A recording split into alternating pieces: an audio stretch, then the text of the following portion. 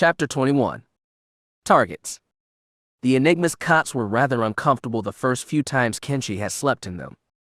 They felt nothing like his bed on Coruscant, which had given way to his shape and weight years ago.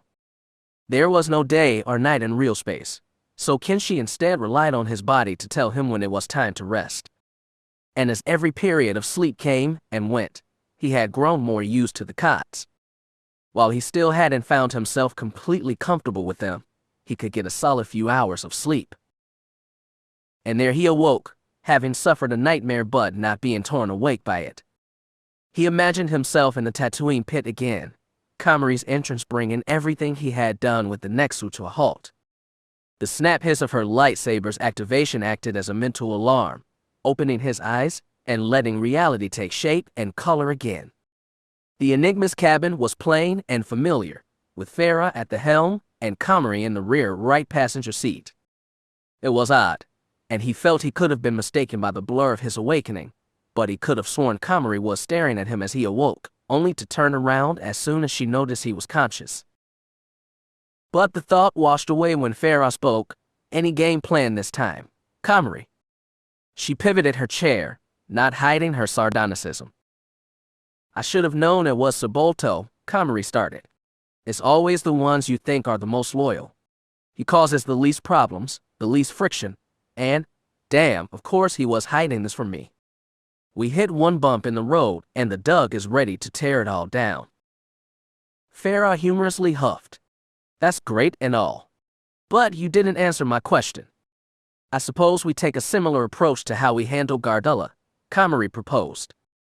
Well, actually, she trailed in afterthought. What? Feroh tried? It's just that Gardulla and her men were slime, Komari said. Yeah, I figured that much out, Feroh remembered. But the Dug are a proud people, and they're very protective of themselves ever since the Grand took over their planet. While Sebulto might have me spared if we were to threaten them, I can't imagine your fates would be the same. Then maybe you should approach this one alone. Unfortunately, that might be our best bet, Komari reckoned. Perhaps an opportunity to continue Kenshi's turn will present itself in time, Komari hoped. He had hardly talked at all, let alone to her since their trip to Tatooine. She attempted to read his thoughts from time to time on their transit, but was blocked by the Zabrak whether he realized he was doing it or not. The lesson she had killed the starving Nexu to teach was stewing in his mind, and it killed her that all she could do before Kenshi revealed whether the lesson truly affected him or not was to wait. In a time where everything had come to her when she needed it, she found herself most impatient when it came to mortal emotion. Feroh smiled, obviously pleased with the outcome of Komari pursuing Sebulto alone. We'll find a safe spot away from Sebulto's compound to park, if you don't mind hoofing it. Komari raised an eyebrow. Why the distance? In case he and his men get proud, so to speak, wouldn't it be wisest to keep our distance and not get caught in any crossfire? Feroh explained. You're probably right. Just don't make it too far, please, Komari said. My feet are aching. Suck it up, Feroh ordered simply, turning her chair around to correct their vector. Kenshi caught Komari's half smile at the remark. He felt odd that the two women had finally started to get along. For so long, Kenshi had been caught in the middle of their verbal spats, having to act as a mediator of sorts. It was clear Feroh didn't trust Komari, and he couldn't exactly blame her. She had made a poor first impression, and was essentially leading them around the galaxy to run a personal errand. But hearing about Komari killing the Nexu in Gardulla's palace changed something in Feroh. She no longer saw Komari as an enemy, but a teacher of sorts. Kenshi figured Feroh finally broke her distance from him when he saved her from the Kiffer on Coruscant. Now, she had broken her distance from Komari when she saved him from the animal. And in the interim between those two events, Feroh had wanted nothing more than to ensure Kenshi could protect himself. Komari had proven she was trying to impart that very wisdom onto him. And now that he thought about it, Kenshi thought he figured out just why Feroh had ignored the traumatic elements of the incident. It was because up to this point, he was already exposed to similar, if not worse, horrors on Coruscant. Their encounters with the black-cloaked thieves and the Hearth of Onray had proven to him already that the galaxy was not so easy a place to live in or live with. And now that Komari seemed to have the same goal with him that Feroh did, their bond became stronger as a result. It almost made Kenshi angry, but he had had enough stress building on his shoulders already. He took his eyes off the fallout of their conversation and brought it to the view of the windshield. Malastare was a beautiful planet. He had learned from a little Holonet research that the planet was once controlled by the reverse-limbed Dugs, but were encroached upon centuries ago by the Grand. There was a bloody war, but when the Republic stepped in, the fighting subsided, and yet the Grand still held the planet. His instinct was to sympathize with the Dug, but he knew he should wait and let the people speak for themselves. Regardless, the Enigma flew more than close enough to reveal a few key features of the planet's surface. It almost reminded him of some spots on Tatooine that he had spied when they were visiting there, but Malastare was much more forgiving. The sky was actually cloudy, indicating elements of precipitation. And in fact, the singular sun seemed to be at an axis indicating a colder season of the planet was in place. The land they flew above was made up primarily of canyons and gorges, whose rock material was almost lavender in the planet's current sunlight.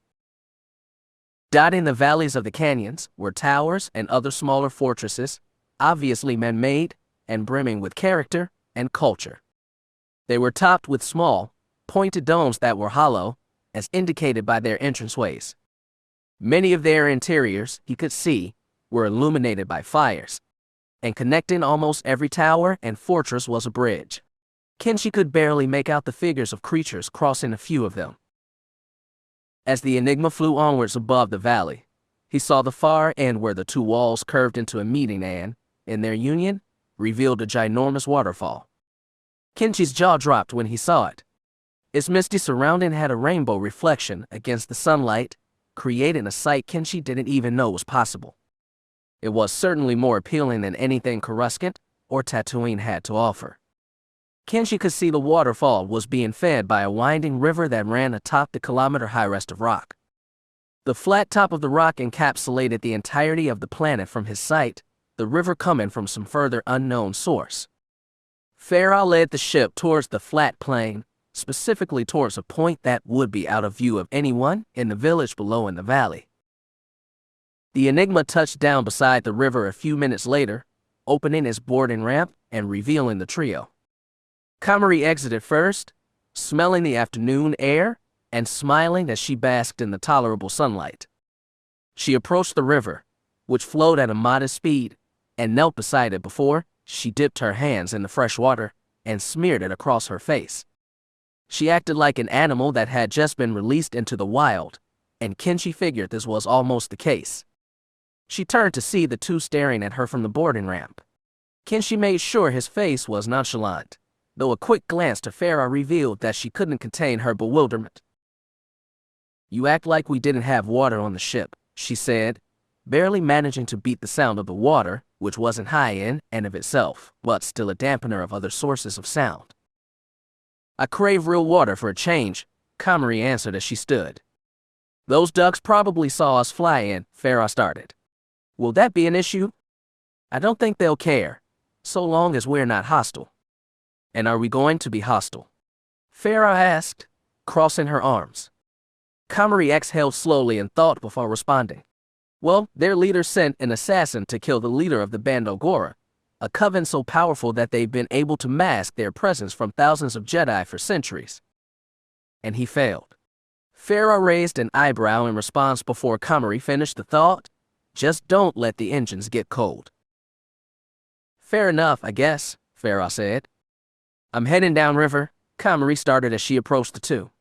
"I don't know how long I'll be gone, but I'll try and be swift, no matter what happens." Feroh knew not to trust the girl's promises, but nodded in approval anyways. Kenshi, arms also crossed, finally spoke. "Be safe." It was almost a whisper, but enough for the two women to hear. Komari smiled before turning towards the beginning of the valley and sprinting using the power of the Force. She moved like blast fire. Feroh clapped her hands. "It's just us for a while then, kiddo." "All right," Kenshi said. What should we do? How about some target practice? Feroh asked, following a light hum of thought. Like I say no, Kenshi replied. The smile on his face was faint, but the fact that there was one to begin with told Feroh everything. Into a wall of the valley, about 1 kilometer away from the waterfall and 30 meters off its floor, was a large steel protrusion. It was man-made like the surrounding village, but a stark contrast to the cultured structures and towers in that it was made of sharp edges and laced with no etchings or character. It stunk of industry and inner workings, permeating its vicinity with its ugly presence. And yet, the dugs of the village seemed to coexist with the structure. They seemed to coexist with Subolto, who Komari knew the steel structure would lead to the lair of. From the top of the rock floor above the structure, she used a pair of macro binoculars to investigate its entrance. It was accessible via a main bridge that extended from a tower standing across the valley. 2 armed dugs were monitoring the bridge from the small platform extending from the entryway to Subolto's compound, which Komari remembered continued much further into the crust of the rock surface. She debated whether to employ the same strategy she had on Scipio or Tatooine. On the one hand, she had found the one responsible for the attempt on her life. Violence was, perhaps, justified. However, simply barging in and laying waste the Subolto's guards would cause trouble and make reaching the crime lord far more difficult than she wanted it to be. And in addition, she feared what would happen if the Dugs were provoked enough to find the Star Courier. If Kenshi were put in danger without Komari's supervision, she had to put the thought beside her. Either way, Subolto had to die for his treachery. It just came down to whether she would strike silently or with fury. I suppose I'll do what I need to, Komari reasoned. With this, she holstered the macro binoculars and leapt from her perch on the edge of the rock face and plummeted down to the top of the compound structure's surface. She let the force absorb the impact of her landing, then rose to her feet and smiled with pride as she walked to the edge of the compound's roof. She was now much closer to the entryway. Peering down at her belt of vials, she had a small subject full of a bold violet liquid. She removed it from her belt, recognizing it as a non-lethal attractant. Komari readied her aim and threw the vial towards the edge of the entryway platform. Upon the vial shattering, the liquid coated the ground and bubbled violently. The Dugs were startled, and one peered up to where he assumed the vial had come from. Komari stepped out of his sight. She waited until she could see, over the edge of the roof, the 2 Dugs investigating the potion. Then with haste, she leapt again to the platform behind them, landing silently and immediately turning to sprint inside the compound. Feroh crossed back to the Enigma where Kenshi stood, holding her DH-17 pistol. 10 meters away, Feroh had set up a rudimentary series of targets in the form of 7 empty rations containers. She placed them atop empty storage crates from the cargo hold. Kenshi was wise enough to keep the blaster aimed down, though she could see the want in his face to begin firing. The want was, perhaps, not as strong as it would have been had the events on Tatooine or the Hearth of Onray, or even the parking garage on Coruscant not occurred. Kenshi had been tamed by having to witness so much death and having to take a life himself. And this wasn't how Feroh wanted the boy to be exposed to the dark side of the galaxy. She wished none of this had happened. But it had happened, and nothing could change that. All she could do for him now was spin the situation into something educational. Feroh stood beside Kenshi and began instructing him, disengage the safety. Kenshi looked down at the blaster, eyeing his handful of tiny switches and buttons along the piece near the trigger. It's the silver one closest to the chamber, Feroh added. Kenshi nodded and flipped the switch with a snap. Good. Now make sure you've got one hand on the grip and the other holding the bottom of the barrel. Kenshi's hands adjusted to fit the description, and he readied his feet into a more sturdy position as well. Now take aim at any of the canisters. Kenshi raised the blaster and aimed it towards one of the middle canisters. There will be a bit of recoil. You get used to it, but it's gonna catch you off guard, Feroh prepared him. Kenshi nodded silently. Go ahead. Kenshi pulled the trigger and released a red blaster shot, which flew between two of the canisters and dissipated on the ground behind their respective crates. "That's okay," Feroh said assuringly. "Give it another go." Kenshi sighed as he tried again, once again missing the canister he aimed for. "Kark," Kenshi swore. "Kenshi, it's okay. I miss shots all the time." Feroh smiled. "Just try again." Kenshi tried once more, missing the canisters again. Suddenly, he turned to Feroh and offered her the blaster. "I can't do this," Kenshi said. "Or at least, not right now." Feroh took the blaster gently, then ushered him to sit on the boarding ramp. They did so simultaneously before Feroh set the pistol beside her. "Tell me what's going on," Feroh ordered gently. "And be honest." Kenshi bent his legs upwards, bringing his knees to his face and using his crossed arms as a cushion between them. "I just have so many questions." Feroh grew an inquisitive look. "Komari said I could use the Force, but I guess I don't really know what that means yet." "I'm gonna be honest, I'm not too sure what it means either. I've never really been around anyone who could use it until you and Komari showed up, I guess." Feroh explained. "Why does it concern you?" "Well, you know the Jedi. They're so skilled. And if I can use the Force like them, how come I still feel helpless?" Kenshi asked. "It's something you have to develop. Those Jedi start training when they're very young. So is it too late for me then?" Kenshi asked. "I don't think so. You have Komari, right? She can teach you things. But I don't know if I want to be like Komari. She's so dangerous. And what she did on Tatooine really scared me." "I understand. I'm not gonna pretend I like her yet, but she wants to teach you the same things I do. I don't want you to feel helpless anymore. I've been in that boat, and I know what an awful feeling it is." "So you're saying Komari is right?" "I'm saying the more I think about it, the less I disagree with her. If she hadn't been there between you and the Nexu, Kenshi, I don't know what I would have done." Kenshi frowned. "This is all so confusing." "I know," Feroh said. "But look, we're in the mid-rim now. If you really want to, we could just leave. No questions asked. We'll take the Enigma and go to the inner rim like we planned." Kenshi paused and thought. "But what if Komari has my dad hurt?" "Well, maybe she won't. You heard her when she said her powers were weakened this far from her world." A moment of silence between them. "You're still willing to leave her?" Kenshi asked. "Only if you are," Feroh admitted. The Zabrik's lips pursed. "I don't know." "That's okay. I'm sure you'll have plenty of time to decide," Feroh finished. "Want to try the blaster again?" Kenshi smiled unsuredly. "Sure." Subolto's compound was mostly devoid of living beings. Komari had only spotted a few errant ducks and the occasional worker droid among the forest factory machines. From her visit to the compound a year prior, she recalled its purpose as a manufacturing plant for his Death Stick empire. Most of the machines were hard at work pumping, mixing, or stimulating various components of the drugs. It was an industrial maze that she had no ability or interest to unwind.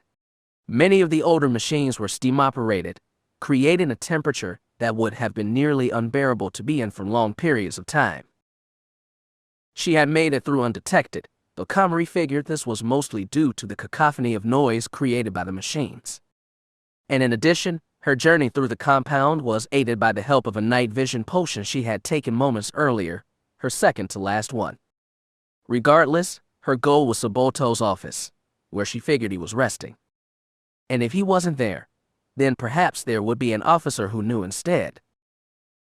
From the dusty Durkreek tiling, finally exiting the main factory floor, she could see a small series of doors atop a balcony, accessible by steel staircases on either side about 10 meters apiece from her current position. For the sake of time, she forewent the sprint to them and leapt onto the balcony at a generous angle, landing gently in front of the centermost door that read Subolto, Chief of Operations and Doug. Kenshi had tried to hit the centermost canister 5 more times and failed every attempt. He groaned in frustration as Feroh crossed her arms. The pose wasn't in disappointment, however, as much as it was in curiosity. "I remember when you, Well, when you fired that blaster back on Coruscant. I've been racking my brain trying to figure out how you had such good luck for never having fired a blaster before. Unless you have fired one before. No, I really never had up to that point, Kenshi promised, looking at her. Maybe it was just luck. Feroh thought back to all the times she had seen footage from skirmishes between Republic forces and those of the Nebula Front or the Yanchori on the holonews. She remembered seeing how the Jedi could anticipate every blaster bolt or perceive adversaries coming from any direction. Though she knew the Jedi were mostly obsolete in the present day, it hadn't always been that way. It seemed that when they had an enemy to fight, they served more purpose, and the Force appeared to help them fulfill that purpose. Maybe, in some way, the Kiffer gave Kenshi purpose on that rooftop, and maybe the Force allowed him to fulfill that purpose. Let's try something else then, Feroh proposed. This will sound weird, I know. It may be a bit painful too. Kenshi looked concerned. Not off to a great start. Hear me out. I want you to revisit that moment on Coruscant when that Kiffer was choking me out. Do you know how hard I've tried to not think about that? Listen. Close your eyes and picture it, Feroh ordered. Kenshi reluctantly did so. I want you to think about what you were feeling in that moment. Tell me. There was a moment of silence as Kenshi collected the memory's pieces. He recalled the shake in his stomach when he realized what was happening across the stretch of the rooftop. The Kiffer was at least 200 pounds, far too large for him to push or wrestle off of Feroh. And he wasn't even sure if he wanted to save her. She had just admitted to him minutes prior that she was ready to abandon the mission. It was as if his very being was clenched in anger and fear. More specifically, helplessness. And helplessness was something he had grown to hate feeling. Though there Feroh was, helpless on the ground. He remembered looking down at his feet where the blaster laid. He had never fired one before, though he almost had at the Crimson Spire. But there he stood, suddenly presented with an opportunity to not feel helpless anymore. He had a chance to do what he hadn't gotten to do at the Crimson Spire. Kenshi Dehstar, for the first time in his life, was given the opportunity to act. Not to simply play a background role in someone else's performance. He remembered the urgency in his trembling fingers as he picked up the blaster, feeling those same fingers steady as he aimed the blaster at the Kiffer. And something inside him gave him strength and courage to pull the trigger. One shot came from the barrel of the gun exactly where he aimed the weapon, flying through the man's head with ease. But it wasn't enough. The same force that steadied his hands, his aim, his spirit, told him that it wasn't enough. And that it felt good that it wasn't enough. It felt good that there was room and reason for more shots to be fired. He indulged, firing again, and again. The 3 subsequent shots took the man's head apart piece by bloody piece until there was nothing left but an assortment of flesh, entrails, and hair on the stump of his neck. And something about that sight filled Kenshi with a disgusting, macabre, wonderful feeling. For once, he had acted. And as he dropped the blaster, the feeling faded. He remembered how the trembling began as Feroh regained her breath. But that's where he decided to stop recounting the memory. He came back to the current moment. I felt helpless seeing him on you, Kenshi admitted, keeping his eyes closed. Like I had to do something. Even though I thought I could kill you for giving up on me, I couldn't do that. I couldn't give up on you, seeing you unable to do anything but choke and die in his grip. So when I saw the blaster, something came over me, and suddenly it began to click. It was the same thing that had come over him in Gardulla's palace, the same thing that had allowed him to connect to Wisp, the Nexu, the Force. It was the Force that allowed him to do these incredible things, and it was the Force that told him it had been with him all along. Perhaps, no, not perhaps, but it was the Force that drew his attention to the gully jumper when he left the Jedi Temple. And when he saw the same ship in the hearth of Anre, he knew in his heart that they had uncovered something larger than themselves. The Force was suddenly a truth that he could accept with his heart, realizing now that it had been his guide his entire life. Every lucky little moment he had had, or every moment where he had found himself wiser than normal, Kenshi knew now that those moments weren't coincidences. They were the Force, acting to guide him somewhere. And now, he felt as if he could interact with it. Perhaps even enough to guide his aim and shoot the ration canister sitting across from him. Kenshi stood again, taking aim with the pistol. He aimed for the same canister in the middle. And with a deep breath, letting that same guide within him take control, he pulled the trigger. Instantly, a red blaster bolt flew from the barrel of the gun, firing and hitting the canister. It flew off the crate with a bolting sound that echoed around him. He heard Feroh cheer, but it was nearly a blur. He felt as if his muscles were heightened in density and capability. He aimed again, now for the next canister to the right. Again he fired, to the same result. And Kenshi repeated the process until every single can had been hit off their respective crates. When he realized a thin plume of smoke was trailing from the pistol's barrel, he lowered it and faced Feroh, who immediately hugged him.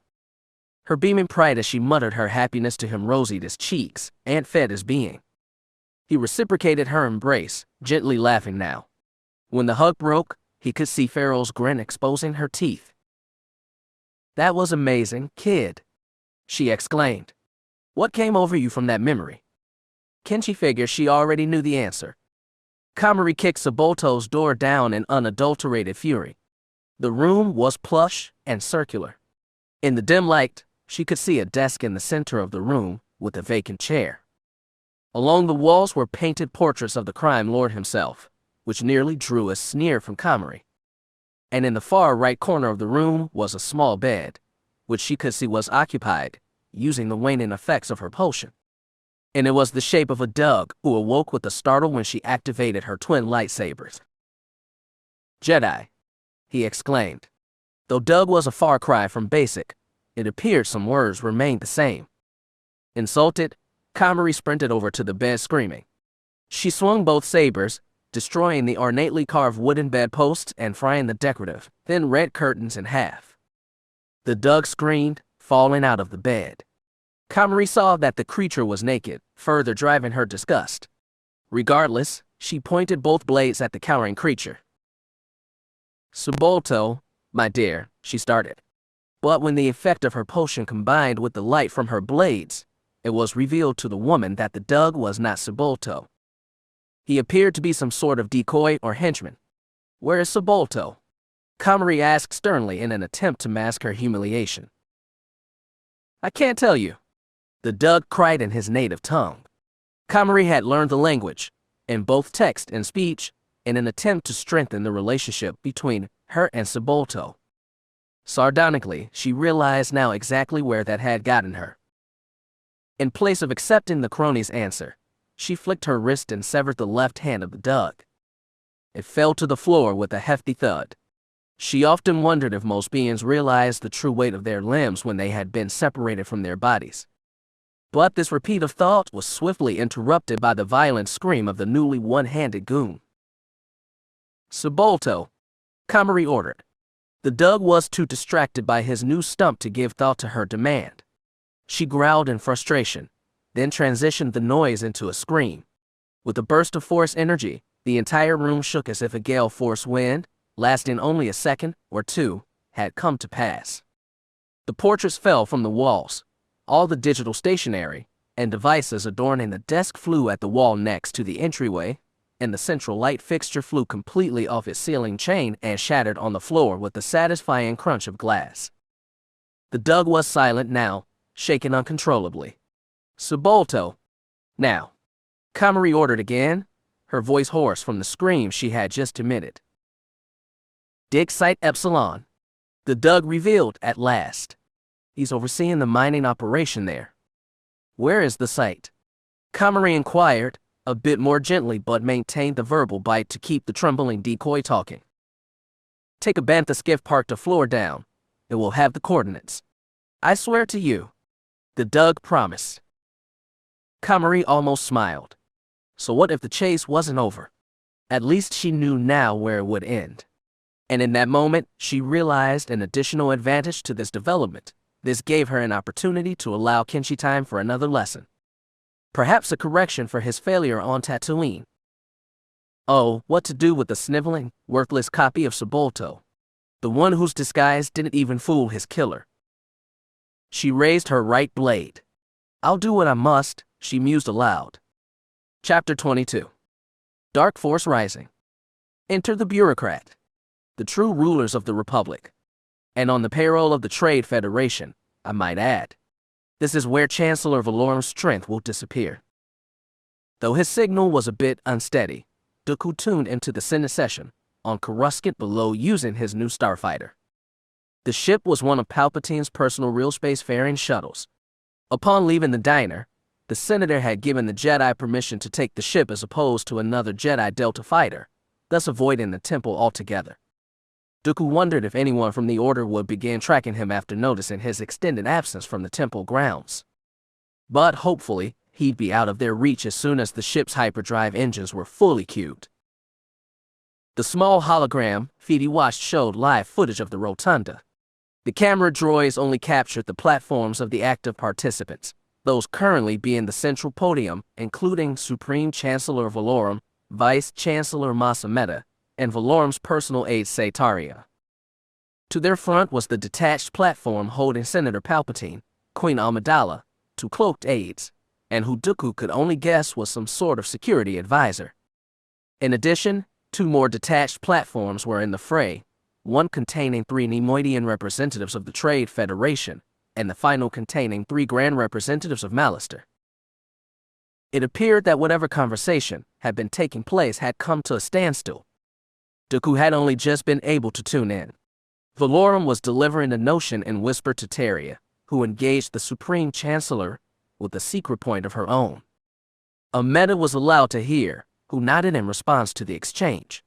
Valorum resumed as Taria sat back down, but the two men remained standing.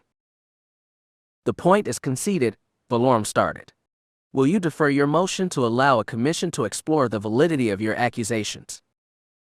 Accusations. Dooku thought, clenching his jaw. He pieced together what had happened in the session thus far through context clues. With the presence of the Trade Federation on the floor, it was clear the slimy bureaucratic representatives had denied Palpatine and the Queen's claim that there was an invasion on Naboo.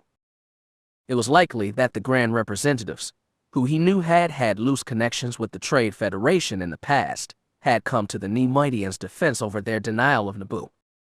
And now, Valorum agreed to treat Naboo's claim as just that, a claim. But it was so obvious to Dooku that something was clearly wrong with the Trade Federation's presence on the planet. Valorum himself had sent the Jedi to settle the dispute. How could the old man be so blind to not see the evil intent of the Federation? It was as if the universe was providing Dooku, yet again, with more reason to lose faith in the Galactic Republic. Whatever goodness of intent there was in Valorum was caught and dissolved in the bindings of the Rotunda, bungled by the greedy inner workings of the same government that promised to serve those within it. Dooku felt now with such renewed clarity that the rescue of Komari Vosa from the dark side was truly his last hope to find any goodness in a galaxy he'd never recognized less. She was the only face he could recognize, though it was buried under the years of corruption the dark side and the Bando Gora had wrought upon her. "I will not defer," Queen Amidala said. The holofeed crackled for a moment, but regained its stature. "I've come before you to resolve this attack on our sovereignty now. I was not elected to watch my people suffer and die while you discussed this invasion in a committee." Dooku beamed with pride. It was directed somewhat at the young queen, who had stood her ground with grace and poignance in the face of the Senate. But it was mostly towards Palpatine, who he knew had guided her towards those words, that sentiment. He and Palpatine both felt the same way about the Trade Federation's occupation from the start, and the same attitude had now dripped onto the one figure who could attract the maximum amount of sympathy from the delegates in that rotunda. Palpatine's aforementioned plan that he had kept Dooku out of the loop from was clear as day. But still, the Jedi found himself missing exactly what this plan's endgame was. It would perhaps code in the blood of a few senators who cared to reflect on the state of affairs, but would it draw them to act? Then the Queen continued, "I suggest new leadership is needed. I move for a vote of no confidence in Chancellor Valorum's leadership." Dooku's lips broke from one another in shock.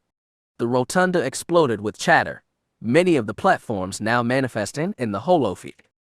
After a few moments, Dooku could decipher a chant beginning to take shape among many of the vocal platforms. Vote now.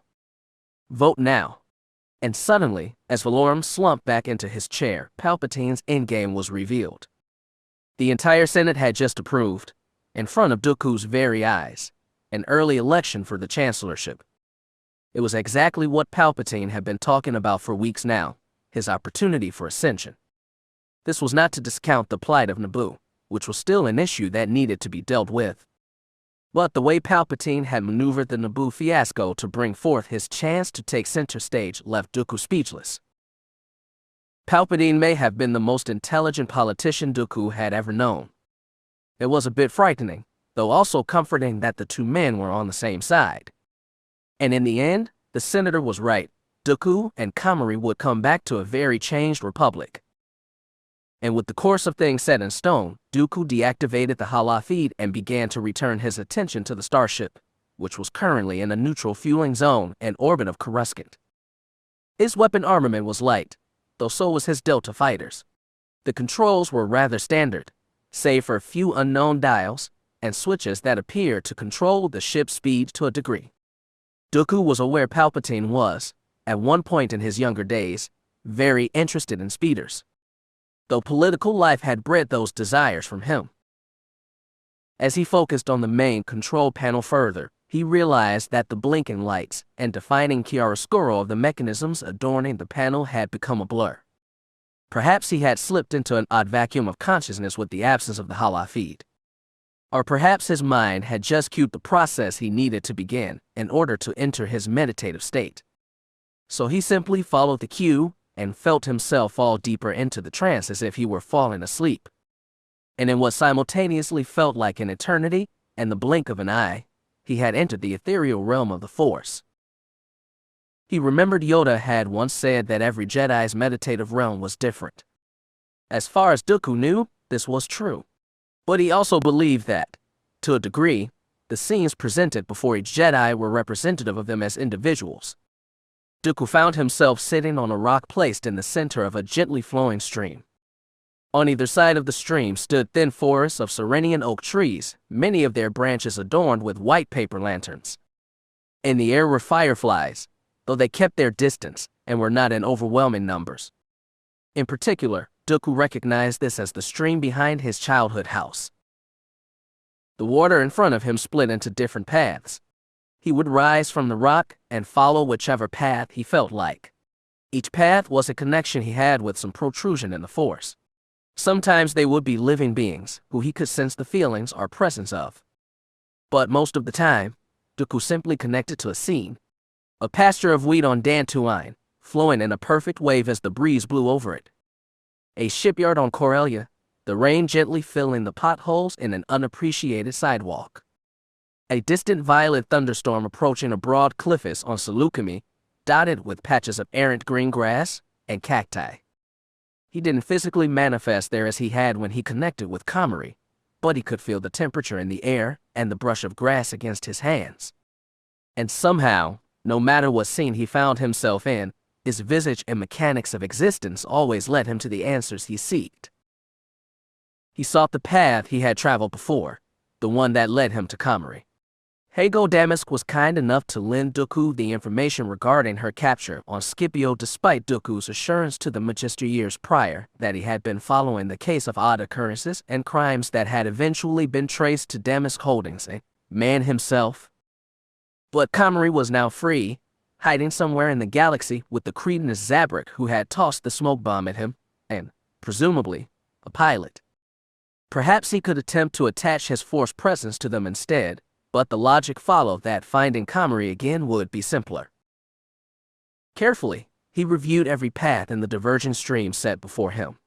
He looked closely for signs that he had walked any of them before, rising from his rock to inspect. He searched for any misplaced stones in the water, or bent brush, or perhaps even the shape of a path looking familiar. None seemed to be what he was looking for, and he growled in frustration. He closed his eyes, ready to unleash a blow on a target that wasn't there. But as his rage manifested, the water he stood ankles deep and slowly turned a deep red. Even its transparency had disappeared, making it look as if Dooku was standing in unfiltered Celestian wine. He acted in his better judgment and refrained from letting any other part of his body touch the waters, even though he knew none of this state was real in a physical sense. The blood-red waters ran at an intense speed and viscosity down the centermost path now. The reaction of the water against the jagged rocks told Dooku everything he needed to know. This was the answer. He followed it now, realizing that his rage was what prompted the Force to answer his call. It was the dark side that had led him down the right path. And since Scipio, and even since the destruction of the spider in his dorm room at the Jedi Temple, this fact had been becoming more natural to him. The scene on Sereno suddenly transitioned to that of Dooku standing on a moving platform. A skiff, rather, after closer inspection. He stood at the back of the small transport vehicle, feeling the wind blow through his hair, and his dutiful Count's suit flutter slightly. In the front of the skiff's deck was Komari, clad in the same outfit she had worn since their last encounter on Scipio. Her back was turned to him as she manned the controls, steering the vehicle away from an unknown vector behind Dooku. They were speeding through a bare rock valley, avoiding tall towers with interconnecting bridges between them. Suddenly, a trio of incoming blaster shots rocked the deck. Dooku looked behind him again to find their source, which appeared at a fleeting glance to be a Dug warrior wielding a sniper rifle. And that was what Dooku needed. Komari Vosa was on Mallister.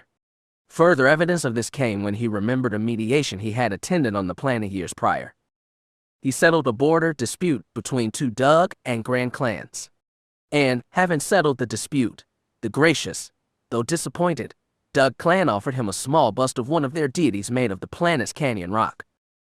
It was a wonderful gesture, he recalled, and let the statuette take home atop his dresser in his quarter on Coruscant. And based on her attention being given to the skiff situation, it appeared Komari was unaware he was looking for her. This was the perfect opportunity for him to find her, but only if he started the journey to the planet now. He broke his connection with her. Excitedly, Feroh replaced the canisters atop the crates. Kenshi's cracked shots had bent and frayed each of them, but she figured they'd be good for at least one more round of practice. She crossed back again to the Enigma, where Kenshi stood in wait. "You've got this," Feroh assured him. Kenshi breathed deeply, channeling the Force. It helped to recall that memory again. But as he attempted to picture himself firing the trigger, feeling the Force envelop his body again, his mind drifted instead to Gardulla's palace. He was plopped into the memory just seconds before the Nexu attempted to pounce Komari. He remembered his wicked snarl as it leapt, and how Komari was so quick to end the cat's life with her lightsaber. Then the gun ended up in front of him, and suddenly Kenshi found both memories one and the same. He was given the opportunity both times to make someone pay for making him feel helpless. Though he couldn't see it before, he realized now that Komari was right. The Kiffer deserved no compassion, and he hadn't given it to him when he reduced the man's head to pulp. Why should he have treated the Nexu any differently? It had tried to attack him and make him feel the same way the galaxy had made him feel his entire 19 years of existence. The one moment Kenshi consciously lowered his guard was in Sato's pub on level 1313. And what had happened? He had been drugged and delivered by the bartender to the Bando Gora's doorstep. That one moment. It was a hard truth to accept, but only briefly. Komari Vosa was right about everything. The Force felt cold this time as it brushed his being. He nearly shook as the power within him stretched and blossomed. In each blackened canister he saw the face of the Nexu, the face of the Kiffer, and the Deveronian bartender. He saw the face of the Rodian thug and the Weequay kidnapper. If he were to let his guard down in front of any of them, it would mean they'd have their way. And it would mean that the galaxy was evil, and that every single negative thing Kenshi believed about himself was true. Komari had given him the wisdom to know that this didn't have to be the case. And the blaster gave him the opportunity to prove that it wasn't the case. Kenshi growled as he pulled the trigger, hitting the leftmost canister in one shot again. Screaming in rage, he unleashed a violent torrent of blaster fire on all the canisters. But the crates below them fell victim to the Zabrik's wrath as well. And even the ground around the crates grew scorched from the blaster fire. Feroh, startled, grabbed the blaster, and attempted to pull it from her friend's hands. When he realized what she was doing, he turned to her with a look of sheer rage. His grip on the weapon tightened as he obtained dominance over her. His strength disarmed Feroh, who finally eased up and let go of the weapon. Perhaps it was an illusion, Feroh thought, but as she took 2 disjointed steps back from the boy, he seemed taller, and his eyes seemed amber, a stark difference from his usual, common green. He tossed the blaster aside and broadened his stance as if he was about to attack her. "Kenshi!" Feroh exclaimed. "What's going on?" And, as suddenly as he had entered it, her voice seemed to bring Kenshi from his trance. He slimmed himself again, his eyes returning to their usual color. He shook as if his core was in pain, and he looked at his hands. Feroh could see their tone had gone pale, his veins protruding with deep purple.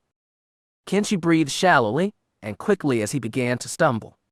Feroh caught him as he finally fell, and gently lowered him to the ground. He looked now as if he were about to pass out. "What happened?" Feroh asked him with overwhelming urgency. "The Force," Kenshi muttered. "It was cold. It hurt." "I pushed you too far," Feroh lamented. "It wasn't you," Kenshi assured her. "I let my anger get the best of me." "I'm so sorry," Feroh said. "This is too dangerous, Feroh. I'm just gonna be helpless forever," Kenshi said as tears began to roll down his face. He wrapped his right arm around her shoulder and cried into her side. She felt her own jaw begin to tremble and cradled him in her arms. In the dark meditation chamber, Grandmaster Yoda's hands clenched. He gently groaned as, in the darkness, he envisioned an ethereal scene, 1,000 candles placed before him, all lit and wavering gently in a breeze blowing from some unknown source. The breeze was to test the resolve of the candle's flames, and always stood the test with grace, until Yoda looked closer. At the edge of the melting, fragrant symphony was one wick who wavered with more viscosity than the others. The breeze felt so gentle to Yoda, and it appeared that the other candles would agree. But one candle remained in conflict, startling Yoda as it briefly went out completely, only to relight and continue its struggle to survive. Yoda instinctually felt the need to reach out and help the candle stay lit somehow, but he realized that the flames of those around it would burn him if he attempted it, and if he were to extinguish more flames in the process. The vision was interrupted when his door chimed. He was ripped from his meditation, though this had happened so many times that the process was neither painful nor frustrating to the Jedi Master. He looked at the door and called out, "Enter, you may." The door slid open, revealing Jedi Master Mace Windu. "Am I interrupting anything, Master Yoda?" "An interim meditation." "Nothing more," Yoda told him. "I come with an update on the Naboo crisis," Mace revealed as he sat in the cushioned seat next to Yoda, who turned to face him. "Queen Amidala has convinced the Senate to vote out Chancellor Valorum. They're beginning the process of electing a new leader in a few days' time." Yoda grumbled in thought. A sudden shift in proceedings, this is. Anticipate this, I did not. "Do you find this troubling?" Mace asked, joining his fingers by the tips of their opposites. A great ally to the Jedi Valorum was. Though the greatest leader, he was not. What to make of this, I do not yet know. Queen Amidala made it clear that if the Senate weren't to take action, that she would instead, Mace revealed. Yoda smiled. A strong spirit she has.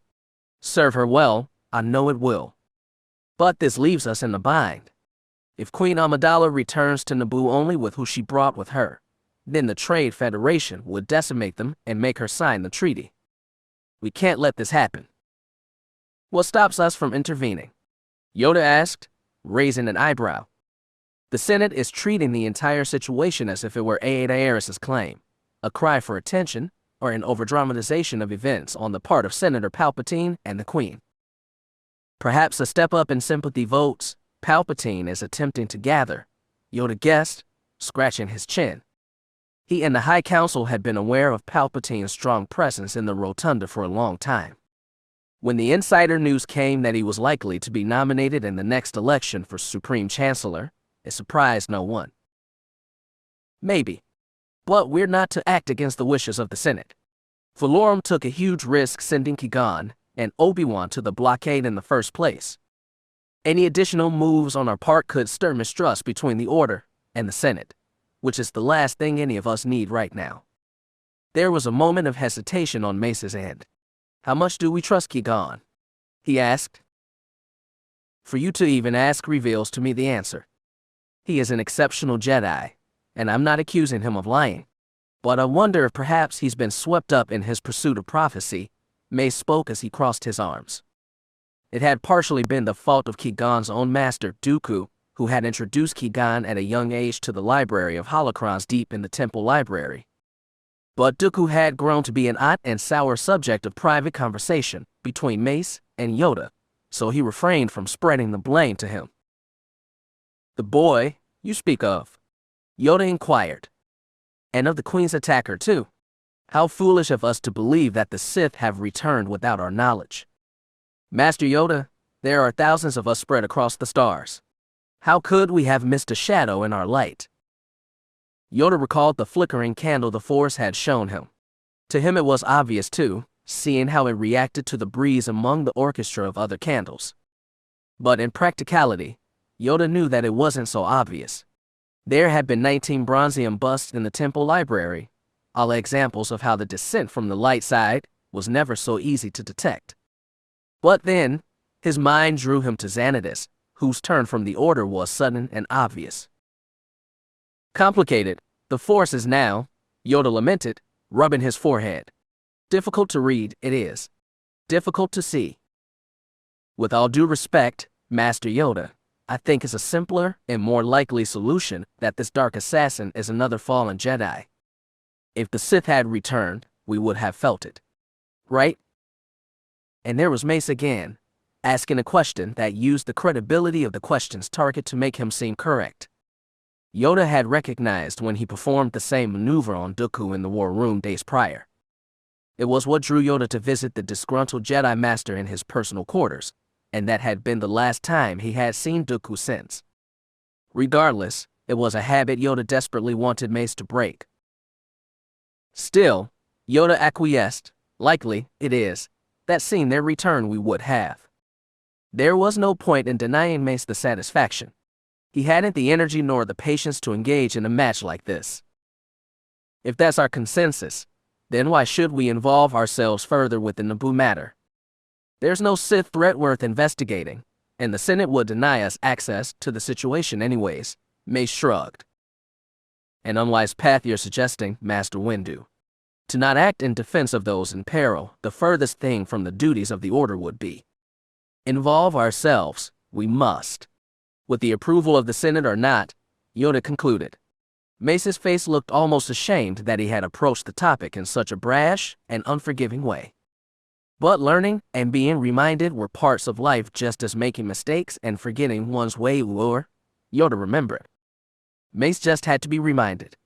But now was the time to take the conversation and mold it into a solution with some good, old-fashioned technicalities not even the Senate would be able to deny if they were confronted with the circumstances. Assigned to protect the Queen, Master Qui-Gon and his apprentice were. And protect her they will. Accompany her back to Naboo to resolve the crisis, they will. That sounds like a wise course of action. I'm sure the Council will agree. But now that leaves the matter of the boy. Yoda finished for him. And the Council is ready to discuss that too. Mace smiled wryly. He rose to his feet. I'll summon them from their quarters to the chamber.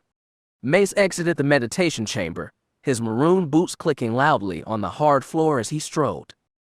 And when the door closed behind him, Yoda was left with nothing but a troubled mind and the vision of the dying candle, playing in continuation as he sat on his comfortable chair. How long, he wondered, before the flame would die completely? Yoda decided he didn't want to know.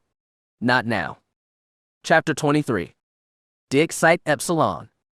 Kenshi had taken a few moments to breathe and drink from his canteen since the ordeal a few minutes earlier. His shaking had stopped, and his breathing was normal again. He sat on the extended boarding ramp, listening to the river to his left run. Feroh was in his upper peripheral vision, cleaning the target practice set she had designed. The two hadn't spoken in what felt like forever, though in reality it had only been about 5 standard minutes. Piercing their vocal silence was the sound of Feroh's calming chirping.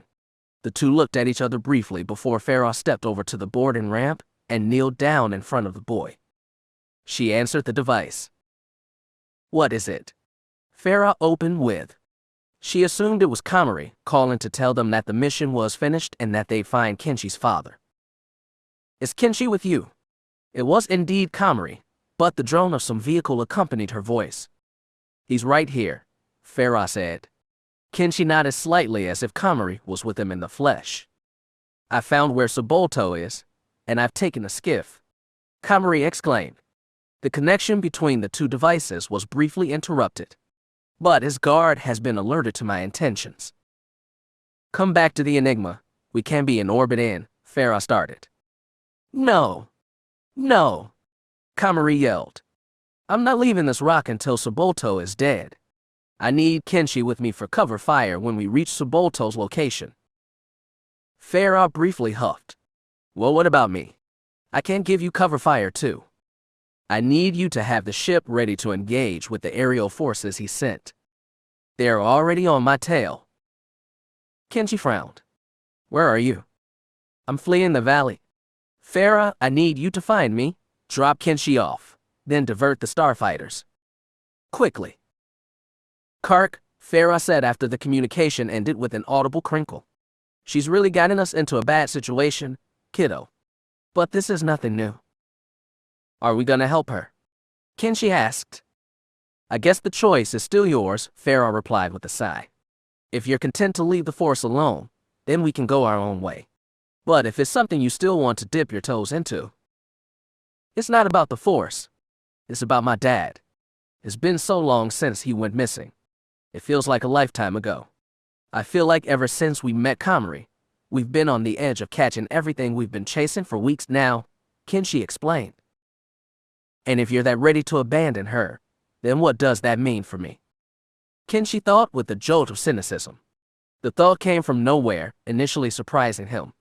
But as it sat and stewed in his brain for a few seconds, the less of an issue he had with the thought's presence. If he disagreed with it, perhaps it would be a nuisance. "Then let's finish this," Feroh finished, rising to her feet and entering the Enigma. The target practice had been forgotten as her determination, likely to be focused on putting this ordeal behind her, grew thicker. With purpose, Kenshi brought himself to his feet and crossed inside the ship. He closed the boarding ramp on the panel by the hatchway and moved to his preferred seat behind Feroh. He felt the ship's startup mechanics in motion as he strapped himself in. "Ready?" Feroh asked, looking back at her friend. "Let's do it," Kenshi affirmed. The two smirked at one another before Feroh brought the ship off the ground. The lurch shook the two, but the sudden propel forward was much smoother. After a few seconds of building their speed, Feroh brought the ship in a twist and loop to turn their direction the opposite way, towards the waterfall. Kenshi clenched his jaw in excitement as Feroh sent the Enigma forward at a ravenous speed over the waterfall. They now flew above the valley. "Keep your eyes open for Komari. She said she had some starfighters on her, so it should be obvious," Feroh said. Kenshi looked closely down the straight stretch of the dug village for any blaster fire or general chaos and saw, towards the end of the valley which transitioned into an endless stretch of ginormous rocks dotting the plain on the level of the valley floor, 4 brown starfighters firing green blaster bolts. "You see him?" Kenshi asked.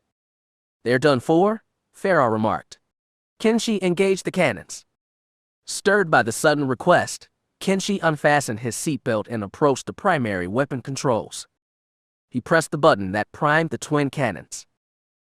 "They're ready," Kenshi exclaimed. "Thanks." Kenshi returned to his seat as Feroh took control of the cannon. The Enigma far outmatched the primitive dug fighters in speed and durability, but numbers could be an issue. She'd have to be wary and keep an eye on the radar to see if any more of their ships would be coming from a direction she wasn't anticipating. The Star Courier's engine screamed as they approached firing distance of the pursuing starfighters. Kenshi could see Komari's back as she commandeered the skiff. She was piloting the vehicle as fast as it would go, it seemed, which was no match for a starfighter, even ones as primitive as the ones chasing her. Locking on, Feroh narrated. "Can they see us?" Kenshi asked. "If they can, they don't seem to be smart enough to know what to do," Feroh said before firing the Enigma's cannons at the centermost fighter. After 4 shots between both cannons, the ship exploded. The heat of the blast was felt through the Star Courier's windshield, which surprised Kenshi. "Great shot," Kenshi remarked. Feroh smiled, teeth showing. She hadn't engaged in ship-to-ship combat the entire mission, and it bugged her. 3 left, repositioning. Feroh narrated. The rightmost fighter, which sat on the opposite end of the Enigma's new targeting site, braked suddenly and pulled back far behind the envoy. "Not good," Feroh remarked. "They're behind us. I can almost feel them moving in for an attack," Kenshi said. The Force came to him in this moment the same way it had in moments like outside the Jedi Temple. It was almost like a sixth sense, not guiding him but rather acting as something he could tap into. It felt as naturally as smell or sight. "Do we have a rear turret?" "No, we've just got the 2 primaries up front," Feroh revealed. "Wait. Open the weapons locker." Kenshi scrambled from his seat again and moved to the cabinet at the back of the primary cabin. He opened the locker and saw the small collection of firearms. "Okay," Kenshi exclaimed cluelessly. "Pull the tab on the back wall. Right side," Feroh ordered. Kenshi did so, opening the current weapon wall like a door on hinges and revealing a secret back compartment. In it rested a comparatively ginormous hunk of metal in the shape of an elongated cylinder. "Feroh, what is this?" Kenshi asked. "A missile launcher," Feroh said, firing 2 shots at her new target and missing both shots. "Damn. Just take it out of the compartment and I'll walk you through how to get it loaded. We have to get that fighter off our tail fast." The weapon must have weighed 80 pounds. Kenshi groaned with exertion as he lifted it over the bottom lip of the locker. When it was in his arms, he gently sat it down on the floor and released an exacerbated huff. "Ready?" Feroh asked. "Ready. What do I do?" "Take a missile from the launcher's compartment. Be very careful, though. I feel like that goes without saying." In actuality, if Feroh didn't tell him to be careful, Kenshi felt he probably would have accidentally blown them to smithereens by mishandling the explosive. He found one in the compartment. He saw there were only 3 available, so he hoped he wouldn't have to fire more than one. The missile must have weighed 15 pounds on its own, Kenshi realized as he gingerly returned to the launcher with it in his arms. He looked up to see Feroh firing 2 more shots at the starfighter and succeeding in hitting it. She failed to destroy it, but managed to significantly damage it. But as long as the ship flew, Kenshi knew Feroh wouldn't stop. It was a hard, brutal truth about her that had taken the Zabrak a long while to accept. A part of him still couldn't accept it, but he had learned to ignore it instead. Put the missile EGEGEEFGEEF gently into the socket on the open end of the launcher, Feroh instructed. Observing the launcher, which was plated with a gray matte finish, Kenshi saw a small strip of yellow color wrap around the circumference of the weapon on one end. Looking closely, he saw that on the end past the yellow strip was an open hole. He placed the smaller back end of the cylindrical missile inside the hole and heard a click when he slid the explosive in. "I think it's secured," Kenshi said. "Take it and open the boarding ramp." Feroh turned to him briefly. "Be careful." Kenshi nodded before he hefted the launcher's combined elements in his arms and waddled towards the back of the ship. "They're getting closer," Kenshi sensed. He gingerly sat one end of the missile launcher on the ground, giving him a free hand to open the boarding ramp. It was a dangerous stunt to pull mid-air, he knew, but a stupid sense of courage had blossomed inside him since Tatooine. Plus, Feroh's confidence regarding the idea of firing from the open ramp in the middle of a high-speed chase seemed genuine. It was almost as if she had had to perform a similar maneuver in her own lifetime. The ramp opened to reveal the same starfighter that had fallen back minutes earlier. It nearly looked as if it were made of wood, though it had the mildly reflective quality of varnish and traces of supplementary steel. It appeared to be charging its own primary cannon, as indicated by the distortion of yellow light around the barrel's end. "Kark," was all Kenshi could mutter, realizing he needed to act now. "Aim and fire, kid. It's now or never," Feroh yelled. Gritting his teeth and lifting the launcher to sit across his shoulder, he clumsily held the launcher with both hands and aimed it towards the ship, which had unwisely centered itself in his aim. The Dug pilot seemed to realize what was happening and disengaged his cannon in an attempt to instead focus on an evasive maneuver, Kenshi guessed. The Zabrak found himself presented with an opportunity. The Dug knew he was suddenly in the line of fire, as opposed to the Enigma being in his line of fire. Kenshi could let the pilot escape with his life, seeing now that the ship was about to switch vectors. But as the idea of sparing the pilot played out fantastically in his mind, that burgundy pinhole memory under Gardulla's palace clouded the theater of his being. He would have killed Feroh if you hadn't intervened. He faced justice. You must provide the same for this, and how Komari had pointed to the dying Nexu in the sand. And how that image had transferred to his target practice just an hour earlier from now, and how he loved and hated that surge of power that had taken him right after, how he could let this insignificant, hateful little creature in this insipid gunship simply return from another angle to strike him and Feroh down, losing everything they had spent whole days of their lives and patience on. But in this moment, Kenshi had the power to deny the Dug that choice. And so he did. Pulling the trigger, not anticipating the recoil of the launch which sent him to the deck of the ship, the missile seemed to develop a mind of its own mid-flight, spiraling towards the wooden ship which had begun its evasion too late. The missile exploded on impact, disintegrating the entire craft and turning its pilot into fuel for the heat of the fireball. It grazed Kenshi's body with its kiss of temperature so scarily that he assumed Feroh had felt the same, even in the front of the ship's cabin. As if she could sense his attention briefly drawn to her, she spoke. "I heard that. Great shot." At first, the boy could do nothing but breathe, absorbing the impact of the moment. That part of him he had felt so intensely in the Crimson Spire and in the hearth of Onray was screaming, realizing that he had taken a second life now. 2 lives had ended at his hands, but that part of him he had felt in the Spire and the hearth had hardly existed for the last few days anyways. Instead, he allowed the existing majority of himself to feel ecstatic. He released a loud, awkward chuckle that punctuated the air around him, and finally replied to Feroh's compliment, "I can't believe I got him. Just put the launcher by the locker and get what you need. I'm gonna take out these last 2 guys, then get you on the skiff," Feroh explained. "Do I have to do everything myself?" Komari asked out loud as the pursuing starfighters took their respective shots at the skiff. One blast impacted the ground next to it, briefly sending the vehicle off course until Komari fixed it. She removed a holdout blaster from a subtle compartment on the side of the skiff's control panel and briefly turned to examine the fighters' positions on her tail. The Star Courier was still in pursuit, though Feroh had seemed to get distracted with something enough to forget that she was supposed to be firing at the Dug fighters, not allowing them to kill Komari. Unless that was exactly what the pilot wanted, which was a notion Komari wouldn't put past her. The two hadn't liked each other from the start, so for the woman to allow Komari to die seemed plausible. At least, until she considered how it would make Kenshi feel. That seemed to be what Feroh was most protective over. And it was the largest possible thorn in the side of Komari's intent. It was a thorn that would be removed very soon, if everything went according to plan.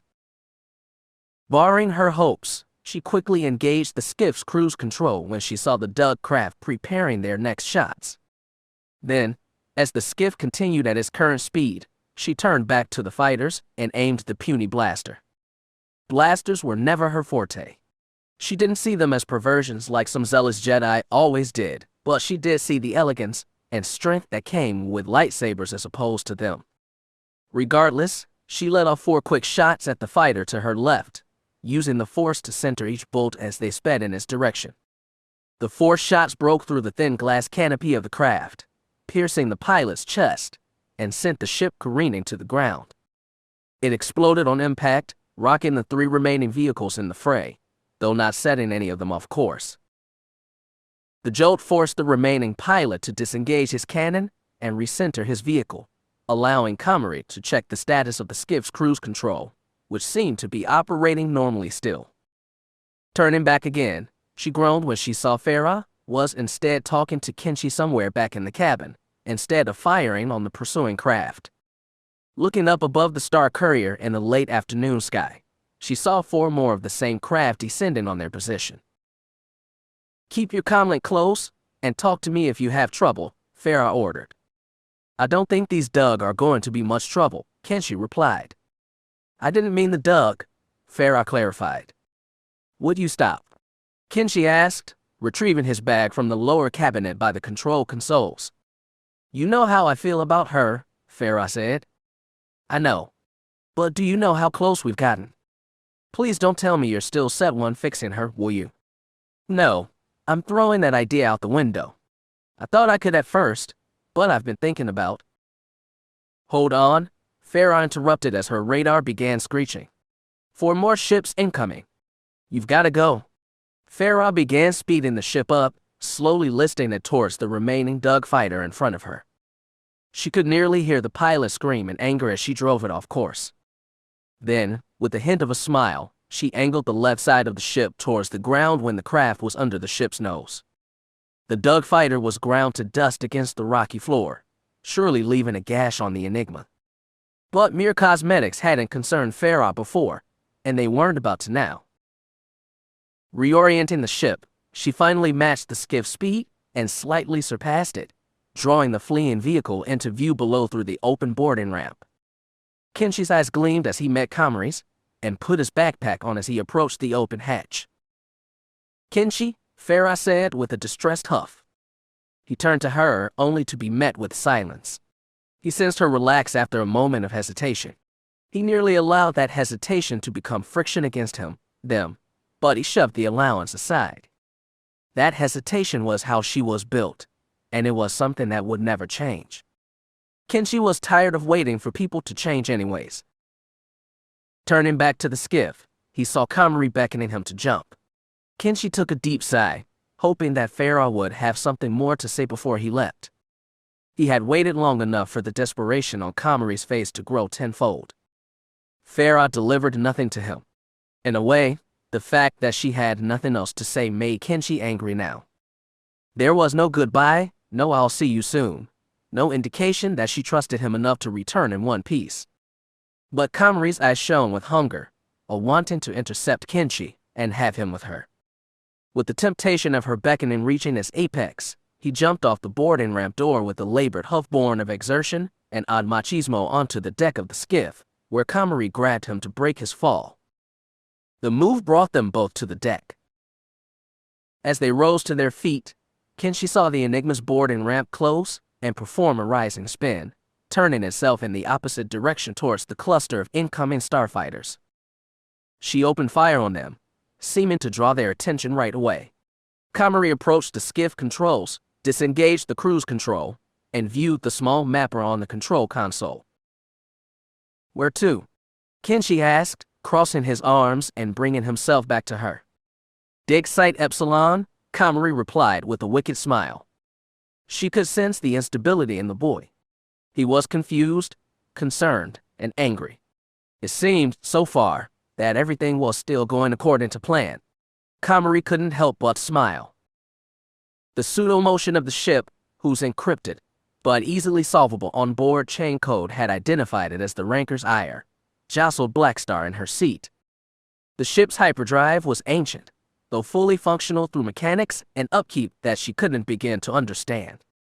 And not only was the hyperdrive ancient, but the entire ship seemed to be as well. Its make and model were completely unfamiliar to Blackstar, and the controls seemed to replicate modern ship controls only in traces and whispers. The ship, the chain code also implied, belonged to Komari Vosa. It made sense, considering the ship's key fob was stored near where she assumed the cult leader's lightsaber and belt were in the office on Scipio. She had barely managed to take the ship without crashing it a few times. But when she started making educated guesses regarding everything laid out on the triangular panels in front of her, Blackstar had eventually made it off-world. She was set to return to Tatooine to see if Gardella could pull any leads for her. But when the slug contacted her directly, she changed her course straight to Malastare, whose orbit she found herself staring at when the ship's jolts had come to an end. Blackstar sighed and sat back for a moment, allowing her helmet's damaged auditory receptors to absorb as much of the cabin's interior as they could. Her heart ached in this moment more than it usually did. How she could only perceive parts of her reality instead of the whole disallowed her from ever feeling normal. And though she had taken pride in not being normal, it was in the most intimate moments where that pride turned on its head into darkness. It was in the most intimate moments where her suit of armor, usually a sign of coming destruction for those who knew her, turned into a coffin. She could only see what her suit allowed. She could only hear what her suit was capable of interpreting. Blackstar could only exist as much as her suit allowed. She realized that since she had departed for Scipio, what felt like so long ago, she had found herself within the perception of herself that was burning with flames of passion and absolute capability. When she was in that zone, these intimate moments would never occur. Blackstar had remained in that existence for so long that now, in the moments of settled dust and heavy sighs, she figured the sense of nothingness that dwelled within her would twist around her like a snake, consuming every atom of her being until she was just that, nothing. Her armor turned into a coffin, her mission into an excuse to keep herself alive a bit longer, her ship into a passage to fulfill that excuse, and her skills the results of having entered a life she wasn't ready for with someone's blessing. Mavis. The name brought a sweltering surge of pain through her being, already existing in constant pain with every breath and every heartbeat. Mavis, Mavis, Mavis. How that pain felt utterly refreshing to her. It wasn't the sole reminder of everything she had endured like her bodily agony her suit contained. That was the name that drove her to kill. It was the name that drove her to do nothing but exterminate and burn, and snap and tear, and break those who found themselves in her path. It was the name that represented everything she had left behind. Her name, her family, her friends, her existence. They all belonged to Mavis now. Blackstar could do nothing but continue on and be Blackstar. Because ultimately, that is all that belonged to her now. That name, her suit, her pain, it was all hers. She often wondered if the killing was just a show of protecting what was hers. She wouldn't let another Mavis come along and take what little she already had left. Blackstar huffed, slightly bemused. In times like her mission on Scipio, the name Mavis would have been locked so deeply in her mind that it wouldn't have dared come to the forefront. But this wasn't a time like Scipio. This was the present. And in the present, as she reviewed the orange stain on her glove from Gardella's palace, she could only feel a grumble within her psyche. It was alluring, beckoning her in like the comforting hand of a friend she had known for a long time. But the alluring promise that drew her away from her pain, away from the nothingness she felt in spades now, couldn't come to fruition unless she completed her mission. Killing Komari Vosa was the final key to free Blackstar. And even through the nothingness, Blackstar found her determination was stronger than ever. She cued the Ranker's scanner complex and began her search. The purple sky above Malastare had a small immunity to sunlight, keeping most sections of the planet from reaching a particularly high apex of light during the day. This effect, Kenshi noticed, amplified the rays and beams of Tabana fire kilometers above the skiff coming from the Enigma's dogfight with the Dug craft, who had doubled in numbers since their initial engagement. As Komari focused on the stretch of the rock floor that transitioned into a series of shallow valleys ahead, Kenshi held the comlink Feroh had lent him with an intense grip as he stared at the wild dogfight above. He held the communication button and spoke into it. "Feroh, you need to get out of there. There are too many of them," Kenshi cried. His free hand gripped the back railing of the skiff. "Please answer me." And when the comlink brought nothing back, Kenshi turned to Komari. "Is there anything we can do to help her?" "You underestimate your pilot," Kenshi, Komari lied. "She's doing her job perfectly. She's gonna get fried to bits up there," Kenshi exclaimed. I shouldn't have left. Think about it this way, what could you do to help her right now? It seems she's a one-woman show, Komari explained. All you do is get in her way. She turned her back theatrically after a moment of thought between the two. Does she ever make you feel like that? No, Kenshi immediately replied. It was a response mired in instinct and protectiveness, born from the memory of her comforting him at the hearth of Onrei. Komari sensed this, and chose her next words carefully. She had to begin breaking his defensiveness towards Feroh, or his training would go nowhere. You don't fool me. A chuckle. You can't fool me. You're going to try and tell me that she never made you feel like a problem. A handicap. Kenshi lowered the comlink and adopted a stern look aimed at the deck of the skiff. More, Komari thought to herself as she peered at the young man. She's dragged you around the universe enough for you to know her type, right? What type? Kenshi asked quietly, barely audible over the skiff's engine. The type of person who, at the end of the day, wants everything for themselves. This mission to find your father, is she charging you for it? Yeah, but I'm okay with that. It's a low price for, he gestured around himself, and up at the sky. All of this. Do you think she's gonna keep that low price when this is all over? Do you think she's gonna hesitate to ring you, and your father dry of every credit to your names? I mean, think about it, Kenshi. This mission has forced her around the outer rim, put her and her ship in danger multiple times, and she's been forced to leave her entire life behind. A life worth millions more than what you owe her already. Do you think she'll accept your measly low payment as a recovery fund for all this has taken away from her? Hey, how did you know she left her life behind? I never told you that, Kenshi jabbed, blushing. Komari laughed. You think I never accessed Feroh's captain's log? Suddenly the blush turned pale, like blood being pressed out of a limb. What? The captain's log aboard the Star Courier, Kenshi. Come on, don't play dumb with me. I'm assuming you tried to access it once or twice yourself, she said.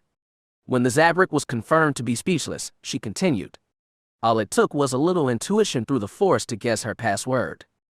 I know how she feels about you, Kenshi. And it's not good.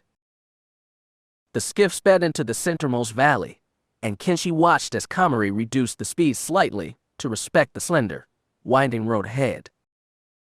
You shouldn't have done that. When did you do that? Kenshi finally asked. All it took was a few minutes when you two were trusting enough to sleep around me. I know how she left everything behind at the Crimson Spire. I know you caused it. And I know how she speaks of you, Komari said. Can I be honest with you, Kenshi? Kenshi finally replaced the comlink into his jacket and gently stepped towards Komari. I think it's time we abandon Feroh, Komari stated. Kenshi's mouth fell slightly agape. She's gotten us where we need to be, which is here. We're going to kill Sabolto in just a few minutes. And when the deed is done, I will take you to your father and finally bring you to peace. No more deception, no more time wasting, or lesson learning.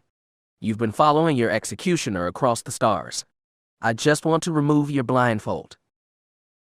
I don't know what to say, Kenshi spoke after a long silence.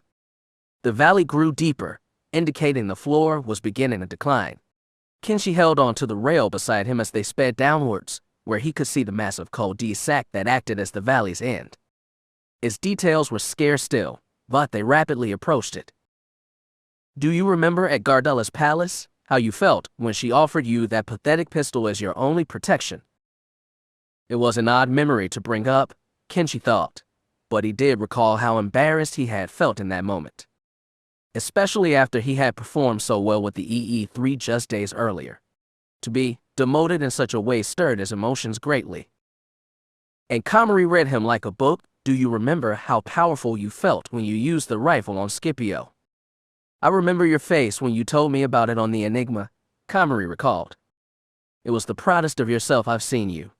But you and I both know what you need is protection. You need a means to protect yourself against the galaxy.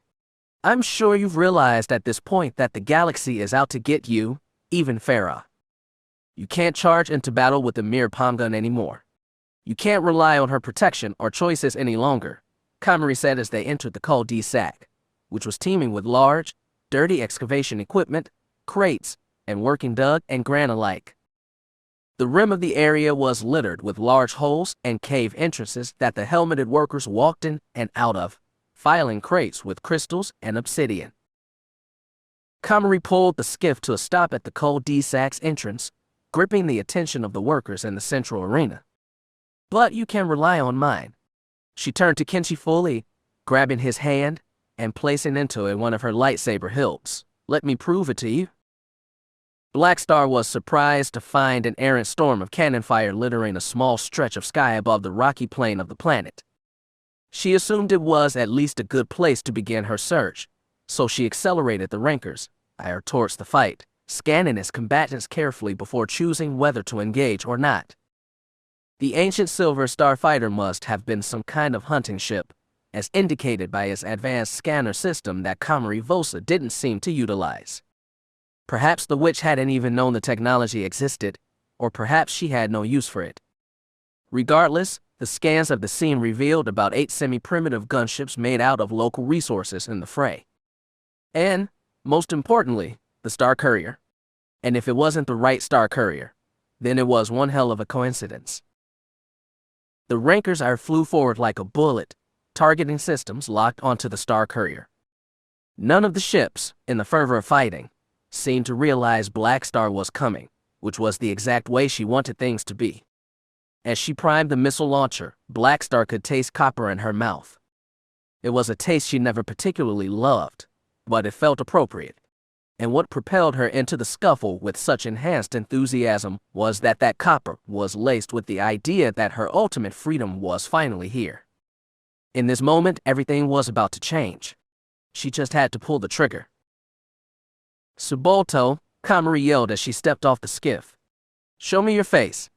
The cul-de-sac, about half a kilometer in diameter, shuffled with whispers and grumbles of its various visitors. But in the center of the circle, standing atop a raised platform, was a Dug clad in a garish red robe that touched the platform's floor. He stepped towards the edge of the platform, waving aside to grand aides who held respective datapads. "Miss Vosa," Subolto called. "How pleasant of you to visit my wonderful planet." He checked his nails, and eliminated a dozen of my men in the process.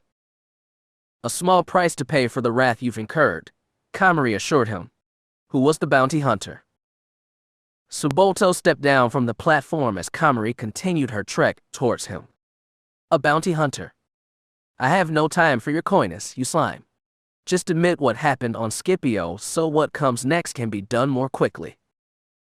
"I wasn't aware you even went to Scipio," Subolto claimed. "Miss Vosa, you know I'm your most trusted business partner. We yield results that far surpass." His reasoning was interrupted by a clutching of his throat that the Bando Gora high priestess had enacted from her distance, which was slowly but steadily diminishing in its size.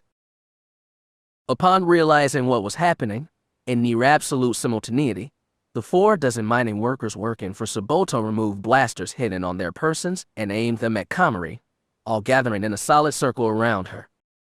At the back of the cul-de-sac, even Kenshi found himself staring at the barrels of 2 blasters. "Let him go." One of Subolto's aides stepped down and availously attempted to help his boss, who had begun to grow pale with pain and tension. Komari stopped her pursuit, seeing the clear and present danger she now faced. Briefly, she reached to the skiff and felt Kenshi's presence in the force, an incredibly distressed one that told her he faced the same danger. And with that, she let the Dug go from her grip. She closed her eyes and fell to her knees. In place of Subolto's voice, which was still in the process of returning to him, the crowd around her began muttering again. It sounded to her like a party of dead men, souls who had departed but didn't quite know it yet. Removing a clear beaker from her belt, she uncapped it and drank its contents.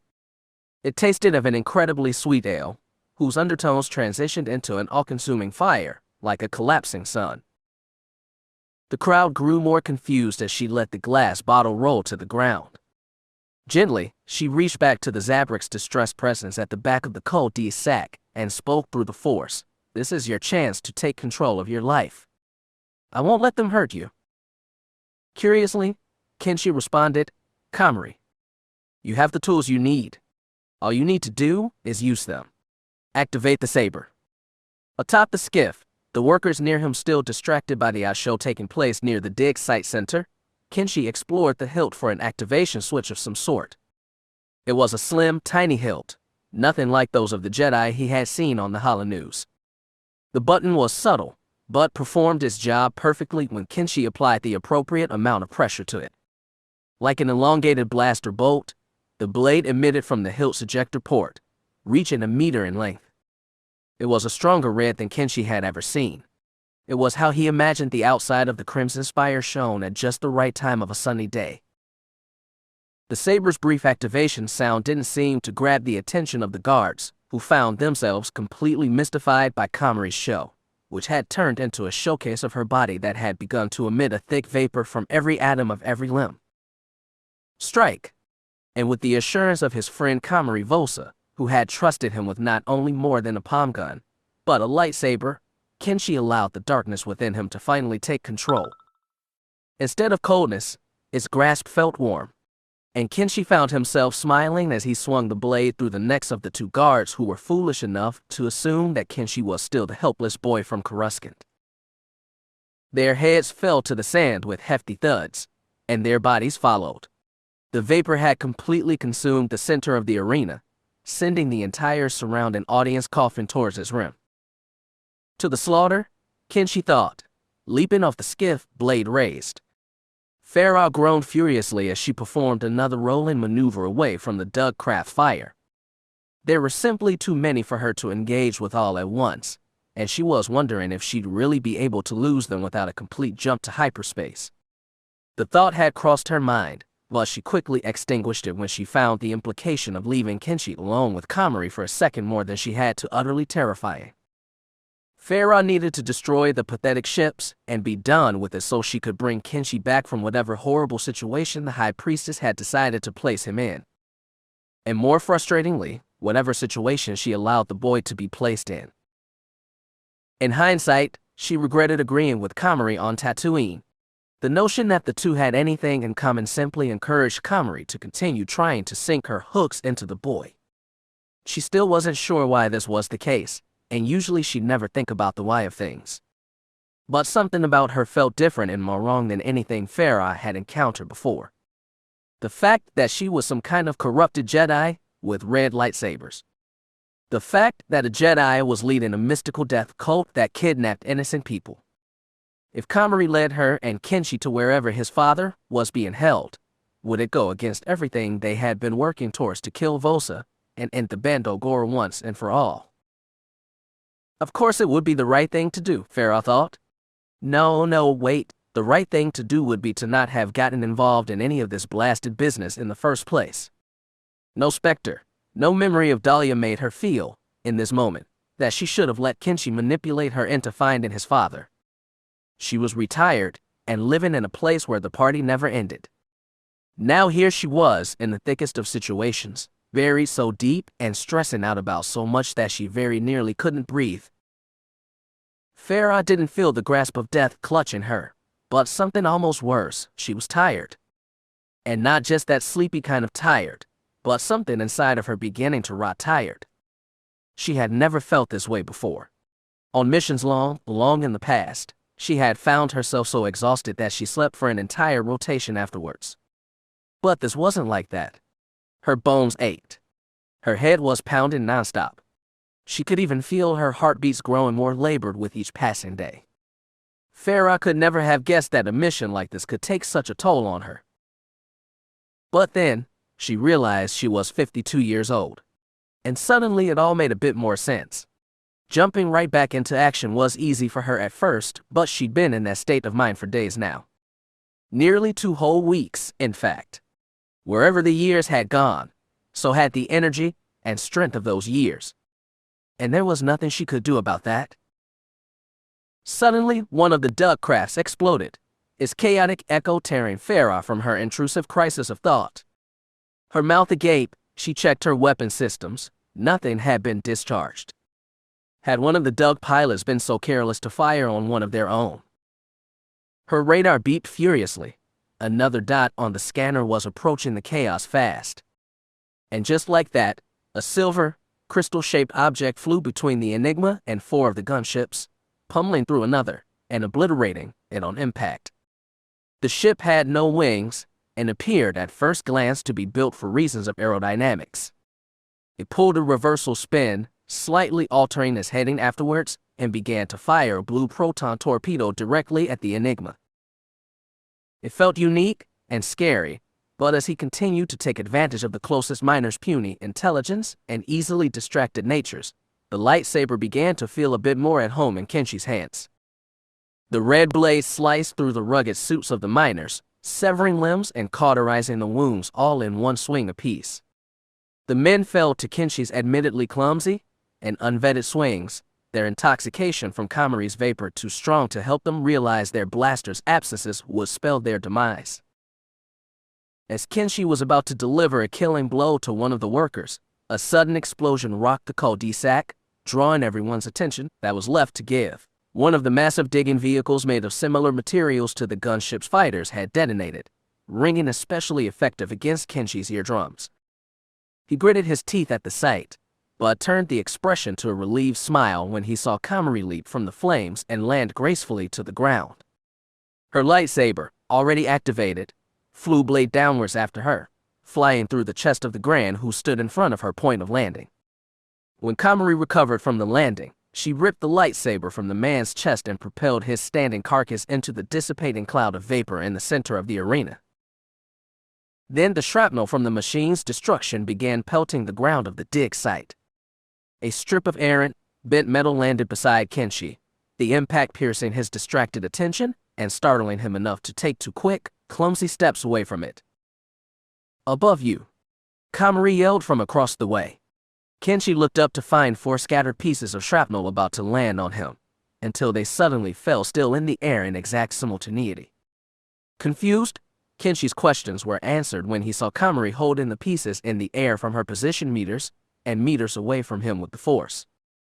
Seeing his cue, Kenshi sprinted out of the debris vector, feeling now that it was time to continue his business. But as Komari released the debris and ran towards him, he found that he wasn't about to continue alone.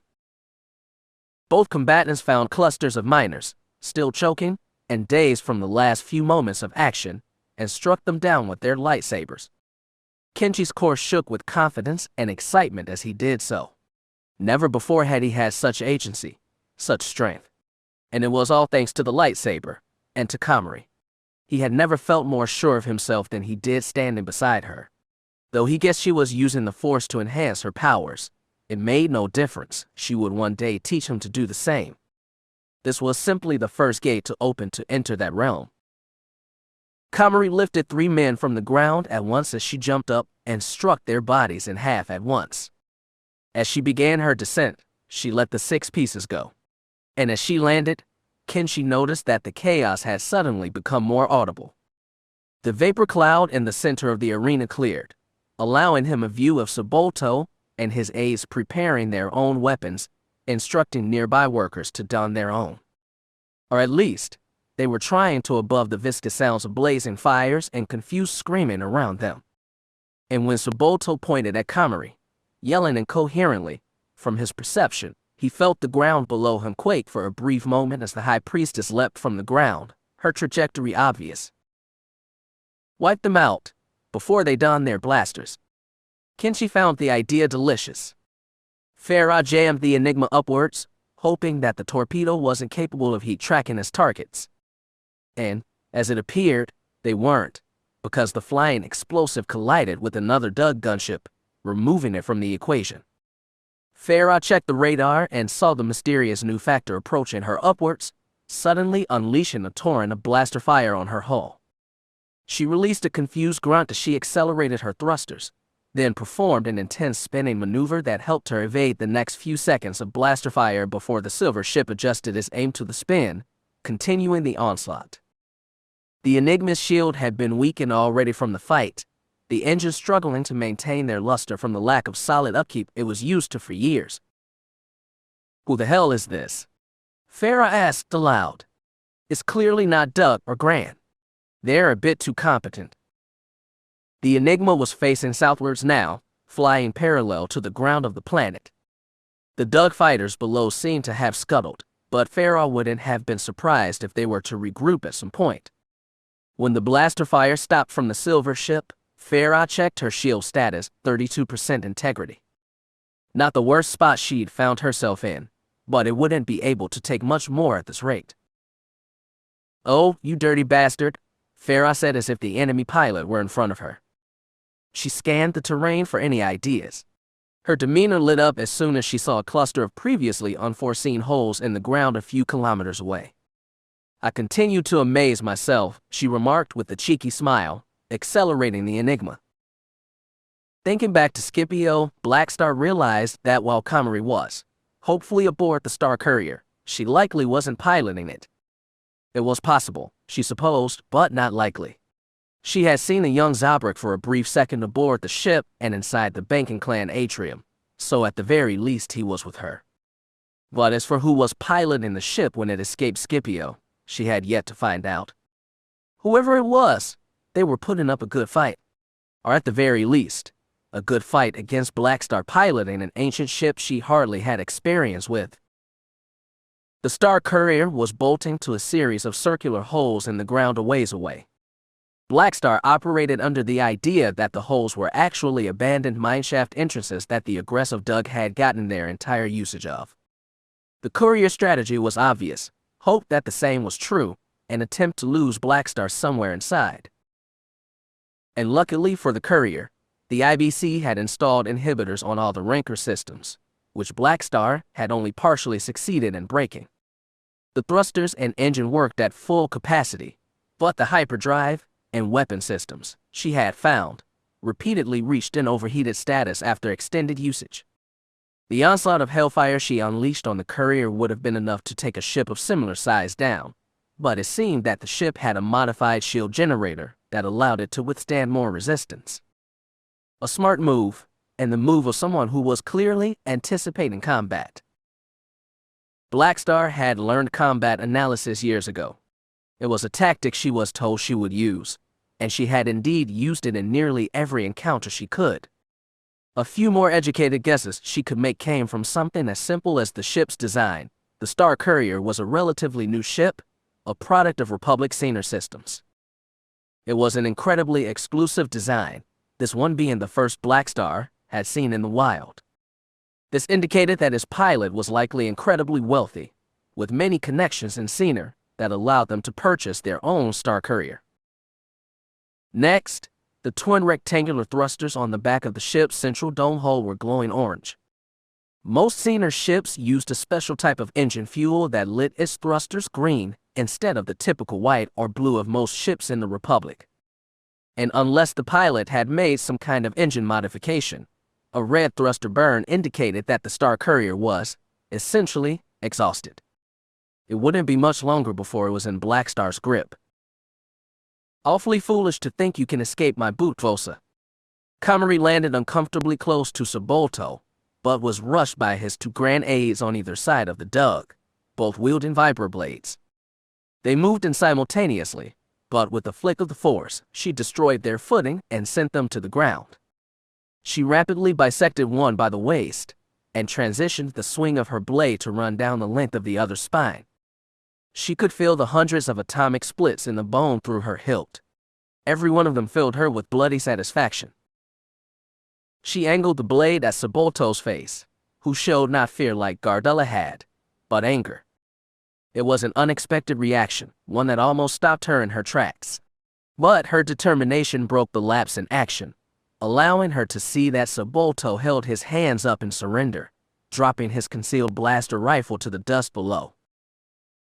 "So good to see you again, Sabolto," Komari growled. "So good to see you too, Miss Vosa." The Dug adopted a sinister smile. "And I see you brought a friend this time." He gestured gently behind Komari, who hesitatingly turned to see Kenshi being held by the wrists and on his knees, surrounded almost entirely by the crime lord's minions who pointed a variety of likely illegal rifles, pikes, and blades at him. He had a black eye, his blue jacket was scratched irreparably, and neither hand held a lightsaber. Komari's lips closed as she turned back to Subolto. I'm getting deja vu. How's that? Subolto asked. I just played this game with Gardella on Tatooine. But I'm in a bit tougher of a spot this time, she admitted. Oh, so you mean you held her at blade point while she held your friend captive? Subolto mused angrily. Precisely. And did you tell her why you had to kill a dozen of her men and nearly end her life? I shouldn't have to tell you if that's what you're wondering. Komari tightened her grip on the weapon. And why is that? Stop playing dumb, you slime, she screamed. I'm tired of the treachery. I've risked everything to be working with you. Why would you betray me? I never betrayed you, Subolto argued. I've been on Malastare since our last call, making the cargo. Deceit won't save your life, you slobbering dung. Do you know how much I've profited off of this enterprise? How much these men have gotten paid because of our arrangement? Subolto gestured to the crowd surrounding Kenshi. It wasn't enough, apparently, because you were still willing to have me killed. But now you see that you failed, and you're willing to manipulate me into believing otherwise just to save your pathetic life. I never tried to have you killed, Vosa, Subolto said after Komari brought the blade closer to him. I gained nothing from losing you. Komari, Kenshi yelped from behind the two. He turned. He's telling the truth. You don't know what you're talking about, Komari called back. Komari, listen to me. I can't feel it. It wasn't him. You should listen to your chum, Subolto piped up. Another word, and Komari started back at him. Komari, you're letting your emotions distract you. Don't you feel it? His genuinity. His conviction. Kenshi asked. All I see is a traitor who deserves to die, Komari yelled. Tears were nearly welling in her eyes. You said you would protect me, but you need to let me protect you too. We're in this together, Kenshi pleaded, smiling desperately. Besides Komari's lightsaber blade, there was silence in Dig Site Epsilon. The fires had quieted, as had the mouths and minds of the workers all around. The only thing the men could hear was the rumbling existence of Komari's weapon and what choice she would make with it. Komari's lips quivered. Subolto's wrinkles strained as he squinted against the blade's passionate light. Kenshi's teeth ground against one another as if it were a last-ditch way to plead with his friend. Breaking the silence was the sound of a deactivating lightsaber. Chapter 24. Where the twisted find comfort. I feel confident our situation will create a strong sympathy vote for us. I will be Chancellor. With as much grace as ever, the Enigma entered the largest of the 6 holes in the Malastarian ground. The most Feroh could hope for was some kind of passage that could allow her to lose the pursuing ship. She breathed a hysterical sigh when she activated the Star Courier's frontward lights and saw the chasm's intense depth. How she would get out of the shaft had yet to be determined, which compounded the stupidity Feroh felt for the mode of escape, but she had already committed to the act. The dormant equipment in various platforms and bridges indicated to Feroh that the holes weren't natural formations. Rather, they appeared to be a series of mining holes, probably created by the Dug to search for strong exports to fuel their trade. She let up on the accelerator, giving her enough time to react to any unforeseen protrusions from the shaft's walls. The pursuing ship began to fire its cannons on Feroh in quick bursts. She rotated the ship to avoid an extended platform that, caked with rock dust, blended in with the rest of her surroundings. Luckily, she had seen the illusion for what it was and acted accordingly. She checked her rear sensors, only to see that the attacker's ship was so slick that it didn't need to rotate, so long as it stayed centered. It continued firing in short bursts, alerting the shield diagnostic system that the integrity of the shield had lowered even further. Black Star's method of firing the primary cannons in short bursts seemed to have its intended effect. The weapon systems appeared to be staying below the threshold of overheating. With some trial and error, Black Star really was figuring the Rancor out. She felt no attachment to her scout ship she had lost on Scipio. It was merely a transport with decent armaments in case she needed to engage in ship-to-ship combat. It was on the ground, in the beautiful hand-to-hand dance of combat where she truly shined. Combat was her home, and was one of the few things that kept her from feeling like she was a waste of life. The pleasure she took in taking that critical shot against the old Jedi on Scipio, and the thud of hearing his flimsy body hit the ground. She hadn't killed him, somehow, but had still walked away with something to feel proud of. It was moments like that that kept her going in times like these, where the riptide of her existence pulled her deep into a swallow of pain. But here, she had to remind herself, in this chasm, she would unlock the final gate to her freedom. And she was close. It was the ultimate test of everything she had suffered and fought through.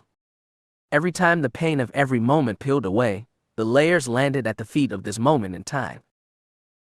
Short bursts, she continued, keeping an eye on the blaster cannon's heat gauges. She only stopped when they passed her suitable threshold. Short bursts, another one.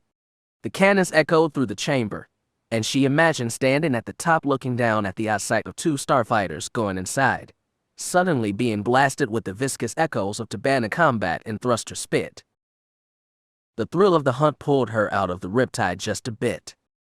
Shield integrity, 4%. The monitor read. The one next to it, hull integrity, 85%. Kark.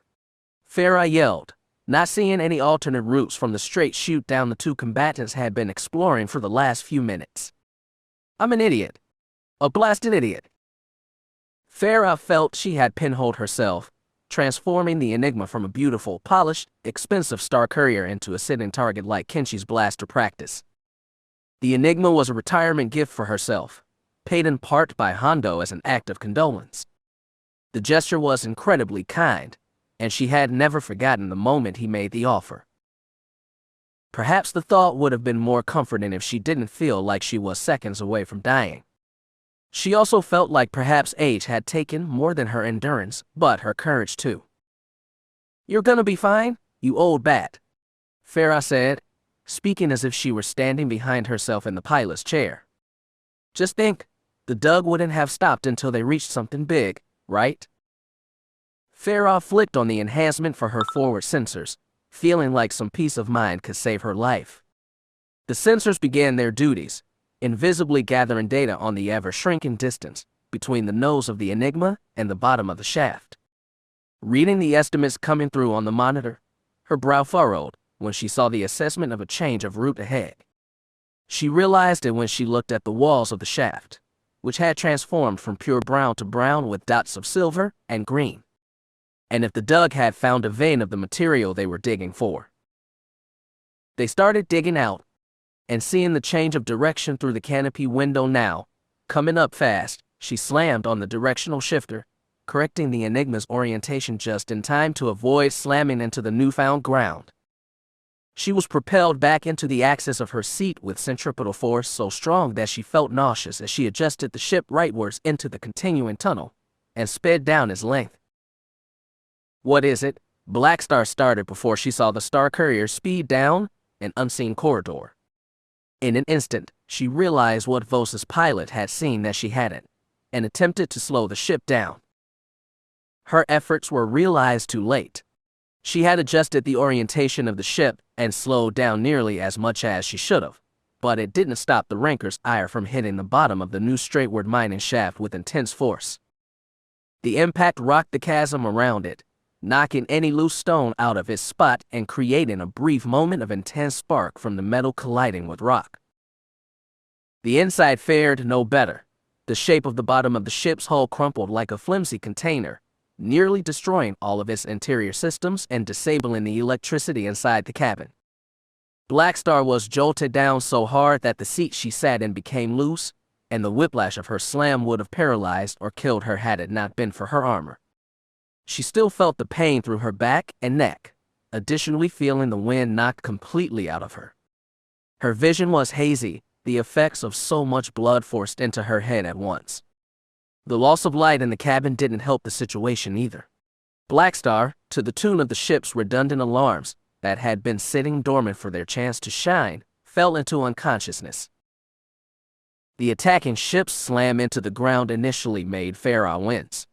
But, realizing the ship was out of commission, at least for the moment, she slowed the Enigma down. She relaxed herself, feeling her heartbeat. Intense, unstoppable, triumphant. Her muscles hadn't yet released their tension they'd held since the call from Komari a standard hour and a half earlier. But she tried her hardest, with the ship idle and stabilized in the air, to simply breathe for a moment. She had done it again, beat the odds when they were stacked so high against her. She evaded the dugfighters, reacted quicker than an opponent who very much knew what they were doing, and walked away with nothing but some scratches on her ship. Did she deserve this?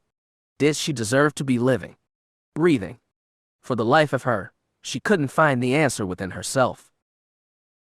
But regardless of the why, she was alive. She had conquered yet another challenge, just like she always did. And she had done it alone.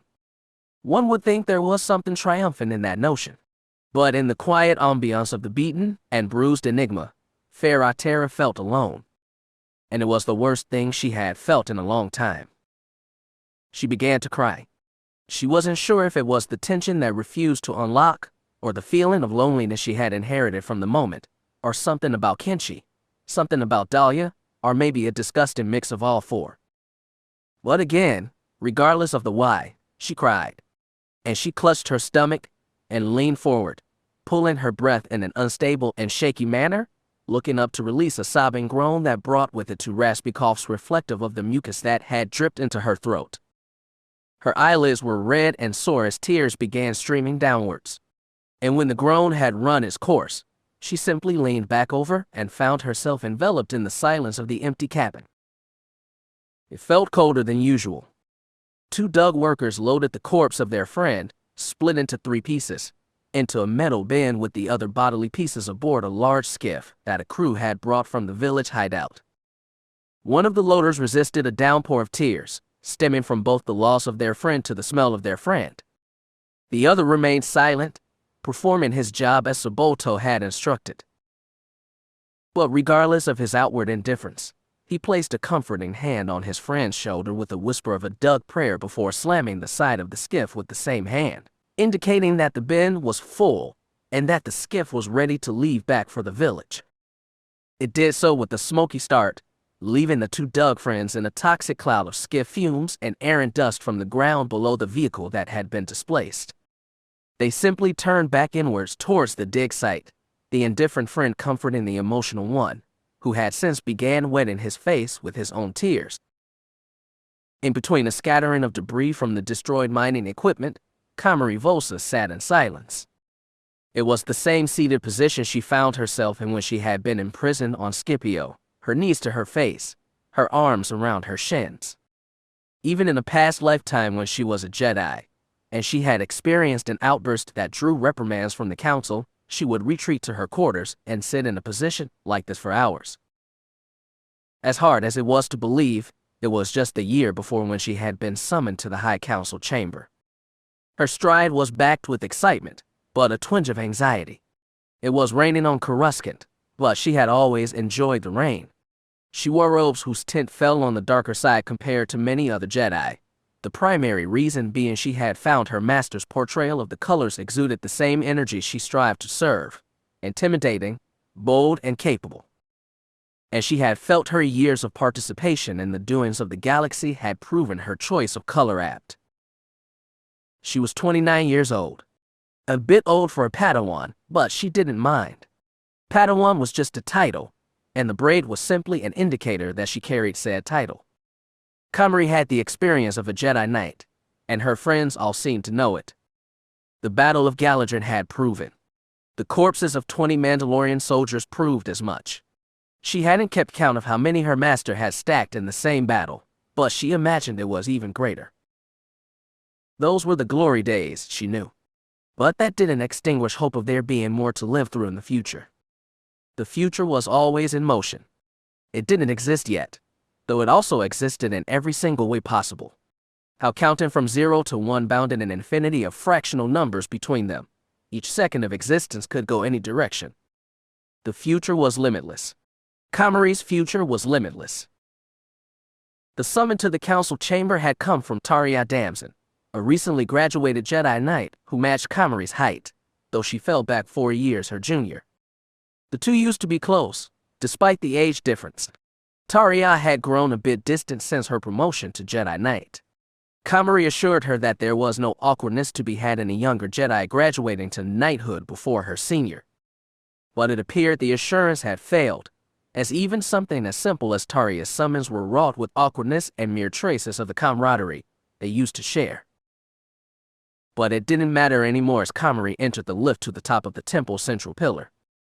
For today, she knew that the Jedi High Council was about to allow her to begin her Jedi trial. It was a sacred event, where Padawans would engage in a test of spirit, skill, and intelligence to prove their worth and ascend to knighthood. After years of gathering credit for herself to the Council and her master, she could finally go somewhere with it all. The High Council was stricter with her than they were with nearly every other Jedi. Komari was aware that she could often let her emotions grip her more strongly than the Jedi teachings advised.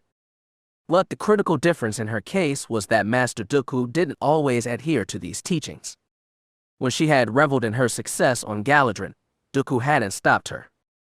On Teeth, when she and Dooku had slaughtered Zero the Hutt's guard and drove his visiting forces back to Nal Hutta, Dooku hadn't stopped her from arranging the bodies as a gate of warning around Zero's unfairly claimed summer home. And on Obroa Sky, when she burned the roots of Black Sun's presence and destroyed their base of operations in the process, Dooku said nothing when she soaked her hands in the leading Vigo's blood to release the tension she had felt in the preceding combat. Her master believed in emotions that didn't cloud one's judgment, so Komari found no problem with letting herself feel the build-up, execution, and cool-down of combat. Without that flow, she would be a frail, weak Jedi, and that would disappoint Dooku. It was simply not an option. Though it was often dirty work, she served the Jedi Order with faith and focus. And though Dooku kept silent about many things, she could feel that her faith and focus both were credible and astounding. Yet, when the lift door opened, she was not met with the golden auras the High Council members usually carried. Her eyes were always drawn to Master Windu first. His stark eyes and intensely weighted words meant the most in times of praise. Yet, when she looked at him, he was staring at the polished floor of the chamber in silence. There was no laughing or discussion among the rest of them either. Master Yoda's usually jovial mood seemed rather sour this time. When Yoda's face failed to carry even a hint of joy or curiosity, trouble was certainly brewing. When Komari stepped into the chamber, she saw that, on both sides of the door, stood a masked temple guard. They were hooded and robed from head to toe in white and gold, their masks only allowing thin slits for the eyes. Their characteristic lightsabers were deactivated, letting the ambiance of the approaching thunderstorm outside approach with speed. She questioned for a moment why two temple guards were stationed in the High Council chamber, but the thought was interrupted by Master Windu. "Thank you for coming, Padawan Vosa." His vision had risen to Komari's eyes. "Please step to the center." He gestured as such. With strong composure, suspiciously well done for Komari, she stepped there as requested and faced Masters Yoda and Windu. They often opened the council meetings, either one of them. "May we ask you a question?" Master Windu asked. "Of course," Komari replied. "Do you remember the teachings of Balahayor?" An odd question, she had thought. Very odd. But she responded as she knew she should. "I do. Balahayor's story taught us that even when a decision seems wrong at first, that if the Force wills it, we are but servants to its design." "Good," Master Windu replied. "Komari, we would like you to keep that lesson in mind." Komari gripped her opposite wrist tightly under her robe sleeves. Were they going to delay her trial? Was she being assigned a new master? A new, long mission, far away from the core? "Oh, just wait and see, my darling," Komari told herself as she chuckled lightly, sitting in the blood-soaked Malastarian dirt. "We, as a council, have decided it is within the best interest of the Jedi Order and the will of the Force that we discontinue your training," Master Windu said plainly. The color drained from Komari's face so quickly that she was surprised she wasn't standing in the puddle of it. There were no words exiting her mouth, no movements or gestures coming from her body. And it seemed that the council had no real reaction either, at least initially. And at the very least, One question was answered, that be in the presence of the guards, whose purpose was revealed when she observed the audible tightening of grips on their sabers. The council was worried she'd lash out, it seemed. And she wanted to. This was before she had even said a word of follow-up to Master Windu's statement. This was all in the brief period between hearing and processing. It was all in the span of mere seconds when that lifetime of shock had coursed through her veins like an errant strike of lightning. And when she realized the thunderstorm's heart was moving closer to her, she spoke. Why? Why? That was all she could utter, was why. We know you've, Master Windu started. I've been proving myself for so long, Komari trailed. Don't interrupt me, Master Windu popped. Komari's lips closed in an instant. More than any Jedi she had ever met, when Mace Windu said something, you obeyed. We know you've had success in culling out criminal forces across the Republic. And your performance in the Battle of Galadrin was excellent. But we all know this about you, too. Your grip on your emotions is weak. It's always been this way, even when you said you'd work to improve this about yourself. We've asked your master to help you improve, but it seems like the situation is out of his hands too. He sat back in his chair. If you're not going to adhere more to the code of the Jedi, then we feel our resources could be placed in better areas than your training. A full minute of silence passed. Komari hadn't thought they would allow such a long period of nothingness to occur in a High Council meeting, but it came and went, bringing and taking with it the apex of the thunderstorm, which failed to drown out the thoughts she simply wanted to scream at Windu. The exploding rage that contained the force of a sun, sizzling and boiling the watery sadness and disappointment that came with the notion that years of service, her whole blasted life, had been thrown away and disregarded because the Force said so. How could the Force do this? Why would the Force do this? Did Master Windu realize how idiotic he sounded, letting the Force tell him that she was a waste of resources? And how did Yoda feel? The tiny green goblin looked anguished, but he hadn't stepped into her defense either. How could the creature feel sadness for her but, with all his divine power and wisdom, not come to her aid in such a time where she needed that aid? Was anyone going to help her? Or was the High Council, no, the Jedi Order, going to leave her to rot? Was her entire life not enough for them? Apparently, it just wasn't enough. She wasn't enough. What's going to happen to me? Komari said, smearing the words into the air of the chamber.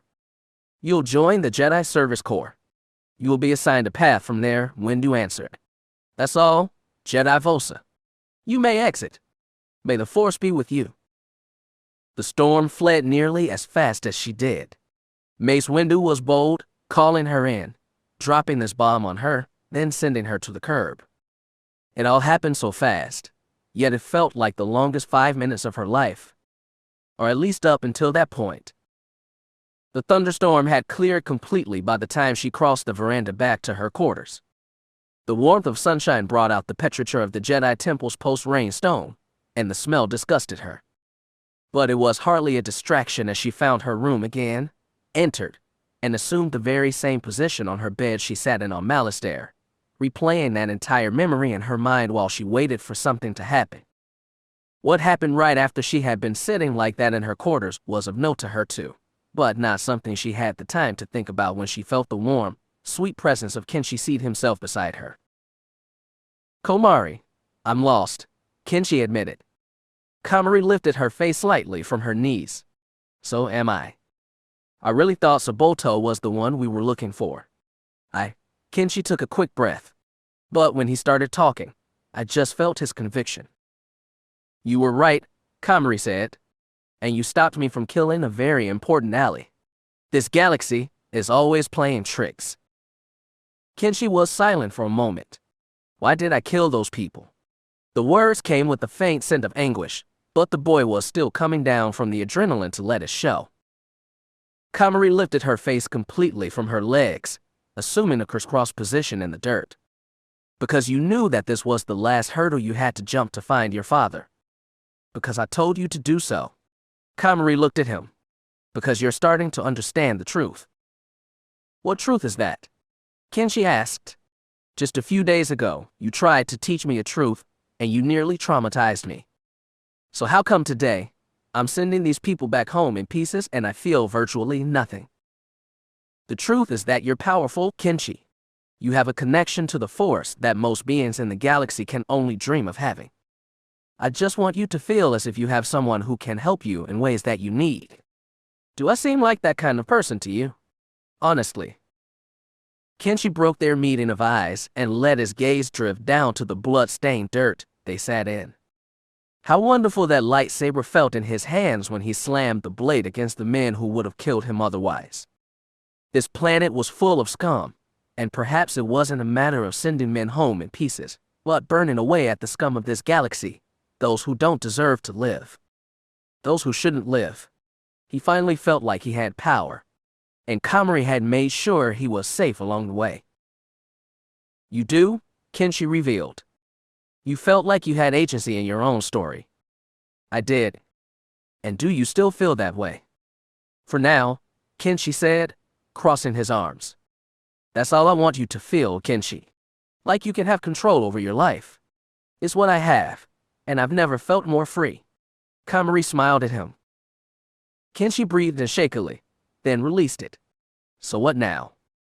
I guess I'm not sure, Komari admitted. Should we just give all this up? Kenshi asked. Can you let this go? I don't know. Why? Komari groaned. I knew I was dealing with the blasted slime of the galaxy this whole time. But I never thought they'd actually betray me like this. For everything you and Feroh have taught me about the galaxy, I'm surprised you of all people couldn't see this coming. Kenshi chuckled lightly, only realizing afterwards that the comment may have offended her.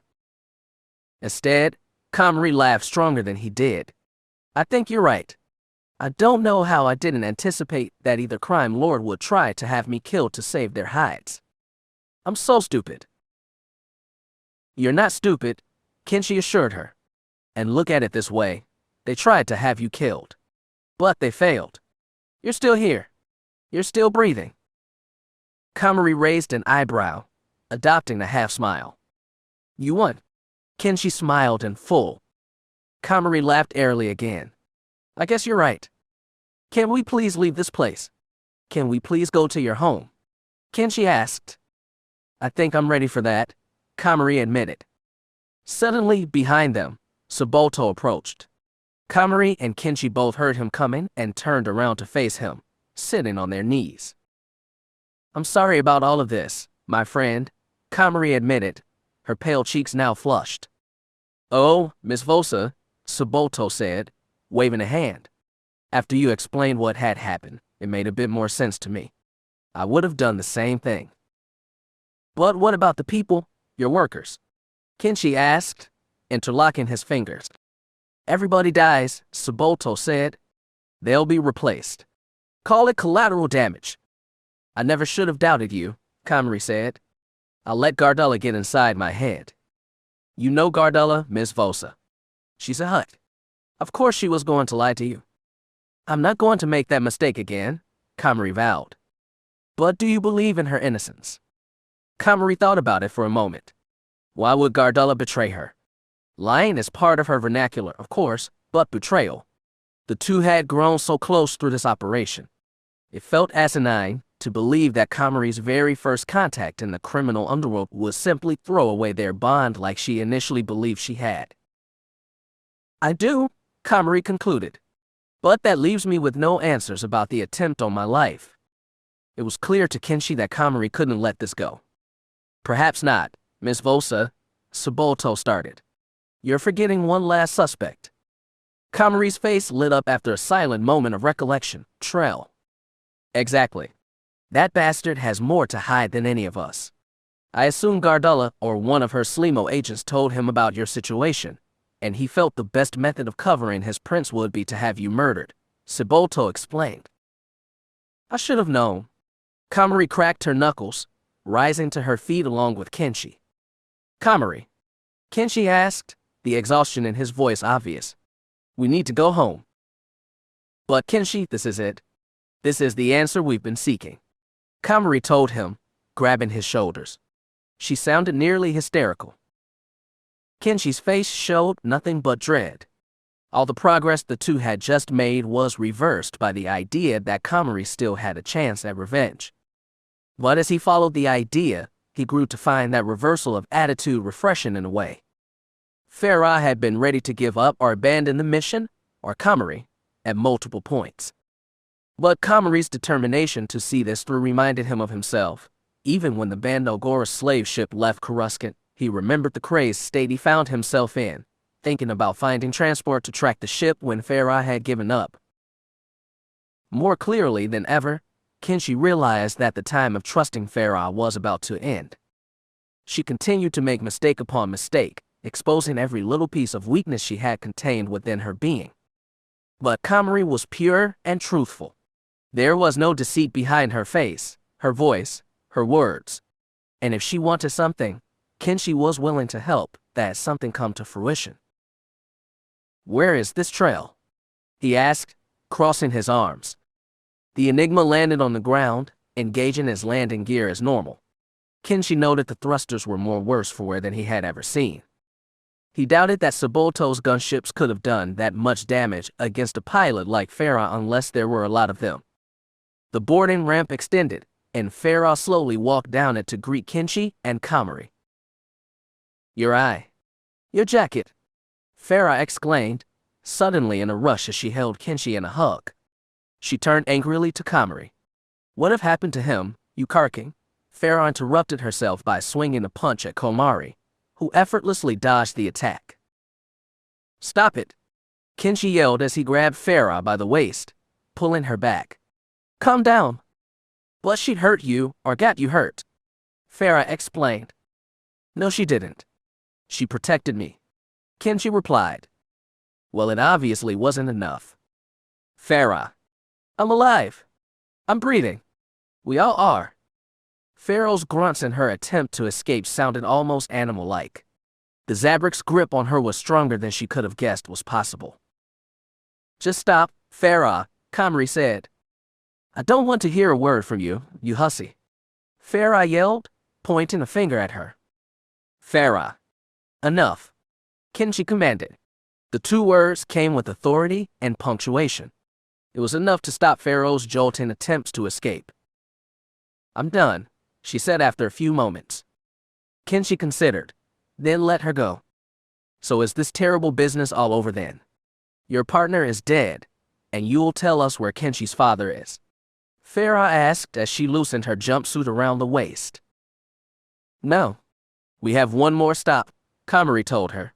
"But this is the final stop," she added.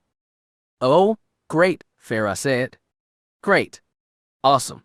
One final stop. What's gonna happen on this one, High Priestess?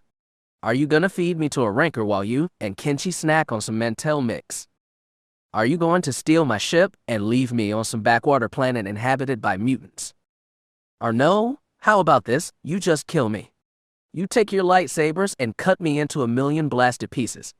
Does that sound good to you?" "Nothing will happen," Komari assured her. "I swear." "That's a cold comfort," Feroh growled as she stepped back aboard the Star Courier. "Let's go." Kenshi had interlocked his fingers from anxiety again and looked at Komari. She returned a look that said something along the lines of "I told you so." And Kenshi, who an hour earlier would have agreed with that notion, felt nothing but worry as he sheepishly stepped aboard the Enigma. He worried if the three of them could even make it to Kanu's trail ship without one of them dying aboard this very Star Courier. A series of sparks briefly lit the trash cabin of the Ranker's ire. But with the sparks came a surprising development. Electricity had returned to half of the cabin systems, including the hologram projector. Usually, personal starships conserved energy by only receiving and giving communications through audio-only hails, but a smattering of ship types were capable of communicating with hologram messages as well. The Ranker's ire was one of them. Black Star was ripped from her unconsciousness by some of the ship's interior systems regaining power. She found she didn't yet have the strength to open her eyes or move, but allowed her helmet's audio receptors to pick up as much of the ship's transforming ambiance as they could. The hologram table sparked to life, and the manifestation of a hologram was picked up by the receptors. The message began. "I don't know who you are, or where you've come from. I don't know what you want from me, or why. The voice sounded nothing like Komari Vosa to Blackstar. Yet somehow, it didn't sound unfamiliar. But my scanners show you're probably still alive in there. Maybe you're some goon who knows me and is looking to settle a score. Maybe you're a special duck pilot who's field testing a new ship. Or maybe you're just a lost soul who thinks shooting down a fancy ship will stop them from feeling alone at night. Wait. But know this, I beat you today. I outsmarted you. I reacted faster than you. My ship endured everything you had. No. I've been in this galaxy for 52 years. I know my way around, and I know when to quit. I think this is your chance to quit. It can't be. Blackstar still couldn't bring herself to move. Step out of the game now, and save yourself the trouble. Because the last thing you want to do. Then, her lips quivering, her body shaking, Blackstar lifted the weight of her head and helmet up to view the face of her messenger on the table. Is end up like me? The message ended, drowning everything around her in darkness. Even from the briefest glimpse of the messenger, Blackstar's soul was drowned in obsidian. It consumed every atom of her body like a spreading fire. She could do nothing but scream and scream into the endless darkness of the chasm which held her in place as everything else had done for the last 12 years. Chapter 25. The Wheels of a Republic. We said going ho-om. Come on, R2. And I assure you, Palpatine continued as he laid his hands flat on the podium. This republic will be changed if under my leadership. I see the rotting underbelly of this system, and it will be ugly when I tear it apart. But what my competitors fail to understand is that this needs to be done. The dead skin of the Senate will be peeled away. But this can only happen if the correct people are placed in charge. Do I dare correct the notion and remove the elusive Higo Damask from the face of this campaign? Palpatine considered upon hearing the word people fall from his mouth. Similarly to his entire campaign for the chancellorship, this very speech had been written and carpeted very nearly on the spot. But Palpatine was nothing if not, as he had mentally reviewed in abundance lately, an opportunist. He knew the issues the public wanted to hear, so it was only a matter of promising that they be resolved. I hate slogans, so I won't impose one on you, Palpatine said with a smile. Especially considering that this election isn't even official yet. As you all know, Valorum is still our chancellor. But if tomorrow's Senate meeting goes the way the press, and all these, admittedly very busy, political predictors in Galactic City have been saying it will go, then I assume you will be seeing a lot more from me over the coming few days. And how my heart wants me on Naboo with my queen, who told me moments before the speech that she and her envoy are taking the Trade Federation head-on to quell the invasion. The consortium of journalists and political admirers in attendance of the speech broke into murmurs among one another at this revelation. Such a risk. But that is the spirit of our Queen Amidala. That is the spirit of Naboo. And ultimately, it is that spirit that keeps me here on Coruscant with you all. For if there is even the hint of a coming election in which I may be able to propose my worth to the Republic, then I will take it. The Republic is on a path of ruin if the ignorance and corruption within the walls of this democracy continue to settle deeper and deeper. And I will not have it. The less professional members of the consortium cheered and whooped and clapped at this affirmation. It was a promising reaction, by all standards. Thank you all for hearing me tonight. And if the Senate truly cares about the integrity of the Republic, then they will elect me Supreme Chancellor. And I will do anything and everything to ensure a prosperous new age for the galaxy. Another bold reaction. The journalists finished their recordings while the consortium began to disband. Palpatine was a bit surprised that they had no time for questions, but it made sense when he considered the fact that his grand competitor, Ainley Team, had scheduled his first post-vote of no confidence speech around the same time Palpatine's was occurring, and it was taking place across the Phobos district.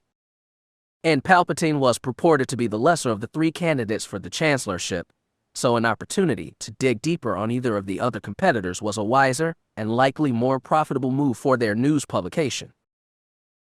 Palpatine stood still, watching the crowd shrink over the course of the next few minutes. His heart was beating a bit harder than he anticipated it would. He was genuine when he reviewed the fact that Valorum was still their chancellor. The vote of no confidence was a monumental blow against him, of course, but he thought it foolish to consider the matter of an election settled. But then again, Valorum had no friends left in the Senate. None. As recent events had shown, he was obviously close with the Jedi, but that wasn't the same. And, as Palpatine's eyes scanned the crowd further across the courtyard, illuminated by floating lamp droids, he spotted a wretched sight, a stubby green goblin dressed in tan robes, accessorized with the Jaimer stick. He was only visible when the crowd had mostly cleared. Jedi Grand Master Yoda stared at Palpatine with a look of wryness that made Palpatine's tongue roll in his mouth from anger.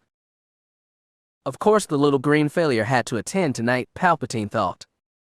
Though the thought was a jab at the Jedi, he adopted a look that one would upon seeing an old friend for the first time in a long while.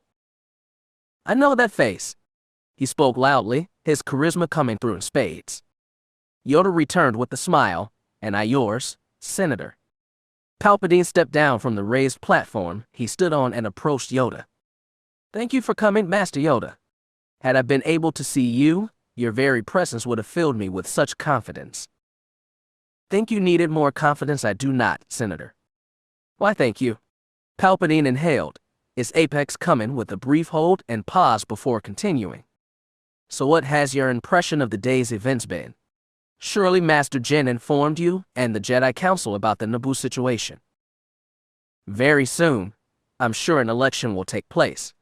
How you influence these journalists to react to your speech, there's a good chance you'll be nominated, I say, Yoda explained in his jumbled manner. I'm inclined to agree, though nothing is set in stone just yet. Palpatine gestured behind Yoda, a silent invitation to walk with him. And with the snap of his fingers, Palpatine summoned a lamp droid to follow the two as they began their leisurely trek into the darkness of the courtyard. But I was more so hoping for your opinion on Naboo. Why did you allow Master Jin and his apprentice to go back? A problem with that, do you have? Yoda asked. It actually wasn't an issue.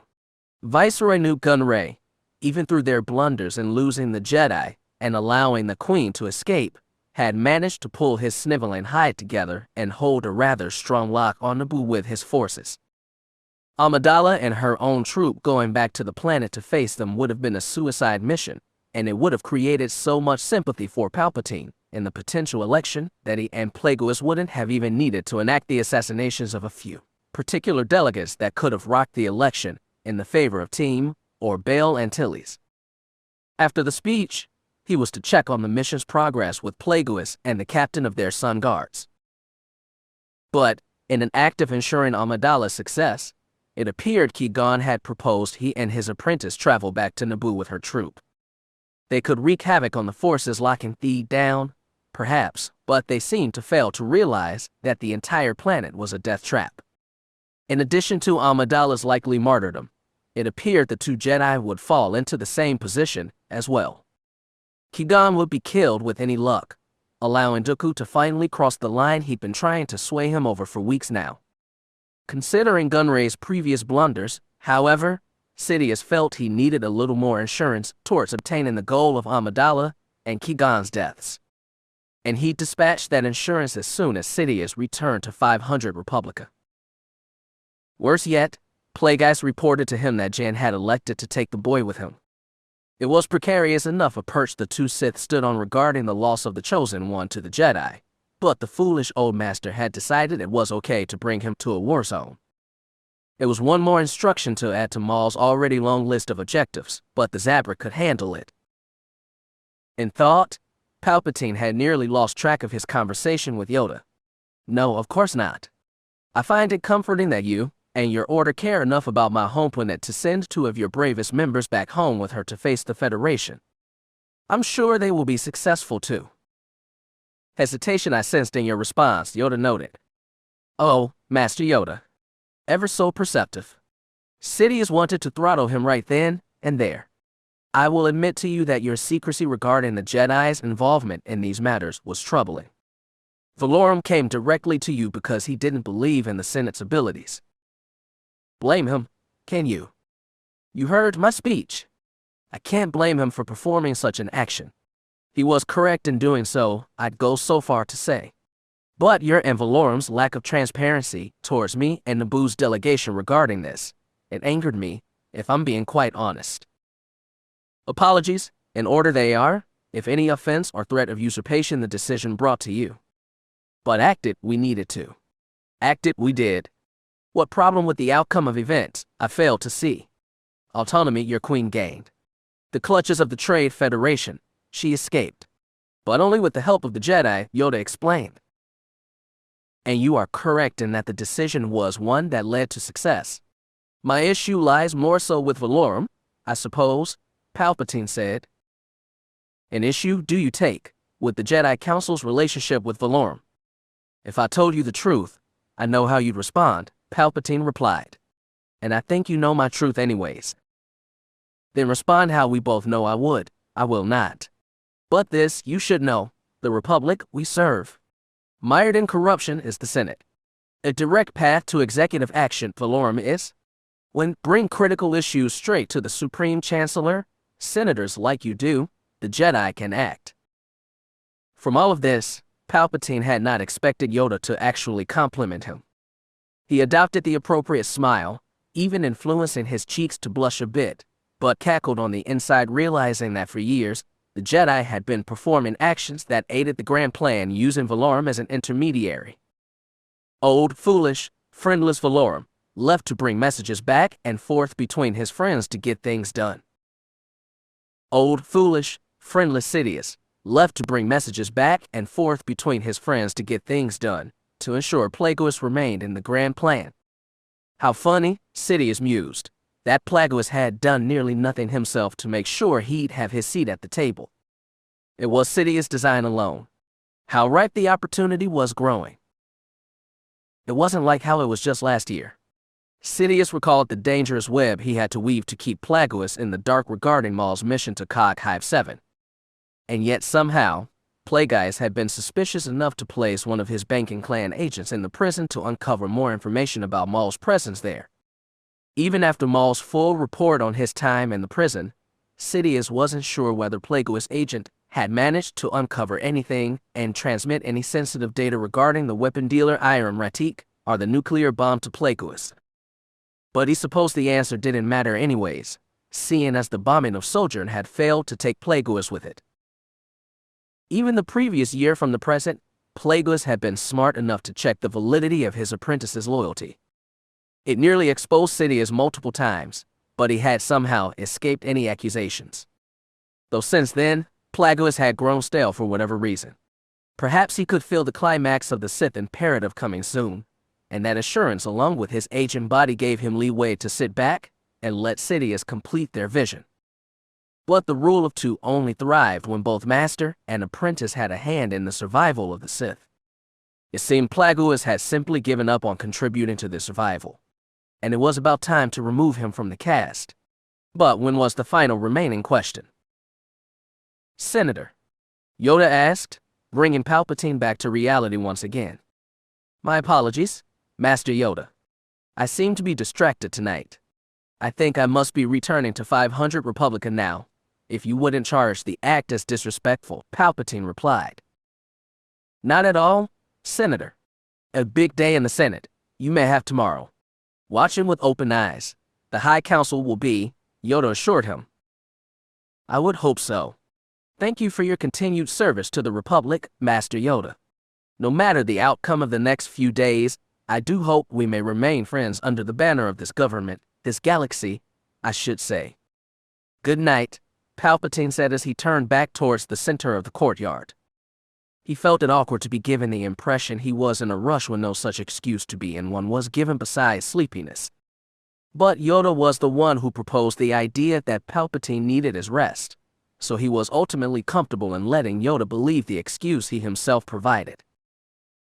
Sidious slowly paced to the window staring out over the midnight Coruscanti landscape. Gunray had been informed that Maul had been dispatched to Naboo, and Maul had indeed just left for the Scimitar. The Zabrak would contact him when he reached Theed. It was true that Maul had failed on Tatooine, and at first, Sidious had silently considered the idea that Maul had fumbled the entire grand plan as a result. But as time went on, and Amidala came to Palpatine's doorstep on Coruscant, the opportunity to transform Maul's failure into simply an alternate route of attack against Valorum took shape. And as a result, while it took some quick thinking and some last-minute reorganizing, Sidious opted not to punish Maul. He figured it would perhaps affect the assassin more to let him sit with his failures than give him any kind of physical punishment. And besides, Sidious had already had to reorganize things so often lately regarding the Naboo plan that this turn of events hardly mattered among it all. Sidious could feel the excitement inside Maul when the young assassin watched him contact Newt Gunray on Naboo. The quick, panicked look on Gunray's second-in-command's face when they heard Maul would be joining them was priceless as it was to Sidious. But to the man in question, it must have been absolutely divine. And the best part about that excitement was that it felt contained. It was as if Maul recognized he couldn't make the same mistake he made on Tatooine. But the advantage lied in his favor, seeing as the Jedi had no goal of escaping. They'd have to face Maul, or lose the entire planet to the Federation. And Amidala's determination was simply too strong to let the Jedi leave in the face of a Sith. Jyn and Kenobi wouldn't leave anyways. It would be their undoing. And a connection that's tugged at me since I heard it. Senator Canustrell departed Coruscant not too long ago, Plagueis noted from his preferred cushioned seat in Palpatine's living room. He's probably departing for Zeltris. It's his preferred planet of rest when he doesn't feel compelled to participate in the Rotunda. Anything to avoid Rylith, the actual planet he governs with Senator Ta, Sidious replied as he prepared a kettle in the opposite wall stovetop. The day before a new election will start, Plagueis noted. How he ever came to public office, I do not know. You and I both know the answer, Master, Sidious mused. How curious, he found it, that Plagueis felt as if the new election was a guarantee. Sidious still refused to view the situation that way. He had essentially admitted the opposite to Queen Amidala earlier the same day, in the same room, but his fervor regarding the matter had obviously since calmed down. It felt more correct to him that he listened to the ebb and flow of not only the dark side, but the Republic as well. I suppose you're right, Plagueis amended. What kind of connection does Trell hold to any of this? Sidious asked. His involvement in the matters of the Bando Gora, Plagueis said. Sidious nodded. Yes, that's right. He has an awful lot to hide, doesn't he? Perhaps it's best that he flee to Zeltris when he can, then? Plagueis dryly chuckled. Then, his wrist calmly chimed. He accepted the hail request. My lord, I have arrived, a dark voice spoke. Wulane is here, Plagueis said, and with a wave of his hand, Palpatine unlocked the front door to the apartment suite. The wave was performed as if the act of unlocking the door was a distraction to his goal of preparing his tea. The door is unlocked.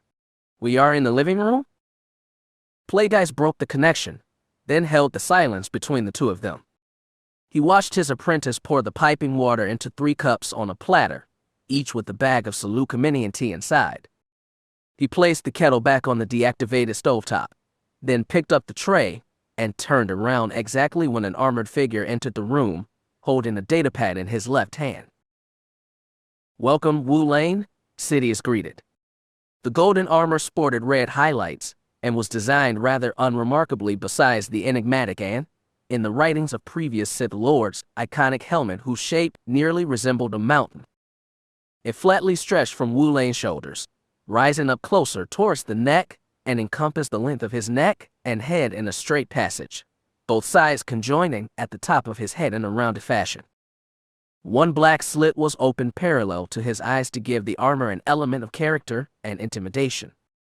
Both Sith Lords found the design beautiful, and had opted not to change the look when Plagueis inherited control of the most secret sect of Sun Guards, the faction to which Tho Wulane and his men belonged to. Thank you for meeting with us, Plagueis spoke. It is an honor, Wulane bowed. Care for some tea? Sidious asked as he gently set the platter down on the center table, taking a seat himself. No thank you, my lord, Wulane replied. I am happy to report that the mission has been completed on schedule. Every target on the list has been eliminated. Sidious asked, his back straightening and face paling with surprise. Everyone, my lords. Give us proof, Plagueis demanded. As you wish. Wu Lane removed a small hologram projector and placed it gently on the center table. He activated the small device with his wrist-mounted remote. The small projector disc displayed the gruesome image of a human woman lying dead on a tiled floor. A large hole had been carved into her chest, and the corpse was laying in a puddle of blood. The three men were unstirred by the photo. Sertia Handovar, vice representative of Chandrila. He pressed a button on his remote, switching to the next photo, which showed a similarly grisly display of murder, though this time on an aqualish. His headless body was crumpled into a small metal bin, with the head in question sitting on the ground in the corner of the image. Quemer Gondola, information broker and Oriflamme of the Ondo system, along with his representatives in the Senate. Grisly work, Plagueis commented. And you disposed of the evidence. Meticulously, my lord. It will be as if they've disappeared out of thin air. All 14 of them. Then that task is finished. Plagueis stood and approached him. You have done well, Supreme Sun Guardian. You have helped secure the Sith's ascendance to power. We are in your debt, he mused. It is the mission of my existence, my lord, Wu Lane bowed again. You may return to headquarters and give your men the next few days off, Plagueis allowed. The rest of the week's work comes to us, he gestured at himself and Sidious. Thank you, my lords. Wu Lane took the projector, deactivated it, then exited the room. Plagueis clapped once, evidently energized by the sights and news. A wonderful perk of the Sith, access to the deadliest, yet most discreet enforcers in the galaxy. The Senate is now without 14 of Team and Antilles' greatest ralliers, and the door is far wider open for us. Maul could have done the same, Sidious argued. What? Plagueis said, sitting down. Maul was preoccupied. I'm only saying that if he weren't. I see, Plagueis said, finally taking his cup of tea. Sidious nearly grew a headache listening to his master slurp the hot drink. Normally, it was the last thing he'd ever notice about one's behavior in this situation, but the old Muon was sucking the drink with such discretion, enough to trigger whatever part of Sidious's mind it was that created annoyance. He adopted a look of disdain clear and bold enough for his master to perceive. When Plagueis had finally finished his slurp, he met him. You despise Maul, don't you? Sidious asked with a sense of wickedness, feeling Plagueis intent to comment on his ugly look and stomping on it. Where's this coming from? Plagueis asked. You think him a dog? A dog. A dirty, stinking dog who can perform all the tricks. But when it comes to his bite, you think he has no teeth, Sidious explained. Sidious, this is pointless. I think not, Master. And I feel the way you stare at him from afar, trying to mask your presence from us. Does he threaten you, Master? Sidious asked, the question dripping with false concern. Enough of this, Plagueis waved. You think he's more than an assassin, don't you? Have you long suspected this? It is the way of the Sith to call and replace. Eventually, my apprentice, we will reach a point where you will challenge me. And the victor of that duel, Plagueis started, applying pressure on his brakes. This is ridiculous, Sidious. Do you hear us right now? Sidious took a moment, looked down at his tea, and laughed. I suppose we do sound rather ridiculous, don't we? I seem to have forgotten that we are abandoning the old ways of the Sith. Plagueis set his cup of tea down. Look, my apprentice, here's the way I see it. We seem to have proven that midichlorian influence is possible, but not quite on the scale I seek. With the loss of critical progress on Sojourn, I've been set back a decent deal. Immortality is within my grasp, Sidious. I'm so close. So what do you need to make it happen? Sidious asked. More time, which is an ironic request, considering, Plagueis gestured as if the conclusion of the thought was obvious. Sidious nearly laughed in vain, but restrained. But I will admit that this project has distracted me rather harshly. and has been unfair to you. I appreciate the sentiment, my master, but I'm afraid it's impossible to undo the work I've already done to get us where we are, Sidious said with an edge of glum, raising half of his mouth into a smile. I know, but I need you to be honest with me. Is there still room for me to help? How delicious, Sidious thought. The fool seems to recognize how he's ousted himself from the proceedings and thinks that jumping in now can save his hide. That wonderful part of Palpatine smiled. The same part that thought to twist Queen Amidala's arrival on Coruscant into political gold. What if I were to wring him for every single advantage I could? What if, in his waning moments of influence in this grand republic, he could deliver all his resources unto me? I would take what I need from him, and then he saw the picture of Chandrila's vice senator in his mind. Though Team and Antilles' most influential partisans are out of the picture, there's more we can do to sway minds towards the idea of a Palpatine chancellorship. I believe it's time to begin calling some of your favors you've been gathering all these years, Sidious proposed. Perhaps it is. Perhaps it finally is, Plagueis replied. Sidious knew that, but Plagueis had diffused the tension between them for now and refocus himself on the chancellorship. Their conversation didn't really change anything between them. The Sun Guards were a terrific asset, and it was out of place for Sidious to involve Maul in such a discussion, but he'd be lying if he said he was lying about Plagueis' feelings regarding the Zabrak. It wasn't necessarily in Maul himself, but what he represented, the next cycle of the Sith. It was an incredible feeling for Sidious knowing that, in his final moments of life, Plagueis would realize he was right all along about Maul. But his desperation to maintain the illusion that the cycle of the Sith truly would end here kept him from acknowledging the idea as truth. Do you hear us right now? Disguised as a conversational reset, the statement was actually Plagueis' way of dismissing the first and only reality of the Sith. There can only be two, a master and an apprentice. And who was Maul if not the apprentice, standing in the wings to begin his performance when Sidious alone stood on the stage? Sidious gazed past his Sith master, captivated by the landscape outside that would, with any luck, be his in just a few days' time. The audience was beginning to fill the auditorium for the final act. Or perhaps, Sidious mused, it was only the beginning of a beautiful, genius production of a script 1,000 years in the making. He breathed, feeling the dark side in the air. It was magical, invigorating. It coursed through his veins as simply as blood did, giving him life and sensation. It gave him pain, pleasure, anything and everything all at once. And while he preferred to keep reality in check regarding the idea of an election, perhaps it was the nature of the dark side to quell Sidious' expectations, only to surprise him beyond measure when the curtains finally opened. Chapter 26. The Final Stop. Dooku followed the thick plume of smoke that came towering from its source on Malastaire's surface.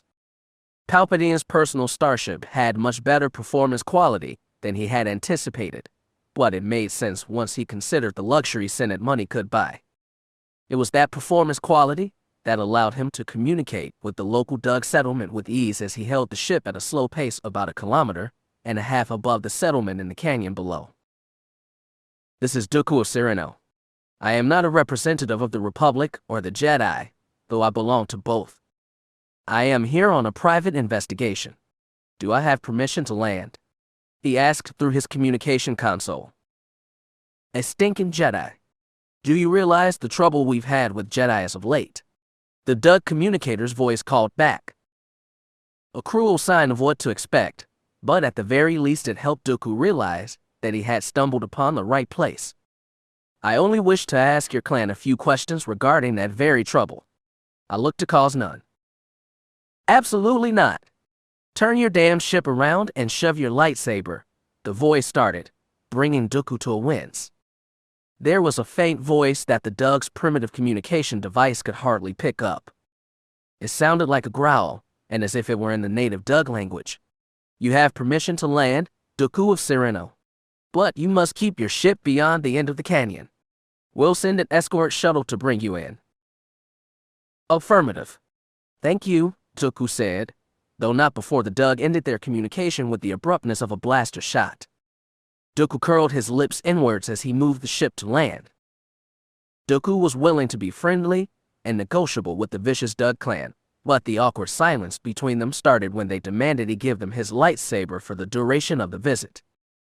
The pilot of the skiff held the hilt in a small lockbox next to the control console of the vehicle, and 4 armed Grand Guards stood aboard, their weapons aimed at Dooku the entire ride to the settlement. In compliance with their wishes, held his hands up the entire time, feeling the tips of his fingers go cold as a result. But once the ride ended, and Dooku could see more clearly the controlled fire that raged in the middle of the settlement, he stepped off the skiff and finally lowered his hands. 3 of the 4 guards remained behind him, their weapons pointed and ready. Dooku could feel their anticipation, but he found it gratifying to not feed them. The 4th guard led the group towards the fire. It was early morning on Malastare, it seemed, and those of this particular settlement who were awake looked exhausted. It was a curiously skewed mix of Dug and Gran, 2 species which Dooku knew were mortal enemies. But perhaps somehow, this village had found a way to move past the feud. The armor they wore was unpolished and rather shoddy, as if made by incredibly amateur blacksmiths. The various towers and keeps that made up the buildings of the settlement seemed unwashed and ancient. But one structure in particular obviously stood out, the giant, steel-near cube built into the right canyon wall far above the ground. It was clearly a structure with a separate purpose from the rest of the village, but Dooku could not decipher what that purpose would be. He could barely make out a squadron of armed guards on his entry platform guarding away. And with that in mind, he scanned the entire village and found many of the towers' interconnecting bridges adorned with snipers, their weapons presumably aimed at him. Dooku anticipated Malastare to be a bit more lenient towards the presence of a Jedi, but it was clear that, if Komari Vosa had been here, something very alarming must have taken place. The leading Grand called out and dug to a Dug near the fire, warming his hands near the flame. He wore a maroon garb around his built body, and an accompanying jingling headpiece whose 4 arms fell below his jawline. Dooku of Sereno, he said as he turned. Yours is a familiar name to me. Is that so? Dooku asked. Indeed. Your father attended the Malastarian Tricket Padres nearly every year in secret. We'd have a private booth, safe from the debris but close enough to feel the heat of the explosions that claimed the lives of the most unfortunate racers every year. I see. As you might guess, I never knew much about my father, Dooku told him. And his circle never knew much about him. The Dug crossed his arms. Lower your weapons. The 3 Grand Guards did so, though Dooku sensed their brief hesitation. Forgive me, Dooku of Sereno. My name is Sebulto. This is my empire. He gestured towards the entire canyon. Your empire? Dooku asked to clarify. Perhaps settlement is more appropriate, on second thought, Sebulto said with a sly smile. It was obvious the Dug was hiding the true purpose of this place from Dooku, but he didn't particularly care at this point. Will you sit with me? Sebulto gestured to 2 crude chairs that sat at a comfortable distance from the fire. Of course, Dooku obliged. He followed the Dug and took the chair to the left of him. The Grand Guard stood close. Leave us, Sebulto ordered. And without question or word, the guards left. Sebulto turned his attention back to Dooku and the fire. Curious that you use the title you do as opposed to Jedi Knight Dooku. In actuality, it would be Master Dooku, which would make matters even more awkward for me. But such honor comes with that title, does it not? Not to me? Not anymore, Dooku admitted with candor. I see. Are you a rogue Jedi, then? I wouldn't call myself that exactly. I suppose I operate without any such denomination, at least for now. That's not true, Dooku of Sereno, Sebulto pointed out. Don't underestimate the weight titles carry. Dooku of Sereno tells one something entirely different from Jedi Master Dooku. Then what is your denomination? Dooku asked. Sebulto, the Dug answered. Perhaps it doesn't mean or convey much to you. But here on Malastare, my name means everything. In a literal sense. Nearly. When children of the future ask if the Dug and Gran were ever friends, the history books will say Sebulto made it so. If they ask if Malastare was ever more than a warring rock, the books will say Sebulto made it so. If they ask if Malastare ever had an ounce of significance, the books will say. The Dug let Dooku finish the blank. Sebulto was it. The Dug laughed powerfully. So you see, Sebulto carries with it much more than just being my name. It's the legacy you create with that name. What kind of legacy will you create with Dooku of Sereno? Dooku stroked his chin and thought, I suppose I'm not sure yet. The title is rather new. Then you still have time, Sebulto assured him. While I appreciate the sentiment, I came here to discuss a particular matter with you, Dooku finally said. Ah yes. Speaking on the subject of rogue Jedi, Sebulto introduced the idea. So you've been visited by one recently, then? Dooku inquired. Just yesterday. And is that the reason for such intense security measures being enforced around your village? I assume this isn't a regular occurrence. My men wanted as such more than I, but regardless, your Jedi intuition serves you well. It has yet to fail me, Dooku commented. It was only then that he caught a brief smell of an odd odor that seemed to come from the fire. Who do you represent on this mission, again? Sebulto asked. Only myself. The Republic nor the Jedi Order know I'm here. Then it's safe to assume you know this rogue Jedi. I do. Then what's their name? Sebulto tested. Komari Vosa, Dooku confirmed. Ah, so that was it, Sebulto said incredulously. Did you ever discover her business here? Sebulto hummed in consideration for a brief moment. You seem an honest man, Dooku of Sereno. Especially nowadays. Then I hope you will continue your honesty into your answer to this question. Is Komari Vosa still a member of the Jedi Order? No. She hasn't been for about a year now. That's what I suspected. I wouldn't expect a Jedi Knight to perform the act she did. What acts, Sebulto? Dooku asked urgently. I nearly hate to say, Sebulto remarked, but I will for the sake of our mutual honesty. She slaughtered 19 of my workers. Loyal, good workers. But they're all just ash now, he lamented, gesturing to the fire. Dooku couldn't contain his horror as he peered into the flames to find that, within them, a macabre stockpile of burning flesh and bone laid. And I don't want your apologies if that's what you're about to prepare for me. It's certainly not your fault. Dooku tried to recall Komari's words to him in their initial vision to one another nearly 2 weeks prior. Our paths are now diverged forever, and you have created the ultimate warrior from your failures. Think of this as our final goodbye, your one last look at your biggest mistakes. And yet, the irony is that I am no mistake. I am the product of ignorance, of corruption, of darkness, your darkness, Dooku. How those words felt so correct now, as he remembered the chaos on Scipio through now, when he peered into the melting eyes of 19 dead men, who all seemed to stare at him as if in blame.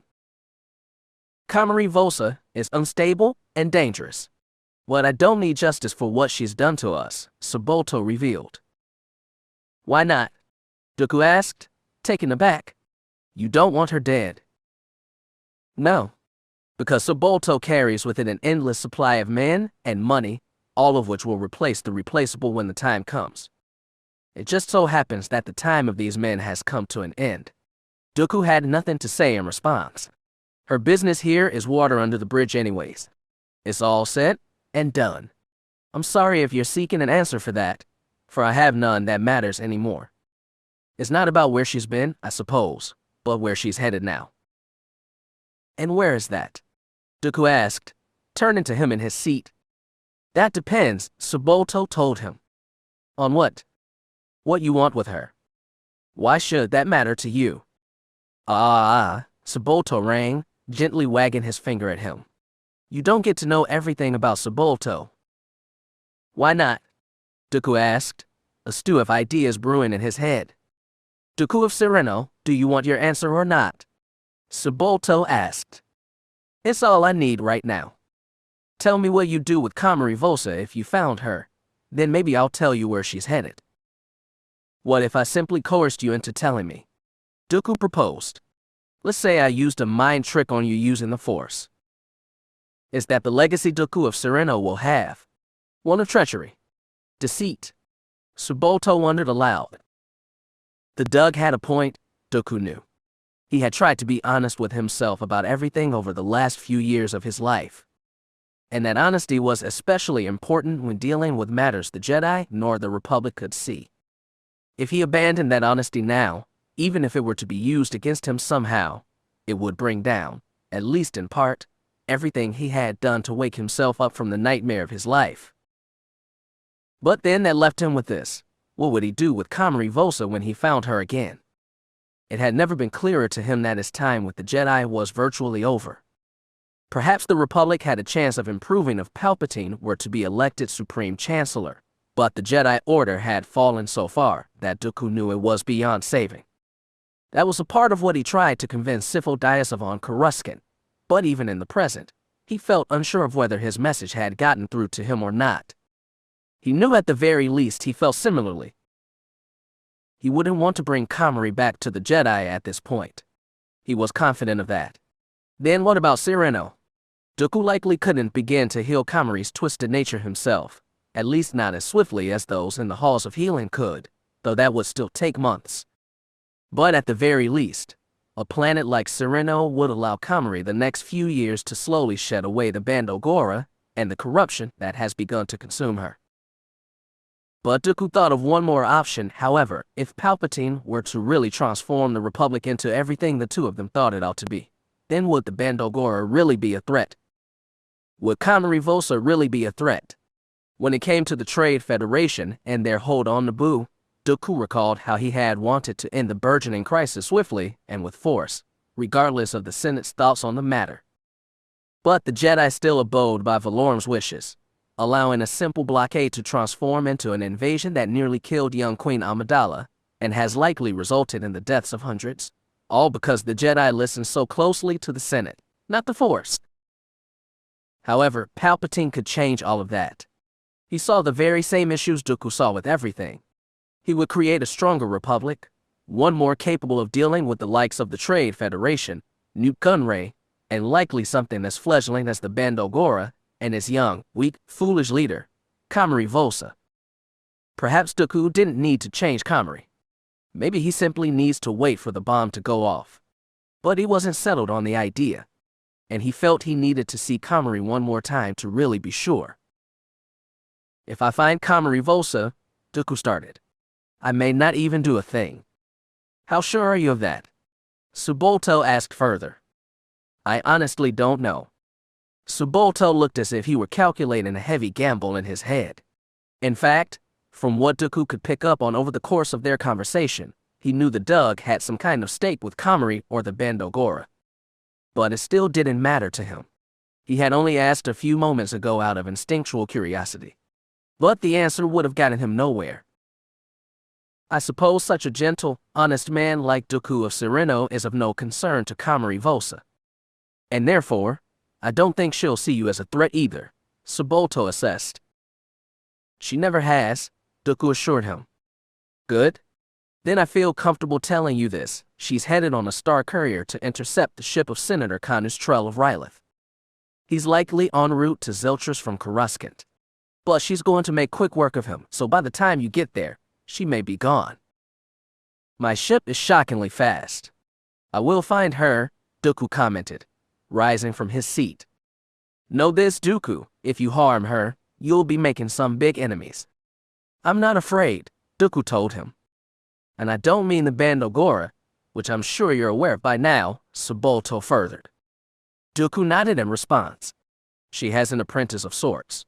Dooku stopped moving completely for a moment, then crossed his arms, a beckon for the Dug to continue. A young Zabrak, Kenshi, no more than 20 years old. He wielded one of her lightsabers and took at least 8 of my men with it. An apprentice, Dooku thought curiously.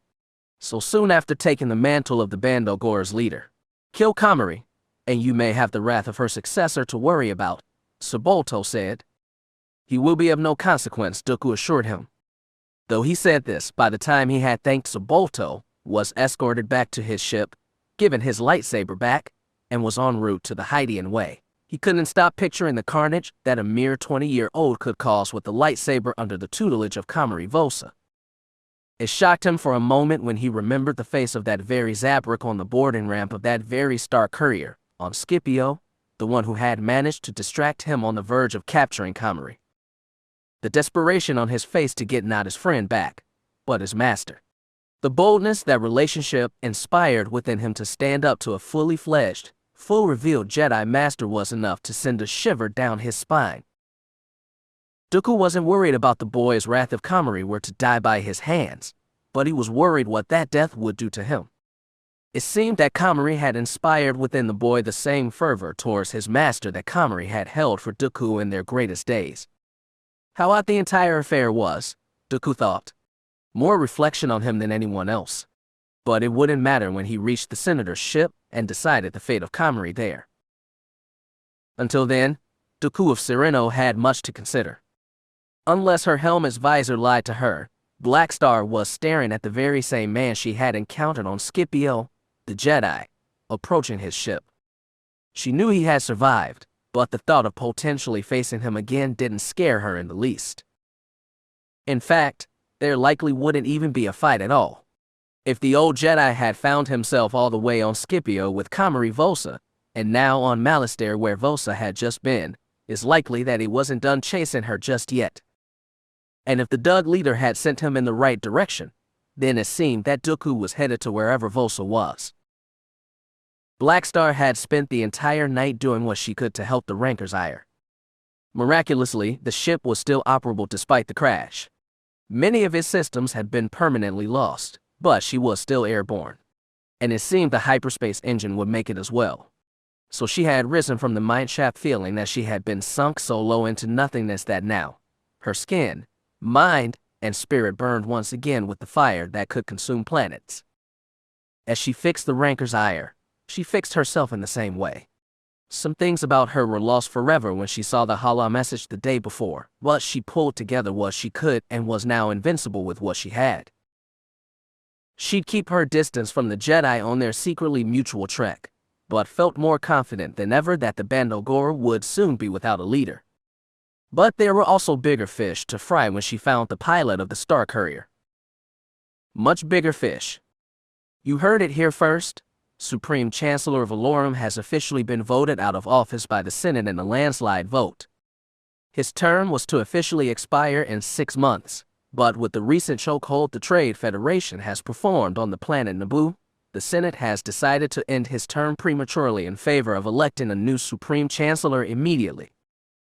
Rumors have been swirling for months regarding the Senate's picks for the candidacy, but it has officially been announced that Ainley team of Malastare, Bail Antilles of Alderaan, and Chief Palpatine of Naboo will be the 3 primary candidates of the senatorial election, which is to take place in 5 days. Furthermore, shut that blasted dribble off. The green-skinned Twi'lek yelled as he entered the room. His dark pink robe was loose and droopy, obviously acting more for comfort than any kind of functionality. Sorry, the blue-skinned Twi'lek replied, switching the holonews radio off with the click of a switch. I just wanted to hear what was happening with Chancellor Valorum. His deep, uneducated voice sounded melancholy. This is why we left, the green Twi'lek remarked, approaching his subordinate. I'm tired of the Senate right now. No matter who wins, I'm still gonna be where I'm at. Let Ta take the damage or spoils from who wins on Coruscant. We're still here, on a carking yacht, headed to the one planet in the galaxy where shacking up with dozens of beautiful women at a time is acceptable. Alright, you've made your point. You're spitting on me, his subordinate said, wiping his face in a particularly theatrical manner. What makes you think I care? The boss turned back towards the main window of the control room of his yacht, dubbed Dirty Girl. How long till we're back in hyperspace? Engineers say, the subordinate started as he checked the update log near the radio. They're still saying 20 minutes. They've been saying that for 30. Well, what do you want me to do about it? I want you to get off your lazy ship and see what the hell is happening in the engine room. The boss pointed towards the door he had come through moments earlier. The subordinate rose wordlessly and exited. The boss, Senator Canus Trell of Rylith, breathed deeply as he recovered from the outburst. He attempted to take in the serene white of the floor below him, contrasting eloquently with the black highlights that pierced the white in even, tempered strokes. The Dirty Girl was designed by a renowned starship designer from Corellia. Trell's attraction to the vessel was partially sparked by the designer's sixth sense of magnetic artistry, using colors and smooth transitional designs to convey whatever emotion Trell happened to be feeling in that moment. It was magical, moving, that the ship's interior always seemed to bring Trell where he needed to be just by looking at his finer details. Unless he was impatient. When the co-senator was impatient, as he was in this moment, nothing about the Dirty Girl would bring him back from his angry fervor. At least on Coruscant, he had a practical army of servants and droids to get him what he wanted when he wanted it. It was unfortunate that those luxuries had to stay on Coruscant. When he was en route between Coruscant and Zeltris, he was forced to be waited upon by limited resources aboard the ship and a personal staff that didn't seem to know the difference between the simplest drinks. And apparently, the engineers aboard the yacht didn't know what the hell they were doing either. "Sir," a voice called from the navigation pit in front of and below Trell. "What is it?" Trell asked, not bothering to hide his exasperation. "We have an unknown ship approaching on our aft." Kenshi had never seen such a fancy-looking ship before. The bar had been previously set by the Enigma, but the Star Courier had seemed so gross and worn out by this point that he didn't hold the ship in very high regards. In fact, Feroh estimated that the damage Enigma sustained on Mallister cost them an extra day of hyperspace travel.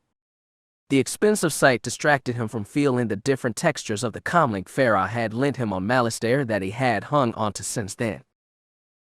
"This is definitely it," Komari assured him and Feroh, referring to the nearly immobile yacht. "Are you sure? Have you seen it before?" Feroh asked from the pilot's chair. "Quit it, Feroh," Kenshi ordered. "I'm just saying, kiddo, the High Priestess back there could be wrong, believe it or not. Maybe it's a ship full of Black Sun agents just baiting random pirates to loot them," Feroh mused. "Komari, what are you thinking?" Kenshi ignored Feroh and focused on Vosa. "Senator Trell won't be expecting us. We will catch him off balance," Komari predicted. "His protection will be standard minimal. We'll dispatch them quickly if they stand in our way. But otherwise, we go for Trell and finish him without question. Stain the halls with the blood of his men, then punctuate the slaughter with his own." "Slaughter?" Feroh asked. "Don't you want to tell him why you're here before you do it? Just so he knows. So he regrets." Kenshi worked out aloud. "No. I've never been more sure of anything than I am about this. Kenshi, Canis Trell is the traitor. The signs were in front of me the entire time, and it took me so long to see the truth. But I'm done wasting time on explanations and reasons. My revenge is beginning to spoil the longer I stand around only to learn that I'm in the wrong place," Komari reasoned. "Then let's finish this swiftly," Kenshi said. Komari nodded, a smile creeping across her face. "How am I going to help?" Feroh asked. Kenshi rolled his eyes at the intrusion. "After we board his ship, we'll need you to provide cover fire if we need it," Komari told her. "There," Kenshi said. "Does that work for you?" "How come I'm the cover fire on every stop we make?" Feroh jabbed. "I'm always the help." "Is this your revenge tour?" Komari asked. "It's to find his father," Feroh said, pointing back at Kenshi. "He came to me first, and I'm the blasted pilot." "If you take that much pride in being the pilot, then you'll love flying us to Kalma when this is over. Then you can slink away back to your distant, sheltered life in disguise, realizing once and for all that coming out of retirement just isn't for you, and that you're incapable of anything other than drinking and dancing yourself to death. Does that sound all right, Feroh?" Komari asked, crossing her arms. What startled Kenshi the most was that Feroh didn't reply. Not with words, anyways. At first it was silent. Then Kenshi could hear her stilted breath so quiet that even his attunement with the audible world had to work overtime to register it. It sounded as if she could be crying, though he wasn't sure what Feroh crying would sound like. There was the moment in the hearth of Onray, when she looked as if she were about to upon finding him in the Bando Gora fortress, but she had shown the utmost restraint in that moment. Kenshi closed his mouth, his gaze dropping to the floor of the cabin. Komari said nothing, her point in the air like the stars of real space. Kenshi looked up as the Enigma was gently maneuvered, upside down to its target, by her pilot to the belly of the yacht, whose size nearly quadrupled that of the Star Courier. It magnetized to the ship with a rock that jolted all three of its passengers. A series of small clicks emitted from the cargo bay, where Kenshi's attention was then drawn. A discreet hatch was primed to open in the floor there, evidently linking with the service port on the yacht. "We need to move," Komari said as she stood from her seat and approached the hatch. "Kenshi, I'll take both my sabers this time." She approached the weapons locker, opened it, and threw him the EE3. "It's time to shine." The Zabrak initially smiled, but was pulled from the feeling when he realized Komari was the one giving him this permission, not the one whom the weapon actually belonged to. Somehow, even though he had come to trust Komari with his life, the act of her giving him Feroh's gun left a sour feeling in his mouth. "You two prepare if you need to, but I need to get us started. If they jump to hyperspace, we're in trouble. I'm going after the engines first. It shouldn't take long." "Open the hatch," Komari commanded. Feroh pressed a button without a stall, argument, or word, opening the hatch and allowing Komari to gracefully climb through. Kenshi finally stood and approached Feroh at her seat, who held both her hands over her face. He pocketed the comlink he had been fidgeting with for the last few minutes. "Feroh," Kenshi said, "we need to go." Silence. "Look," Kenshi groaned briefly. "What's wrong with you? Why can't you just trust that Komari is just as good a mentor as you? Why can't you trust her with my life? I don't care if my eye is swollen. It still works." Feroh remained incredibly still besides placing her hands over her face. "But when I think about it, I guess I'd be lying if I said I didn't sort of understand how you feel. I haven't really said a word to you that wasn't angry for the last few days. I mean, just over a week ago, we were there on Coruscant, getting to really know one another. I haven't been meaning to throw all of that away. But it seemed like you were resisting so much. The idea of someone like Komari just felt refreshing to me. It doesn't mean I think you're old news, though. I promise," Kenshi said, gently placing a hand on his his friend's shoulder. Feroh's shoulders began shaking, and she removed her hands from her face to reveal that she wasn't crying underneath, but laughing. She stood up and hugged Kenshi abruptly. "Thank you, Kenshi." She broke the embrace. "What? None of that matters." "What? Why?" Kenshi asked crossly. "Did you hear what she said? About Kalma?" "What's Kalma?" "It's one of the 20 moons of Bogdan. That's where your dad is, Kenshi, and it's here in the inner realm," Feroh said, her smile feverishly wide. "So? What do you mean, so?" I nearly laughed out loud when that Karkin idiot left the Enigma just now after revealing the location of her hideout. "Kenshi, this is our chance. We don't have to kill the Senator.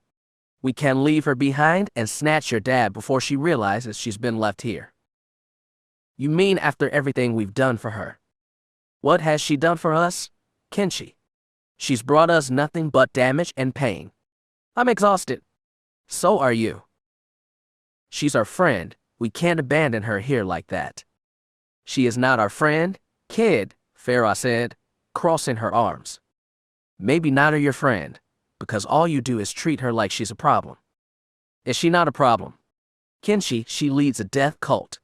She's using you. The biggest problem is that I don't know why yet." "You're just jealous of her," Kenshi snapped. "You're jealous that she's young and powerful and is actually capable of getting what she wants, not just running away from loneliness and filling the void with violence." Kenshi turned and ran to the hatch with the EE3 in his arms before Feroh could stop him. He grabbed the crude welding mask he had worn on Tatooine that he had left in the cargo bay along his sprint. She called to him, but he ignored her words and found his senses more attuned to the tears welling in his eyes as he unwisely leapt through the hatch, leaving the Enigma's gravity pull and transitioning into the yachts. He jumped from one floor and was slammed to another after reaching a brief height of his initial jump. But once he oriented himself, he rose to his feet and sprinted away from the hatch. Back aboard the Star Courier, Feroh had already donned a third of her suit in a preliminary pregame session an hour earlier, but moved to complete her ensemble in a rush. When she was fully suited, she holstered her DH-17 and placed her Teal QC-99 shotgun on the magnetized pad on her back. Finally, she placed the Enigma's keys in a pouch on her belt. On her knees, she crawled through the hatch and into the yacht. The hallway she entered was well lit. Its floor was carefully designed with intertwining stripes of white and black material, performing its patrol dance from the floor to the walls to the ceiling above. However, as if to offset the hypnotic beauty of the yacht's interior, the hallway's odor then pierced her helmet's air filter. It was a wickedly familiar smell to her, one that indicated a quick, violent end of life. She followed the smell down the hall leftwise, only to cut the corner and find the smoking corpse of a pale-skinned Twi'lek. But what struck Feroh the most was that his injuries came not from two lightsabers, as she had expected, but a blaster. The engineers had been equipped with stun blasters, and Komari had guessed this neutered defensive measure was to protect the delicate machinery of the engine room than any kind of purported tactical advantage. There were 10 in total, and they all seemed to be hard at work repairing the hyperdrive. She had entered only a minute before, and had already whittled the number from 10 to 3. The remaining 3 had moved to the upper level, firing from a banister. With both her sabers, Komari blocked the onslaught of blue ring stun shots that came propelling on her. She needed a small break from the fire to find a closer position to finish them from. 2 rings had already struck her earlier in the altercation, bringing an intense wave of exhaustion with them. But as long as she was standing, the fight wasn't over yet. With the stroke of luck, one of the engineer's blasters apparently jammed. Though it was a brief window, barely 2 seconds, it was enough for Komari to perceive and act. She dove straight into the air, performing an arcing lightsaber throw when she found herself parallel with the height of the balcony they stood on. She used the force to send the blade twirling through their throats, the hilt coming faithfully back to her hand. The engineers fell in sync, a beautiful performance signifying the end of their lives. Komari nearly floated back to the ground. She had meant to drop down without flash or show, but realized she could float. It was a feat she knew Dooku was capable of, and a few other Jedi Masters.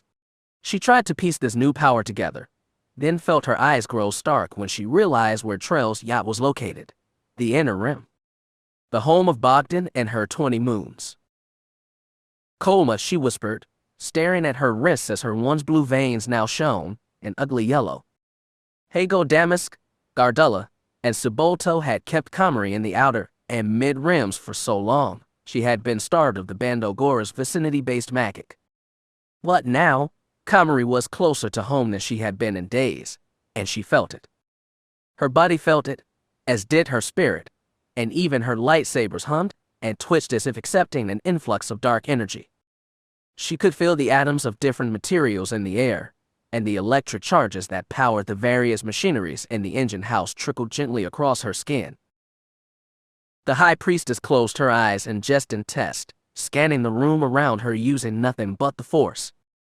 She saw everything as if her eyes were open, nearly touching the contours of the engines, consoles, corpses, floors, and walls with her spirit alone. The sensation was intense, and would have quickly overwhelmed any lesser being than she.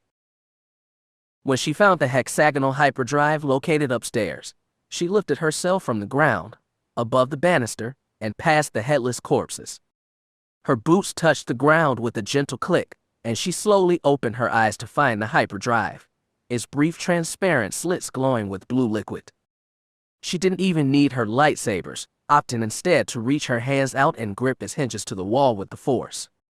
She clasped them tight before she pulled, and felt the device slowly detach from the wall. Finally, she reached the climax of her grip and tore the device out in its entirety. When she held it in the air, it felt nearly weightless. She cackled as she stepped aside and flung the engine across the room, against the high wall opposite the balcony. The force with which it struck the wall caused the engine to explode, a fiery blue cacophony of flame and unique odor that indicated its destruction. "Sir, Our hyperdrive is down completely and our engineers aren't responding, one of the pit crew called. Trell stepped towards them. Show me a feed of the engine house. The same engineer activated the small monitor that sat at the top of Trell's vision, right above the rim of the main viewport of the cabin. Trell placed his hand on his chin as the silent footage finished its brief cue-in interlude and began transmitting. It portrayed the engine house in its entirety, though only from one stationary angle. The room was in flames, sparks flying across scattered debris and corpses that lined the room.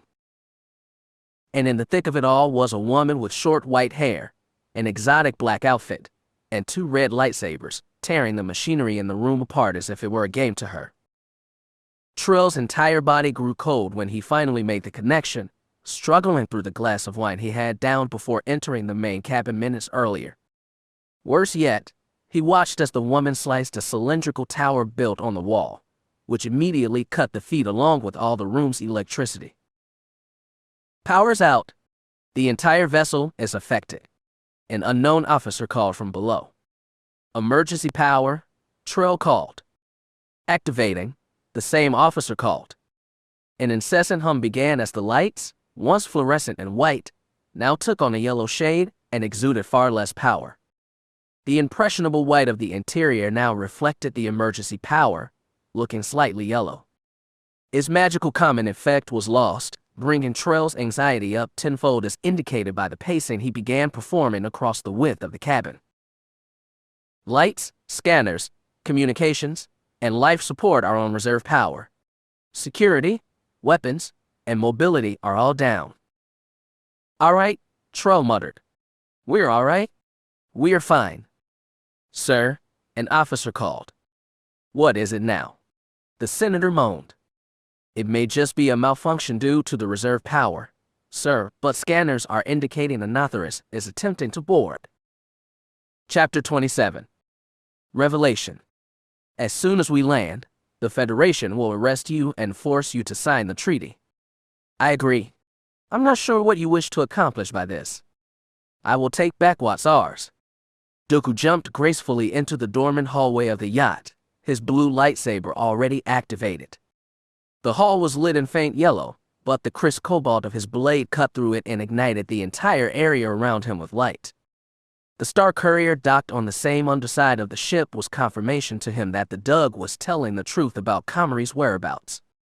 But still, he reached into the Force in an attempt to abolish any doubt he felt inside. And sure enough, somewhere in the bowels of the ship was a presence that was lit aflame with darkness. It stood out heavily among the other life forces he felt aboard, and the answer was obvious.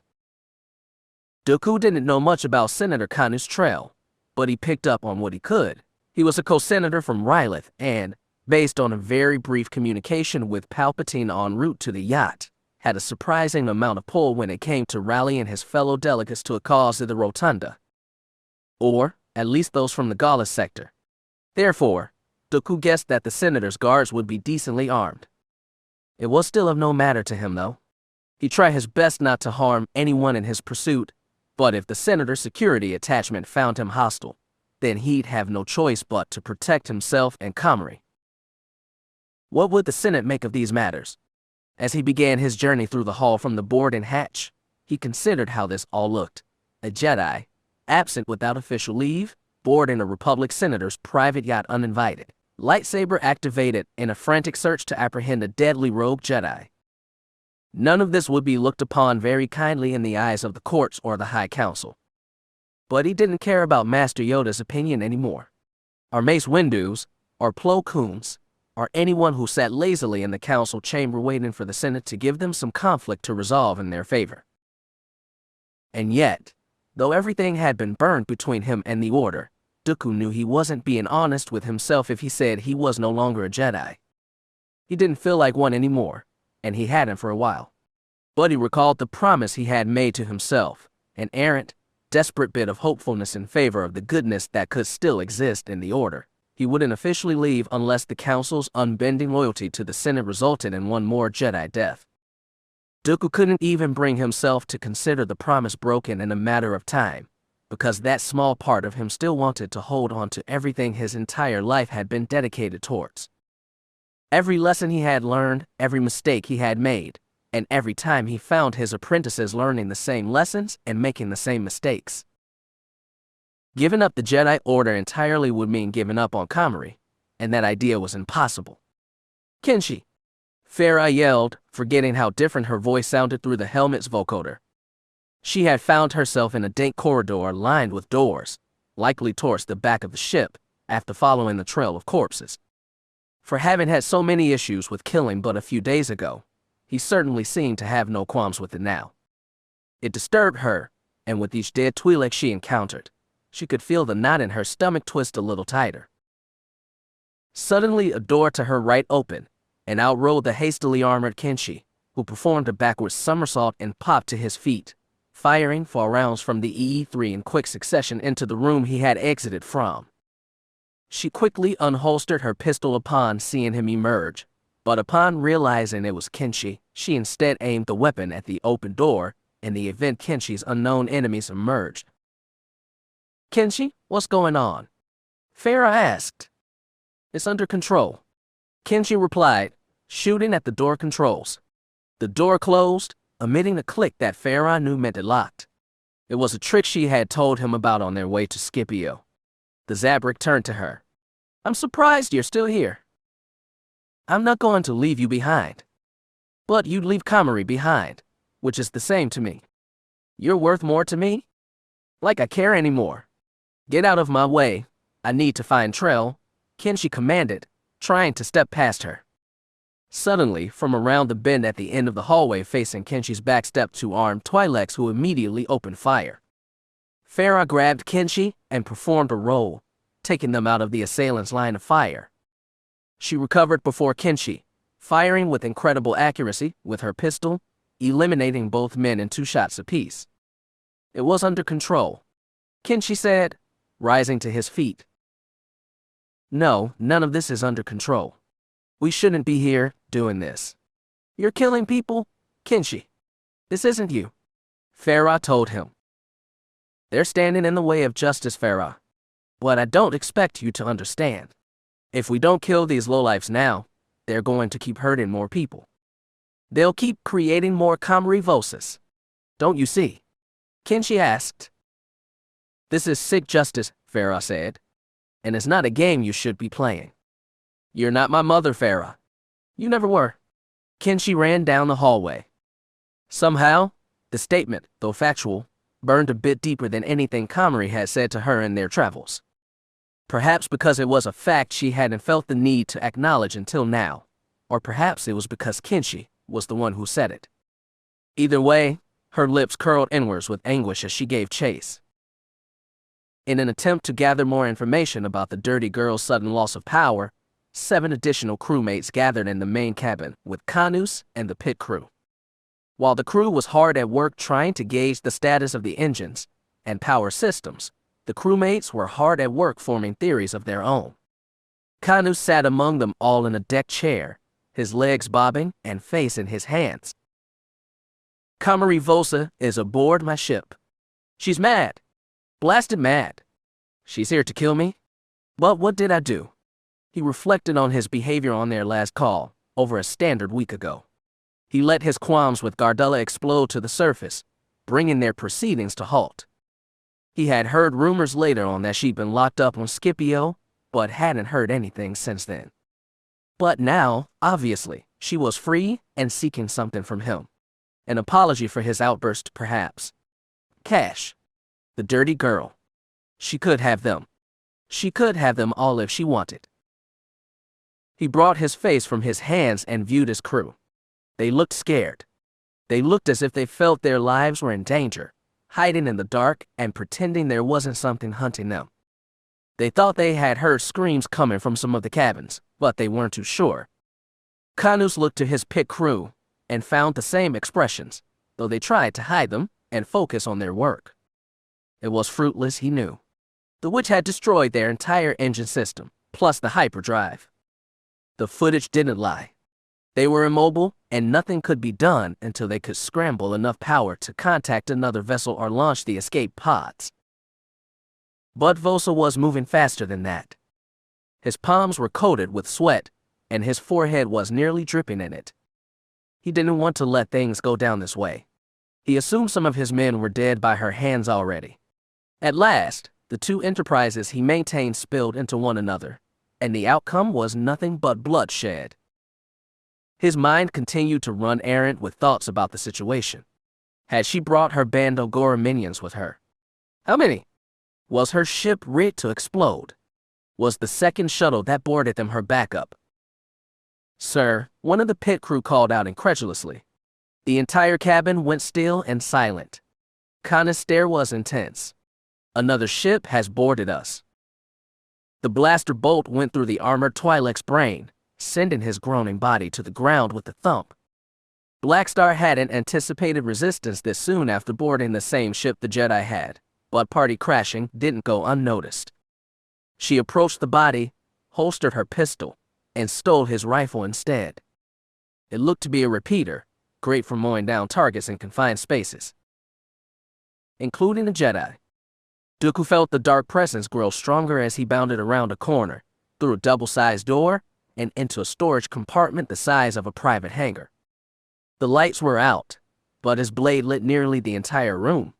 What the blade illuminated was empty space, but he slowly approached the corners the light couldn't reach. "Komari," he called brashly. "This chase has come to an end. You've run from your destiny long and far enough. I'm going to bring you back to your senses, even if you tried to kill me for it."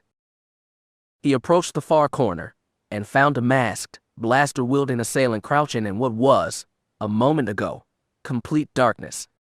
The blaster was aimed at Dooku, and the Jedi felt his intent to fire. He quickly grabbed the rifle with the force, snatching it from his hands and tossing it across the room. The assailant had such a tight grip on the weapon that his removal brought him to his hands and knees on the ground. Dooku saw the top of his head adorned with horns, evidently a Zabrak. The apprentice, Dooku thought.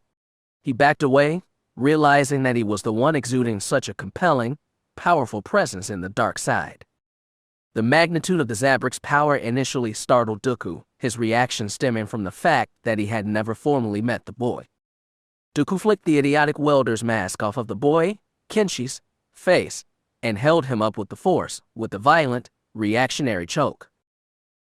"I should kill you, the boy," Dooku growled, "and end the Bando Gora for good." Kenshi said nothing, gripping his throat in a confused fervor as Dooku pulled his blade back.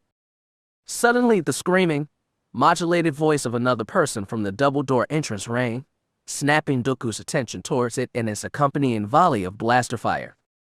Dooku let the Zabrak apprentice fall to the ground, deflecting every blaster shot that flew towards him. He gritted his teeth against the warrior's fury, feeling the dark side radiate from all around the three of them there in the room. Suddenly, the blaster fire stopped, and the warrior sprinted at him, unsheathing a knife, and transitioned into a lunge. Their strikes were distracted, unfocused, unwise. Dooku avoided every one of them, though the warrior's speed kept Dooku on the defensive, not allowing him a chance to strike back.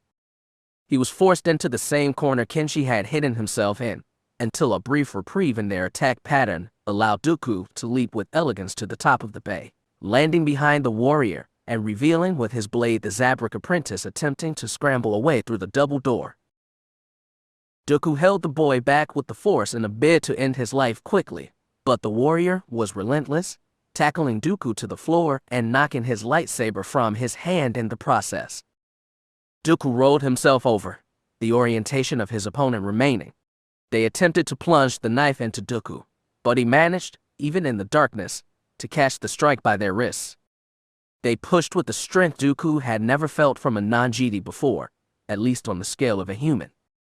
Though Kenshi was indeed the source of the presence Dooku felt aboard the ship, this warrior's dark force energy was startlingly impressive. Yet, Dooku could match that strength and darkness, bringing the warrior to a standstill, the blade between them. "I won't let you hurt him," the warrior said. "You'd risk 1,000,000 lives otherwise," Dooku remarked, audibly struggling to keep the blade where it was. But with a final push from the force, he sent the knife's butt into the warrior's helmet, hearing the visor shatter and the warrior groan in anguish as they fell to the ground. Dooku quickly stood, bringing his lightsaber to his hand with the Force, and activated it to perform the killing blow against the Zabrak. But as he viewed the floor remaining between him and the bay door, he found nothing. Without a word, Dooku sprinted out of the exit. There he sat, Kanus Trail, Senator of Rylith. Kanus Trail, a favored regular in the pleasure houses of Zeltris. Kanus Trail, a leading voice for the Gaullist sector in the Senate. Kanus Trail, the ultimate poster boy in the rags to riches story, a pauper on the streets of Labyrinth to a member of the Galactic Senate, a story written through hard work, dedication, and sacrifice. But how much more was he willing to sacrifice? He wondered as he sat in his chair, the tempered theorizing among his crew turning more into bedlam by the minute. Could he sacrifice the man who stood before him now, whose lives have now been put in jeopardy because of his decisions? Could he sacrifice his ship, his prized possession that had beat the drums of ire among his colleagues? Could he sacrifice himself? The thoughts all scared him in tandem, with equal weight to each. Kanus Trail was a coward. A slimy, treacherous coward, whose reputation reflected as such. Looking past his paper-thin, inspiring story about his ascension to politics, Kanus Trail was nothing. And yet, when faced with certain death at the hands of a woman who had blackmailed him and plenty of other senators whose hats were in the Bando Gora ring, a woman who had irreparably destroyed his ship, his men, and added plenty of secrets for him to keep from his circles, Kanus Trail felt brave. He had who he had with him in this cabin, from his terrified friends to the aide in the pit crew who couldn't have guessed that they'd find themselves in such a blasted terrible situation on a routine trip to the Inner Rim. It wasn't fair to them. None of this was fair. But that's the nature of life in this twisted galaxy, he supposed. But how twisted would it be, he thought to himself, feeling the green return to his face at last if we defended our turf. The thought was foreign, alluring, and sexy, but deadly and terrifying at the same time. But he couldn't deny the rush of blood he felt when the idea of seeing this defense through played out in his mind. He rose from his seat. Listen up. This call grabbed the attention of everyone in the room, even the pit crew, who had long since been hoping for some kind of distraction. This was supposed to be a routine trip to Zeltris, but it's turned into something else. A living nightmare, one of his crewmates exclaimed. Only if we let it become that. Men, we have our blasters, and it's not like we're going anywhere anyways. Our only option is to fight. Fight until our ship is secure, and there's nothing but the loyal crew of the dirty girl left standing. The crowd was filled with a feverish mix of anxiety and joy. They had an idea now, a goal that they would work to achieve. Perhaps in times of crisis, Kanus thought, a solid plan can change everything. He smiled. Anything that isn't one of us, I want dead on sight. No survivors, no prisoners. We're going to retake the ship and prove to these scumbags that sometimes the galaxy bites back. The crowd all cheered as they readied their various weapons. Even the pit crew climbed onto the deck and joined the fervor. Kanus had never felt happier that he had managed to avoid the contraband checks Republic security continually tried to subject his ship to. How his slyness had come in handy now.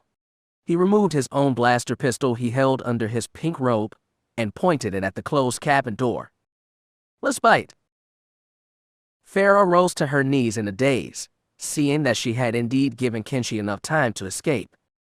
She breathed hard, taking in the fact that the Jedi strike had shattered her helmet's visor. She was now without his advantages, making this mission even more difficult. After recovering her knife, pistol, and the EE-3 Kenshi had stupidly forgotten, she exited the bay and panned around the corridor, only to find an empty space. She went right. Blackstar mowed down a trio of Twi'leks, reacting at the sight of them before they could even fire a single round. Blood poured from the mouths of the carcasses, staining the white floor and nearly her boots, as well as she stepped over them and into a small conference hall where an obese, drooling crewmate was asleep, his face down on the table. Knowing her two targets were aboard the ship somewhere, she ignored the fat lump and continued on. Exiting from the other side of the hall, She looked to her right when a door double the size of the vessel's regular doors opened, revealing a group of, she estimated at a glance, 20 armed Twi'lek soldiers. They were led by a green-skinned one in a pink robe who, upon seeing her, gave his men the command to fire. Blackstar fired as the squad did, her shots a wide spray, and theirs only existing in particulars and singles. She managed to knock one of them to the ground before deciding their offensive was too hot. She sped back into the conference hall, letting her weapon cool as she prepared a thermal detonator. Careful. He could be hiding to trick us. Keep your distance and wait. A voice ordered, presumably the leader. Damn, Blackstar thought. This could be a challenge. She unprimed the grenade and headed back through the conference hall the way she had come. Kenshi entered an unlocked quarter, whose door revealed the room to actually be a large kitchen. The dim lights didn't reveal any inhabitants among the maze of preparation tables and culinary machines, which gave him enough assurance to sprint towards a white counter near the entrance counter that held a filled knife block on its surface. He removed the largest one from it in desperation just seconds before the very door he entered through opened. He dove underneath the table opposite him, trying to still himself as he felt the 3 walls of the table's underspace shield him. Dooku entered the room, which he found to be a kitchen of sorts, his sincerity of intent reflected on his face. He scanned the length of the kitchen, finding the boy's lead had not been far enough for him to cross the room to the alternate door, at its far end in time. He concluded the boy was somewhere inside, and he wouldn't be surprised if the Zabrak urchin had managed to procure another blaster or weapon. Gently, he stepped towards the maze of bare counters as opposed to exiting the room entirely. His sense of tracking the boy through his presence in the Force was lessened by the energy he had expended against the masked warrior from earlier. But he also figured it wouldn't be difficult in the slightest to find the boy in such a confined space. "You might as well reveal yourself, boy," he called. "There is nowhere to run. I will save your master, Komari Vosa, but you are far too gone to be treated the same." He heard a slight rustle under a table slightly ahead of him. "The destruction of your empire will happen before you've even touched it." He raised his blade and swung at the deep table in question. It split in half at the top, sending sparks from his newly manifested halves. The Zabrak crawled out from under his hiding spot, with determined speed, attempting to rise to his feet when he had gotten even a whiff of safety from Dooku's blade. But his attempt failed, sending him to the floor again. He turned on the floor and pushed himself across the smooth kitchen tiles with his feet, his hand near his face in a pathetic act of protection. His other hand held a simple kitchen knife. "You're a Jedi. Why would you do this?" he asked. Dooku quickened his approach, pointing the blade at Kenshi's face. "I am no Jedi." "If you're no Jedi, then you're the most foolish Force user I've ever faced," a voice called from the alternate door, which the two found themselves near by way of their crawling pursuit. Dooku looked to the voice, only to see the creeping image of another armored figure. His stomach, still bandaged, clenched when he recognized the figure as the warrior from Scipio. They pointed a blaster rifle right at Dooku. "Ah, so we meet again," Dooku mused. "It appears so," they said. "Was one attempt on my life not enough?" the Jedi asked. "It wasn't," Blackstar said. "I'm hungry for more. You and your friend, Komari Vosa. Have you found her?" the Jedi asked, not hiding his genuinity.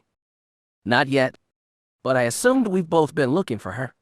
I suppose I'm lucky I got stranded on Malastare long enough to see you leave. And I was right when I guessed that all I had to do was keep my distance and let you lead me right to her," Blackstar explained. "You are no match for her, and most certainly not me," the Jedi laughed. "I'd say recent events say otherwise," Blackstar said, preparing to fire before the door at the opposite end of the kitchen opened. It entered another armored figure, their visor broken, and body evidently weary from the way they carried 3 guns at once. The bigger fish. The sight of her sent tingles of pain through her body, but they only straightened Blackstar's back as she and the Jedi both turned their attention to the figure. "Kenshi," she called, removing and dropping her helmet when she found it prevented her voice from being heard. "Kenshi, don't move." Black Star started. So there you are. Here I am, she said, aiming her rifle at Black Star. Kenshi saw that Dooku was now distracted by two armed threats, one in Feroh and one in this new figure.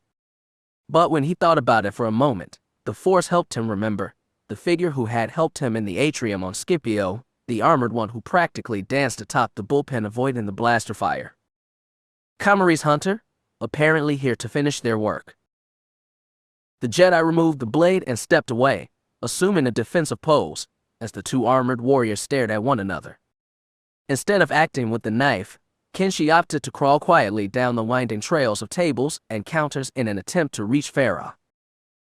I didn't know it was you on Scipio, or else I would have been much more hasty in starting what's about to happen, the hunter called out. And I didn't think it was you on Mallister either, though I should have known from your piloting skills. You were always so flashy. Cut the nonsense. I don't know who you are. Feroh yelled, the kitchen becoming an amplifier for her voice. It startled Kenshi, briefly pausing his cautious crawl. But when I was down in that pit, dead in every manner except the physical, all it took was seeing your face again to bring me back from nothingness. The face that, a lifetime ago, I knew would always find me with a smile. It let me know that I was going to be all right. The hunter chuckled.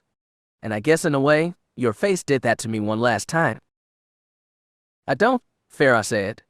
I don't know what you're talking about. Her voice cracked upon crying this out. You know perfectly well what this is. You know perfectly well who I am. The hunter gently reached for their helmet and removed it with a small hiss of air. She had brown skin, though the melatonin had worn off in multiple spots that revealed incredibly red, damaged tissue and scarring that was dotted with blisters, evidence of severe burn wounds attempting to heal. She had no hair either. Her nose looked as if it had been cut off entirely, only the crater where it had once been, with two horrifically revealed nostrils punctuating it. Her eyebrows looked as if they had struggled to grow back. And her eyes. Dahlia, Feroh whispered, dropping the rifle as her hands unclenched. The hunter smiled. That's a name I haven't heard in a long time. I forgot it was even mine for a while. Her voice was weak, as if her lungs pushed air, and she formed the words, but there was little volume among the entire orchestra of her body. It can't be, Feroh whispered, her lips quivering. You were dead. In a way, I did die, Dahlia replied. But I was reborn on that very same ship. The last second I saw of your face before the doors closed was the last second I felt myself exist as a person, until now. Kenshi bravely peered up from under the counter. Feroh, what's going on? Who is that? Feroh, Dahlia asked, bringing Feroh's teeth to clench. That's what you're going by now. Do you remember who came up with that alias? Feroh. What's happening? Please, Kenshi cried out. Let's shed the layers of aliases and theatrics in the court of one another, shall we, Mavis? Dahlia asked. And finally, the last ounce of color that was in the body of Feroh drained. Feroh, are you hearing me? Kenshi asked, slamming his hand on the table when he realized she wasn't moving. Dahlia looked at him briefly. Who is this, Mavis? A protege of sorts, the Jedi spoke from a layer of tables behind him. I thought his loyalty was with Komari Vosa, but it appears he is loyal to Mavis here too. Kenshi turned from his crouch to see the Jedi smiling wickedly at him. He turned back. Just leave her alone, please. You've taken on another already, Mavis. I always wondered if you would just retire, or perhaps continue the job in some form or another, Dahlia said. Leave him out of this, Feroh growled. Oh, I'll do no such thing, Dahlia said as she approached Kenshi. Feroh primed her blaster pistol straight from his holster. Step back, you bastard. Kenshi could hear the Jedi prepare his lightsaber for a possible shot as well. Would you relax? I only want to share a lesson with your apprentice, Dahlia mused, turning to Kenshi. And besides, we both know you won't shoot me. And the old man here seems to be enjoying this display of theatrics. For now, the Jedi mused. Do you know who your mentor is? Really? Dahlia asked Kenshi. She's Feroh Tara, a private investigator, Kenshi explained slowly, suddenly feeling the pressure, being centered between the hunter and the Jedi on either side of him. A weak backstory, I'd argue. There's a bit more to it. No, she wouldn't lie to me, Kenshi argued, looking at Feroh for support. A naive outlook on life, I think. I wish I could still afford that, Dahlia said. But age and experience come with price tags, Kenshi. And your friend has forced me to pay nearly everything. What do you mean? She gestured to her face. Do you see my face? My nose? My scars? My armor? I lost it all because your mentor made one indulgent choice. She left me behind. But only in the physical, right? What? Kenshi asked. Dahlia turned back to Feroh. I know you, Mavis. I know you better than anyone. Even 12 years later, I'll bet I still know you. Your shallowness that you pretend is canceled out by the generosity you have towards those close to you. The hatred you have towards everyone that you ignore because you love your friends and yourself so much. The loneliness and detachment you experience, the feelings you wish you could get rid of by holding people like Kenshi so close to you. But where was that love for me? I did love you, Feroh said. But not enough to save me, Dahlia lamented. Feroh had no response. You see, Kenshi, you're growing so close to her because she's infectious. You find yourself so deep under her care and love, but you don't expect that when it matters the most to her, she'd drop you in a heartbeat. I learned that the hard way. I don't want that handsome face of yours to end up like this, she pointed at herself again. Feroh, Kenshi said, holding back his tears but allowing confusion to take his place. Is that true? She took a moment, but eventually formulated her response. Kenshi, you know I'd never lie to you. But you've been hiding this from me. She was a skeleton in my closet that I thought I wouldn't have to worry about anymore. She wasn't supposed to affect you, affect us. So what am I to you then, Feroh? Mavis. Am I just a chance for you to redeem yourself? Am I the key that'll let you finally move on from her and make you feel like whatever happened between you two never happened? You can't undo this, you can't undo her, Kenshi explained as he pointed at Dahlia. I never meant for any of this to happen, Feroh, now Mavis, cried out, finally lowering the pistol. Kenshi, I'm so sorry. How you dropped Dahlia and left her to die on a whim, how you do the same to Komari. What's the level you have to reach to do that to me? Kenshi asked, now fully standing. How many times have you considered leaving me to die on this trip because you didn't think I was worth it? Tell me.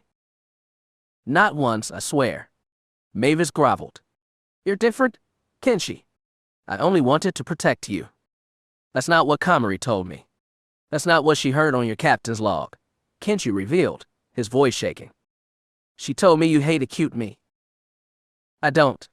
Kenshi, I don't. You're like my son. Mavis cried. Just how I was like your daughter, Dahlia pointed out. Kenshi, please believe me when I tell you that Komari is lying. She's been lying to you. Please listen to me. Please trust me. Feroh held out a hand to Kenshi, an empty attempt to bridge the gap between them that had never been this wide. All it took was a brief look at Dahlia for Kenshi to make up his mind for the final time. But the weight brought him to tears as he revealed his conclusion. I can't trust anyone anymore, Feroh. Why does this galaxy want to beat me down so badly? Why does it want to lie to me, betray me so often? You know, the closest thing I've felt to comfort this entire trip is when I'm with Komari. When she tells me everything will be okay, and helps me protect myself. How can you say she's lying when you've been waiting for the right moment to benefit from my death? Why should I trust you? Any of you? He exclaimed, gesturing around the room. I see now that Komari was right about everything. There's no love in this galaxy. There's only greed and lies and disgusting people around every corner. We might as well burn it all down. Burn it all down. Kill them before they can kill us. Kill them before they can kill me. Kenshi's face was hot with tears as he screamed the words at Mavis, not bothering to pay attention to the spit that flew from his lips. The fall remained quiet for a moment before the old Jedi broke the silence. Grand theatrics. Quite a show. But now that the narrative has run its course, it's time to leave. He plunged his blue blade through Kenshi's solar plexus, the cobalt streak reaching the air in front of him and wringing a dry moan from his throat in the process. Feroh screamed, and Dahlia remained emotionless as she took a step back.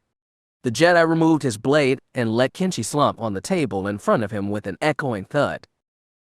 You've proven nothing today but the need for the Bando Gora's destruction, young Kenshi. Perhaps I can save Komari Vosa, but not a mind so young, yet so corrupted. Feroh unleashed a hellish, anguished yell and fired the EE-3 after holstering her pistol and picking the carbine up. She shot at the Jedi, who blocked every shot with his blade. Dahlia grabbed her helmet and replaced it, only to take a shot at Mavis. Her armor absorbed the bolt, but sent her stumbling. Her attention was focused on the Jedi, who continued to block every shot as if it were nothing. Blackstar shot again at Mavis, and again after that. Mavis fell to her knees at the 2 shots, her armor failing to protect her from 2 bolts in such quick succession. She groaned in agony before finally bringing her onslaught to a halt, scrambling out of the door through which she came. Kanus opened the door to the kitchen with caution after hearing the commotion taking place behind it. When the door hissed with function, he backed away to the strength he found in his group of comrades who all trained their weapons at whatever dwelled inside. The door slid open and revealed a spectacular sight. An armored warrior knelt on the ground near the door firing an ocean of bright yellow pellets from his wrist gauntlet at an old, shortly bearded man who stood atop the counter opposite him, defending himself with nothing but his outstretched hand. Sick him! Kanus yelled, the group's fire beginning with anticipation and primarily aimed at the old man, whose telekinetic power seemed to disturb and intrigue them the most. The men aboard the Dirty Girl were no scientists, however, and intrigue regarding whatever power allowed the old man to diverge a wave of deadly pellets took nothing from their instinct to destroy whatever threatened them. The old man, upon seeing the intrusion, activated a bright blue weapon, a lightsaber.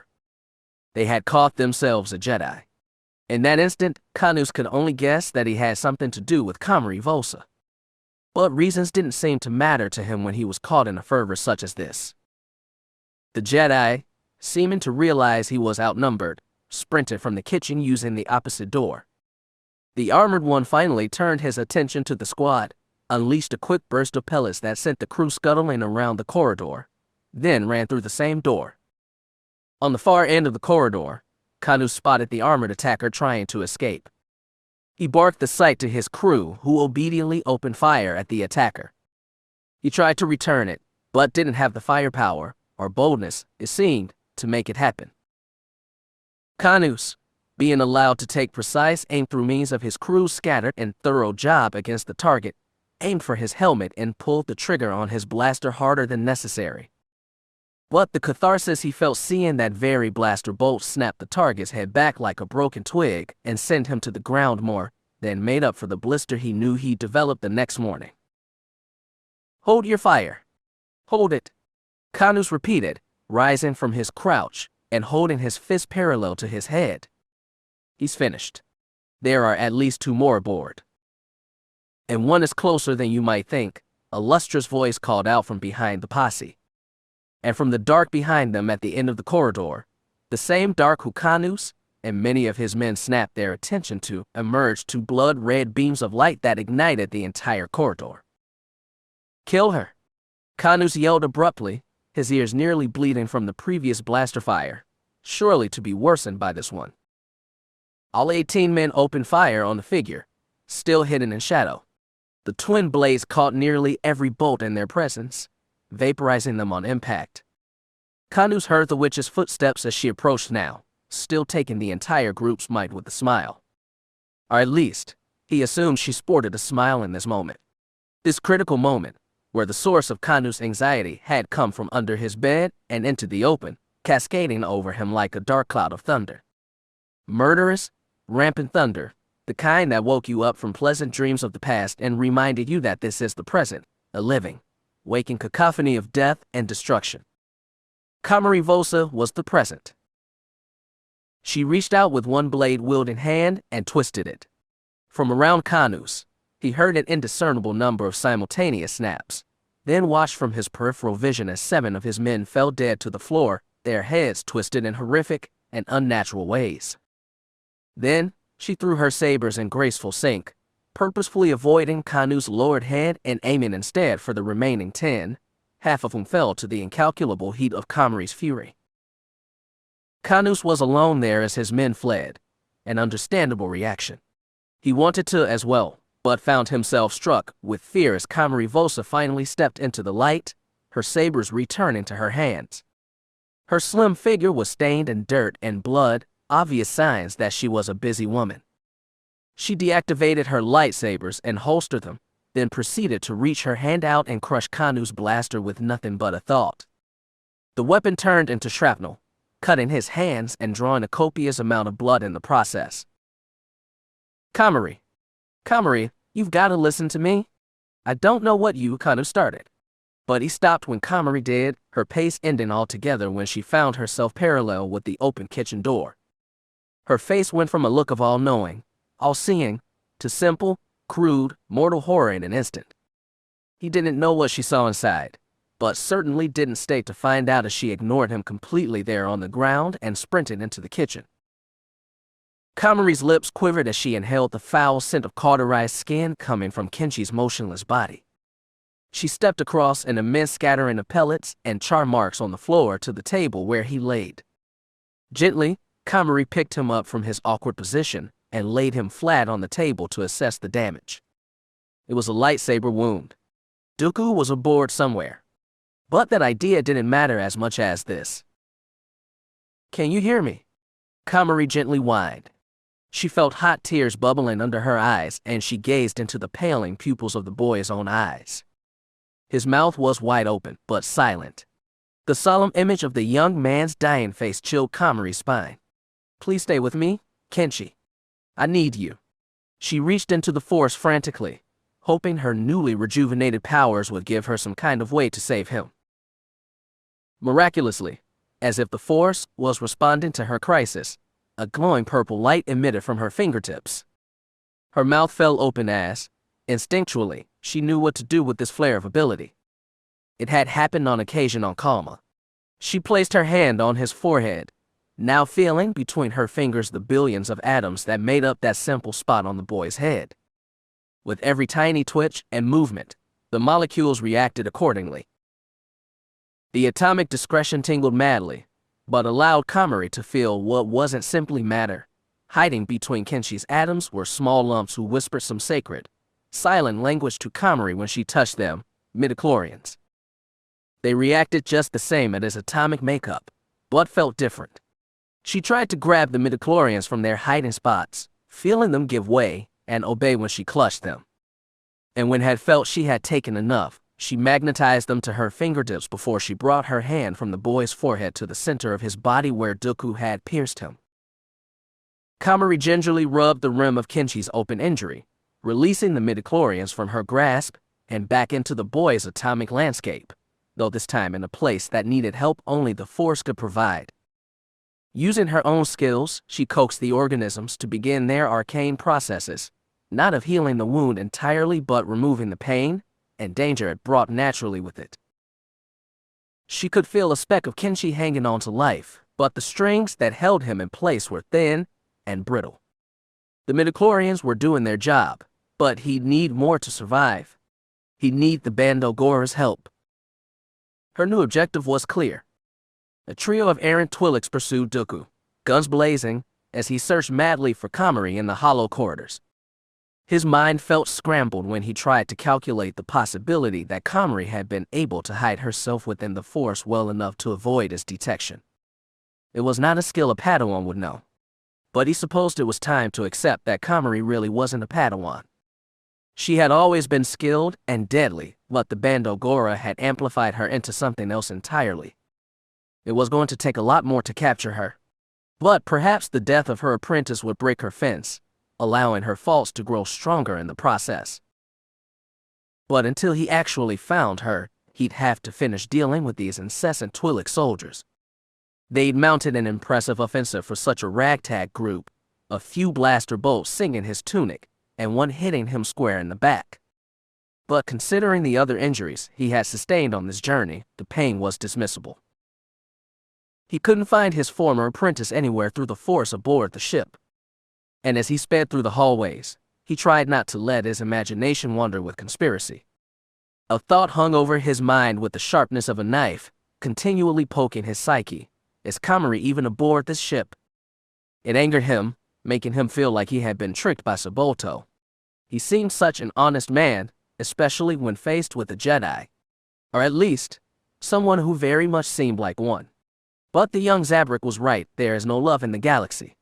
Lies, deceit, and corruption had consumed everything, but it had all happened so slowly that no one knew the difference. Except Dooku. Mavis, legs weak with exhaustion, collapsed to the floor in the middle of a corridor. Her vision had been in absolute haze since the moment in the kitchen, and she didn't remember how she got to this moment in time. Her body operated as if it were independent from her brain, performing the movements it needed to keep itself alive on autopilot while the brain spiraled out of control. She spiraled out of control. She tried to keep her voice down in an attempt to not alert the roaming crew of the yacht, but she couldn't control her pained groan as the memory of the old Jedi taking Kenshi's life played in her eyes once again. How he lost his breath when the blade pierced him, how she was there to watch and listen as his final moment of life was ripped from him. It made her dizzier remembering the smell that wafted its way to her seconds before the heat forced her out of the room. That smell, signifying the end of the past 2 weeks spent with the boy where she had spent so much time and energy on protecting him. At first a contractual obligation, but soon transformed into a genuine need to help him. She felt back in the hearth of Unabridged that she had dedicated too much to quit on him then. And with one fell swoop, the Jedi had taken that all away. Everything had lost its meaning. She didn't know why she was aboard this ship, in this armor. She didn't know why her own ship had been damaged so badly. Mavis didn't know why she was called Mavis, or even Feroh for that matter. She sat there on the floor of the ship, nameless, purposeless, and not in a rush to reclaim either. And yet, as if it were another being altogether, her body started moving again. It shook at its core, using every last bit of fuel it seemed to have stored to perform a rise to his feet. A clumsy rise, but one that brought her up and began moving again. Mavis wasn't dead yet, whether she realized it or not. Komari gently hoisted Kenshi over her shoulder, trying not to disturb his wound. When he was secure on her shoulder, she turned to the second door which she knew led in the direction of the Enigma. The door opened when it sensed her near, and she nearly ran through it. She had to mentally retrace her steps as the force slipped away from her, being replaced by a blinding rage of red that began eating away at her vision as if it were starving. Every thought contradicted one another. She sensed everything, yet nothing at the same time. And Komari hated how she had finally reached the ceiling of strength of her power, only for this revelation to deflate the sensation as quickly as she realized it came. But what was that power if she couldn't share it with the only one who could learn to wield it? But Komari's expression turned grave when she realized that Kenshi actually wasn't the only one who could wield the power of the Bando Gora as well as she. There is another, she thought.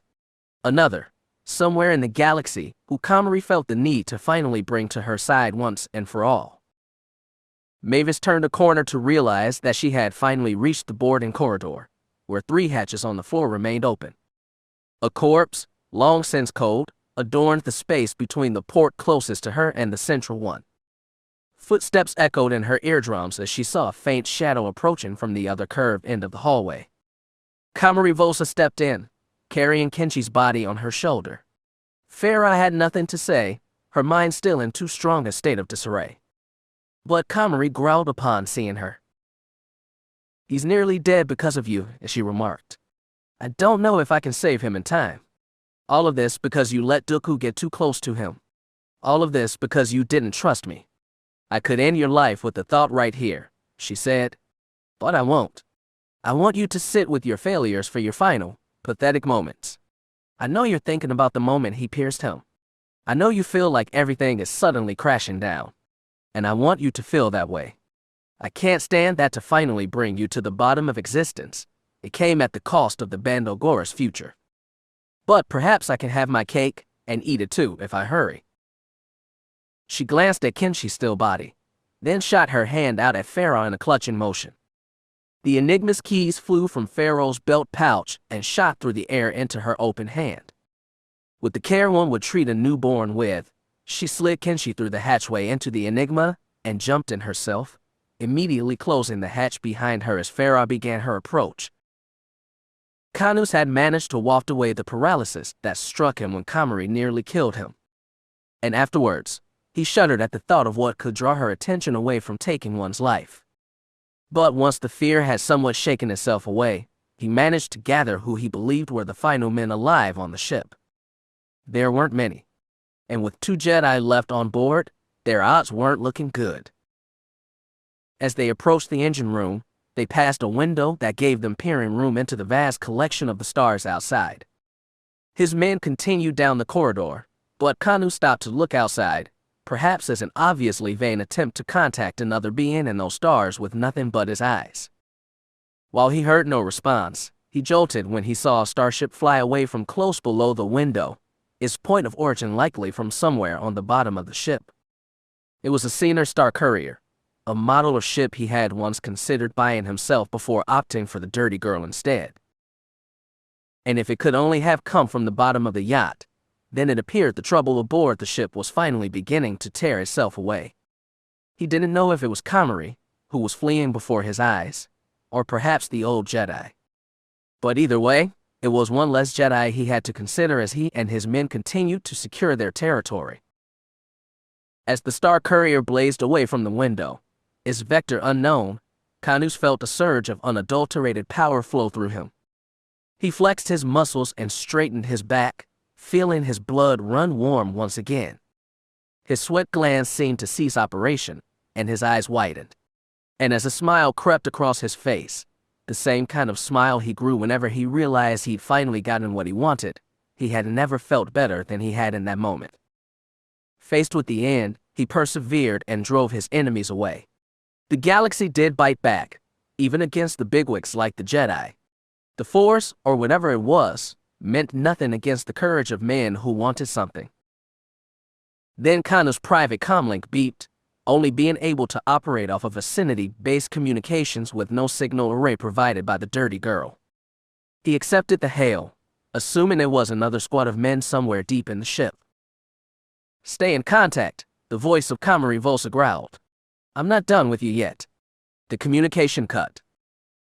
It took 9 words to remind Kanus Trail once again of the worst mistake he had ever made in his life up to that point, trusting the shadows. Chapter 28. To the Witch's Den. I'm sorry for my behavior, Master. It's not my place to disagree with you about the boy, and I am grateful you think I'm ready to take the trials. You've been a good apprentice, Obi-Wan, and you're a much wiser man than I am. I foresee you will become a great Jedi Knight. A familiar rumble shook Black Star to life. Gently, as she gained consciousness again, she opened her eyes. She wore her armor still, though her suit's oxygen supply was beginning to run thin. She could tell because it took more effort to breathe, and she realized, after a few breaths, that her difficulty in doing so was compounded by the fact that she was strapped down. Against the dwindling oxygen she had left, she attempted to lift her arm, finding it would hardly budge. 2 bands of whatever was being used were applied to her arms. 3 to her torso, she found when she gathered the strength to lift her head. 3 for each leg, as well, each band wound with extreme care around her and the table she found herself on, obviously, in order to aid her constriction. As her vision slowly cleared, she tried to recall her last memory. It was as if she fell asleep, entering that odd period where one is awake but cannot recall the time. Black Star could remember the Jedi stabbing the Zabrak. The idea of the Jedi letting their scene play out to amuse him before he struck had an edge of humor to it, as did Mavis' reaction to the whole ordeal. Dahlia initially approached the yacht not knowing how Mavis would react to seeing her. But Dahlia knew how it would work the other way. Or at least, she knew how she would feel until she found the young Zabrak hiding behind the counter in the room. She wouldn't have thought much of him except for 2 things. 1, that the Jedi was about to kill him when she entered the room. Then when he got what he wanted, he went on his miniature diatribe about the Bando Gora. He was important to the Jedi, and likely to Vosa and her cult. And two, the more delicious factor, was how Mavis reacted to the idea of the boy placed in danger. He clearly was, being caught between a bounty hunter and a Jedi, so Dahlia believed her former mentor's reaction was as bombastic as it could have been. And when the Jedi revealed what he knew about the two of them, the answer was clear: Kenshi was Mavis' new protege. She had sunk her hooks into another young, impressionable mind with promises of keeping him safe and leading him on a life of adventure. He acted with the same desperate dependence on her that Dahlia herself had held towards Mavis when she was young. It came from a place of compassion that she revealed the truth of Mavis to the boy, to kill any false hopes he may have been harboring towards her. The sooner he was broken from her tricks, the less likely it would be that Mavis would claim another victim. "You're awake. Those Twi'leks really did a number on you," a voice to her right called. Blackstar snapped her attention that way to see Mavis. This look towards her also revealed their location, the main cabin aboard the Ranker's Ire. And Mavis sat in the pilot's seat. The rumble that woke her up, she also realized, was the pseudo-motion of the ancient ship exiting hyperspace. She remembered it was made worse by the crash on Malastare. "You're flying my ship?" Blackstar replied. "According to some little hints I picked up on, this isn't actually yours," Mavis told her. "It's Komari Vosa's. It was hers until she left it behind on Scipio. She ran away with you and gave it up. Just because you leave something behind doesn't mean you can't take it back later, right?" Mavis asked, the connotation blatant. "I'm nothing to his take if that's what you're implying." "That's not what I meant," Mavis said. "I just meant that." "Spit it out," Blackstar demanded. "We need to talk is all." "Then untie me," Blackstar proposed. "We both know what would happen if I did that." "You think you know me?" "I know who you used to be. But I don't know much about who you are now. And I want to make the you of now understand that I'm sorry." Blackstar laughed. 12 years, Mavis. 12 years ago you left me on that ship. The Line of Darkness. It was a dormant freighter. "So?" Blackstar asked. "An informant told Hondo there was a trove of weapons and credits on board for the taking. So we took the Tiger Lily to the terminus system where, it turns out, the ship was floating in space. So we boarded it. But before we stepped into the boarding tunnel, do you remember what you said to me?" Blackstar was motionless. "You said, Mavis, after this haul, we need a vacation." I remember. I couldn't contain my laughter. Mavis chuckled. "Hondo cut in and he pointed at you and said the only one here who needs a vacation is me. You silly girls do nothing but laugh and steal." Mavis attempted her best impression of Hondo Onika, but it had grown rusty. "You're wasting my time," Blackstar said. "But this is what it's all about, right? Confronting what happened, instead of running away from it. Instead of partying and drinking to forget, like I've been doing for years." Blackstar's entire body jolted in an aggressive attempt to escape not only from the table, but Mavis' weak attempt to garner her sympathy. "I didn't run away from anything. It sounds an awful lot like this is all an excuse for you to face what happened." Mavis flinched, but resumed her posture. "Dahlia, we can't heal unless we talk about this." "I can't heal, period." Blackstar screamed, the loudest she had sounded in years. "Stars, how I was so close to finally ending all of this. I was so close to killing the witch Vosa. That's what I really wanted. Then I saw your message on Malastare and realized that somehow, the galaxy had provided me with the chance to have it all in one go. And now, here I am with nothing. I have nothing." "You have me," Mavis exclaimed, standing up. "I don't want you." "Well, I want you. I need you," Mavis yelled, finally shutting Blackstar up. "I want to make this right for both of us, don't you get it? We don't deserve to live in pain anymore." "Why did you say you need me?" Mavis sighed, sitting back down. "Komari has Kenshi and my ship. It sounded like she could save his life. I know where they're headed, and we just got out of hyperspace." Oh, so this is why I'm here. This is why you're trying to butter me up, making your damned empty promises to me again. You just want my help so you can dive into that Bando Gora hellhole with some backup. That trick would work on him, but not on me. I thought you would have figured that out by now, Blackstar explained. That's not all, Mavis started. I know you want Komari Vosa dead. I want you dead, Blackstar added. I want Vosa dead too. I want her head crushed. I want to see her skinned alive. Whatever we could make happen. There you are, you with your signature bloodlust. Once you have a target, you just don't stop. I'm remembering how much I hate that, Blackstar said. Indulging in your enemy's blood like a savage instead of killing with honor. You're one to talk, Mavis told her. You're as brutal as they come. But the difference is that it's for my job. It's work. There's sport to the chase, but no fun in the kill. I'm not going to sit here and be lectured on the ethics of bounty hunting from you, Mavis asserted as she turned her pilot's chair around towards the main window. Let me know when you want to talk again, Dahlia. Let me know when you want to fix this. Or else, we're just gonna sit here in pain for the rest of our lives. With that, Blackstar dropped her head to the table with a clank and gave up. The Enigma, despite the damage it has sustained, handled beautifully as it approached Kalma. Komari had ignored the judgment she figured Feroh would have, opting to put more pressure on the engine and thrusters to make their arrival at the set come sooner. The ship had groaned in response initially, but eventually complied with its usual attitude and performance. She had to give Feroh some credit. She took good care of her starship. It would serve the Bando Gora well since the loss of the Ranker's ire. Komari had opened one of the 4 cots in the main cabin for Kenshi to rest on, hoping the midichlorians continued their work in keeping him alive. He wasn't breathing as one normally did, as she could tell when she listened closely to him, only hearing air enter and exit passively. But he was alive, and that was assurance enough to allow her to take a break from splitting her attention between flying the Star Courier and doing what she could for the boy so she could focus on her next task in solitude. She had adjusted the conditions of the cabin to align with what she assumed were the best conditions to allow her what she needed, dialing the heaters up a bit and adjusting the engines to rumble the cabin as least they could while maintaining their speed towards the burial moon. It didn't surprise her that Feroh didn't have any candles on the ship, but she'd managed to perform the same trick she was attempting now without them.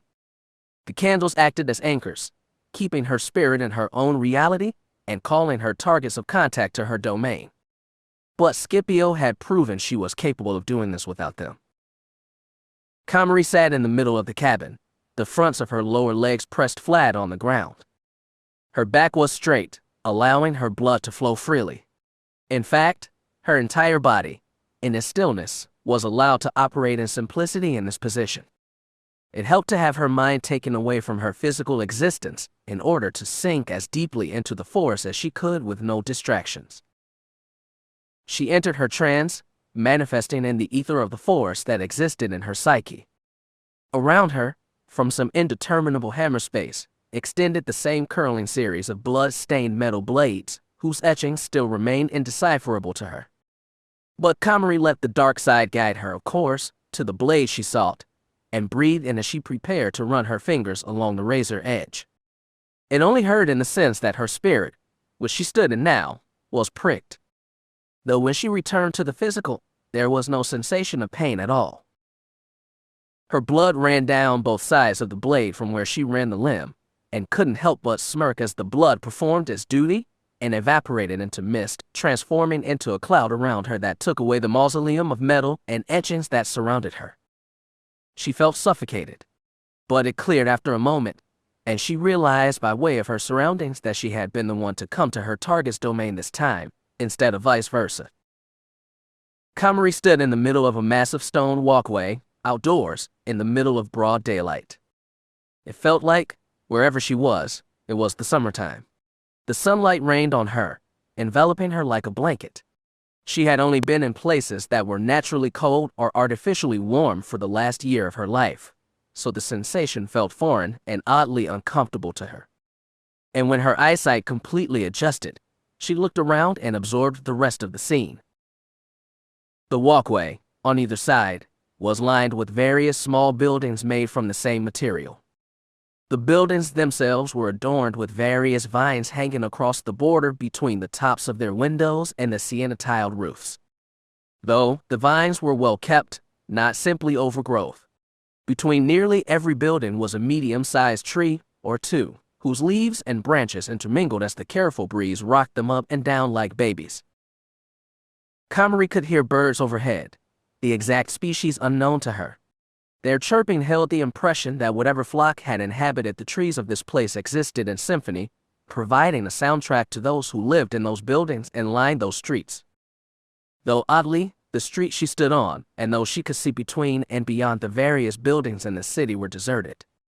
Or at least, that seemed true until she looked more closely and saw an occasional smattering of battle droids, like the ones on Scipio, idling in quartets with their weapons at the ready.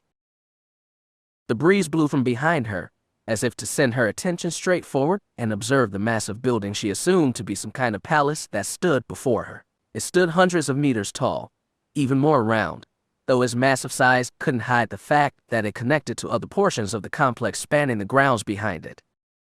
It was made of a slightly darker material than the walkway and the lesser buildings lining it, and sported a circular roof made of blue, sun-dried material that had lost its luster after a long time of extended use. A grand stone staircase, containing 2 sets to it, led to the pillared entrance into the palace. The staircase was lined with towering marble statues of winged figures holding deadly staves in defensive positions. However, among all the sight's appealing nature, Komari was ultimately drawn to one small detail. Sitting on the walkway before the stairs began, in a similar sitting position to how she sat when she entered this state, was a figure hooded in black. Their face was down, their shadow projected behind them against the morning sun. Komari approached gently, trying not to let her footsteps disturb the meditating figure. When she got close enough, she gently lowered herself to a cross-legged position and spoke, "Where are we?" "That's something you'll have to figure out yourself," the figure spoke in a solemn, dark voice. "You were never one for telling me details," Komari mused, smiling slightly. The man didn't respond, keeping his face down. "What are you doing?" "I was attempting to meditate." "I never thought you the type to ill-meditate," she said. "Although I suppose the one time we did spend together in the flesh, you did meditate at one point." "That was nearly a lifetime ago," he remarked. "And yet, nothing's really changed, has it, Maul?" The man looked up, his skin a bold red that contrasted with the black accents of intention and prowess. She noted how his small horns held up the top of his hood, creating gentle mountains of cloth that would have seemed odd to those not versed with zabrics. "I have changed, Vosa," he growled. But not an angry growl, so much as a whisper. "Do you remember what you said to me aboard the Hutt ship all those months ago?" When Komari attempted to recall the moment, she felt as if Maul's assertion about the events on Cog Hive 7 being a lifetime ago was both accurate and inaccurate at the same time. The specifics, how the prison looked, felt, and smelled, all seemed inconsequential to her now. She didn't care to remember that place, or how the Syrinx worm they had fought looked or moved. She didn't remember the food aboard Jabba's ship, or contacting King Varuna's liaison after she and her men arrived in the carrion sector. And as she stared into Maul's strong eyes, she hardly even felt the confusion and anger she held upon realizing that Hego Damas survived the bomb she dropped right on top of him. Maul took that all away from her, leaving her only with what mattered to her in that moment they left Cog Hive 7. "We're neither of us the people that we once were. Who's to say where we might end up?" she recited. "So, where have you ended up?" "I've ended up here. I'm in the center of a great many things, a great many plans. I'm stronger than I've ever been, more deadly and skilled. And now, I'm the impetus through which the galaxy will change forever. Many things are about to happen, Vosa. And while you wait and hide, trying to build your meager forces by doing the dirty work of others, I'm in the epicenter of the Force itself. 1,000 years of planning and waiting comes down to today, on this planet. I'm on the front lines, seeing it through," Maul explained calmly. Komari was taken aback. 1,000 years of planning. So you're a Sith Lord? Komari asked plainly. Is that what you've been hiding from me? Have I been so blind to the dark side that I couldn't see you for who you really were back in that prison? Her composure began to break more with every word. No one knew who I was back in those days. But things have transpired since then. The dark side has never been stronger since the days of the ancient Sith. And it's only the beginning. Komari felt herself, in a sense, slipping away from Maul. She briefly touched her chin, as if the motion would help her to develop some kind of comeback or denial that the rift between them was as wide as it appeared to be. If no one knew who you were, then how do you think him would react to this information? Yigan, Maul asked. The boy from the prison. You sent him off when we arrived at Garia Station. I remember how badly he wanted to stay with you, the way his entire body loosened and drooped when you told him to find his own way, Komari remembered. I tell you to do the same now, Maul replied. You want to recruit me, don't you? We both remember the way we fought the Syrics. How our eyes met when we crossed each other on the space jewel. How we felt each other's hearts. That means nothing to me now, Maul interrupted, his tone taking on a layer of gentle rage. Why do you still hold on to these things? Komari looked down at the space between them. It was the only time in a very long time I've ever felt that connected to any one person. It made me feel powerful. Did you feel the same way?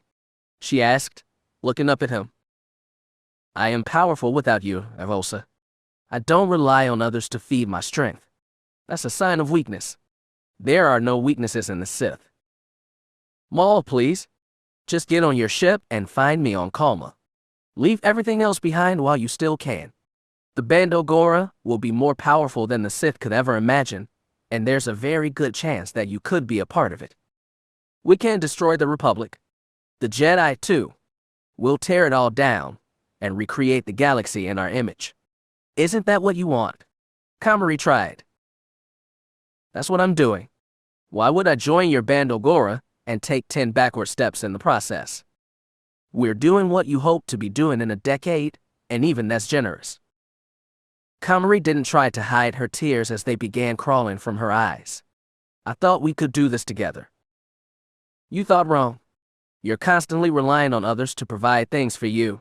Strength, protection, confidence. A master of the dark side trusts only in it in themselves to gain what they need. I see now that you've come nowhere since Cog Hive 7. And in an attempt to strengthen yourself, you wish to feast on me. But I'll allow no such thing, Maul told her.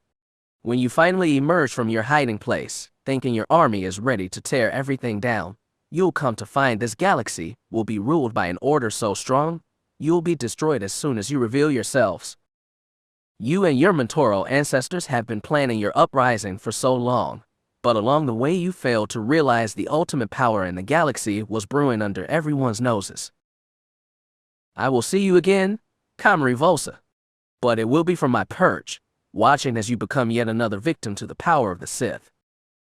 Maul pushed his arms out, using the Force to propel Komari back, with such strength that it woke her completely from her trance. She fell from her levitated position back to the floor of the Enigma's cabin, feeling then the hot tears on her face she had assumed were only part of her communication with Maul. Coming back to reality was always a sour feeling, she remembered. But it had never felt so sour that she rose from her seat and slammed her fist into the wall behind her with such strength that the steel shattered completely from her impact. The exposed, now torn wires from inside the spot of impact cackled and sparked with errant dots of electricity. She stepped back, cradling her head with her hands as she sobbed. Komari looked at the boy laying on the cot. He stirred gently, his arms moving without apparent purpose. Then you are our last hope, she told him. He said nothing, leaving Komari alone in the cabin, whose window revealed the approaching, stormy atmosphere of Kalma. Maul held his position as he awoke from his meditation, viewing the straight walkway that stretched for over a kilometer in front of him. He saw a dozen battle droids returning to their feet in stupor, their confusion punctuated by the trees nearby swaying as if a hurricane had just passed, and the flocks of birds who made those trees their homes flying towards the morning sun that was taking feed. Darth Maul. A voice shouted from behind him at the top of the staircase. What have you done? The Dathomirian Zabrak turned his head and found Newt Gunray in his signature maroon overrobe, orange sleeves peeking through, and three-pronged headpiece that denoted high status in Neimoidian society. It's none of your business, Maul called back. And if you try to make it so, I'll turn pain into something y'all long for in comparison to what I'll do. The Neimoidian crossed his arms and took a step back. I only wanted to inform you that the native army is amassing. It's time. Maul rose, agreeing in silence that it was time. It was time for a great many things. It was time for Gunray to send the droid forces to meet the Gungans. It was time to contact Darth Sidious and update him on matters. It was time for the Sith to place their boot on the throat of the Jedi and the Republic. It was time for Komari Vosa to finally fade into nothingness. And it was time for Maul to propel the Sith into the Eternal. Chapter 29. The Wraith Sect. Wipe them out. All of them. Kenshi had come back to consciousness hours ago, but still lacked the strength to act upon it. Still, he could hear and process everything as if he were awake. He heard Komari's odd mutterings about where you have ended up, about doing this together, and feeling as if he would have entered an emotionally dormant state if he had had the connectedness to witness Komari's unbridled fury afterwards. Her slam against the wall was right near his head. But at last, as he felt the enigma slow, he had gathered enough physical strength to finally open his eyes. He hardly had sensation throughout his body, and the lack of it disallowed him from moving his arms and legs. But he could lift his head and turn it gently. It was as if he was waking from a nap where his face had been buried in the pillow, the allocation of blood in his head returning to normal as colors, shapes, and textures manifested in his vision and phases. He saw Komari sitting in the pilot seat. It took a moment of mental adjustment, seeing her there instead of Feroh. But when he corrected himself on the subject of her name, an edge of sarcasm slicing through even his thoughts, he found himself comforted by the way she took control of the ship, operating it as effortlessly as Mavis did. And through the window, he saw a striking scene. Wherever they had arrived on the Star Courier, a massive rainstorm was raging. There was distant thunder, but none close enough to affect their flight.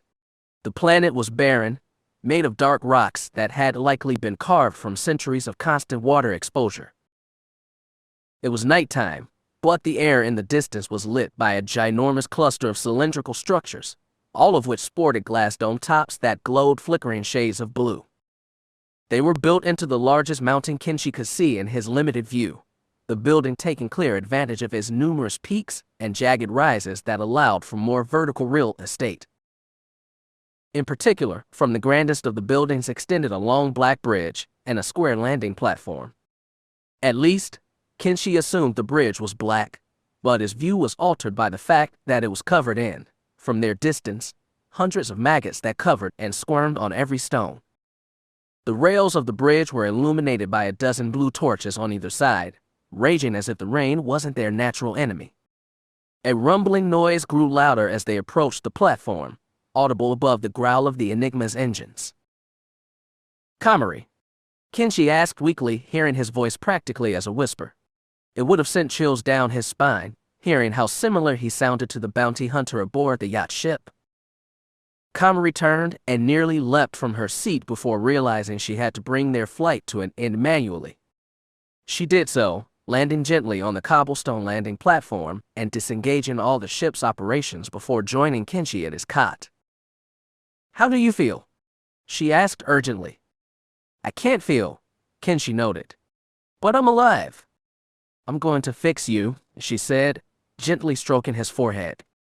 Kenshi usually kept his head shaved clean, but had noted he'd been growing a close buzz-cut style of hair with his lack of time to upkeep himself. Komari moved her hand to his head, keeping it in place as if she were examining him somehow that way. He felt miniature sensations in the nerves in his scalp from her touch, making his eyes blink at the feeling. It felt new, something foreign that he hadn't had access to in a long time, even though it had probably only been a day or two. Where are we? He asked. We're on Kalma, at the Wraith Set. This is where the Bando Gora lives and operates, Komari explained. I brought you here to heal you. Is my dad here? We'll find him, Komari assured him. Is he safe? Kenshi asked, keeping his lips slightly parted after finishing the question. He is, Kenshi. Are you ready to come up? I can try, he said. She wrapped her arm around his shoulders and gently leaned him up. He felt no pain in his wound, which had begun to rot and stain the wrap that, presumably Komari, had put around his torso. With the count to 3, she gently helped him come to his feet, and they began to walk together towards the cargo bay. However, Kenshi's gaze was captured by the control panel of the ship. He stopped his attempts to walk, getting Komari's attention. What? She asked. I want to hear the log, Kenshi revealed. Komari's mouth fell ajar, but she ultimately complied, walking him over to the pilot's seat and sitting him down. After removing the ship's key fob from her belt and setting it on the control panel, she cued the personal log to open and typed in the password. The archive opened. What was the password? How did you know? Kenshi asked. The Force allows me to access corners of technology some people try to keep hidden. A while ago, I tapped into the ship and found the password was Dahlia. Kenshi's expression grew pained. I don't know what it means, but that was it. Kenshi said nothing, not bothering to elaborate as Komari opened up the last entry she had listened to and cued it. Are you sure you want to hear this? Kenshi nodded, and with theatrical hesitation, Komari played the audio log. I'm still on Coruscant, but not for much longer. Kenshi just left with his speeder, and I'm taking my ship out of this damn parking garage. We're gonna meet up at his apartment so he can grab his things. I wish I had been given that opportunity. But now that the Sib might be on my tail, I don't have the time. I keep trying to tell myself I have the important things with me, my favorite guns, my armor, and my ship. In my life, those are the necessities, I guess. It's a difficult pill to swallow again after so many years, but that's really all there is to my life right now. I can't believe I let the little bastard drag me into this poodoo again. I got out for a reason, and I just can't help myself when it comes to wanting to help. And where does my compassion get me? I lose everything except the bare essentials. I lose almost everything I risked myself for years to gain. And what's funny is that being a private investigator was a side gig. And yet, that's what Coruscant remembers me for. Not for being a part of Hondo Ohnaka's infamous treasure hunters. Maybe it's a blessing in disguise, but it has yet to prove itself that way. I don't know where we're gonna go from here. The kid found a journal in the weird hideout after we were ambushed. It says something about the inner rim, so that's really all we're going off of. It's what I'm risking the next era of my life on. Some bantha scrawls saying his daddy might be somewhere in this region of the galaxy. I just hate all of this. I hate the fact that I gave in. I mean, blast it, I think about that moment in the spire over and over again in my head, just wishing I could tell myself to walk away while I still can. That this mission he's proposing is going to take almost everything from me. Komari stopped the audio log. You see, she regrets picking you up from the gutter. She wishes she could reverse that moment and leave you behind. Kenshi looked down, his distraught not taken to an outfit of separate emotion. Komari fell to her knees and gently raised his chin to meet her gaze. But I don't. When she released his chin, he held the position she brought him to and spoke. Then I know I made the right choice. He suddenly winced with pain, both a good and bad sign. We need to get inside the set, she remarked. Distance had deceived him, Kenshi found, as he stepped onto the open boarding ramp of the Star Courier with Komari's help and saw not maggots lining the bridge towards the Citadel, but a conclave of what he remembered as Bando Gora minions, all men, wearing no shirts but ragged pants made from various fabrics. Their heads were adorned with skulls that sported a giant curved horn on either side. At the sight of the two, their invisible eyes behind the masks glowed a fiery blue that matched the intensity of the flickering domes around the mountain far behind them. They cheered in unison, hooting and hollering so intensely that Kenshi felt the bridge and platform shake with the fervor. Komari, with a smile, urged them to calm down. And when they wouldn't, The two stepped further off the board and ramp before Komari shot her right hand into the sky. She inhaled with the feverish, inhuman vocalization to her breath, and unleashed a thriving torrent of red electricity from her hand into the sky, the force around which parted the storm cloud's body that rested above them. It was no help to the environment's lighting, as the dark cloud only revealed the night sky, plus a partial view of the closest of Bogdan's moons. The shot of lightning was so loud, hurting Kenshi's sensitive hearing and silencing the masses inhabiting the bridge before them. Even the seemingly eternal blue flames lining the bridge flickered as Kenshi thought they would have under the pressure of the rain. Komari lowered her hand and spoke, "My loyal, patient men, I stand before you without the head of the one who attempted to take my life." The conclave stirred in disappointment, sending the chill up Kenshi's partially healed severed spine. Komari raised her hand to silence the man, who obeyed without question. "But it's okay. I have, in my time away from you, found something much more important than revenge. I have fresh blood." She shook Kenshi and cackled jovially, sending the nameless minions into a stronger fervor. "They're going to eat me," Kenshi thought, clearly horrified at the prospect. His face reflected as such, sending Komari into another fit of laughter. "But he won't be joining your ranks, or even those of the wraiths in the canyons below. He'll be joining me at the throne of the Bando Gora. He will experience what I experienced, to be molded in my image and taught what I was taught. Because the Republic is changing, my friends, and we'll need to act sooner than once anticipated. The Sith are here. We thought we still had time, but they're here. And from what I've heard, they just so happen to underestimate the threat we pose. But with Kenshi beside me, we'll create a new order for the galaxy and overthrow the Sith and their machinations. We will create a beautiful galaxy, where the Bando Gora is all that exists. You'll all be equal and serve the Force in the same way. There will be no more wars, no more fighting, no more corruption or poverty or crime. There will only be one vision to unify us from the outer rim to the core, my vision, our vision." The riotous conclave nearly destroyed the bridge from their unified happiness, the strength of their loyalty showing in spades to the High Priestess. As she found herself growing a smug look, seeing her army welcome her home with such love and warmth, she ignored Kenshi, who had once again lost all feeling and color. Though this time, not from the pain, but from the prospect. He didn't even know what the Sith were, and now he had to prepare to destroy them. He wondered at what point Komari had made him commit to the idea. Was it when he was sleeping? Did she manipulate his mind using the Force at one point or another? Komari, in control, began walking again. Kenshi matched her pace as best he could, shuddering more and more the closer they got to the bridge of minions. He wasn't sure how they'd react to seeing him, their prospective new emperor, Kenshi guessed. And he was apprehensive to approach another one of the beasts, considering what happened in the hearth of Onrey. But, with reverence and intrigue, he smelled. The skulled minions parted into two lines on either side of the bridge as the two got within centimeters of the man. The center of the bridge was free, though only enough space was available that forced Kenshi to literally rub his elbow against the wet skin of the men's torsos. It was only then when he noticed that all the masked minions were human males. And it was there he also noticed four dormant NR two gully jumpers sitting in the vast canyon below, revealed only by their accent lights that had been left on. And suddenly, Komari's flashy promises to the army that parted before them fell to the wayside. Kenshi had a mission here, and he was going to see it through. But only when he could walk on his own. Kenshi was laid down on a crooked stone slab in what Komari told him was the set's main atrium.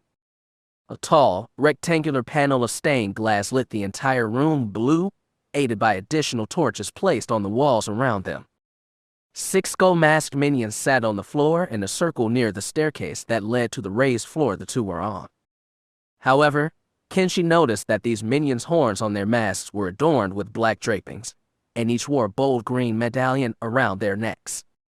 The men surrounded a fire and repeated a chant, a scene incredibly reminiscent to Feroh's recounting of the hearth of Onrey and what Kenshi had seen moments before the attack there.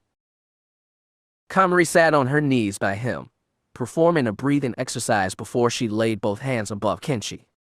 The pain was starting to return, bringing him to a dangerous precipice of unconsciousness. But it was as if Komari sensed this and began repeating a chant of her own. Its flow and wordage brought her pitch to varying degrees of height and depth, and she began to flow her hands gently in small concentric circles over his wound.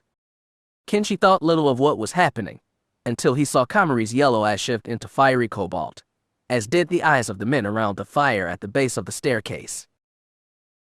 And suddenly, as Komari lifted her hands with a gentleness Kenshi hadn't yet seen her possess, Kenshi himself raised from the ground, suddenly feeling as if he was being loosened from his own body. The growing pain was extinguished, and in its place came a sudden vibration throughout his body, specifically in his solar plexus where the Jedi had plunged his blade through him. He could no longer see, his vision replaced with a white light. He felt heat coming from his mouth, so much so that his mouth fell agape as if to relieve itself of the growing temperature. Miraculously, after a few moments, he could feel his solar plexus rebuilding itself. The ganglia began to grow again from thin air, his dead and infected tissue growing revitalized, and even his spine grew completely from air as if the two halves of the bone were reaching to one another in an attempt to gain unification again. The small pieces of ribs, organs, and flesh that had been lost in the attack performed the same incredible power. Kenshi felt whole again, in a physical sense. His blindness evaporated, allowing the atrium's interior to come to him again. Komari's face, which had grown an anguished look since he was unable to see, turned now into one of exhaustion. She had ceased her chant, and allowed Kenshi to drop gently to the floor. He looked to his left and saw the Bando Gora men had adopted poses of meditation, and had gone silent as well. Gingerly, he felt the spot where he had been pierced. In its place was cold, raw flesh the color pink instead of his light Iridonian tan he had inherited from his mother. "It will feel completely normal in time," Komari muttered, pressing both her temples gently as she let her back arch. "You face no danger anymore." Kenshi propped himself up on his elbows, then sat up completely after a few moments. There was no pain, but he could feel the newly grown flesh matter in him. It sat differently from the rest of his body. "Thank you, Komari," Kenshi said. He didn't smile, but gave her a look of mild astonishment. "These are the powers afforded to us by the Bando Gora. Someday you will inherit an encyclopedia of arcane resources, each allowing you to twist the Force into something neither the Jedi or Sith are capable of," Komari told him, placing her hands on the stone floor. "You are powerful, Kenshi, and I need you." Komari, Kenshi wanted to say something. He supposed he never imagined the endgame of his partnership with her. But becoming the leader of the Bando Gora was not what he envisioned his fate would be. He imagined coming home to Coruscant with his father. He'd likely have to care for him for the rest of his life, but he could live with that if it meant just having him with him again. He also imagined Feroh would be there too. They'd hug and tell each other how much they miss one another before she traveled back to wherever it was she wanted to dwell, probably some private apartment somewhere in the core. But she'd promised she'd stop by for dinner sometime, or take him on a trip to the Outer Rim. Things wouldn't be the same, but close enough. He could continue his job in the works again. They'd find someone else to supervise their project with Limmerge, and everything would continue as normal. But when Komari came along, things changed irreversibly.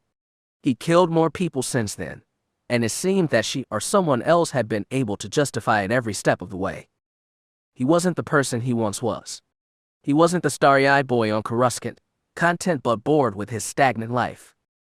And yet, when faced with the prospect of taking charge over something, having control which he never felt he had, all he suddenly wanted was to reverse everything. Komari smiled at him, waiting for him to finish his statement. He knew he now had to take the first step to find normalcy again. "I need to find my father." Her smile faded. "You will find what you seek in the dungeon on the east point of the mountain." "How do I get there?" he asked. "I'll have my men take you." She rose effortlessly, calling two guards who stood at the twin doors over to her. "Take your future priest to the dungeon. He has an appointment there." The two minions nodded with affirmative grunts, and took back to the doors at a normal pace. With reluctance, Kenshi followed. Mavis eased Komari's ship through the storm, eager to bypass the thick clouds already but cautious of pulling out too hastily and colliding with an unforeseen piece of the moon's terrain in the process. The entire ship shook, and the outdated and damaged system diagnostics indicated the ship was in immediate danger. She pressed a button that dismissed the warnings, only for them to manifest again seconds after. She even guessed the ship's basics were malfunctioning, as the radar indicated a ship following them. But when she viewed the rear scanners as opposed to the radar, they picked up on nothing. "How in the hell did either of you ever fly this thing?" Mavis asked, more so asking so some omniscient force within the cabin would hear. "It was easy for me," Dahlia said, strapped down to the table. "You've lost your touch." "I haven't lost a damn thing," Mavis insisted. "Considering the way you crashed this thing on Malastare, I'd say it's the other way around." "Let me out, and I'll land it." "Let you out, and you're gonna try to kill me." "Not until we find where the Bando Gora are." "You do realize I'm not going to kill you, right?" "I won't even try," Dahlia promised. "You'll understand if I have a hard time believing that," Mavis remarked. "Well, believe this. I need your help if I'm gonna kill the witch. This place be crawling with her forces." "Oh, so the amazing Black Star can't figure this one out on her own.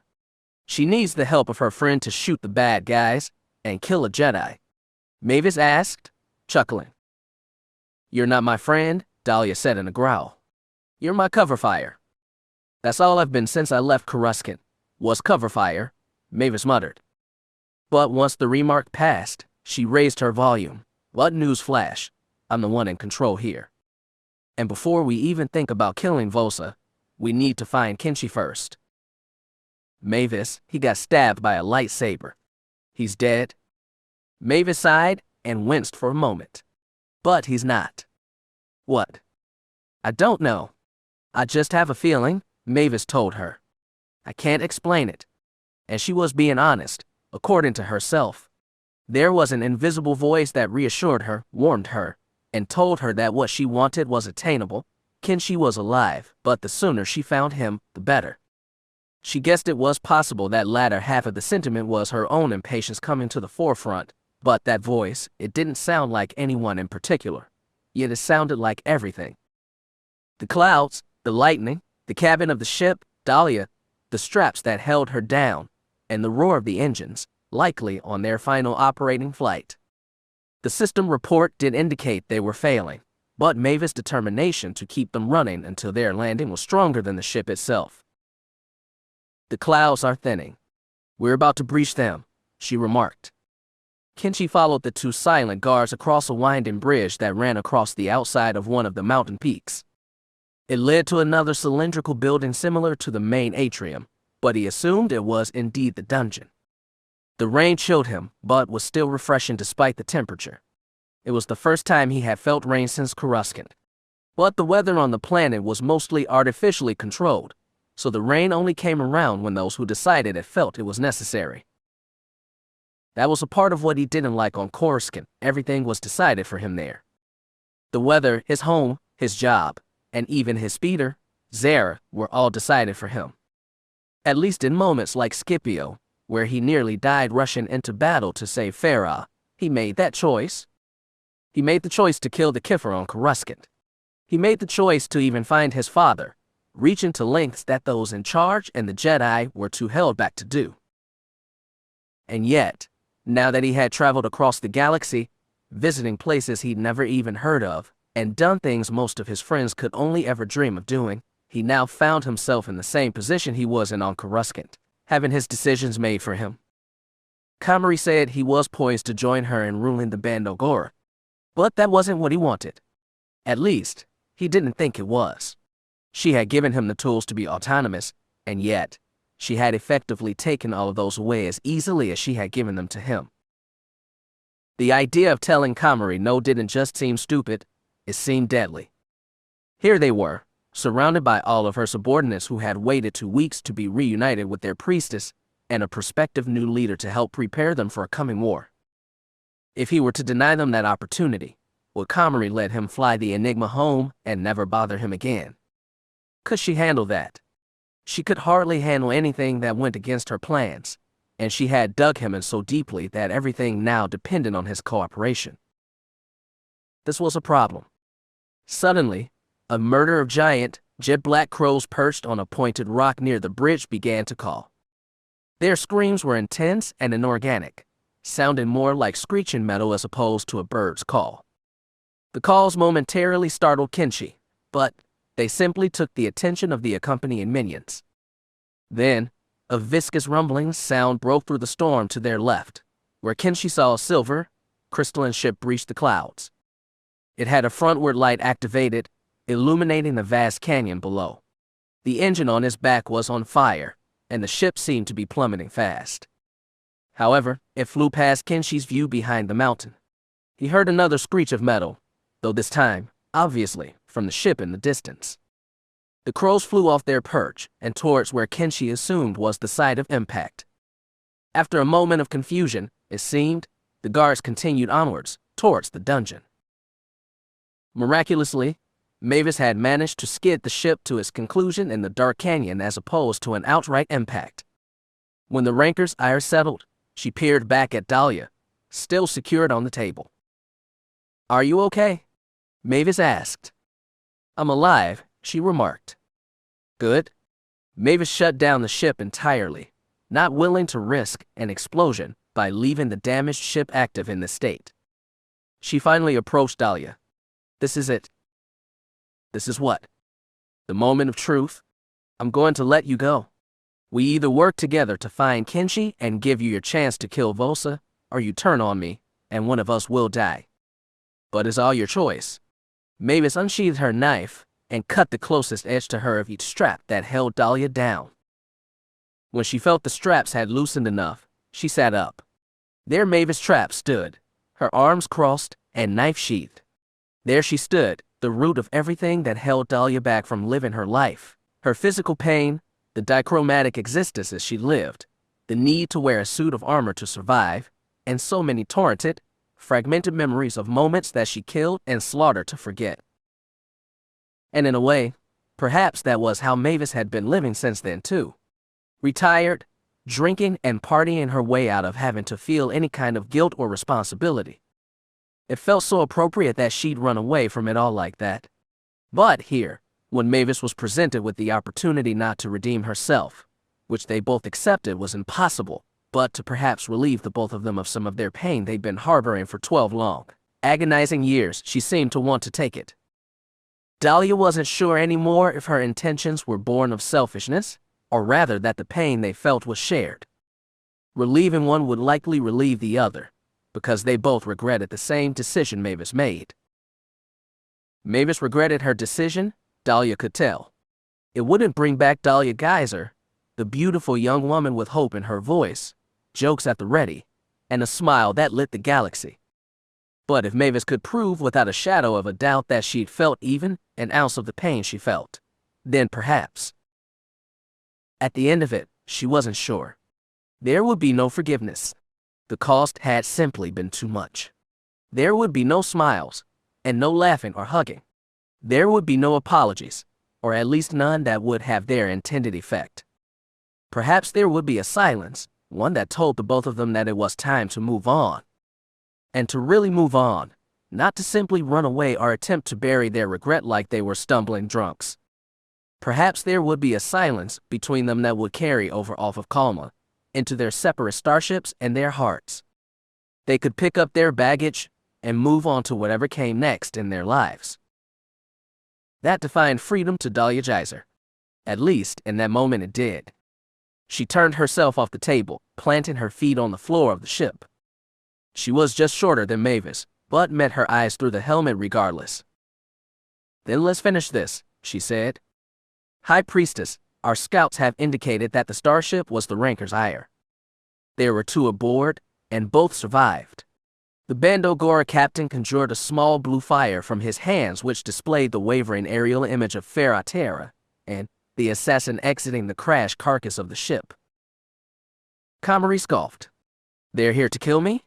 An unfortunate choice, Attacking me in my own domain, she said, remaining perfectly still in front of the stained glass panel in the atrium. Allow the wraiths to kill them. I want their hearts delivered to me. It shall be done, High Priestess, the captain replied. The guards had led Kenshi into the dungeon, which was essentially a chilling collection of jail cells lined in sequences on multiple floors. The floors and walls were made of cobblestone, sporting no natural overgrowth or vegetation peeking through its crevices. The cells were lined with creatures clad in black, nearly skin-tight hooded robes. The red of their eyes ignited their faces, revealing skin like masks that looked almost as if they were taken from some old, wrinkly creature's body. The creatures thrashed and screamed manically in their cells, each of which held one creature. What are these? Kenshi asked, speaking for the first time since he left the atrium. Wraiths, one of the guards said. Beings that the High Priestess deemed worthless to their societies, delivered to our doorstep, and made into Bando Gora soldiers. They are deadly, and their loyalty stems from knowing nothing else at all. Oh, Kenshi remarked. It took a moment for the idea to hit him that his father could be in the same danger. I need to see my father. You took him from Coruscant 2 weeks ago. The new arrivals. Their processing is almost complete. They're on the lowest level, the guard revealed. Take me there, quick, Kenshi ordered. The guards looked at him briefly, then at each other, and began a hasty march towards a stairwell at the back of the cell block. They reached the bottom floor, which was identical to the one they entered to, but the least illuminated of all Kenshi had seen. The silent guard reached to an unlit torch sitting beside the doorway and lit it with his hand. The blue flame helped to reveal all the same details Kenshi had noted above. The guard gave Kenshi the torch, and the boy traveled deeper down the cell block alone. The fear in his eyes was palpable as he viewed every inmate, trying to see if there was anything that he could distinguish about who they were before they were taken by the Bando Gora. These wraiths didn't have masks or robes on yet for a reason Kenshi couldn't determine. It was likely because their processes weren't finished just yet. He saw a human female, whose skin had begun to peel away in sheets, revealing a series of blisters and scars. Her eyes were orange, though not nearly as bioluminescent as the completed wraiths in waiting. She met his gaze, her mouth open, but said nothing. Kenshi thought about the prospect for a moment. This would have been the fate of the Rodian and Umber and the Weequay slime kidnapped from the Crimson Spire. He had tried to save them, but Feroh held him back. And if it hadn't been for the Blaster Gang's interruption in the hearth, those women would have ended up here, as slaves to the Bando Gora. Slaves to Kenshi's future empire, it seemed. He couldn't recognize any distinctions that denoted his father in the inmates until he reached the last cell. And there stood a shorter man, his torso pinched inwards, and wrapped in tight black ropes. His face was gangly, allowing Kenshi to see the contours of his skull underneath. His eyes were orange as the woman's before, and he was attempting to hide in the corner. Kenshi held the torch to the bars, and the light sent the man into a hissing panic. The light, however, illuminated 10 pieces of bone protruding from his cranium. One appeared physically snapped, while the other 9 were shaved down to nearly nothing. Jedi Dehstar. Looking at the cell's mechanism, he slid the door open and entered cautiously.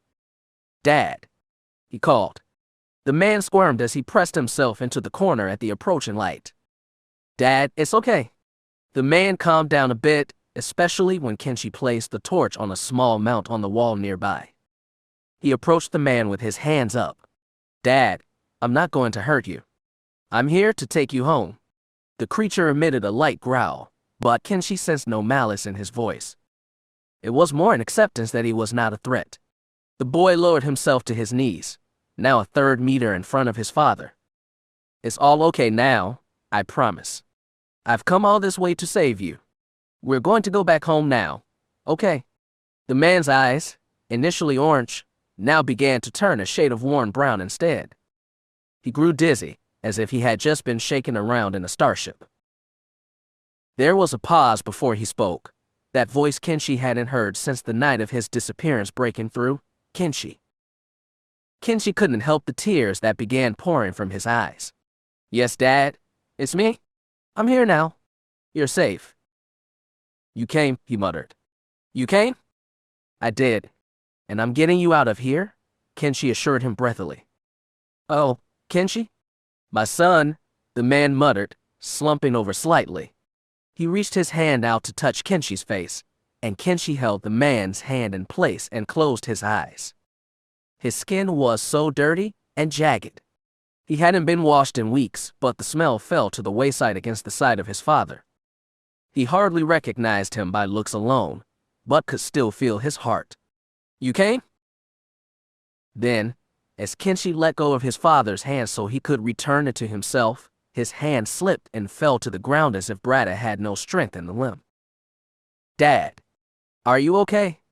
Kenshi asked urgently, placing his hands on his father's shoulders. I am now, Kenshi, he replied slowly, as if choking back something trying to rise from his stomach. He was squinting. You'll always have me, if the weight. And with the clench of his stomach, Kenshi felt the life slip from his father in a near instant. Confused as Brada's head slumped over, Kenshi gently shook him. His tears were the warmest things he'd felt in weeks, and they thawed his face enough to give him the strength to open his mouth wide and groan emptily. His father didn't move on his own, and upon lifting his head, the boy could see his father's eyes were completely white. It was similar to how he looked upon seeing them in the hearth of Henri. There was no heartbeat, no warmth left in his body, and no activity Kenshi could sense in his father's brain. Bando Dehstar was dead. But for that one brief moment, Kenshi had managed to wake him from whatever stupor the Bando Gora had placed him under. Kenshi wasn't sure of anything in that moment besides the fact that he was now alone. He had come across the galaxy just to find himself in this cobblestone cage, holding the rotting, malodorous dead body of his father that he was too late to save. The body of the man Komari had promised Kenshi would be safe. One half of the boy himself, the remaining half, and what was left of his mind, his heart, his spirit, fading into nothingness, leaving nothing but his physical vessel behind. The vessel he had already been removed from, until this one final moment where he had it all again, though only for one brief moment. This was the empire Kenshi would inherit, one of blood, one of heartbreak, one of evil. And he felt he had enough blood on his hands as it was. Kenshi thought back to his first days working for Limerick with Brada. How they'd come home and eat dinner together, that night's holotapes providing background noise for their meal. Those first few days, it took everything in Kenshi to not break down over his meal, completely exhausted, and run ragged by the work and change he had experienced. It was overwhelming, and his soft heart couldn't contain the stress that becoming an adult and working a job came with. One night, when this happened at the dinner table, his father scooted his chair over to him and let Kenshi rest his teary head on his shoulder as he assured his son that these feelings would pass. On his father's shoulder, his emotions anchored. The tears dried up, and his breathing became steady after a while. You get too in your head, Brada told him. And that's okay. But you need to remember that bad times pass like the good times do, just a lot slower. This had made Kenshi laugh weakly. You're gonna be fine. You'll always have me if the weight becomes too much, okay? I want you to remember that. I will, Kenshi had told him with a sigh. It's just scary is all. Oh stars, it is, Brada remarked. Sometimes that fear doesn't really go away. But you need to face it all anyway, you know. Or else, you'll spend your entire life doing nothing because you were scared too. And that's not fair to you. Kenshi hugged his father, who returned it even tighter. No one had ever said something like that to him before. So now, he held his father in much the same way, rocking him back and forth as if to finally help him sleep forever. But by that point, he was already gone. To replace his presence in the cobblestone chamber came the two Bando Gora guards, with discreet orders guiding them, and ropes at the ready. Kenshi didn't sense them before they grabbed him. Chapter 30. Blood Moon. Once we get inside, you find a safe place to hide and stay there. Sure. Stay there. A howl boomed, the shape of the Black Canyon below the mountain creating an intense echo of the sound that hit Mavis and Dahlia stronger than they anticipated. They waited for a moment before Mavis yelled, "Company." She removed the QC-99 from her back holster and readied it as a silhouette came from the rock wall 15 meters in front of them, barely illuminated by the moonlight that appeared in brief breaks in the storm cloud. The silhouette approached them madly and came close enough where Mavis could finally see its bioluminescent red eyes before she fired her shotgun, sending its Tabana pellets through the creature and ending its life. Dahlia stepped towards it, pressing a small button on her helmet. "What the hell? I knew the Bando Gora had the bonehead soldiers, but not these." "He went down easily enough. It shouldn't be a problem so long as we can conserve our ammo," Mavis remarked. "Their strength will likely be in numbers. And also, our ammo," Dahlia said, holding out her hand. Sighing, Mavis removed her pistol from its holster and gave it to her. "You're lucky I'm capable with any weapon. I'd give you something better, but I lost the EE-3 on," Mavis started before Dahlia held her hand up. "I'm not interested in your dumb excuses. Let's find your sidekick and skin the witch," she finished, heading deeper into the curve of the canyon before them. Mavis sighed, shaking her head and following. "You seem to know a few things about the Bando Gora," Mavis started, catching up with Dahlia. "Anything you care to share?" "A good hunter does their research, of course. That's an idea you instilled in me years ago," Dahlia admitted. "I gathered from some intelligence sources that the Bando Gora has spread like an infestation in the Coruscant underworld, even in backwater, boring places like Tatooine. There are the boneheads, who are usually agents that perform tasks for their high priest or priestess. They're a bit more capable than their counterparts, who people don't see quite as often." "Did we just shoot a counterpart?" Mavis asked. "They're called wraiths," Dahlia corrected her. "How carkin' deep do your intelligence sources go?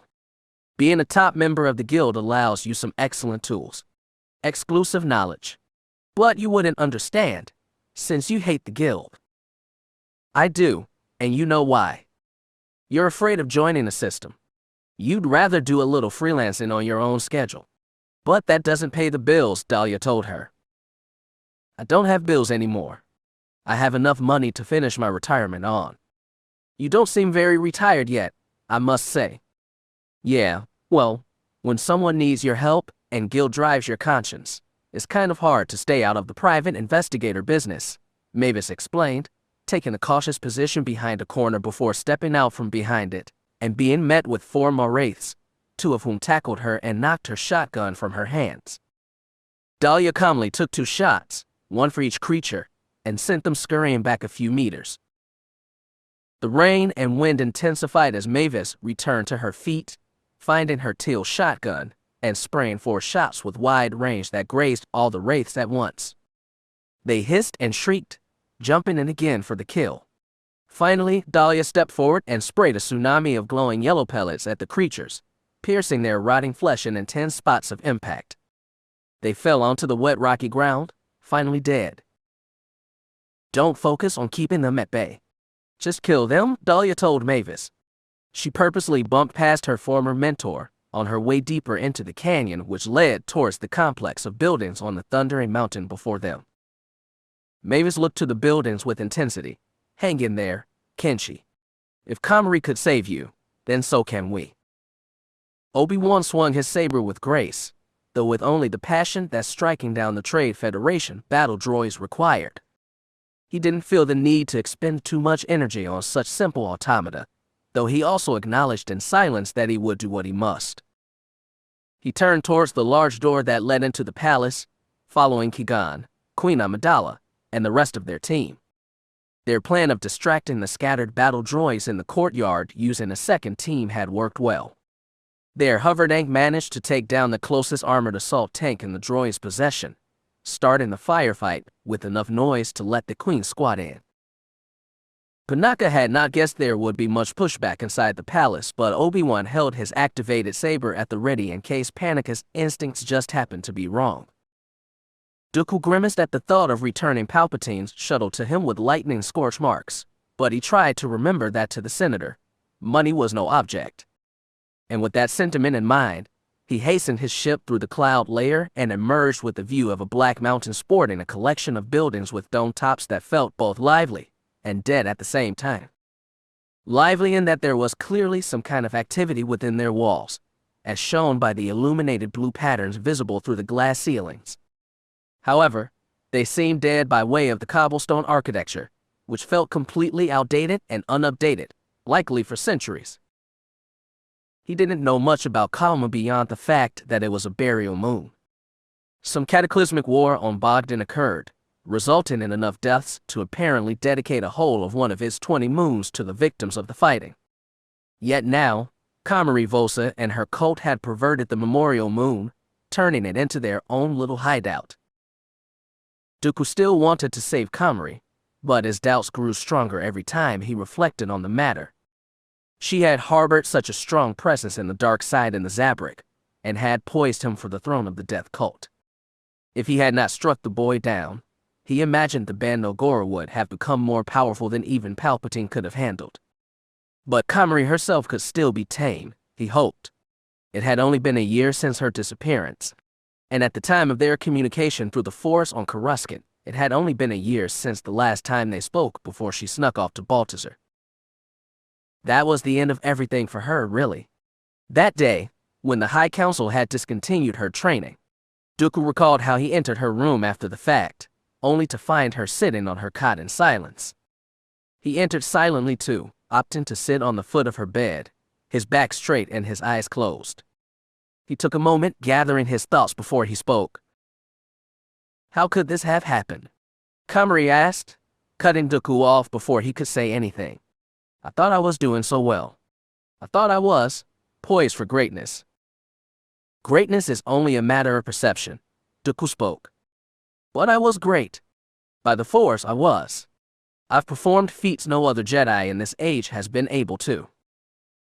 You are powerful, Komari, Dooku assured her, opening his eyes and looking at his apprentice, only to see her staring back at him, tears clouding her eyes. Not powerful enough, I suppose. But you're unstable, Dooku admitted. What? You allow your emotions to run rampant. Only because you taught me that was okay. I did no such thing, my apprentice. I only taught you that the ways of the Jedi were too restrictive. I never taught you that they were wrong. Being so powerful in the Force requires tact. And I failed to see a drop of tact from you since you started as my apprentice, Dooku said coldly.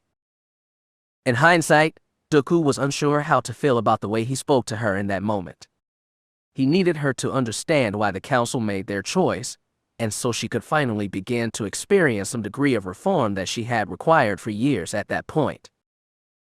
You told me that the Jedi's ways were too restrictive, yet you restrict me now, Komari had said. I was attempting to teach you balance, Dooku corrected her. There is space between the Jedi and the dark side where one with the Force may find the best of both worlds. Instead, you lean too far the other direction. Did he gone find that balance, Master?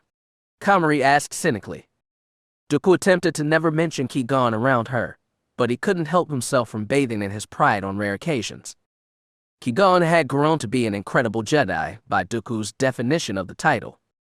A layman may disagree, seeing as how the High Council treated the man. But according to Dooku, that's why he was incredible. One who was willing to defy the Council, to make them think and rethink their decisions when he was in the room.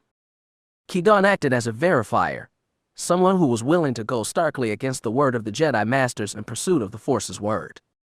Perhaps Dooku wasn't as dedicated to prophecy and following the will of the Force, as he found a mix of both the Force and the Order's own word to be a bit more sturdy and reliable. I promise you, Komari, this will be better for you. The Service Corps will help you find an inner peace so potent that you'll, Dooku started. You told them all of this, didn't you? You told the High Council to stop me, Komari guessed. Dooku snapped his head back forward and closed his eyes. This is all your fault, Komari accused, leaping from her bed. She began sobbing. You've always hated me. You think I'm dangerous? She turned to him. I'm going to prove to you that I am.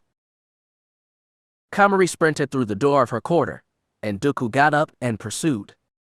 However, when he exited the door, Komari was halfway down the hallway already.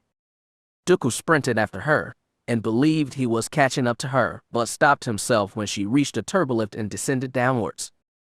He reached for his comlink, intent on alerting the temple security personnel. And yet, as he reached for the device, he froze. He realized that, no matter where Komari Vosa went, she would doom herself. If she attacked anyone in the temple, which he doubted she would, she'd be apprehended and likely executed. If she simply ran away, she'd be out of the Jedi Order and cease to be a real threat. She was simply incapable of performing the feats dark Jedi like Xanadus had been able to. She had no independence, meaning she failed to do anything meaningful on her own. And she lacked the clout to gather any politicians or corrupt corporations to her side. No matter what happened, he thought, Komari Vosa would fail. And it seemed at first he was right.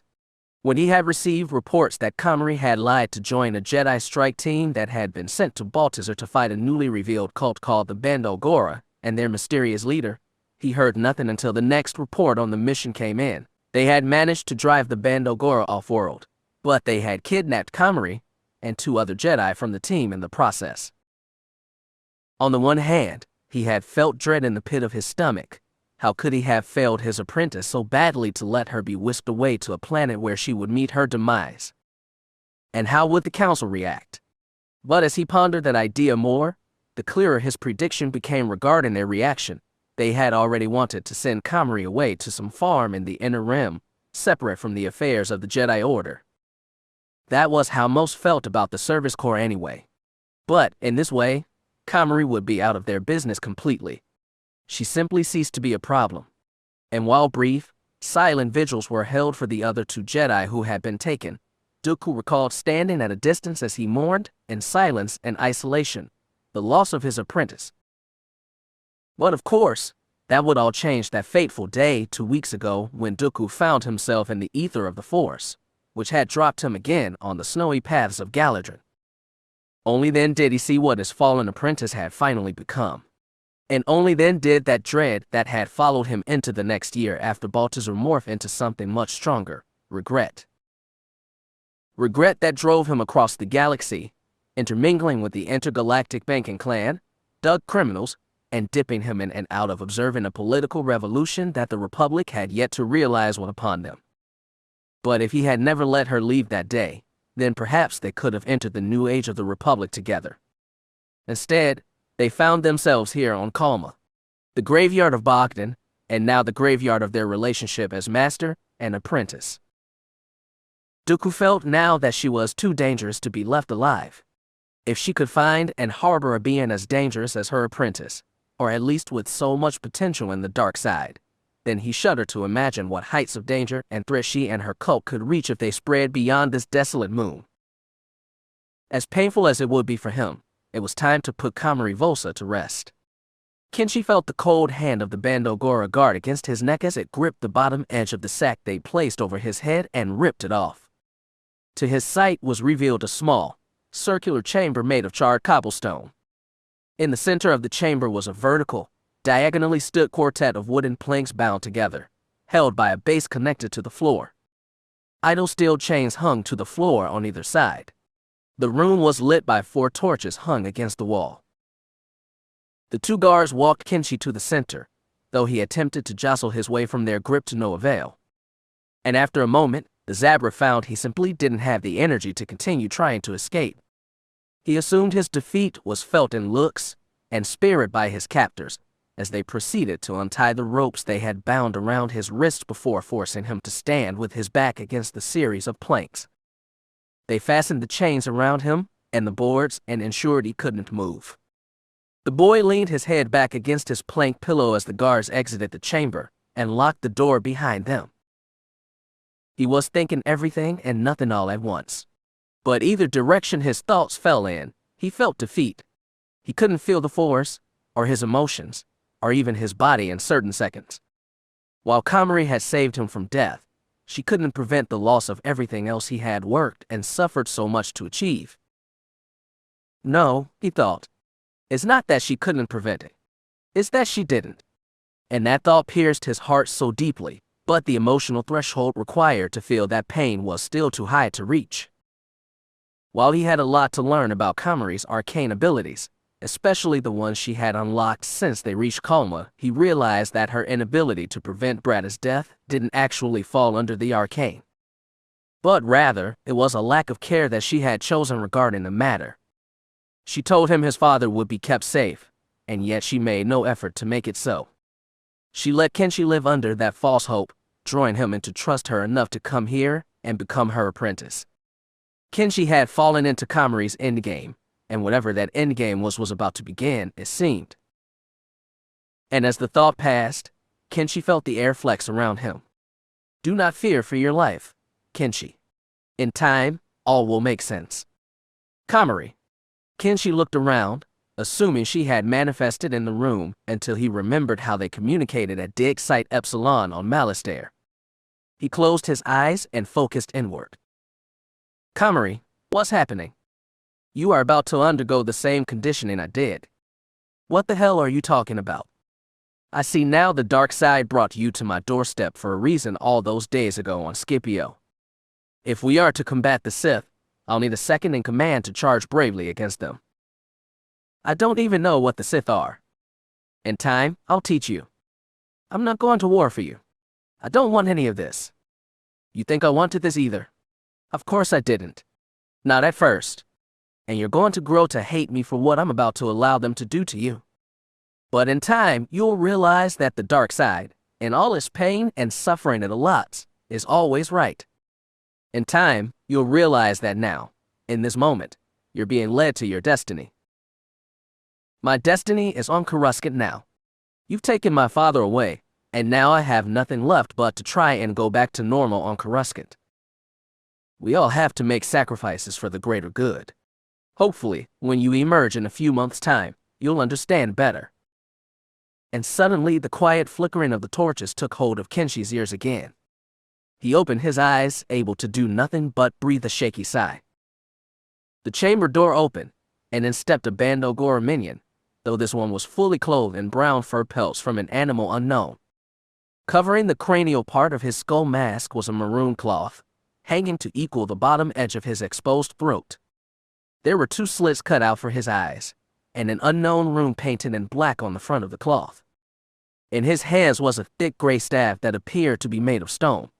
Its end was bright red, and Kenshi could nearly feel its heat from the distance the shrouded minion stood at. The intruder balled his right hand, which Kenshi had only then noticed was engulfed in gentle blue flames. Suddenly, Kenshi's dirted garb ripped open, revealing his bare chest. The Zabrak struggled now to break free from his chains as the masked man approached slowly, now pointing the red-hot end of the staff towards him. The end of the staff was flat and wide, sporting a series of wicked markings that appeared to be another rune.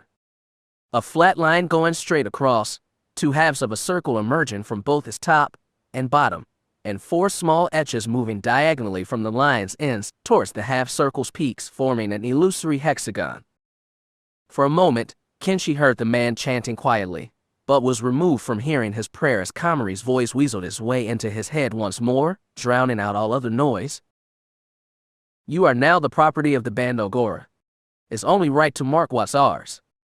Kenshi, distracted by the sudden cancellation of noise, had lost track of the staff point's position to him, and didn't even scream for a moment when he realized it had been pressed into his chest. His skin seared and smoked, emitting the worst odor Kenshi had ever smelled in his life. And as Komari exited his mind once more, Kenshi screamed louder than ever, the ragged exertion taking her voice's place and filling the chamber that surrounded him with the first primal call of a broken spirit. Mavis sprinted forward and tackled the wraith off Dahlia, who had wrestled to the ground. When she had the creature pinned, she unsheathed her blade and made quick work of his throat, then pierced the blade under his chin and up through his mouth and head. She took the blade back and turned to the developing scene behind her, which was revealed to be another wraith jumping from the canyon top's low edge to crush her. Instinctively, she threw her knife at the falling creature, watching the blade enter his head and killing it instantly. It fell to the ground with a violent thud, the rocks on its spot of impact allowing it to roll onto his back. Mavis retrieved her blade and sheathed it when she saw no more approaching enemies.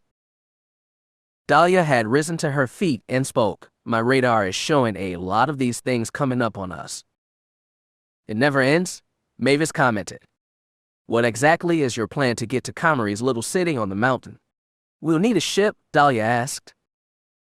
I saw on our way down that this canyon leads to the slave ships the cult uses to transport people from the core. We'll just snatch one, find Kenshi, then blow this place to smithereens. How does that sound?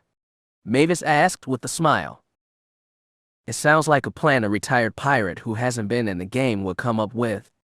Someone who's, a little clueless, Dahlia said. Her helmet's vocoder allowed no room for humor or characterization. Well, do you have anything better? You have any ropes we could climb the mountain with? Just keep moving, Dahlia ordered. Knowing she was right, Mavis continued at a speed that carried her quickly without depleting her energy. Dahlia followed suit. At least I got you to admit I'm not completely out of ideas, Mavis commented after a moment. I didn't admit anything. What I will admit, though, is that you're still acting like this is some jovial adventure we are heading on, Dahlia said. I wouldn't say this is jovial, Mavis replied, but it's reminding me of old times a bit. This is nothing like the old times. When are you going to understand that you can't fix what you did? Dahlia grunted. I don't even want to think about this right now. Then what do you want me to do?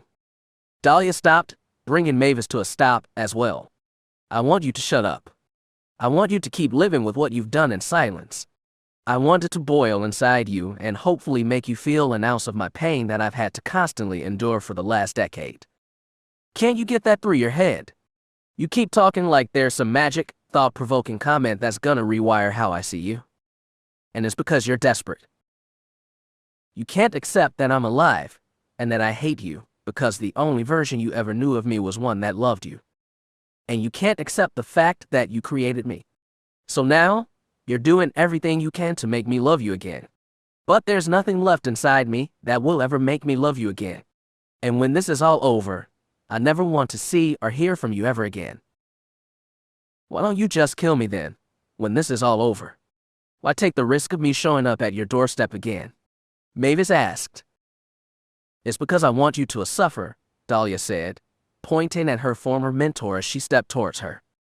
It will be infinitely more gratifying than just killing you. And I feel like I owe myself that much, to finally have my revenge, instead of taking the lives of others to pretend as if that was revenge. Finally, Mavis felt tears roll down her face. She had nothing more to say to her former apprentice, the daughter she never birthed, the one who knew her more than any other being in the galaxy ever could. There the two stood, only a few meters apart, but the rift between them wider than the galaxy itself. And Mavis felt what she had come to find as her illusion towards Dahlia torn down before her. However, before Mavis' hopes could be ground to dust, that torn fabric of illusion took a new shape, though this time, and freshen it in clean matter, Kenshi. Perhaps still an illusion, but less so than with Dahlia. If the boy was as alive as Mavis felt he was, then perhaps there was still a chance to right one of her wrongs she had committed. Perhaps Mavis could finally do the right thing and let him go. Not only from the grasp of the Bando Gora, but from her own grasp as well. And maybe she could find some place to spend the rest of her years away. Not to run and bury the pain, but to live with it and let it drive her. She wasn't even sure if that was something she could do. But if they could take the boy away from this place, away from Komari Vosa, then perhaps she could figure out if she was capable of it. And that was all the hope she needed in that moment. And with that, she wiped her tears away and continued down the canyon, without a word. She ran into the darkness, fearful tingles in her stomach and her muscles clenched. But when she heard the footsteps of Dahlia Geyser behind her, sprinting into battle alongside her, helping her fulfill the hopes she'd come to realize she needed, she found herself far less scared. And in that way, these were like the old times.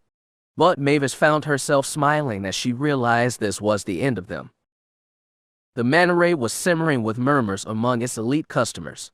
The seating booths were outfitted with noise-canceling curtains, allowing their users to converse with volume and passion and still disallow the rest of the establishment from hearing them. Nearly every booth in the restaurant had their curtains activated and raised. And why not? Zizzer wondered.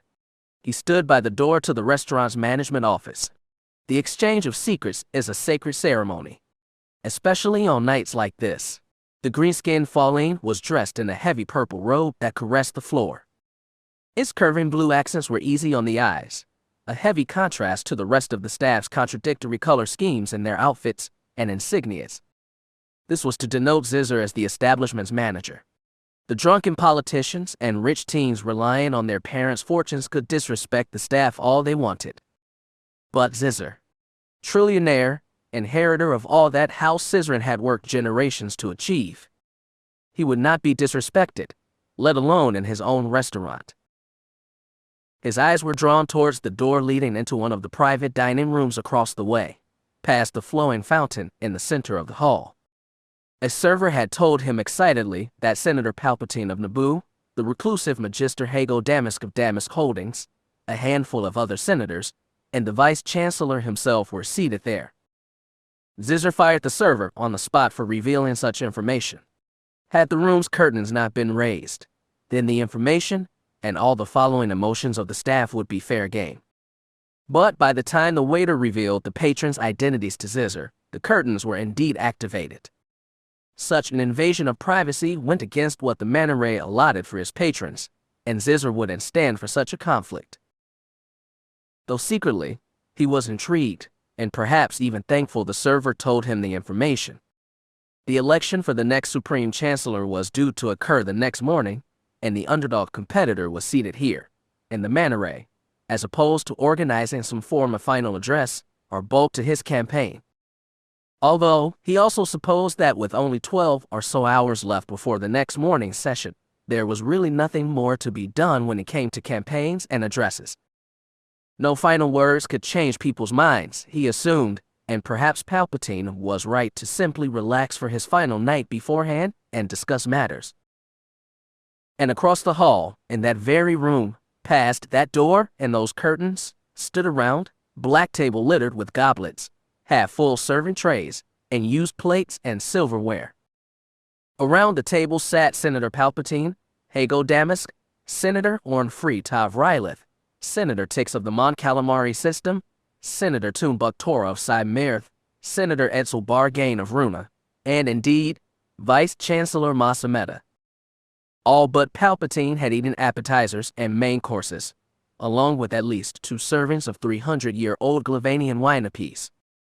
Palpatine had, earlier in the meal, adopted a look of sternness that hadn't bothered anyone until this point, when Tora spoke. Palpatine, drink. You've done it. The odds are in your favor now, and your election is assured. You can afford it, she told him. Her voice was nearly under the steep of a gurgle, a natural reaction of Cymerthian bodies to alcohol. Come on, Palpatine. Not a drop here, not a drop at the Opera House earlier. What is it? Ta asked. A moment of silence as Palpatine gathered his thoughts in an inhale, punctuated by the closing of his lips before speaking. I suppose I'm worried for my planet still. Ah, that makes sense, Ta remarked. Your queen has ventured into battle against those dirty Nemoidians. Do you not think that she and 2 Jedi Knights are capable of defeating Gunray? Tix asked. I suppose I'm not sure which side of the gate my faith falls onto. If only I could speak my truth now, Palpatine thought, looking now at Damask, who had just consumed his 6th goblet of wine that evening. Our truth, how, if Amidala emerged victorious before the election, the bubble that Palpatine had blown so large would deflate in a near instant. Many of his supporters felt as if they were standing on thin ice when it came to pledging their votes to Palpatine. He could sense that if one thing were to fall out of place before the voting began, that many of his supporters would resort to Antilles or team without a second thought. They were safer options, after all. Neither was more promising than the other, but Palpatine was the dark steed. He stood alone in many of his policies, which seemed to intrigue many members of the Senate. But the circles within circles had been shaped and reshaped many times since Valorum was effectively ousted from office, and he could only hope that his circle sat wider than his opponents. An assurance of his victory would come in the form of a holoc communication from Gunray, or better yet Maul, telling him that the Gungan army had been defeated, the Jedi slain, and the Queen captured. The treaty being signed didn't particularly matter to him at this point. At least, not as much as a secure and confirmed chokehold on Naboo. But there was a notion of great concern, one that developed too late for Palpatine to be able to do anything against. Gunray, in his hubris and idiocy, had migrated most of his Lucrehulk ships away from Naboo to return to Kor Neimoidia, only leaving the primary droid control ship stationed above the planet. Gunray had kept the migration a secret from Sidious, with him only learning about it after discussions with his colleagues in the interim when he had assumed the identity of Palpatine once again. And since then, he struggled to maintain hope that the singular ship could provide the presence needed to maintain control of the situation. As the members of the table began talking again, he relieved a mental sigh, thinking that if the Queen's starship could evade an entire blockade, then perhaps it didn't really matter how many ships there were. While the Trade Federation had incompetent leadership, the critical difference between it and the other organizations he and Plagueis had begun bringing together was that the Federation had an army. The likes of the Corporate Alliance and the Techno-Union had forces, sure, but nothing as organized and militant as the Federation. Perhaps, once this was all through, if Sidious could bring them all together. He shook the thought away. He had to remember that he worked best in the shadows. If he was elected Supreme Chancellor, Darth Sidious would no longer be a mediator. That was one of his first theoretical appointments. The busy work he had done for Plagueis felt incredibly unbecoming of a Sith Lord. And while it had to be done, Sidious would no longer be the one to do it. He needed someone with more patience, and perhaps more practice in mediation to perform the task. Maul couldn't be trained to do it. He was a savage creature, born to commit violence and inflict pain of the highest degree to everyone in his path. He'd be a good insurance agent towards the members of this theoretical union of companies, but not the one to lead the discussions. Sidious racked his brain, but felt stupefied when the answer manifested in his vision: Dooku. For so long, his plans only extended as far as keeping Dooku in the shadows of their operations, perhaps simply as a man of resource or knowledge. But how delicious would it be to appoint Dooku the head of this union, bringing these companies and forces together to stand against the Republic, to convince more organizations to depart from the Galactic Consortium. How much would it sting Grand Master Yoda to see his former pupil stand publicly as the leader of a separatist movement? How badly would it hurt the Jedi to face against one of their own on such a large scale? How much could Dooku make the Jedi bleed? Disconnect them from the Force, drive them into blinding emotion, and wither their spirits?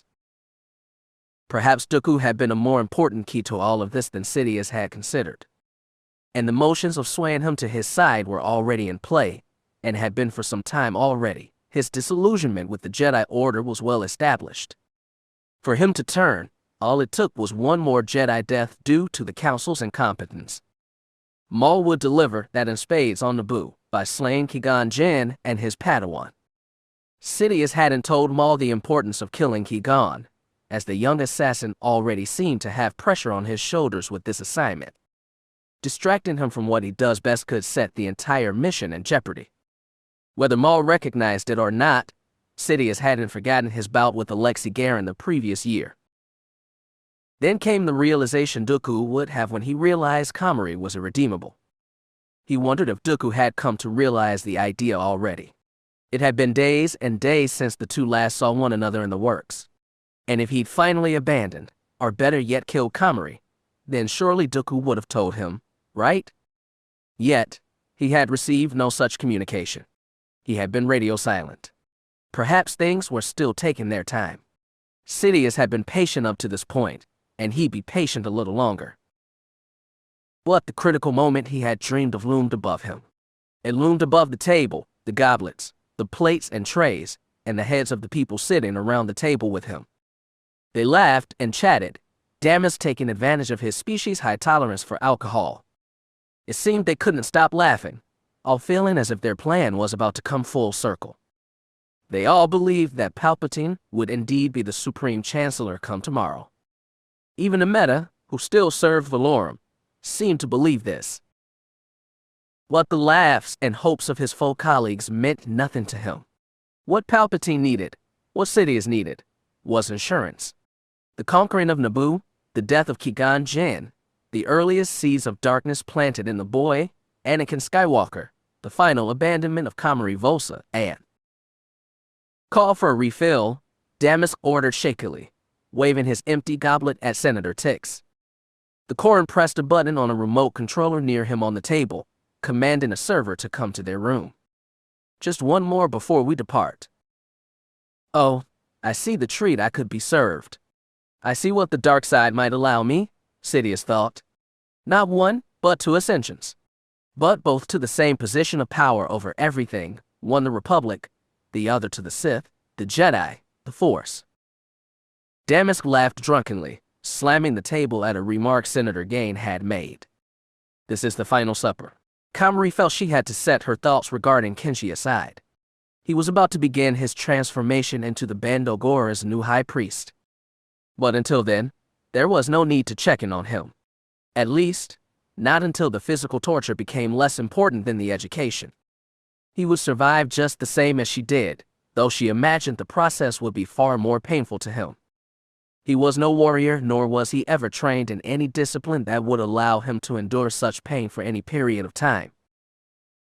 After she thoughtfully breathed in the thoughts, then exhaled as to let them pass entirely, she summoned a view of Feroh and the hunter's progress through the canyon. The wraiths were disgusting, ravenous creatures, thinking without emotion and only driven by instinctual bloodlust. The inequalities and shortcomings of the host bodies were ironed out by their transformation into the final products, which allowed her stretches in the underworld to gather a larger pool of hosts than one would think possible just by looking at them. But regardless of how advantageous the creatures were, it seemed they were incapable of defeating the two intruders. They had come close, but had still failed to even hurt them. It didn't matter that much at the end of it all, though. She knew Feroh had come for the boy. What the old hag didn't seem to realize that she had already failed. Kenshi was beyond her reach, and the grip of the Bando Gora was infinitely stronger than any weapon she brought with her. The thought of putting this entire series of events behind her pulled the corners of her mouth upward and gently shook her core with excitement. However, the feelings faded when one of the twin chamber doors opened with a meaty creak. High Priestess, I must report to you another intrusion. It was her leading captain. Beyond yourself, you mean? Komari asked, a layer of sardonic humor added in an attempt to mask her anger towards this development. Another starship has breached the storm and is approaching the set. Its designation and intent are unknown. Komari sniffed the air, a theatrical display of investigation. And yet, miraculously, she did sense something. It wasn't a smell, but a subtle shift in the force that her opening her senses allowed her to better perceive. And after a moment of interpretation and processing, she finally understood. There was now a third force user on Kalma. The rainstorm had intensified, echoing against the hull of the sleek black starship as it touched down on a discreet landing platform on the side of the mountain. Dooku exited the interior, stepping onto the boarding ramp and stopping himself when he saw that the rain had flooded the entire landing pad. He held his hands against his stomach, still feeling a slight twinge of disgust as his fingers met the soft fabric of his tunic, a plain brown, but the color wasn't important. The threads used to construct the garment were imported directly from a reclusive Junian designer over 100 years prior. The tunic was expensive. It was a keepsake. It was exclusive. Exclusive to House Dooku. But since all but one of his blood relatives were dead, the tunic was exclusive to him.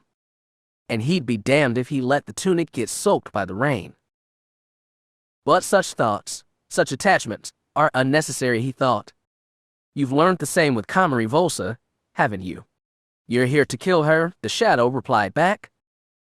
I have, and I shall. Perhaps such attachments are not unnecessary. Perhaps these attachments make us who we are. Perhaps we are defined by what we value. Perhaps we are also defined by what we don't. Then how does my lack of value towards Komari define me?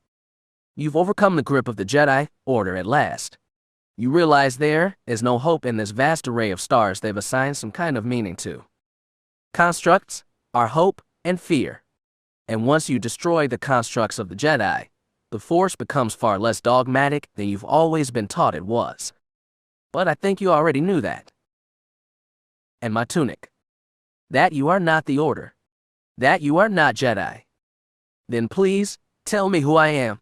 I've been lost for so long. I just want an answer, Dooku begged silently. He could feel the bags growing weighty under his eyes. We both know the answer to that question. Dooku scoffed, shooing the shadow away. He'd be back, he knew, but not as long as Dooku had the energy to ward him away.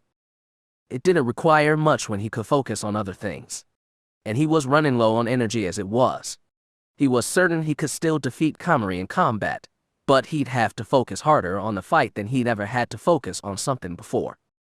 He couldn't focus on Komari, only his own placement in the dance and in the Force.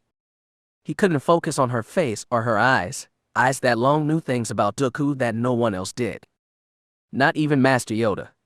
He couldn't focus on her outfit, far-fetched from a standard Jedi robe that perhaps suited her more.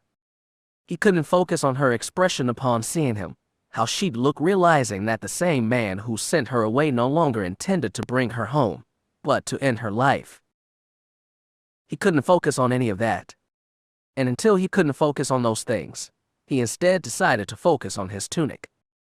He breathed in, rubbing 3 of his fingers against the textured grip of his lightsaber hilt. That comforting dotted plating, a familiar friction against his senses that he relied on time and time again to center himself. And from this center he routed himself towards, reminding him that his lightsaber, his skills, his power would lead him to victory. He reached his other hand out and felt the space just outside the boarding ramp, just past the short extension of the ship's hull above him. Hundreds of raindrops all at once, a congregation of them on the ground, meeting thousands of others that had splattered and flowed to the particular spot on the floor of the platform his gaze and the Force fell to. With the flex of his arm, he held all the falling drops of water in the air above where his head would be if he were to stand in that spot. In addition, he began to part the water that viscously flowed on the floor of the platform. Atom by atom, the flood in the same spot he held the droplets above tore away from itself, revealing the dry stone of the platform that was once true before the storm came. Dooku stepped onto the platform, fixing himself within the dry chamber he had created. Slowly, he turned his head, spotting a crude entryway into the keep the platform was connected to. He strode that way slowly, simply moving his chamber along with him. He maintained a solid radius around him, parting the water towards his vector and allowing the trail behind him to close and the descending water to fall as it would have if not for his intervention. And when he reached the entryway, he stepped inside. With his hand, he felt his tunic, dry, not a speck of moisture anywhere. And so affirmed was the power of Dooku. Not Jedi Master Dooku, esteemed and noble servant of the Jedi Order and his republic, nor Jedi Master Dooku, the delegate between worlds and master of mediation. This was the power of Dooku, the stolen child of a powerful Serenian family who imported their clothes from the most secret places. Their values and deficiencies were now his to reclaim. The final link of the chain that held the man to the Jedi was broken in that moment, when he realized that he was capable of incredible things without the foundation that had propped him up for so many years. The filter of his life had been peeled off, and he breathed shakily as he found new color in everything around him. "On your 6. Dahlia yelled, firing 2 shots right past Mave's head. The older woman grunted in shock, diving to the ground. She heard the collapse of a body, then turned to see the smoking corpse behind her. "You dive after I fire?" Dahlia asked. "Maybe don't shoot right past my blasted head," Mavis asked, getting up with a huff. "Maybe pay attention to your surroundings instead," Dahlia replied. "That might solve a few issues too." "Well, sorry I don't have my helmet's radar anymore. Again, I'm not interested in your excuses." "Whatever," Mavis said. She turned back towards the end of the canyon, which was only a few meters ahead of them. Through the strong rain and winds, she could see the accent lights of the slave ships parked in the cul-de-sac the path led to. She couldn't see any figures standing around the ships just yet, but she assumed there were plenty to go around. Mavis counted her remaining shells, realizing then that conservation would be critical unless she could find another weapon somewhere. Dahlia seemed to have cultivated her skills in marksmanship and ammo conservation over the years, not even letting the pistol overheat at any point during their crawl through the canyon. Mavis recognized the jealousy and breathed it out slowly. A trio of small rocks fell from the rock floor above them, spilling onto the ground of the canyon. Mavis and Dahlia were both alerted instantly, aiming their weapons from the rock's point of origin above them. They were greeted with 6 more wraiths, who had attempted to ambush them without volume. The 2 women opened fire, though not soon enough to stop the party from jumping to the canyon floor with them. Mavis dispatched one with a near point-blank shot, but 3 more leapt at her, pinning her against the rock wall and exercising their claws against her Beskar armor. Using the butt of her shotgun, she hammered the face of the central wraith, drawing a copious amount of black fluid from his masked face. The fluid dotted her face, a drop even falling into her open mouth. She ignored the putrid, unholy taste as she attempted to ready her shotgun to dispatch the remaining 2 creatures. However, the 2 grabbed the weapon, attempting to rip it from her hands. Mavis refused and rebutted, pulling the shotgun back towards herself in a heaving motion. One of the wraiths released a hand from the weapon, swatting at Mavis' face with its decrepit claws. She felt the skin across her cheek tear, the warmth of blood released like a cloud breaking and allowing the warmth of sunshine in. In instinctual response, she released the gun, sending the 2 wraiths to the ground and the gun into the air. It hit the ground with a clank, the 3 combatants ignoring the sound and rising to their feet. Mavis jumped from the rock wall, planting her boot into one of the creature's chests with all the force she could muster. She felt the bone of the creature's chest cave in through his cloak, spewing blood from both the impact and through the residual effects on the body out his mouth. She followed her descent through, pinning the creature down on the ground and pressing her full weight against the bone to the rock floor, completely flattening his chest and ending his life. The remaining wraith screeched, errantly approaching Mavis, with his claws forward. Mavis gave into the approach, flowing underneath the idiotic creature's extended arms, turning around in her crouched position and gripping his wrists as it impacted her back. His wrist the center of rotation, she flipped the wraith over through the air, her back the platform, until enough force had been gathered to lift him off of her.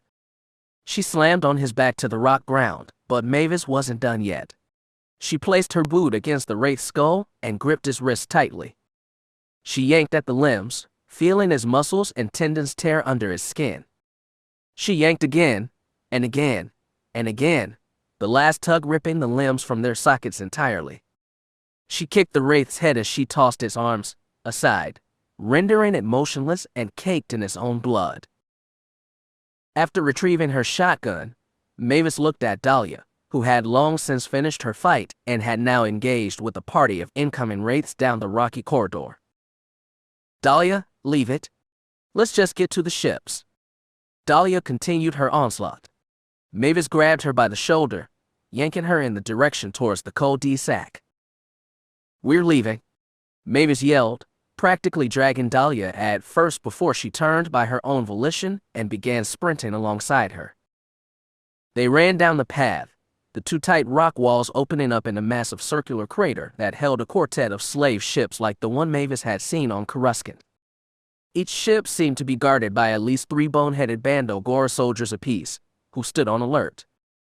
Mavis assumed they'd be alerted to their presence because of the chaos, so the fact that the dozen boneheads had already begun some kind of attack formation was no surprise to her. "Have a preference which ship we take?"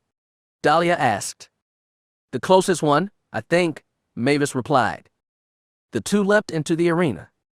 The Federation tanks suddenly stopped firing, the shields having maintained their integrity through the onslaught. Jar Jar Binks found the idea of their survival ludicrous, but not completely unfounded. The Gungans, at least the tribe of Gunga, was more technologically advanced than even the Naboo knew of. Though they still relied on outdated laws and customs, they didn't allow those ways of life to hold back the greatest minds their society had produced. The shields were a marvel, their generators strapped to the backs of the mighty fanboss they had wrangled since their evacuation from their beloved home. The giant amphibians carrying the shield generators, the ultimate combination of tradition and advancement, exactly how the Gungans existed. The Naboo would never understand this. They would never understand the bond of the Gungans, the ways of their society, or the sacrifices they made when they were forced into hiding by the ancient Naboo thousands of years ago. It was old news to Jar Jar, but perhaps not to Captain Tarpals, sitting on his kadu beside him. Perhaps not to Boss Nass as well. It seemed to Jar Jar that everyone in his tribe, while agreeing to this treaty with Queen Amidala and her people, were still a bit unsure about how truthful their alliance ultimately was. He could tell there was some uncomfortability with the idea that the Gungans were the ones who had to face the organized military threat of the Trade Federation. But no one except Jar Jar seemed to realize that this wasn't just so the two societies could be friends. This fight was for the sake of their entire planet. If they lost here, if the Queen's plan failed, the Jedi couldn't help save the day. If Newt Gunray and his droids gripped this beautiful planet any tighter, then everything Jar Jar and his people knew and loved would crumble like it was nothing. It was now or never for Naboo, now or never for the Gungans and the Queen and the Jedi and the great planes they stood on, trying to anticipate in simultaneity the next move of the unpredictable Trade Federation battle droids. The ceasefire seemed to disturb the army positioned behind Jar Jar. Murmurs broke loose among the army's members, disturbing the peace and focus he knew they needed to maintain. The murmurs of the unknown, of the anticipation of something scary and receiving something much more alarming instead. It was like the tide on a beach pulling back so far that the sand was visible for miles. But where was the water? Where was the tide? Steady, steady, Jar Jar ordered. The tide came from the wingless, ankh-shaped hatches that opened up with the parting of two doors on the vehicle's fronts. The mysterious vehicles that had accompanied the tanks to this battle but seemed to serve no other purpose. Out came a series of racks from each vehicle's hatchway, extending with subtle alarms, as if the emerging presence was something to be alerted to. The racks reached downward now, pulling apart in half when they reached the ground. Each rack arm contained, from Jar Jar's perspective, small beige dots that looked to be curled within themselves. But he knew what they really were. It took nearly 2 whole minutes for the process to complete. Then, as the racks folded and retracted into their hulls, the beige dots unfolded and rose, revealing them to be the battle droids Jar Jar knew would show up at some point during the battle. There they stood, already in formation, hundreds of them. Nearly 1,000 by his uneducated guess. 1,000 battle droids, all waiting to meet the forces of Naboo in combat. 1,000 battle droids, ready to meet a couple hundred Gungans. The machines had blasters in their arms now as they approached the shield domes. "Ouch time," Captain Tarpals told Jar Jar frankly. "Dissino and well, win or lose," Jar Jar thought with a gulp. It seemed the branding was enough to satiate the Bando Gora torturer for the time being. He had stepped away from the room for about 20 minutes at this point. The smoke from the seer had stopped, but the scent of Kenshi's burned flesh still enveloped his sense of smell, like a mother would hug her child. And though he struggled to stay awake through the smell, which made him nauseous enough to arrive at the point of unconsciousness, he still had sense enough to denote details of his situation with the aptitude of someone who wasn't in his situation. For one, his hearing allowed him to catch, through the thick, aged cobblestone walls of the chamber, the echoes of blaster fire somewhere in the distance. He could guess that it was related to the odd, crystalline-like ship that had crashed behind the mountain earlier. Perhaps a rogue band of smugglers had crashed, and were now fighting for their life against the Bando Gora in the canyon below. Or maybe the Bando Gora knew how to use blasters, and were simply engaging in target practice. The latter option seemed far-fetched, but he simply didn't have enough info to make any kind of safe guess. Secondly, Kenshi noticed that something was bothering him. Something beyond the obvious, of course, an odd protrusion against the fabric of his pants on his left hip. Since his arms were strapped to his sides, he felt it against his left wrist. For the last few minutes, with the distraction of burning flesh starting to flee as he fell asleep from the pain, he'd been trying to figure out what it was. It was something he had left in his pocket, something that neither Komari, the escort guards, nor the torturer cared enough to notice. And apparently, he hadn't cared enough to remember what it was. He could slowly and slightly shimmy his arm around against the chains, but not quite enough to feel the thing in his pocket. All Kenshi could muster was a grunt of frustration, but he silently admitted that the activity was keeping him awake. A part of him did want to leave the conscious realm, but he simultaneously feared what would be done to him if he wasn't awake to see it. And finally, the very bottom of his hand was parallel to the item's shape. At first it felt foreign, but the circular bottom of the item combined with the relatively large central crater in his middle gave it away. It was the comlink that Feroh had given him on Mallister. He had never given the device back to her. In fact, he remembered pocketing it before they boarded Senator Trell's yacht. It seemed that the device had made it all the way to this point without being noticed once. Suddenly, his fatigue and pain flushed away as possibilities ran through his mind. Was the device still connected to Feroh's? She had given it to him on Mallister to let her know when they needed to be picked up from the dig site. He hadn't used it since then, only fidgeted with it as a means of distracting himself from the growing tension between the two of them. Theoretically, if he could use the comlink to alert hers, she could track his signal's exact point of origin and find him. But Kenshi stopped himself when he realized, for the first time since waking up aboard the Enigma, that he wasn't even sure if Feroh Mavis, rather, was alive. The last he had seen of her was aboard the yacht, and his fading vision as she was pelted upon with blaster fire and forced out of the room. And with no helmet and the Senator's crew roaming the halls for blood, Kenshi wasn't so sure now if she managed to make it off the ship, let alone track him here. The vision of the fiery ship crashing into the canyon replayed in his head, however. It was almost as if the memory was a door, one that he could open and reach through with his sixth sense. The sense he had come to accept was the Force. Closing his eyes and focusing on the falling ship, he began asking more questions. Why would he be thinking about that ship in the first place if it weren't relevant? Why would the Force bring this to his attention if it were not to send him on the right path somehow? He grazed his spiritual fingers across the scene, very nearly feeling the flames from the overworked and damaged thrusters. And in that heat, he felt the nose of a blaster pistol pointing straight at him as he cowered on the floor.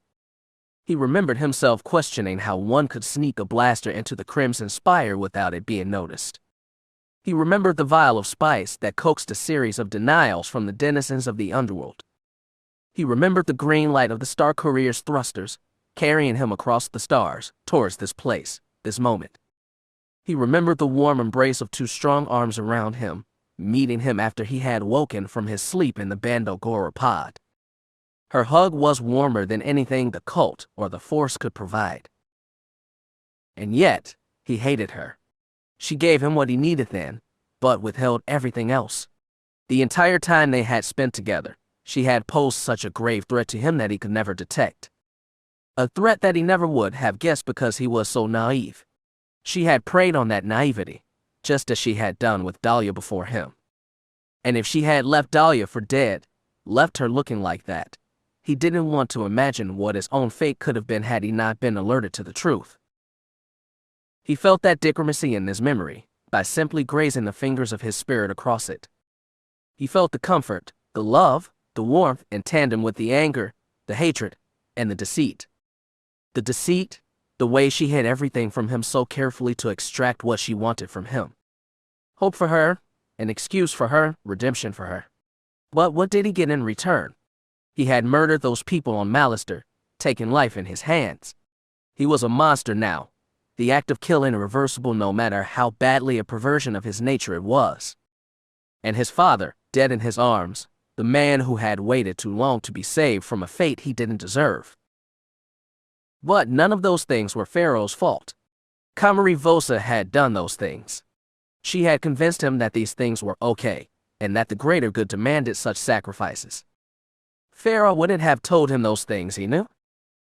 All these emotions, pulling every direction, and all the blame too. He was coated in emotional exhaustion, the weight of this journey finally showing itself in full on his shoulders. Mavis was alive, and that weight is how he knew. The interior of the cave the entrance led to was made of brown stone, webbed and dripping with water. It was dirty, filthy water, Dooku noted. A drop could kill a man if consumed, he imagined. These seemed to him like such poor living conditions for Komari and her men. But he supposed it didn't really matter to them. The Bando Gora was mindless, without thought or care to details like the cleanliness of their home or the smells that came from their walls. Dooku's senses tingled, and he activated his lightsaber as a gaunt man attempted to ambush him, wearing only torn pants and a horned, bone-headed mask. The man wielded a club and swung at Dooku from the shadows behind him. Dooku stepped out of the way, turning towards his opponent in the process.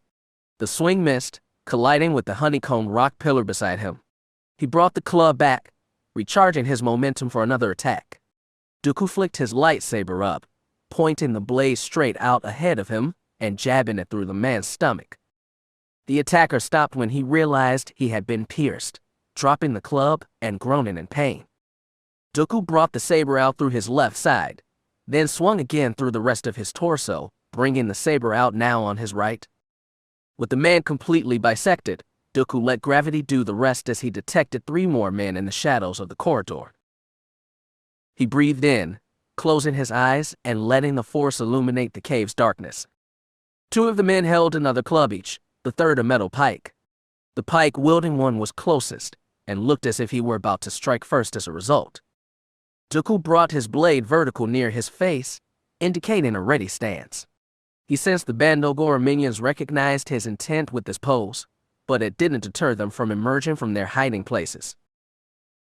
Dooku opened his eyes, sidestepping as the jagged pike poked through the air, right where his chest would have been. He swung his blade through the pike, slicing it in half. Though this reduced the range the attacker could perform from, it was still a deadly weapon he yielded. The attacker went right in, swinging the pike to hit Dooku with his length as opposed to his point. Dooku performed a graceful backflip over the swing, landing on his feet and gripping the man by the throat with the force by the end of his recovery.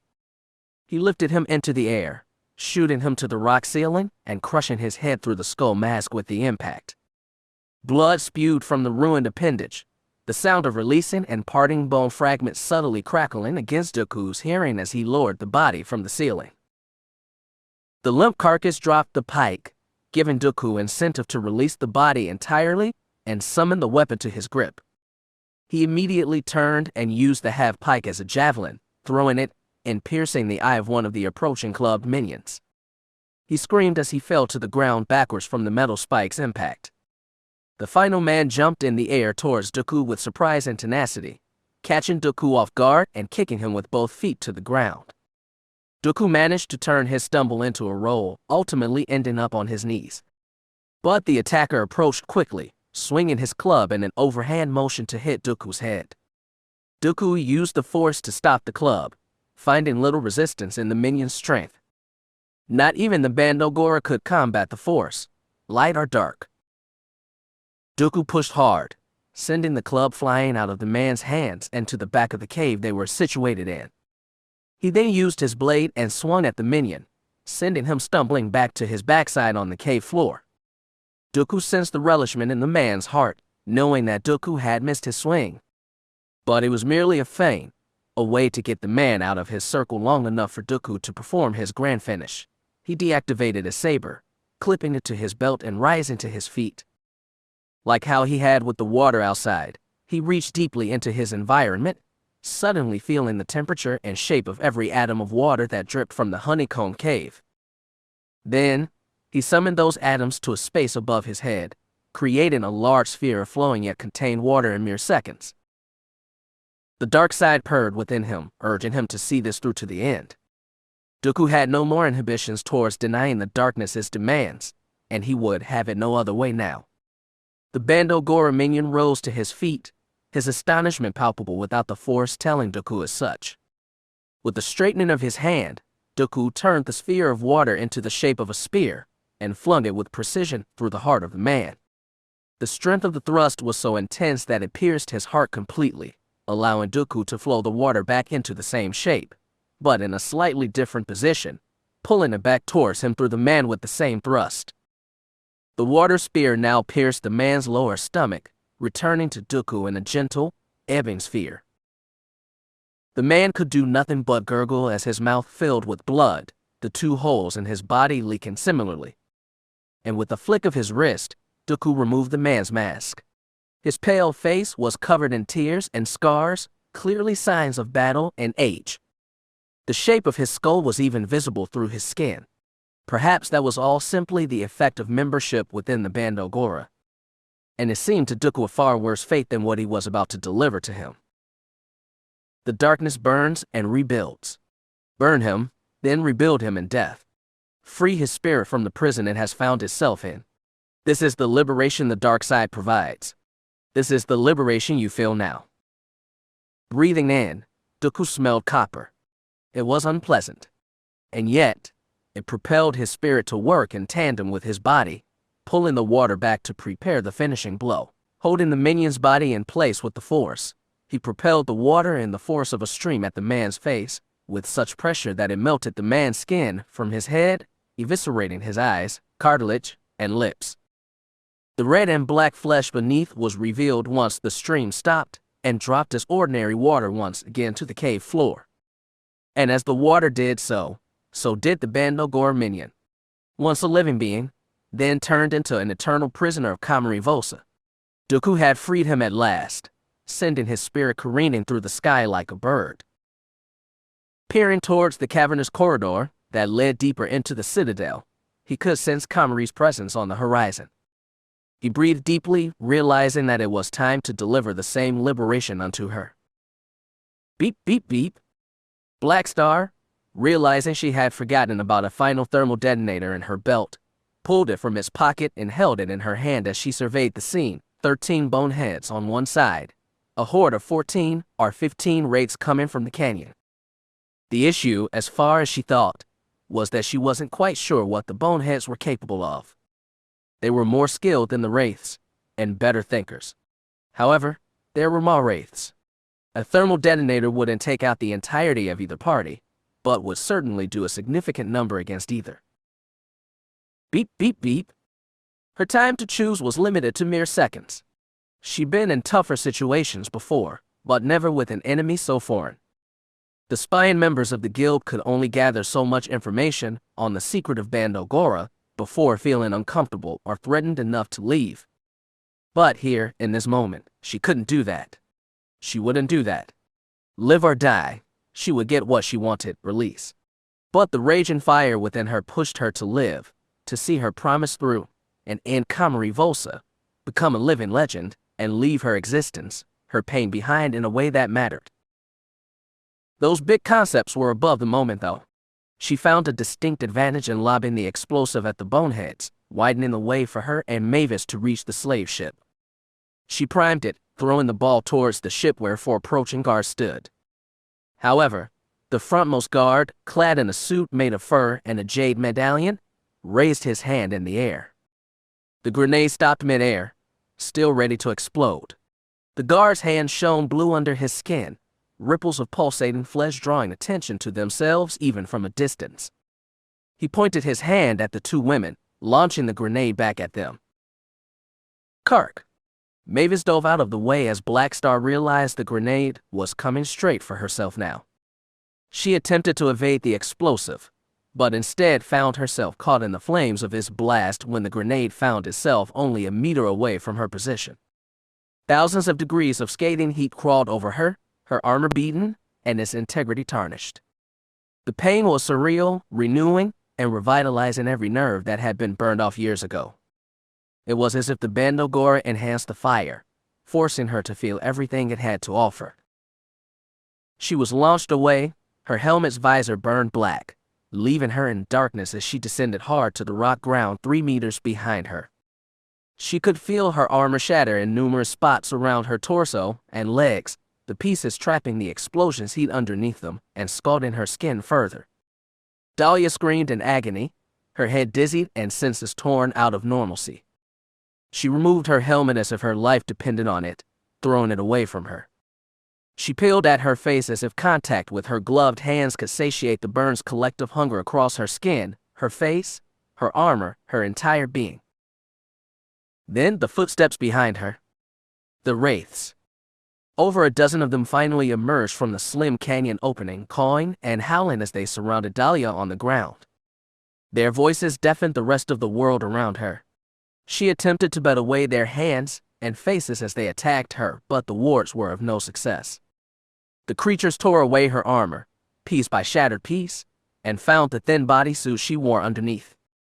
What was left of the connective tissues and tubing between her suit's life support systems and her body that survived the explosion were torn apart, dripping various fluids and sending sparks of the delicate machinery spewing from the mess, momentarily deterring a few of the attackers but stopping none of them completely. Dahlia screamed instinctually, realizing that she was finally dying. But this wasn't how she wanted it. They pierced her flesh, ripped it off, dug inside of her with their hands, and ripped and twisted and crushed her. She could feel her stomach, her lungs, her rib cage, her bladder taken from her. This was pain she'd never thought imaginable. Pain beyond words, beyond thought, beyond existence. She existed as Dahlia Geyser no more, only laying there as a feast for the creatures.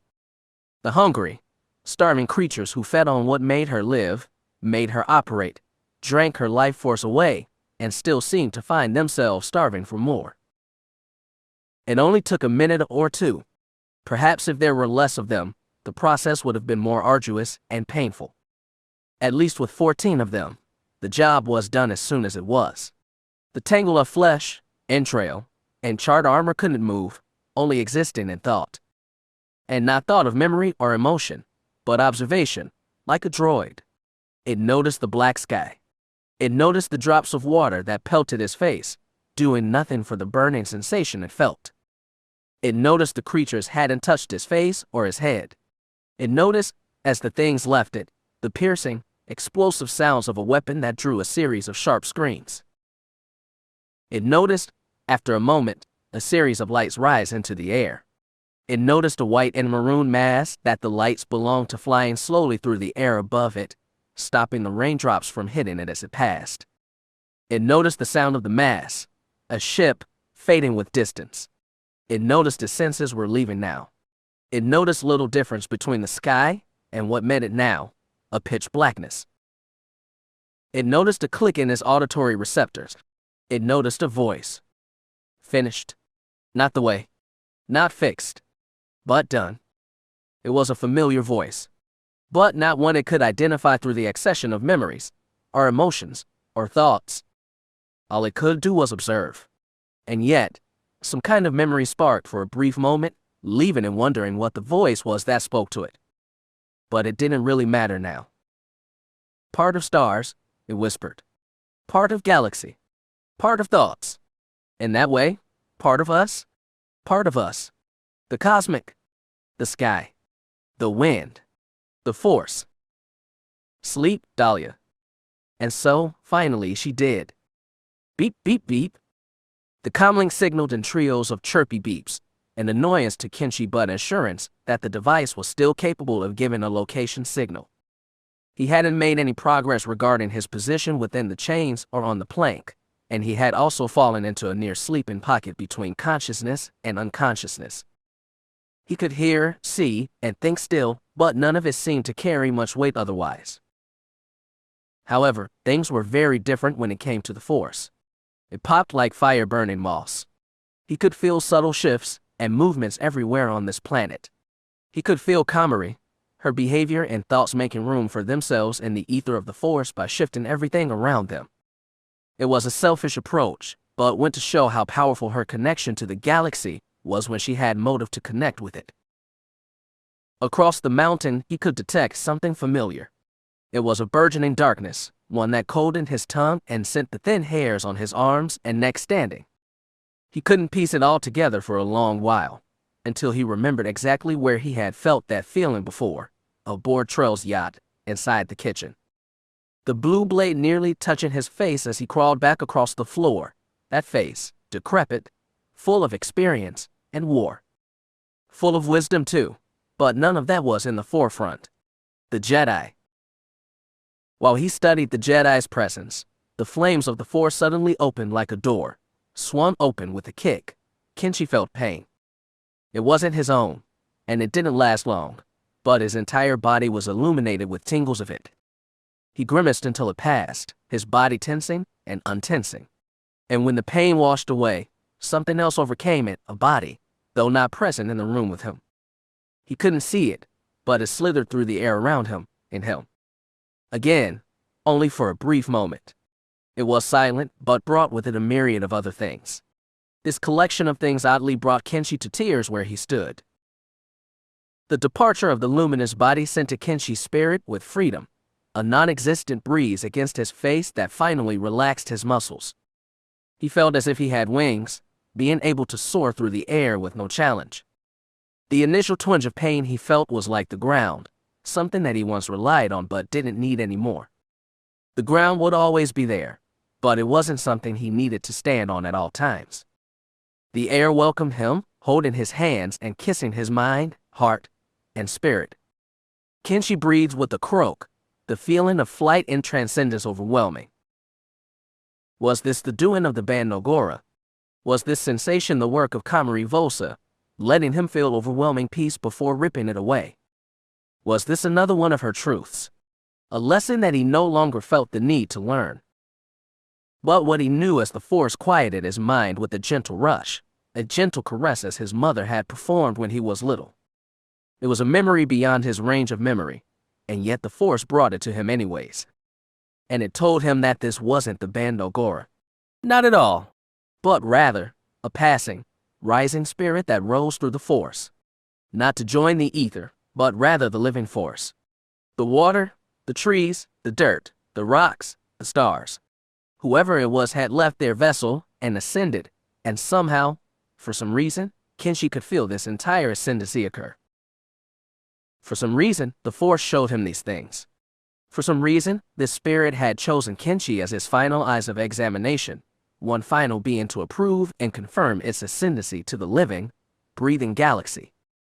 The webbing of stars that lined everything, every planet, their moons and suns, it would become a part of it all. A shining light among the darkness, one more twinkle that completed a constellation, one more twinkle that illuminated the sky when the light of the sun had completed its daily mission. This, Kenshi knew. This, Kenshi saw.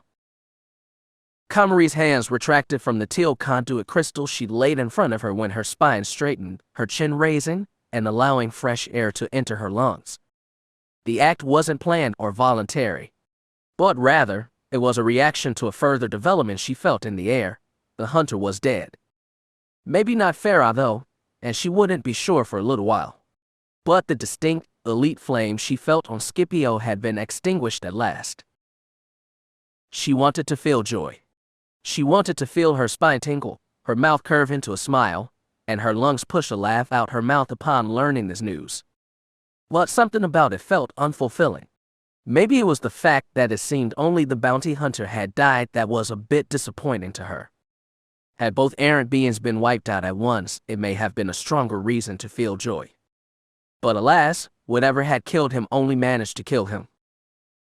Or maybe the reason she didn't smile was because it was never really about the hunter. It was never about his armor, his skills, his weapons, his tactics. But rather, it was about his mission, and who sent him on it. In all honesty, she still believed it was Kanu's trail who had organized the entire situation. And when she had gathered her full strength once again, she'd return to him and decide what to do from there. Maybe bring him back to Kalma and send him to a torture chamber. Or perhaps make him watch his family die, one by one, in front of his eyes. She scoffed at the latter notion. He wouldn't give a damn if his family died. Komari stared down at the shimmering crystals before her. Both were the size of dinner plates, and both had been dug from the moon's soil centuries ago. They had an ornate connection to the moon's spiritual energy, and at some point the then high priest or priestess of the Bando Gora discovered the things could be used as conduits to build strength and rejuvenate their connection to the dark side. Shoan Nidus was a false prophet, a mere pretender of the Force whose skills regarding chemicals and alchemy allowed him to ascend to the top of the Bando Gora. But he stood no match against Komari, an actual Force user. The dark side, in tandem with the arcane modifications her and her mentorial ancestors had made over centuries of practice, and perfection could become something unstoppable. Komari even believed the potential of becoming immortal with the use of this modified dark force energy was real and palpable. But that was further down the line, perhaps when Kenshi was ready. And that wouldn't be for a little while still. One of the twin chamber doors opened, revealing the furred captain. "High Priestess, the Wraiths have killed one of the intruders," he growled. "Old news," Komari said, waving her hand in a dismissive fashion.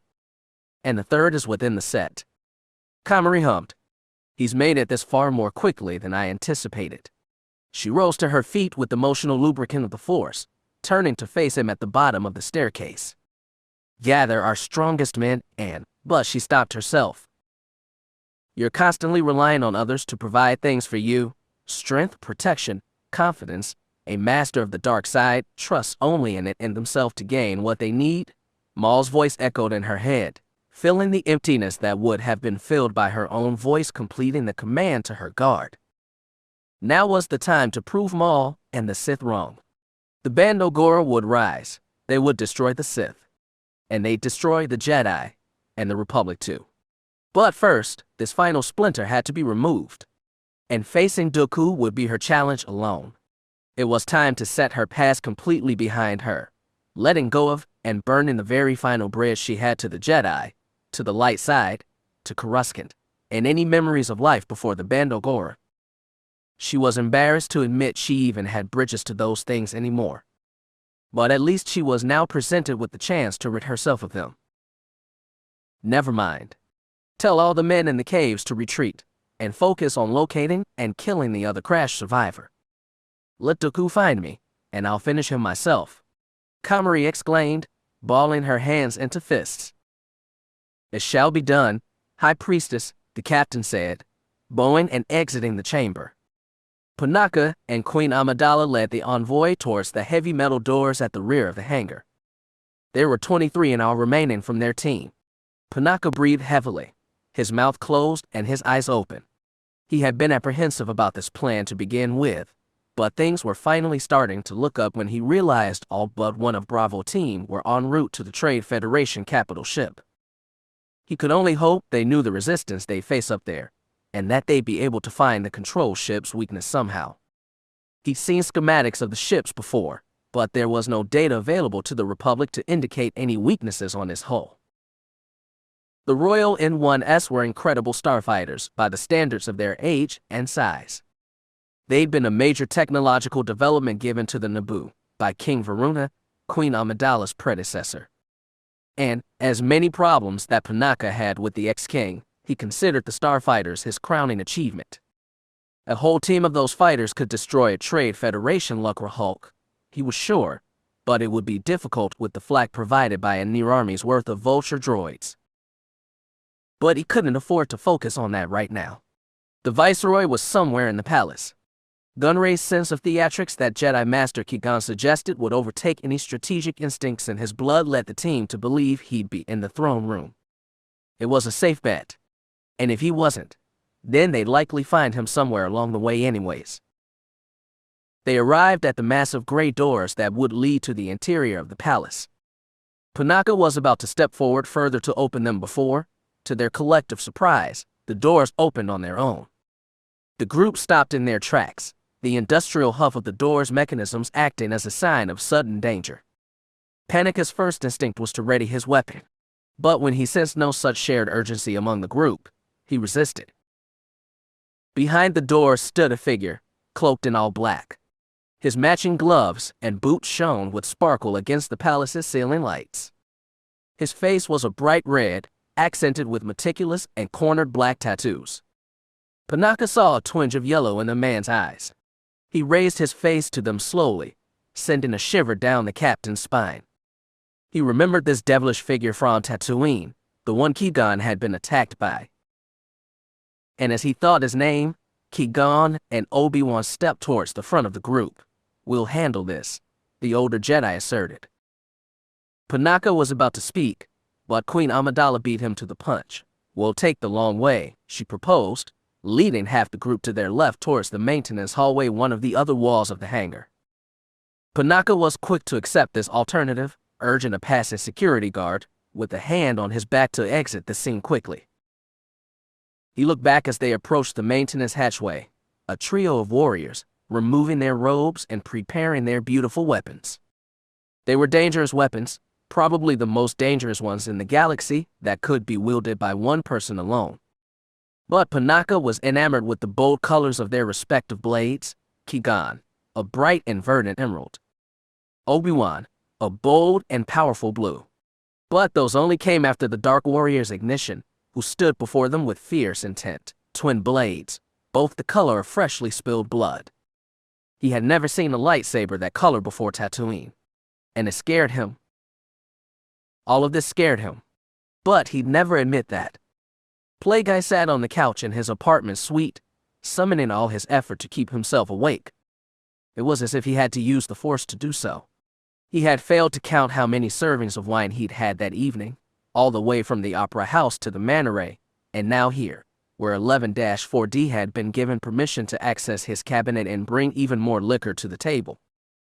It was hard to resist the alluring liquid, especially on nights like this where there was a reason to celebrate.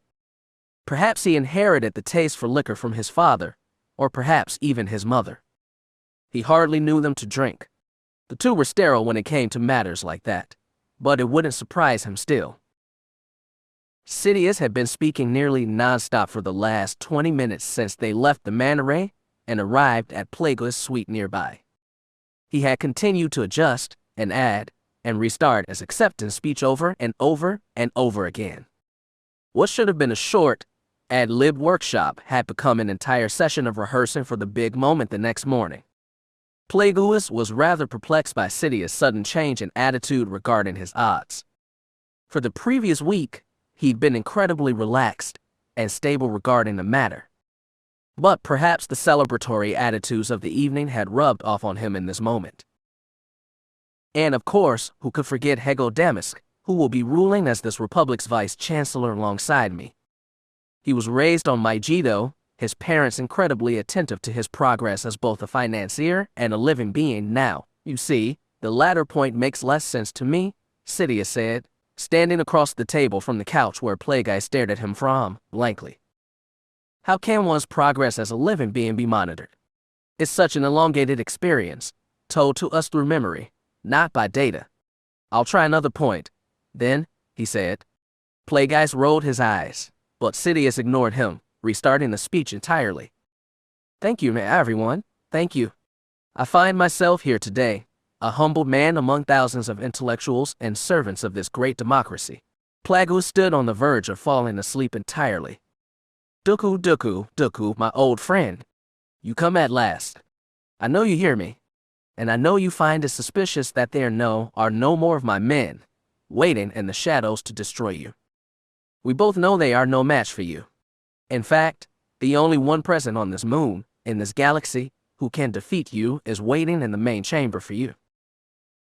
Somehow, as Dooku walked through the caves, waving away spider webs and ducking under errant pillars, Komari's voice grew louder in his ears. Not unbearably loud, but simply a higher volume the closer he got to her inner sanctum. The path seemed straightforward, the moss growing thicker and denser as he traveled deeper. He decided he'd feel foolish replying to her, and opted instead to be silent in voice and mind completely. Why give her the satisfaction of acknowledgement? Maybe this was always how it was going to end, my old master. You and me, one against the other in a final duel. A master and an apprentice, one who is powerful but stale. The other, young but learning still. One shall perish today, Dooku. But I implore you to remember this. You're not on Coruscant, within the temple chambers. You're not on Sereno, among the fireflies and solidok trees. You're on Kalma, the home of the Bando Gora. My home. So I urge you to take caution. It may make your death a bit less painful if you expect what's coming. Now come, face your darkness. Face your legacy.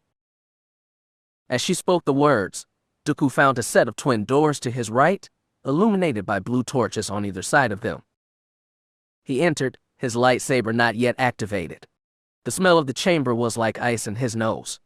Not refreshing, but a stark difference to the smell of the rancid water and rotting flesh of her men. Atop the landing of a stone staircase sat Komari Vosa, on her knees, hands folded in her lap. The blue light coming from the stained glass behind her nearly cast her in silhouette, but Dooku still saw the woman as she was, a deadly image, a figure who death followed and carried the whims of. She could command warriors, move mountains, bend steel with just her mind. But she could not tamper with Dooku. Not anymore.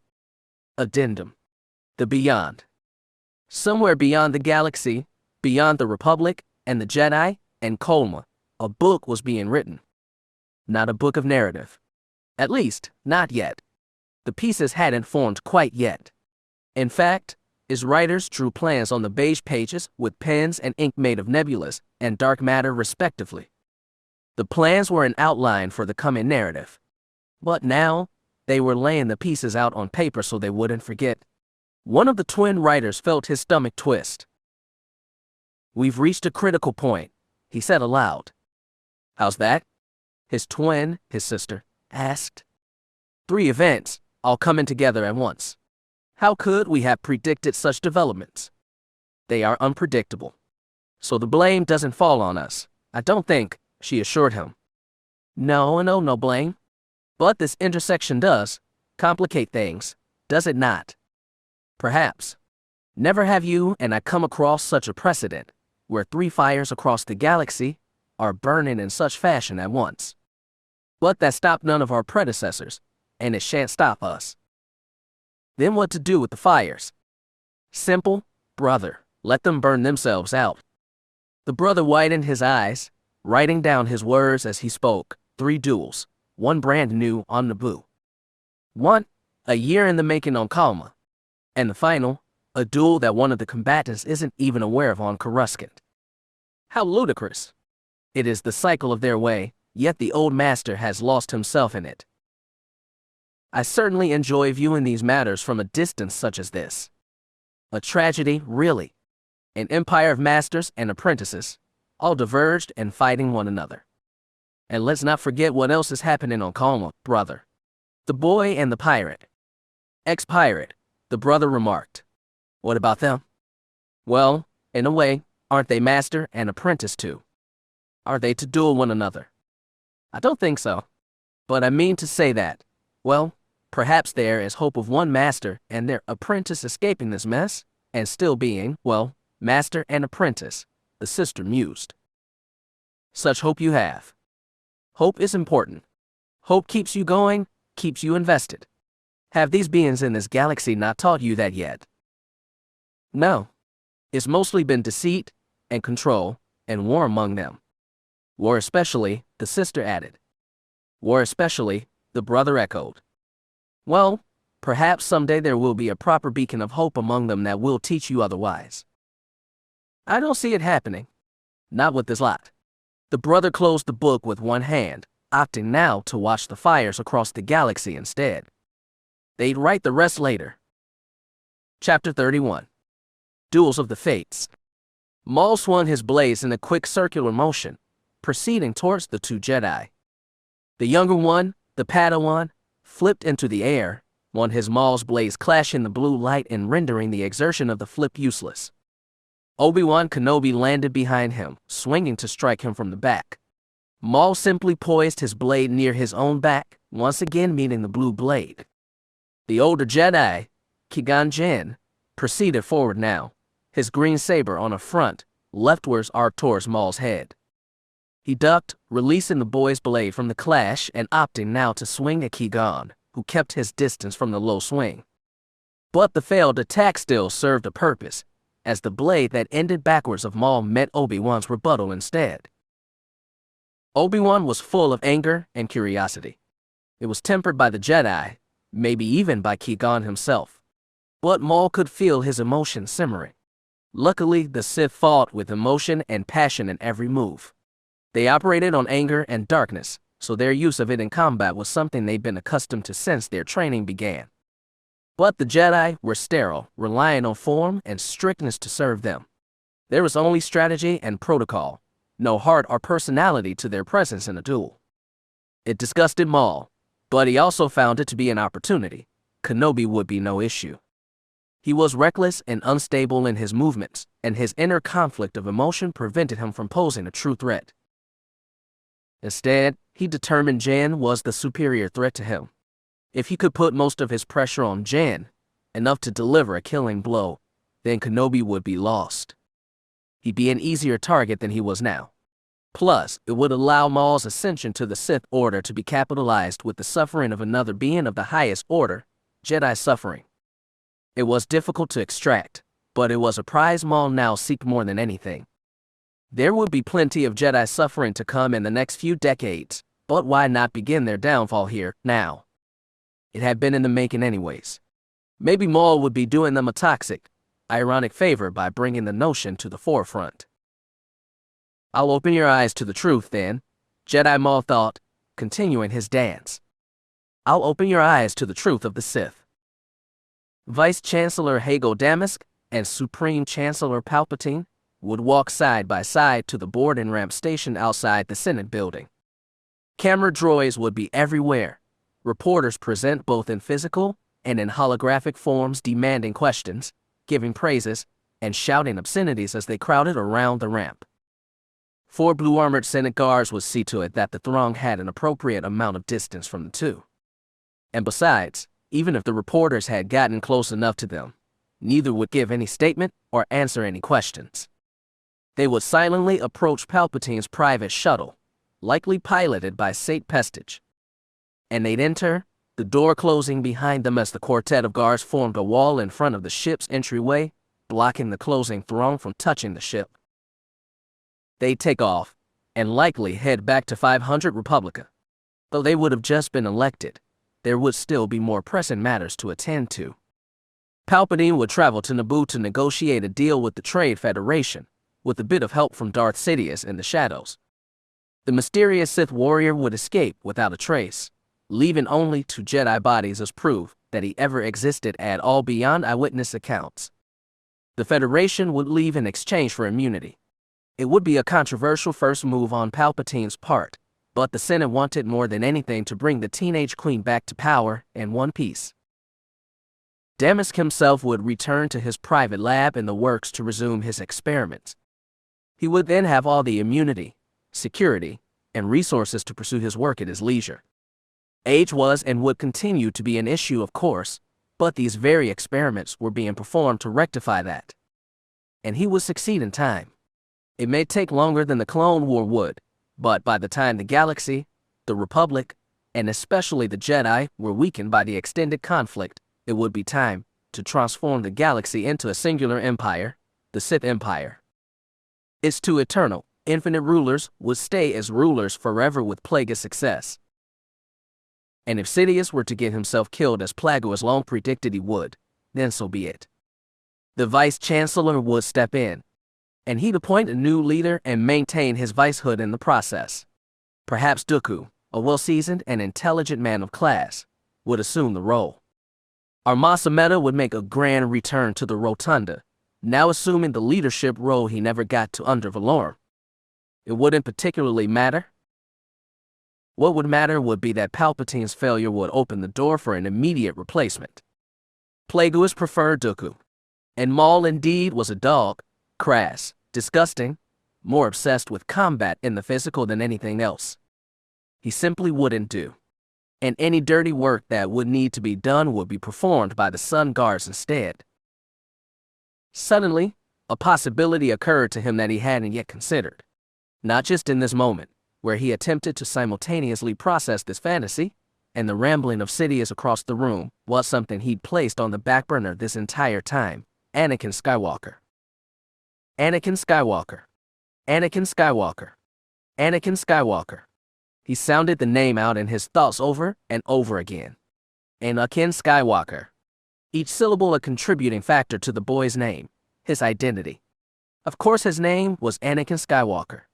Of course the Force had laid the boy in a basket on their doorstep, only for Sidious to fumble matters and allow him to fall into the hands of the Jedi Order. And of course Qui-Gon took the boy to Naboo, endangering his life and distancing him further from Coruscant.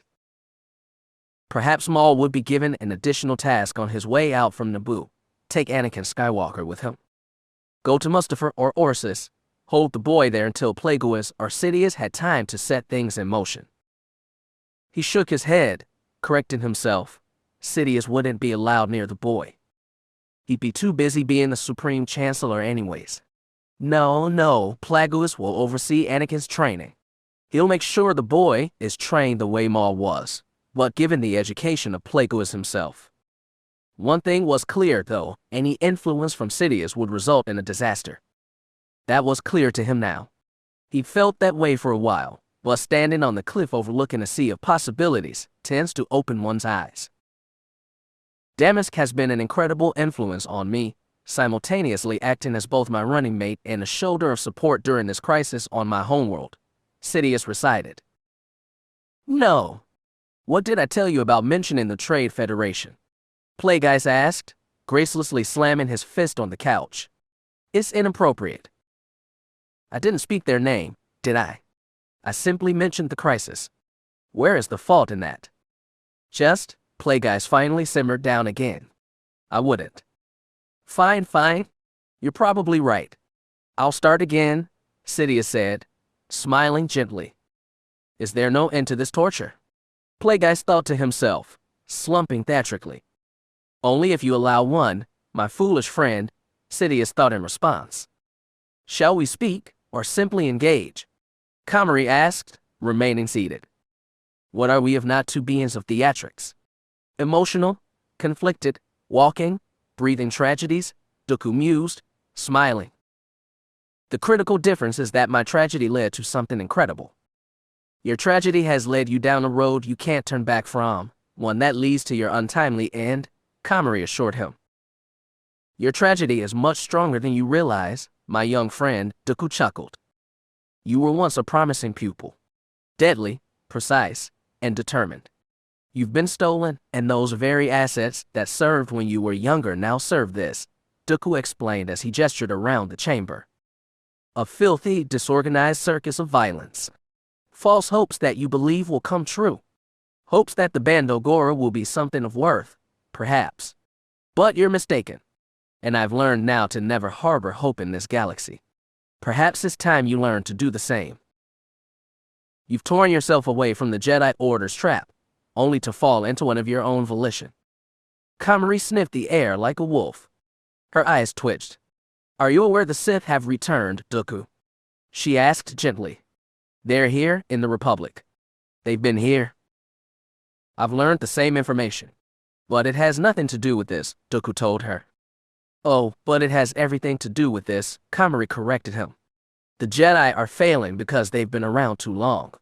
You and I both see that. But the Sith have had time to plan, and wait, and grow more powerful, you see. Dooku, they can't be stopped by the means your Republic has in place. They're too powerful. Dooku raised one eyebrow. But the Bando Gora can stop them. We've had just as much time to prepare ourselves as they have, and we have an army. We've expanded the Force in ways the Sith could only dream of. We are the solution to the Sith, the Jedi, the warring halves of the Force that bring the entire galaxy down in their conflict. I am the solution. Komari sat, waiting for Dooku to consider her words and act accordingly.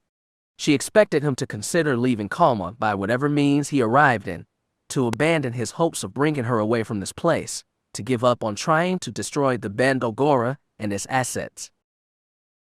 But instead, Dooku laughed. He laughed hard, using his entire belly to exhaust air from within himself. It was the most joyous she had ever heard the old man. And the sound sent chills down her spine, parting her lips and revealing her yellow front teeth. Komari, do you remember when this all began? The very day, Dooku asked once his laugh had finished. Like it was yesterday, Komari remarked. When you sprinted down the temple corridor towards the lift, before you snuck away to Baltazar, Dooku continued. I nearly reached for my comlink to alert the guards. My instincts told me to stop you. It was Komari's turn to raise an eyebrow. But I realized that you would fail out there in the galaxy, no matter where you ended up. I realized that no matter what you did for the rest of your life, you'd fail at it. And that was comfort enough to pull my hand away and let you leave. And what did you do on Baltazar? Komari's lips fell together again. You were taken by the Bando Gora and punished. And now, you want to amass these heathens and build an offense against the Sith. Did you learn nothing from me? Do you understand how powerful the Sith are? How powerful the dark side is? I suppose I missed those lessons, Komari said, rising to her feet. She removed her lightsaber hilts from her sides and activated them in tandem.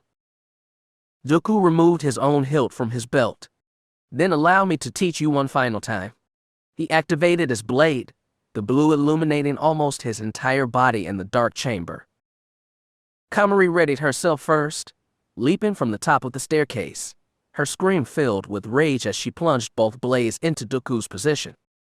He had already dashed out of the way, nearly floating as Komari saw the treachery and pursued. She unleashed a torrent of strikes against him, proving that the use of two lightsabers was indeed a strong method of adding pressure against an opponent. Dooku felt this pressure, absorbing the power of each strike in his own blade, his own stance. He managed to fend her blows off entirely, traveling up the stairs backwards in an attempt to wait for her to reveal her weakness. She was attacking in rage, her only focus being his destruction. But there was no determination, no passion in the flurry of red she gave him. There was only anger. And Dooku had always known this to be a mistake. Eventually, she tired for less than a second, giving Dooku the chance to intervene against her stance and poke his blade against her. However, she seemed to catch the jab just in time, bending backwards and avoiding the blade. She turned the evasive maneuver into an offensive one, falling back onto her hands and kicking her feet into the air one at a time, the first kick knocking Dooku's saber from his hand. He made a brief, confused grunt as his activated saber flew near the ceiling of the chamber. Dooku used the force to propel Komari down the stairs, seeing that she was still in the process of finishing her handstand move. She crumpled as she rolled down the stairs, crying out in pain. Dooku looked up, summoning his weapon back to his hand and casually walking down the staircase. You leave yourself vulnerable, my pupil. I thought I taught you otherwise many years ago, Dooku noted. Komari, shaken violently for a second as she regained position, looked at him. You taught me nothing except to hate myself. Loving yourself is ego. Ego is the enemy of both the light and the dark. You would never have recovered if you had that big an ego. You instilled this all in me, don't you see? The darkness. The hate. The same values have been in me all along. Then, Dooku admitted. The difference is that I'm no longer ashamed of these things. You should be. You're blinded by them now. You're too blind to recognize the truth of things, Komari told him. My eyes are quite open, Komari. I see things with new perspective, new vision. And in this vision, you don't exist. Komari screamed, charging at Dooku. She had quickly assumed a reverse grip, a typical gateway to Sheen, the fifth form of lightsaber combat. Dooku then recalled that Sheen was all she had ever learned beyond Shicho. He remembered how her pressed Makashi on her during their sparring matches, and how violently she had rejected it. She said it was boring, that it didn't inspire her. He thought the comments were odd back then. But now, he nearly laughed at how ludicrous she sounded. He nearly laughed at how little she developed as a fighter since then. Sure, she could keep pressure on him, preventing him from attacking often, it seemed, but there was little else in terms of her economy. Komari was acrobatic, which, when combined with the correct form and an appropriate amount of practice, could be a valuable asset in a combat scenario. But here, it seemed like she was using her flexibility as a cheap trick instead of a defensive measure. She came up at him from the lower stairs with one blade, forcing his defense low. The other blade came higher, forcing Dooku to step back as he raised his blade upwards, freeing her bottom blade which she thrusted forward towards his ankles yet again. She repeated the pattern for a few more moments before Dooku used his free hand to push Komari's legs out from under her with the force, causing her to slip on the stairs. Dooku performed a flip over her, landing behind her and preparing a swing. Komari recovered in time, using both blades to repel his attack. Dooku pulled his blade back, now giving himself distance from her. Maul performed a sideways flip, taking a few steps back and sensing a piece of debris near his path. He stuck his hand out and gripped the piece of metal with the force, flinging it backwards, towards the next door's control panel. The collision activated the door's motor, opening it more quickly than he had anticipated it would. He spun his saber again, creating a dervish of blood in front of him. Kenobi approached, executing a strong swing that Maul easily met. Then another, this time with the force of the spin he was completing. Their blades grated against one another, Kenobi sliding down towards Maul's hilt for a brief moment before Maul spun his saber over completely, separating the interlocking sabers and giving him time to anticipate Jin coming in next. The older man's moves were somewhat aggressive, and when met in tandem with Obi-Wan's, a tad troubling. Maul was willing to admit that. And while the two Jedi had decent synchronous energy, their combined skill still left much to be desired. No two Jedi, any two Jedi, could match the power of the dark side. Kenobi and Jin's attacks, after a few moments of falling further into the generator room behind him, began to lose that brief synchronization. Maul took advantage of this, focusing solely on Kenobi as Jin recovered from their dual attack. Maul planted a firm, resounding kick against the young man's chin, sending him backwards and onto the floor. He spun on his backside as Maul jumped into the air, luring the recovered Jin towards his landing spot in the entryway of the massive generator room. Maul proceeded backwards, letting Jin make the first move. Easy clashes of red and green, brief flashes of yellow, until Kenobi joined them once again. Their moves had failed to recover any of the gravitas they held for most of the fight up to that point, but Maul figured there was a chance they could gain more strength in each other if they felt the battle could end soon. He tried to think of a solution as he distanced himself. The two Jedi matched his pace, their strides eventually outpacing Maul's as he edged close to the end of an inspection platform. He failed to realize how close he was to the edge, his body wavering as he attempted to balance himself. The two Jedi had him cornered now, but Maul still felt no concern. He stared the two down, their faces full of that signature Jedi faux nobility. Kenobi's look, in addition, gave away his intentions. He grunted as he stepped forward, blade in hand as if he were to swing. Instead, Jin swung, capitalizing Kenobi's feint with a real attack. Maul briefly met the green blade with his own, and, not being able to handle an attack so close to the edge, performed a backflip with enough air to land on the central bridge that ran across the length of the generator room. The Jedi both jumped to the bridge next, striking him at the same time as they recovered from their landing. Maul met both their blades with one of his own. I have to keep this rolling, he thought, holding their blades in place with a growl. Attrition. Our two sides have fought with attrition for millennia. He pulled back his top blade, spinning his bottom one up to break the cross of the Jedi's blades. They separated, sending both men sideways a few steps.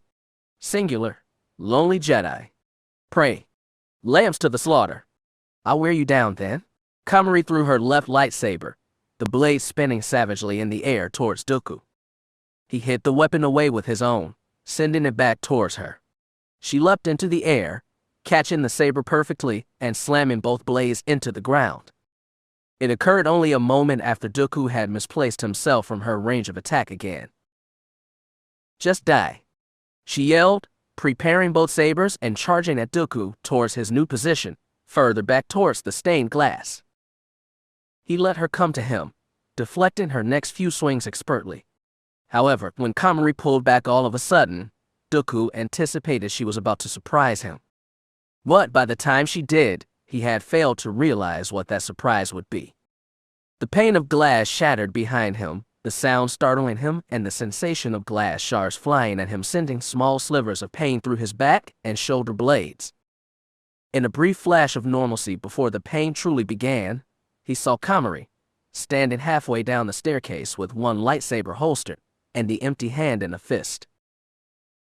She had crushed the glass, sacrificing his visage and turning its pieces into projectiles.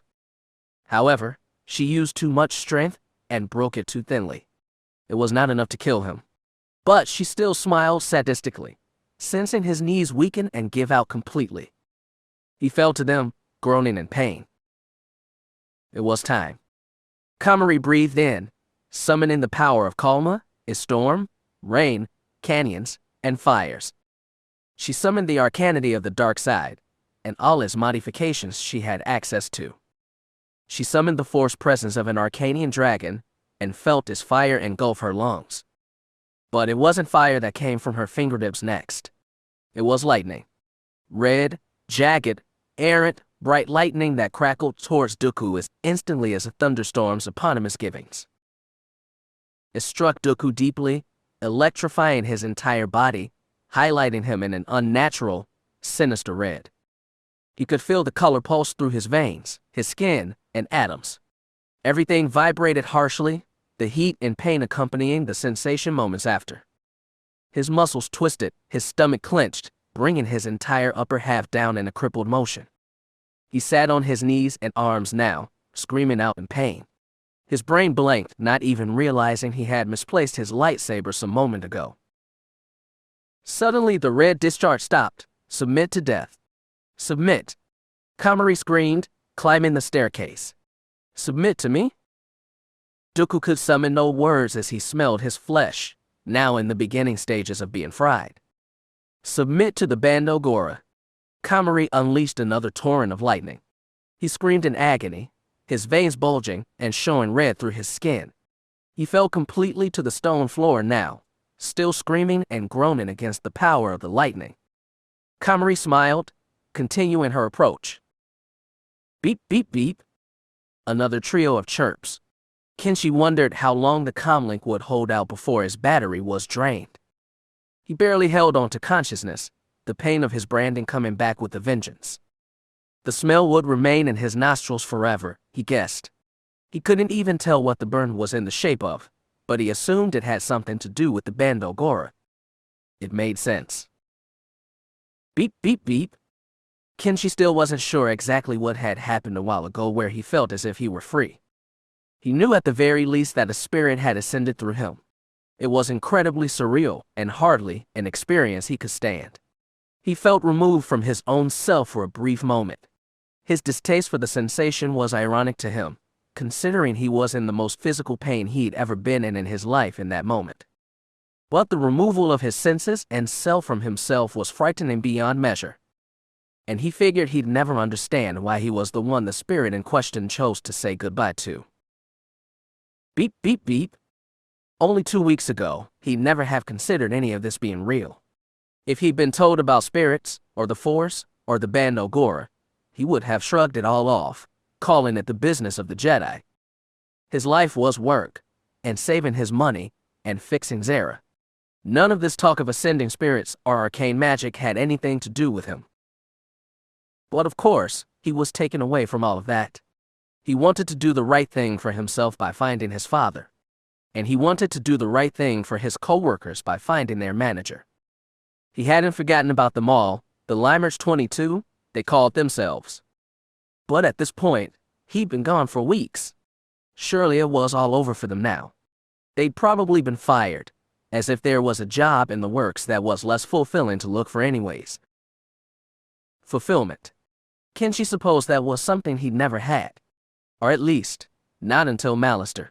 He tried not to think about the way he killed those men in cold blood, sending them back to their village in pieces. And when Komari told him, as if to comfort him with this notion, that he had done it to find his father, that was only half true. It was the part of that memory he hated the most. It was the part of that memory that he tried to bury the deepest, not reflecting on it or its implications since it occurred. Kenshi enjoyed it, but only in that moment, in that memory. The lightsaber fit in his hand so comfortably, and even though his strikes were admittedly, even to himself, clumsy and awkward, he had never felt that kind of control before. Control over his life, his actions, his course. You felt like you had agency in your own story. Komari had asked him. For once, his destiny wasn't going to be decided by Limerick, or the Bando Gora, or even the Force. In that moment, he had the tools to make a choice for himself. He forged his own path by staining the sand with blood. But his heart sank when he remembered that this is where that path led. It led to coma, where he was chained down and forced to endure the worst physical sensations of his life. How could something he wanted so badly have led to such a terrible place? Was Kenshi inherently evil? Inherently wrong? He supposed he didn't know. But if he was just given a chance to escape this chamber, this moon, and take what he had to start again, maybe he could find out.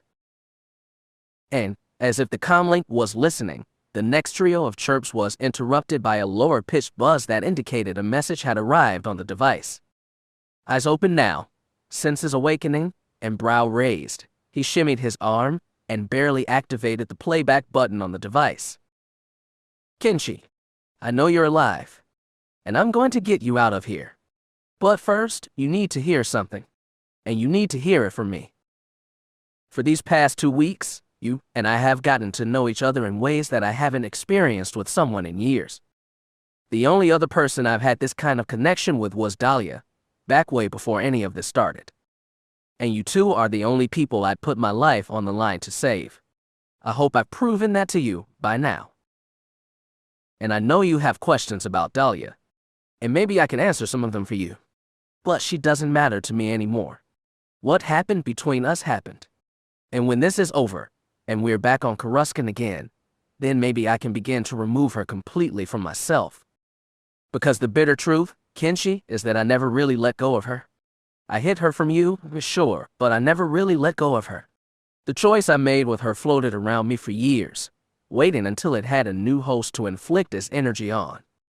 And I hate to say it, kiddo, but that host was you. And I couldn't help it, no matter how much I wanted to. How I felt about her was becoming how I felt about you. Two different people, but somehow I had the same reaction. In a way, she was right. You are my protege, whether you like it or not. But now, the question is whether you'll continue to be mine. And for once, I want to give you freedom. I want to give you the choice I never gave Dahlia, the choice Komari never gave you. I want you to separate yourself from me, from this journey, and everything we've been through. I want you to separate yourself from Komari Vosa and the Bando Gora, from your dad and Coruscant. I want you to be you, singular and solemn.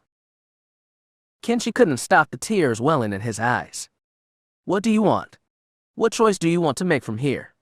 Do you want to come with me and help me spend the rest of my years in luxury? Do you want to go back to Coruscant, back to your home and your job with your father? Or do you want to stay with Komari and follow whatever path she has set for you? Although I wouldn't recommend that last one. Kenshi chuckled, feeling his eyes burn and sniffing back mucus. What you never had your entire life was freedom. I see that now. You were always following the path of others. You were always supplementary.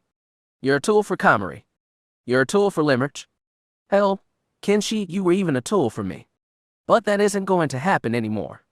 You don't need permission. You don't need to wait on me, or Komari, or even your father if he can stand it. You need to choose what you want in this life. And you need to make it so. Because this galaxy will throw you around like a toy unless you do something about it. But first things first, Kenshi, I'm breaking you free. If you want to go right back into that tower, then I won't stop you. But you need to have the option. The message ended. Kenshi was fully crying now, his cheeks wet with tears and upper lip stained with mucus. No one had said that to him before. And if Mavis was being truthful about it, he didn't yet know. But he found himself wanting more than anything in the galaxy to find out. The red ray shields had been closed for a good while, but all three combatants could feel when his cycle was about to complete. Kenobi activated his saber first, himself positioned behind every one of the gates.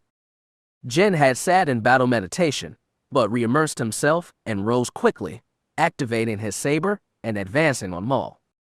They found themselves in a new room, a circular one. Its main, daunting feature was a massive chasm in the middle of the floor. This entire facility was meant for plasma mining, as far as Maul had researched. But he failed to understand the meaning of this room. Its purpose didn't matter, he decided. The chasm merely presented another method of execution of the Jedi. Jin played the offensive, giving Maul room to continue to wear the old man down. He was tiring, he could tell, but not quite enough yet. Maul's energy had been well reserved, and while this was the lengthiest combat he had ever participated in, he still managed to maintain the quality of his swordsmanship and savagery. Such was the way of a Sith, of course. Someone like Komari Vosa would have perished long ago in such a scenario. Maul felt Kenobi reaching the end of the ray-shielded corridor. But, before he could breach it and enter the room, he was stopped by the final ray shield. "Perfect," Maul commented silently. "I have until the shield breaks to finish him." He played the game, letting Jin push him back and giving himself enough leeway to push forward again. Jin's energy was depleting rapidly now, realizing he'd have to continue this engagement even further without Kenobi by his side. Attrition, and Jin was even more susceptible to it in a physical manner. Maul spun his saber to ward Jin away briefly. There was a silence between them, and he sensed Jin was calculating his next move. But Maul gave him no time, moving in on the offensive. Jin countered, attempting to strike Maul's back before he sent his bottom blade in defense of his body, engaging Jin's strike and repelling it upon bringing the saber back to his front. He oriented himself to face Jin as he recovered, spinning his saber once again. It was a combat habit of his, but he found it was effective to increase his air of impenetrability against his opponents. Jin seemed unperturbed by the motion throughout the fight, though. Another break, another silence. Maul bared his stained teeth at the Jedi, too deep into his own rage to curl a smile at him, though a part of him wanted to.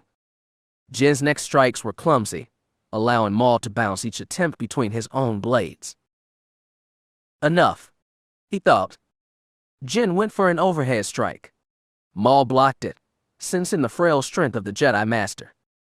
Now, with tenacity, the assassin slammed his hilt against the man's chin, disorienting him and forcing him to drop his lightsaber behind him. Maul spun, using his momentum to plunge his right blade through Jin's solar plexus. The move was near instant, unstoppable, beautiful. A death blow worthy of a much stronger opponent. Jin should have felt lucky Maul had finished the job with such tact. And, as if the light side itself cried, Kenobi screamed from his stranded position behind the ray shield. Maul removed his blade as the young man finished his solo, feeling the thumps of Jin's withered body hitting the ground. All part of the plan, Maul thought. The ascension has begun. Dooku's heart suddenly broke, and from it, something terrible emerged. Something he'd never felt before, not even in the worst points of his life. It was something the Jedi had never let him feel, and subsequently found all kinds of ways to justify its suppression: grief. Dirty, ragged, sharp grief. It was foreign for a moment. It was acute. But as it had a moment to burgeon, identify itself, Dooku's mouth opened. He was still on the cold, unforgiving floor, at the mercy of Komari Vosa. That hadn't changed. And yet, the pain of her lightning torrent had been replaced by this grief, burning 1,000 degrees hotter. Across the stars, Dooku heard a breath. It was an exhale. It was pained and elongated, obviously unnatural. An interrupted breath, cut short in its process of occurrence. And with it came a quake in Dooku's connection to the Force. At least, it started as a quake and turned into more of a shift. Its direction was unknown, but stark and forceful in its movement. Two halves of the ether parted before Dooku, revealing to him one source, one face, one body, Qui-Gon Jinn. He was essentially dead, laying on the ground before him. His body was shutting down rapidly, every organ failing one by one. He was fading from color, from sight, from existence.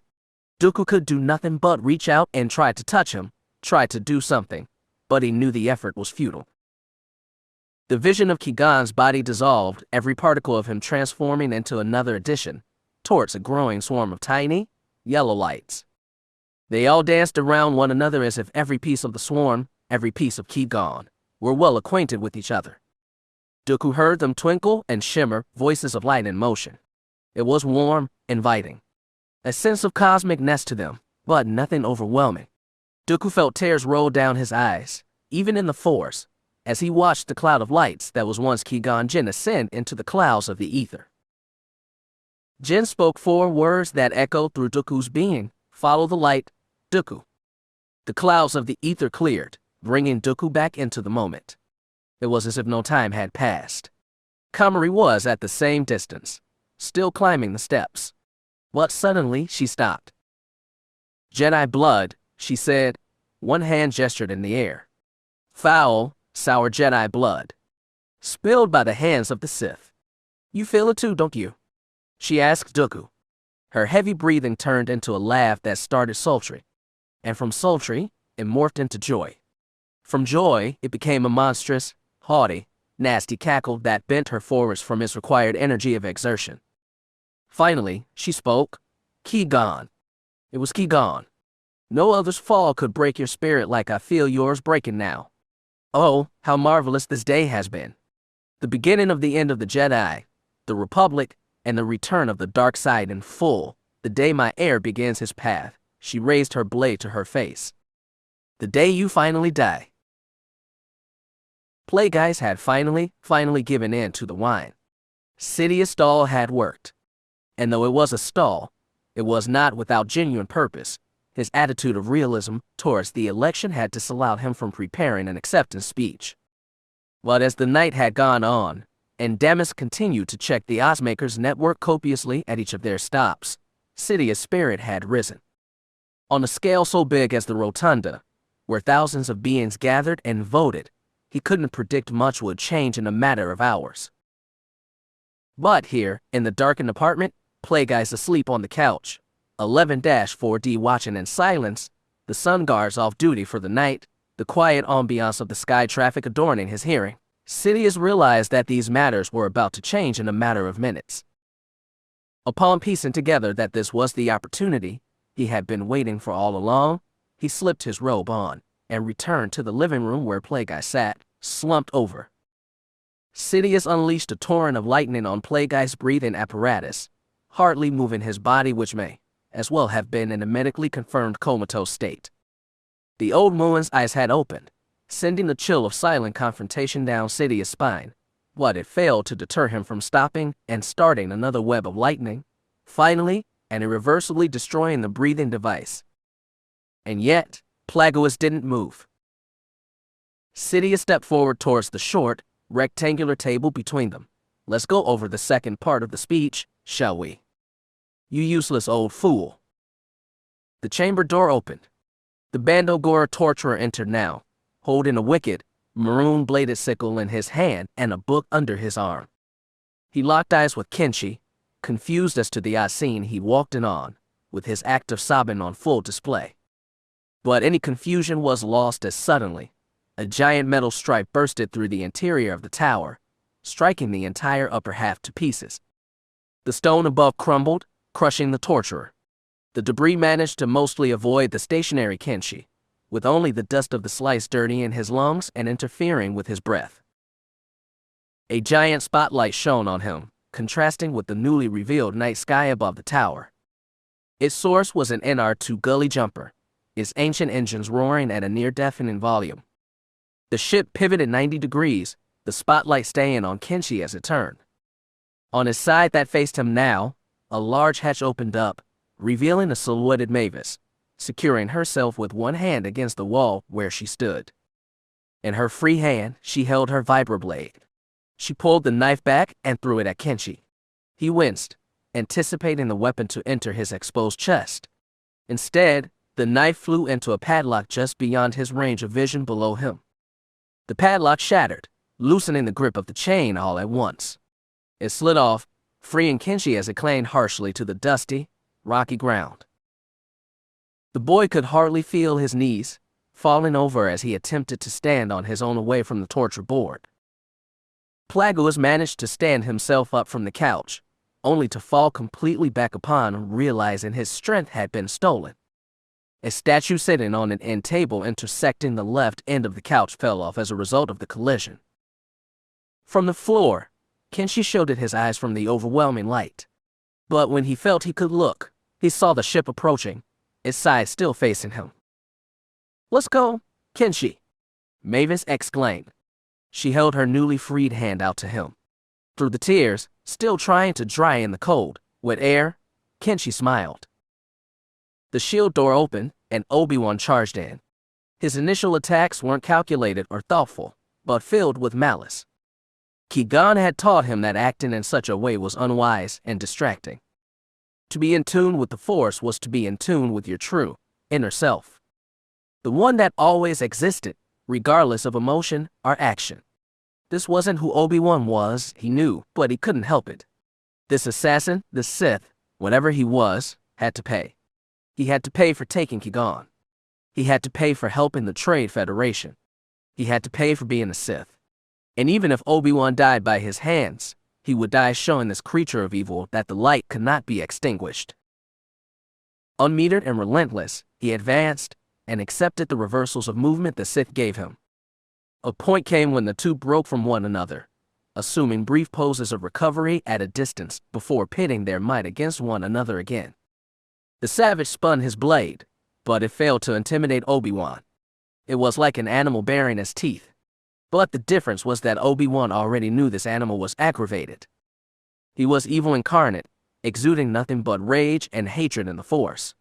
That disturbed Obi-Wan, not some flashy spin of his blades.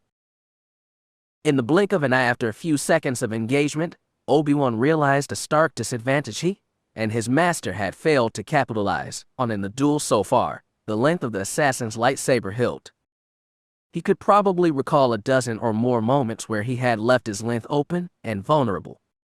All he had to do was wait for one moment where it was exposed, and he struck downwards from his height, the assassin obviously moving to deflect. But Obi-Wan pulled back to execute a reversal of his previous strike that primed the Sith, instead striking upwards, right through the staff hilt that the assassin left in the air. It sparked as Obi-Wan's bold blue light severed it in two. He kicked the warrior to the ground, breathing in with relief as the Sith let go of the fried half of the weapon. In an attempt to disorient and confuse him, Obi-Wan flipped over him and attempted to strike, but the Sith still defended himself. Obi-Wan completed the motion, watching as the assassin leapt to his feet and outpaced Obi-Wan's strike that would have severed his ankles. Suddenly, the Sith acted like a dancer, prancing and twirling through the air as he gained distance on the Padawan. But Obi-Wan still engaged, a mutual fury of blows punctuated by a bold kick against Obi-Wan's jaw, an attack that the assassin had already performed, sending him into another flip. The pain washed away with adrenaline and focus, failing to distract him as he completed the landing with enough distance to avoid an unexpected swing from the Zabrak. Another clash, and Obi-Wan swung low, watching as the assassin gracefully slipped over the swing and moved backwards. Perhaps it was finally time for the warrior to assess his position, half a lightsaber, forced now to assume the defense until he readapted to the situation. If Obi-Wan could catch him before he adapted to having one blade, perhaps he could finish this here. For the first time, Obi-Wan felt as if he had a chance of beating the creature. Bravely, however, the Sith moved in for the attack, an obvious move of surprise in Obi-Wan, but it was to no avail. He caught the strikes as they occurred, even attempting to take advantage of a brief opening the Zabrak had left around his neck. But he ducked under Obi-Wan's swing, moving upwards to meet his next one in a brief engagement where the two found their faces closer than ever. Obi-Wan could smell the Sith's rotten, foul breath as he bared his teeth, pushing down against the assassin. But his opponent was simply stronger, launching him away briefly, then fully with a push from the Force. Obi-Wan flew to the ground, performing an involuntary backward somersault into the chasm in the center of the room. He began his descent, but managed to grab hold of a red fixture, one of a handful that adorned the circumference of the hole. It was only then that he realized he grabbed it with both hands, and that he had lost his lightsaber in the tumble. He looked up, seeing the assassin step towards the edge and kick Obi-Wan's lightsaber hilt into the chasm from his position. He heard it tumble, watching his very own weapon fall into oblivion down to the deepest workings of Naboo. He looked back up to meet the Sith looking down on him, similar. A sinister curl of his lips, the yellow and black of his teeth a natural feature to such a chaotic and red presence in the Force. But as long as he was alive, the fight wasn't over just yet. The Force whispered as such to him. A voice yelled over the storm, and the gully jumpers' engines from the bridge to the keep, still obscured by the remaining wall in front of Kenshi, "Bring it down." The voice was demonic and raspy, obviously that of a Bando Gora soldier. Mavis looked to where Kenshi could not see and reacted with a face of urgency. "They are coming. Lots of them. You need to jump," she called, her hand now beckoning him. Kenshi considered their situation for a moment. The Bando Gora would do everything in their power to prevent the escape of their high priest in training. Even with Mavis' exceptional piloting skills, they were still flying a Bando Gora ship, likely trackable by them and given some kind of hidden attribute that could hinder their flight. They needed the Enigma. He looked past the broken wall in front of him, seeing the extended bridge and landing platform stretched out from the main citadel. The Star Courier was still parked there, finally having caught a break from all his flying. And in addition, he remembered that Komari had left the key fob in the cabin, right on top of the control console. That was their ticket out of here. Kenshi removed his comlink from his pocket and showed it to Mavis, indicating that she should remove hers as well. He spoke into it, not wanting to compete with the noise. "We can't take that ship out of here. The Enigma is parked on the platform across the way. The keys are inside. You need to fly over there and bring it to me." "What are you talking about? Just get over here," Mavis cried out. "They're not gonna stop, Mavis. There are too many of them. They can attack you from a distance, and they will. I'll hold them off while you grab the Enigma." "You're mentally ill," Mavis told him. "You'll get killed." Kenshi looked down at his feet, feeling a difference in texture underneath his left boot. The sickle that the torturer carried had escaped the collapse of stone, sitting idly under his step. "They don't know what to expect from me. I'm not worried." "But I am," Mavis told him. "You said you would give me a choice." "This is it," Kenshi told her. She didn't reply, simply closing her lips. "Now go get your ship." Mavis nodded, closing the hatch and presumably returning to the pilot seat. With the slow speed of the ship and resistance from the Bando Gora troops, it was still a risky flight. But as Kenshi picked up the sickle, noticing his maroon blade carved with runes he would never recognize without education, he felt empowered again. The feeling maintained as he climbed the rubble, standing atop the half wall of the chamber that faced the bridge. It was littered with boneheaded soldiers, at least 50 of them. And yet, the sight didn't make him fret. The closest men turned to him, noticing him instead of the departing gully jumper. Once again, Kenshi would forge his own path. Komari towered over her former master as he shook from the pain, both inward and outward. She pointed her blade at him, but hesitated so she could speak instead. "Now you see, don't you, how this galaxy works? How the innocent are twisted, how the good things die. You thought you knew all along, but you never understood true pain until this moment. Now here you lay, bested and broken, practically asking for death. And yet, I don't want to deliver such a thing unto you. I don't want to give you a release from this. You led me to suffer, Master. You drove me to Baltazar, into the arms of the Bando Gora. You fueled my torture, my education, my absolute corruption. You created a monster. Why would the statue kill its sculptor? Why would I kill you when I could make you experience the same things I did instead? Why would I end your torment? I'll send you beyond the edge of existence, Dooku. Then pull you back and make you relive the same sensation 1,000 times, barely keeping you from death. Only then will you know the hell I've been through for the last year, you see." Dooku finally looked up, spitting out blood in a thick stream and mustering the words, "Then do it." "You'll fail at that too." Komari bared her teeth, drawing a screech as she raised her blade to bring down upon Dooku for the final time. The Sith struck the ground over and over again, in sweeping motions, generating sparks from his blade's impacts against the shiny metal. Obi-Wan couldn't determine if the moves were meant to taunt him, or rather use the sparks to burn his grip on the fixture he still clung to. His mind raced with potential solutions, but none would really work.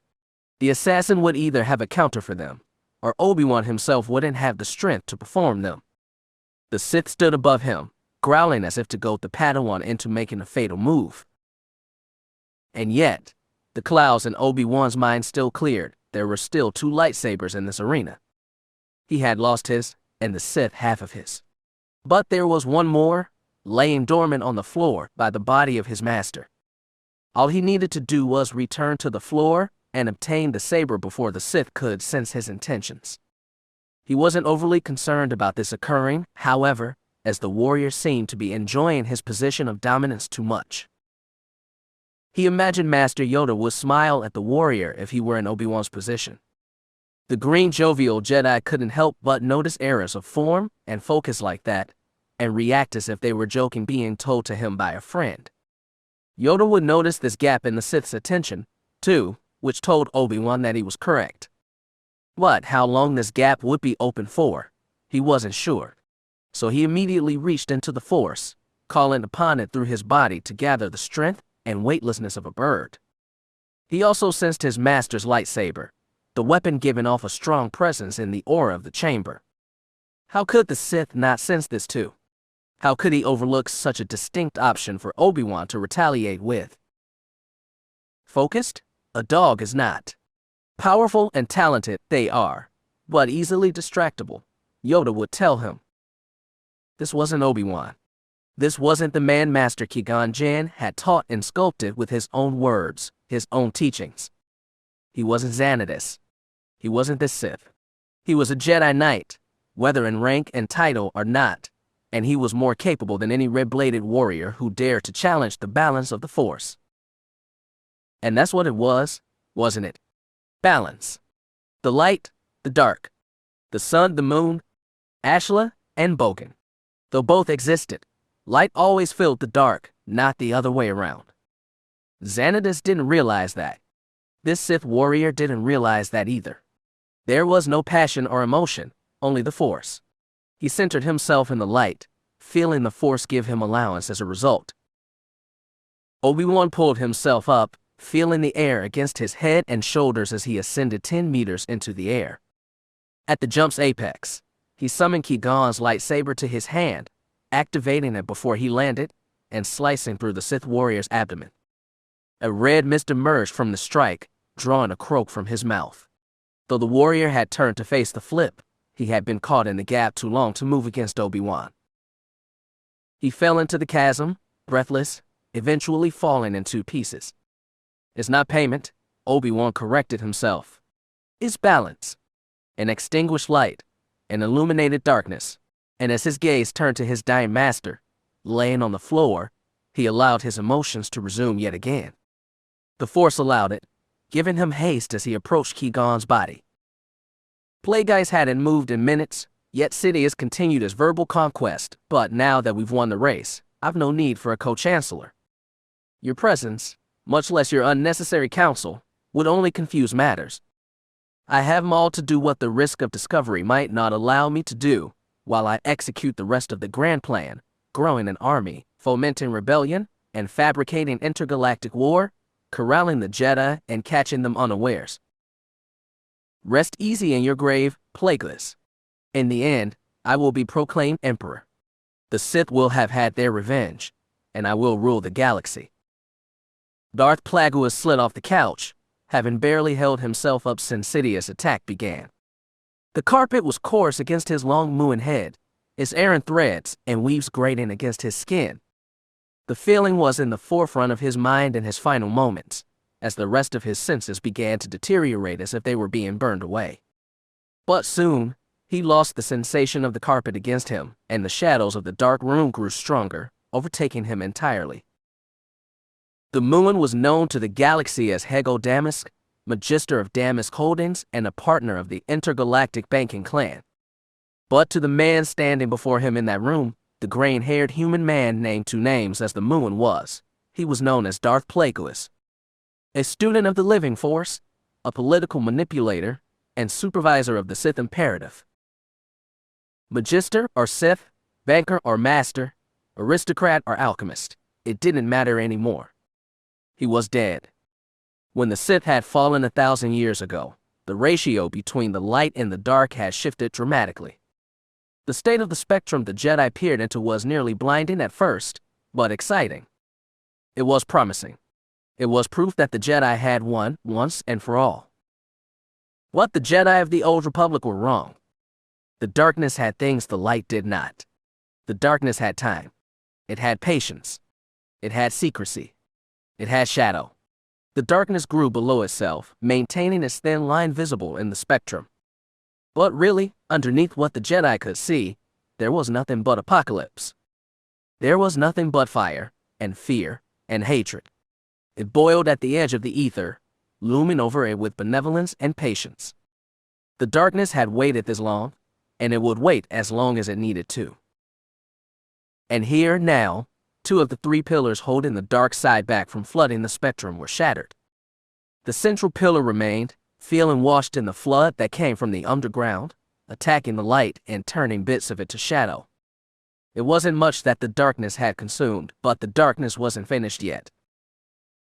Subsequently, 2 fires still raged on Kalma, in the form of 2 men, who each faced insurmountable odds, one a Jedi, all but departed from the light, laying in grief before the woman he once considered his pupil, his friend. The other, a young man who faced a horde of nameless, soulless soldiers with more skill and bloodlust than he could ever have. But both men needed to succeed in their fights. And what was the dark side if not alluring? With the empty space created in the ether, where was this flood of dark power to go? 2 pillars, both fallen. 2 pillars rise in their place now, even if for but a brief period of time, this period of time. These moments, these fights, these odds. The chiaroscuros of Dooku of Sereno and Kenshi Dehstar were about to reach their apexes. Chapter 32. Becoming the character. He is the chosen one. He will bring balance. Train him. Her mouth wide and curled like a wound, Komari brought her blade down with both hands, summoning every ounce of strength left within her down upon the cowering body of her former master. It was as if she was drowning in her bloodlust, only rising to the surface of her trance when she realized something odd. The blade had not cut through Dooku. Instead, it met something that prevented the completion of his arc in the form of the old man's hands. The friction between the blade and Dooku's thin, risky pushback with the force created a sizzling noise that contested the rapid hiss of Komari's lightsaber. But he maintained, his brow dotted with blood and sweat as he held his position on one knee, his hands palm up over his head. He grimaced, his teeth baring like a dying animal. But Dooku wasn't dying. In fact, he had never felt more alive. He looked up, not at Komari, but at his fingertips. They were purple again, just how they had been in his room on Coruscant. Just how they had been on Scipio. He felt the fire in his stomach return. It burned, eating away at him with urgency. There it is, Dooku. Exactly what you've been running from. It always finds you. It nests in you. You are now its vessel. But this is where you must decide. Do you lower your defenses and allow it in irrevocably? Or do you continue to live your life in doubt, always running from a truth that will always be chasing you? Both options are scary, scarier than anyone could ever understand.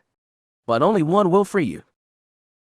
He supposed that, considering the state of things, that's what he'd been pursuing all along, freedom. The chains had already been released, now all he had to do was run. Only a few seconds had passed, but Dooku still sat there, holding Komari at bay as well as he could. But he breathed in, allowing the dark side to breathe in with him. His lungs were filled, his skin grew cold, his brain pounded. He turned his flat resistance against the blade into a grip, holding it with both hands. Oh, how it burned, but still didn't touch him at all. That was the dark side, protecting his new host. What are you?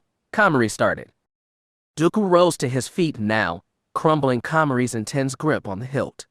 He ripped the blade away, taking the hilt with it and throwing it in one uninterrupted movement back towards the chamber's discreet exit door behind him.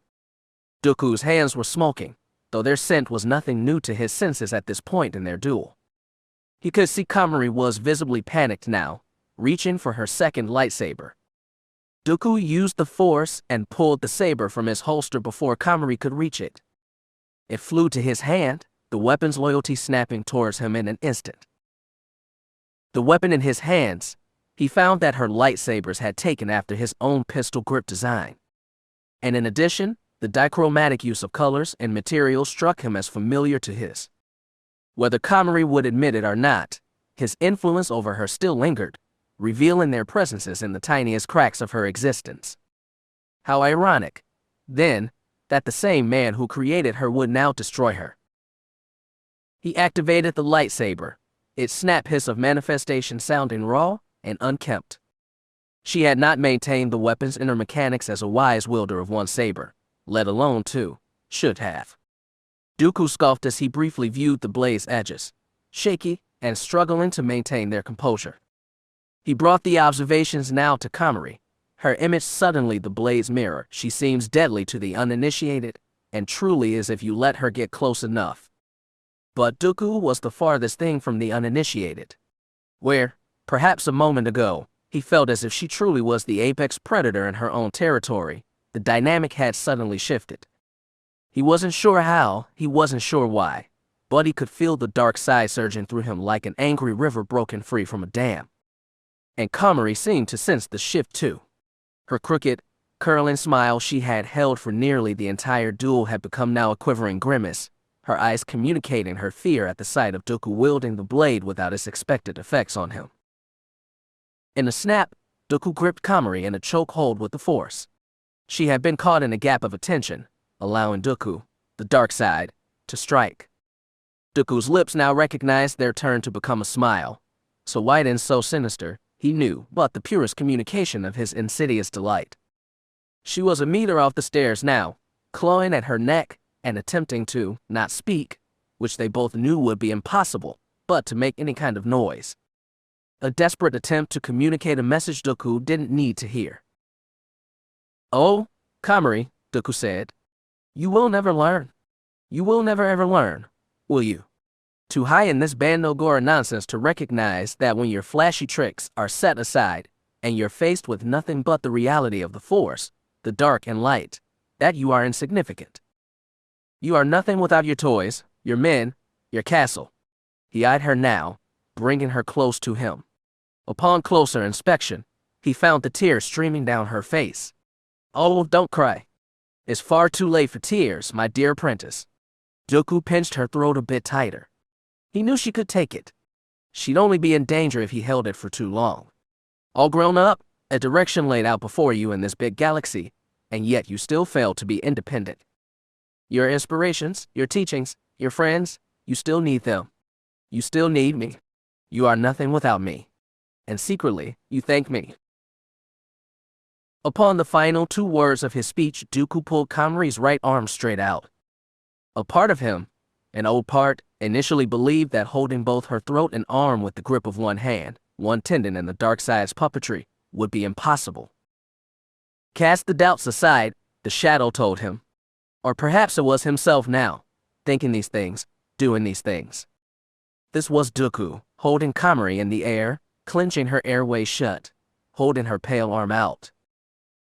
Perhaps you deserve to see what it looks like when one embraces the dark side in its purest form. No formulas or potions or possessions. Dooku grabbed her wrist, then brought it in her following body over her head, slamming her flat onto the stone floor behind him, now in front of him. The slam was so intense, the floor beneath Komari was dented by her impact. He simultaneously released the chokehold, and where she grasped for relieving breath, there was none to be found as her body adjusted to being able to breathe again. With her free hand, she gripped her throat once again. A hoarse, gravelly inhale finally emerged from her, as if she had just emerged from a body of water. The dark side is nothing but what we have inside us, just like the light. But I have learned now the difference is that there is no restraint. No bending the knee to a higher purpose, only action. Only what its users want. You think me an old fool, an old Jedi struggling to adjust to things. But you fail to calculate that the Jedi mean nothing to me now. They've meant nothing to me for a long time. And yet, Komari choked briefly, then continued. She was attempting to rise even to her knees, but struggled. They mattered enough for you to send me away. To damn me. Dooku placed his boot on her back and pushed, crumbling her scattered, attempted position, on the ground. She grunted as she fell back to the stone under the weight of Dooku's intent. But that was another life for the both of us, wasn't it? Still, he smiled. Back when we were both Jedi. Back when we were unsure about things.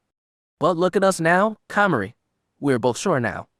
He breathed in, closing his eyes and letting his spirit soar for but a brief moment. He felt nothing from Komari, laying there like garbage on the ground. She was alive, but felt now, in full effect, the seismic shift that had occurred in the Force. It was an unstoppable tide, which was curious because its point of origin was undetectable as of now. But Dooku supposed it didn't matter as he considered his options. But as he did, the twin chamber doors opened. A quartet of ghastly, bone-masked men entered. "High Priestess!" the frontmost man exclaimed. Komari looked to them. "Help me," she whimpered. Dooku laughed, his belly once again retracting with the full power of the cackle's exertion. "You continue to prove me right, my foolish young Padawan." Dooku readied himself, releasing his foot from Komari and assuming the ready stance of Makashi. "The High Priest is escaping on a slave ship," the same guard exclaimed. The dynamic had shifted yet again. Kenshi charged, screaming coarsely as he slid the sickle's razor edge across the stomach of the nearest Bando Gora soldier. It pierced his flesh with ease, drawing his attention away from Mavis' flee across the valley. The man simply fell to the ground, caking the cobblestone bridge with blood. He did the same with the next two, though he managed to incorporate a surprisingly graceful transitionary dash from one kill to the next. The next half a dozen attention spans were now drafted to the scene, and they approached Kenshi slowly. He backed away, keeping his distance from them. Two charged, but Kenshi intercepted one of them with the sickle, slicing up his torso and sending him down. The other made it to him, tackling him but failing to knock his grip on the weapon. The bridge was rough and bumpy, and the full weight of the warrior on the young man's body combined against the stone would surely leave a handful of bruises on his back. But Kenshi ignored the pain, opting instead to plunge the sickle's point through his back, stopping when he saw the blade emerge from his chest. Black blood sprayed on Kenshi's face, eliciting a disgusted scream as he removed the blade and knocked the warrior aside. "Kenshi!" a digitized voice screamed, coming from the comlink situated in his pocket. "What the hell are they doing?" Kenshi peered down the bridge, a glance quick enough past the approaching warriors to see the men that had not yet caught wind of Kenshi's rampage through the billowing thunderstorm manifesting and shooting blue fireballs at the gully jumper. They appeared to be rapidly burning through the lumbering ship's hull, creating holes in its plating that were billowing thick smoke. Kenshi slammed the comlink in his pocket and yelled, hoping Mavis could hear him, "I'll get them off your back." Of course they can shoot fireballs from their hands. Maybe I could have learned that if I had wanted to be Komari's slave, Kenshi thought to himself after ending the communication. He charged once again towards the soldiers. Komari's veins were suddenly fueled with anger and confusion. A laundry list of questions ran through her brain. Questions about Dooku, about Kenshi, about the dark side and Kalma and herself. And yet, all the questions she could ask came with no answers. Not while her spine, numb and damaged, and the rest of her back were in such physical disarray from Dooku's violent slam. She could do nothing but watch Dooku engage the quartet, slicing them apart with her own lightsaber. That weapon was meant to lead the Bando Gora, not cut them down. And yet, when she looked to intervene, she found nothing but scattered pieces of her perception of herself. Maul's words mixed with Dooku's, both voices creating a cacophony of misery, painting the picture of a dependency she had never associated herself with before. They were both right, she felt then. She was nothing without help, without the strength and guidance of others. And perhaps it was too late for her. Perhaps she could live with that. Perhaps she could find a way to live with that. Amidst the thunderstorm, she could sense the intense vibrations of the slow Old Republic ships the men used to transport new hosts. There was an active ship, when none were even scheduled to be arriving or departing yet. Kenshi was on board, she figured. Or at least Feroh, who was presumably coming to rescue him if she survived. Perhaps, in forging the Bando Gora's future, she could simultaneously forge their new leader to be someone different, stronger than herself. Someone who is independent, someone who doesn't require others to give him what he needs. Was that possible? She supposed she'd have to find out. She had to get out there. She had to secure the future of the Bando Gora, her entire livelihood, her entire purpose. But the final hurdle to that security stood in the form of Dooku, slaying her men and preparing to end her when the time came. She began gathering her strength. All she needed was the strength to overcome the darkness that had suddenly gripped Dooku like a noose. If she could strike him with the fury of 1,000 suns, over and over and over again, then perhaps he'd break. Komari figured she only had another few minutes before Kenshi could escape coma. So that's all the time she had to defeat Dooku. Finally, with a shaky breath that encompassed both of her lungs and its volume, she rose to her feet. It felt odd to be standing there, balancing herself as such. Dooku laughed as the Gora captain's new, gory visage came to life in front of both of them. He turned to her, the promise of the dark side vibrant in his eyes and his purpling fingertips. This wasn't the man she once knew, standing at the foot of the staircase.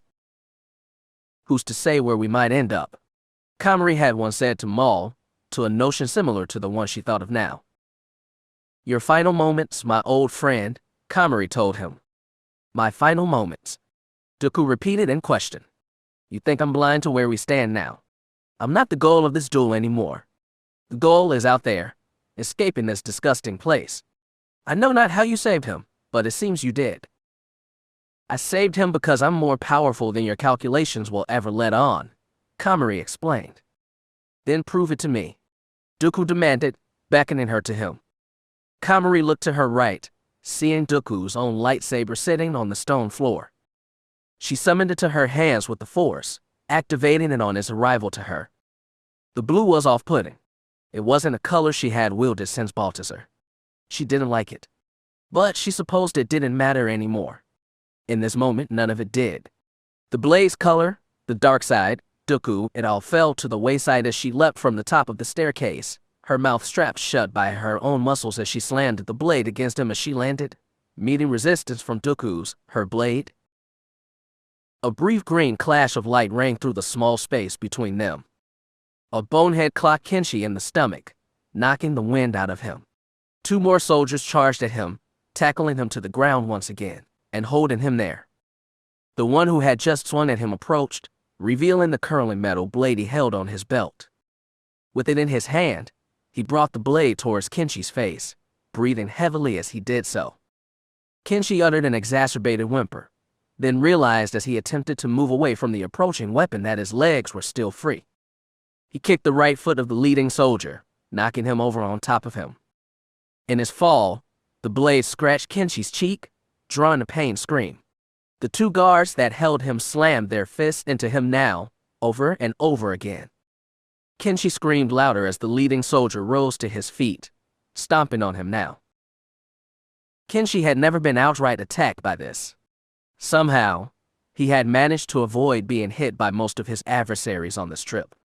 But this was terrifying, scarier than anything he had endured thus far. And yet, as he remembered his black eye, still healing, he had endured them. He had endured his helplessness and his captivity in the machinations of others. And that's all this really was, right? Helplessness laying there as they beat him into submission.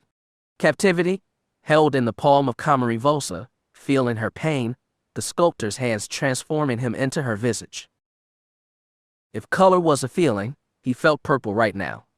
A deep, dark purple, unnatural and only accessible through certain means. These means.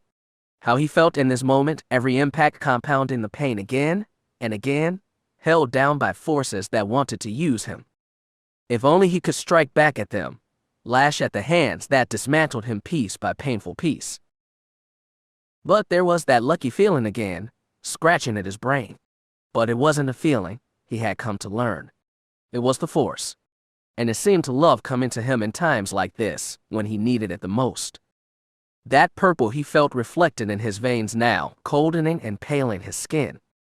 He clenched his teeth, finally feeling it build from his stomach to his esophagus, bursting out his lips. The darkness. It scared him before, but he loved it now. He shot his hands out in an instinctual channeling of this power that surged through him as naturally as his blood, sending the centermost soldier flying into the air away from him. The catapult sent the accompanying two guards into dismay, distracting them long enough to let Kenshi grab the curling knife from beside him and plunge it into one of their stomachs. He rose now, pushing the dying man away and grabbing the mask of the remaining one. Kenshi jolted his arms over, twisting the man's neck in a near instant and snapping his spine in the process. The sensation of the snap was delightful, incendiary to Kenshi's boiling confidence the Force had granted him. He turned now to what remained. The final dozen Bando Gora soldiers now gave all their attention to Kenshi, letting the gully jumper continue its path towards the Enigma. All he had to do now, he reckoned, was finish what he had started. He could easily hold them off, but it was the killing that would bring Kenshi the catharsis he seeked now. The Zabrak scanned the area around him without taking his eyes off of the charging troop of boneheads. He found the sickle laying on the bridge behind him and lifted it with the force. Shakily, it rose from the ground and followed Kenshi's will as he spun it and shot it past himself, careening towards the guards. In his spinning, the blade severed the throats of 7 of the soldiers in one go. They fell, leaving the final 5 coming towards him. Is this what the Jedi run away from? Catharsis, fulfillment, ecstasy. Is this what's forbidden to them? Kenshi asked himself silently as they approached him, time now slowing. Their steps, just a moment ago a march of desperation and measly intimidation, now fell to the speed of a crawl.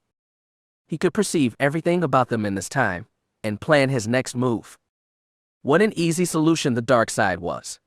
He understood now why Komari had pursued it so dearly. But she was a fool.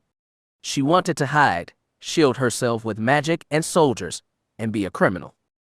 If she honed herself, if she allowed the dark side in as he did now, then perhaps the Bando Gora wouldn't be on this moon. Perhaps they'd be dismantling Coruscant, striking the very heart of the Republic and conquering it. It was an odd, intrusive memory, but he remembered the mysterious statue of Chancellor Kalpana in the Civ building. He had once questioned why a statue would be dedicated to such an incompetent leader like him. But when he thought about Komari Vosa, a scared, weak ex-Jedi who knew enough about the Force to distort it in useless ways, it made a bit more sense. Kalpana and Komari were false idols, presenting themselves as leaders but failing to actually fulfill the duties of that role. Mavis was a false idol too, he knew now, ready to trick him at a moment's notice once it looked like she could get away with it. Like now, as she finally landed the gully jumper and approached the Star Courier on foot. She could leave him, and it wouldn't surprise him. Or she could come to him, bring him aboard, and take him from this place. There would be no trust still. Kenshi was done worshipping false idols. Again, he reached his hands out and clenched them into fists, feeling all 5 of the approaching guards' throats in his ethereal grip now. He tightened, clenching them all shut at once and discontinuing their approaches. Time sped back to normal now, Kenshi maintaining his position over them. Their croaks were as loud as Kenshi allowed them to be. "I'm not your prisoner anymore," Kenshi yelled. "I'll never be one again." All 5 men fell to their knees now, attempting to break from his grip. Kenshi clenched them tighter and tighter now, gripping them as strong as he could with the Force. Yet still, he found he could go further. The rain soaked his clothes and dripped from his skin, the blood on his cheek washing away now. He was not injured or broken anymore. The darkness healed him, cradled him in his web, told him words he'd only have heard from his mother's mouth, so many years ago now. So many years Zara had been dead, so many years these feelings fomented and mounted now, an impenetrable wall around Kenshi that allowed him to tighten his grip further still, turning their throats blue and black. "If the galaxy will show me no mercy," Kenshi started, "then I'll return the favor." Komari batted Dooku away, her strikes forcing him to step back before he could re-enter. "We're going to have to save this galaxy," Komari told him in this intermission. "Your solution is incorrect," Dooku noted before jabbing the red saber at her. He only narrowly missed, and she stumbled mildly before maintaining her footing. "Don't deny me this, Dooku. I won't let you." "Not again," Komari cried out. She opened one of the twin doors with the Force, aiding her progress to reach Kenshi but simultaneously revealing her intentions to him. Dooku started to move towards the door, but closed his eyes for a moment instead, in contemplation. Then, his mouth yet again grew to a smile, and he chuckled. Komari readied herself for something on his part, but lowered her blade slightly as Dooku stepped further back from the door now. He gestured towards it. "You better run," he told her. Suddenly, her face paled when she understood what he meant. Komari tossed Dooku's saber aside and sprinted out the door. And as she maneuvered through the webbed rock pillars and towards the Citadel's main entrance, she felt nothing approaching behind her. Dooku wanted her to find Kenshi, but she wasn't sure why he'd allow such a thing. But it didn't matter, just as nothing else mattered to her now. It was one final risk Dooku took, and one that was about to blow up in his face. An approaching ship, rattling and decaying, approached Kenshi through the storm. It was the Enigma, coming in with the grace it could physically allow itself to perform within its unkempt state.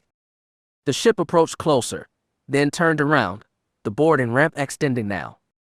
Mavis stepped to its edge. "I'm here, Kenshi. I'm here. Jump," Mavis called. Kenshi heard her, saw her, but turned his attention towards the 5 men one last time. With a pained, suffering groan, Kenshi finished his hold on the Bando Gora minions, breaking their esophaguses and ending their lives. In sync, they fell to the bloodied stone. It was over. His arms fell limp beside him, his veins still coursing with purple, and his skin still pale, numb to the drops of water that pounded him without mercy. And yet, with camouflage, he could feel tears streaming down his face now. He closed his eyes, attempting to quell their manifestation. He sniffed back the mucus building in his throat. And finally, he turned to Mavis, the false idol beckoning him to her arms. A traitor standing, he her victim in waiting. At least, that was the path she hoped he would pick. He could sense that even before the Force surged within him once again. Mavis was a lonely person, lonelier than she let on. That's why she wanted Kenshi to run away with her now. It wasn't for his sake, and it never could be. She was old, a living inevitability. Without someone for her to teach, to nurture, she was nothing. Kenshi could play the part, but what would he gain? What would she do to him when she grew bored of him and wanted to move on to her next plaything? Kenshi was done being everyone's prisoner, even hers. But still, he was done with this place. He was done with the Bando Gora, with Komari Vosa, with the Jedi, the Republic, everything that prevented him from being who he wanted to be, doing what he wanted to do. And what he wanted to do, the path he wanted to choose now, was the Force. He could tell there were more gifts it could give to him, more secrets he could learn from it. But he'd do it his way now. There would be no more helplessness, no more suffering, no more feeling like the galaxy was out to get him at every turn. He could finally be himself, finally be free. But only if he trusted Mavis one last time. Only if he took a final leap of faith, hoping that she'd catch him and take him away. Could he do it? Could he trust that she wouldn't fail him one final time? He considered the possibility, but then realized why he had begun crying. She did come back for him. From the yacht, she came to Kalma. She found him there, brought the Enigma back to him. Though there would be no trust for Mavis now, for the galaxy now, she could at least have his thanks. And maybe that was enough. Komari sprinted down the length of the bridge, towards the keep Kenshi was being held in, spotting a plethora of dead soldiers lining the stone floor. And halfway across the bridge, Kenshi leapt from his lip and into the arms of Feroh Tara, who stood on the edge of the Star Courier's ramp. "No!" she screamed, a deep coarseness to her voice that boomed over the wind and rain. "You can't do this to me." She sprinted further and faster now, watching as the Enigma's thrusters activated with a sputter. The ship began to pull away, but not before Komari leapt to the lip and gripped the ship with the power of the Force. It was a stronger effort than anything she had performed in her duel with Dooku. The ship stopped midair, its ramp still extended. She saw Kenshi standing aboard it now, who met her gaze after a moment of silence, the storm filling the audible space between them. Komari attempted to display her unbridled rage at him, but found that instead, it translated to anguish. She felt herself begin to cry and pant, barely maintaining her grip on the ship as it tried harder than ever now to flee. Kenshi looked down at her, this woman who had gripped his trust the same way Mavis did. Where Mavis had traveled the stars for him, come back for him, Komari Vosa had locked him away. Mavis gave him a choice in the end. Komari gave him destitution. And yet, both were the same now, he knew. Both were lonely, both used other people to hide from their problems, their regrets and weaknesses. Both of them had used him. But Mavis gave him a choice. And that's what mattered now. "Let go of me," Kenshi whispered to her, gripping the wall beside him. It was quiet, near silent, but Kenshi believed she had heard him still. Her lips quivered, and Komari's core weakened. With a pulling, drawn inhale, she let go of the enigma. It sped away, closing its boarding ramp as it breached the rainstorm. Kenshi was gone. Suddenly, she slipped over, and found herself dragged by an unseen force down the length of the bridge by her feet. She groaned, feeling the watery, black blood of her dead minions drench her skin and outfit, color her hair, and their entrails coat her in a foul stench that not even a rainstorm could rid her of. Komari attempted to wriggle her way out of the invisible grip, but failed. She reached the meeting point between the bridge of the platform supporting the main citadel, and was turned to her back by Dooku, who now stood before her, wielding his own saber again. "Just kill me," Komari cried before he could say anything. "Silence, dog," Dooku yelled, savagely pointing his blade at her. The movement made her flinch. "Originally, I wanted to kill you, you see. End your miserable life, end the Bando Gora and its enterprises.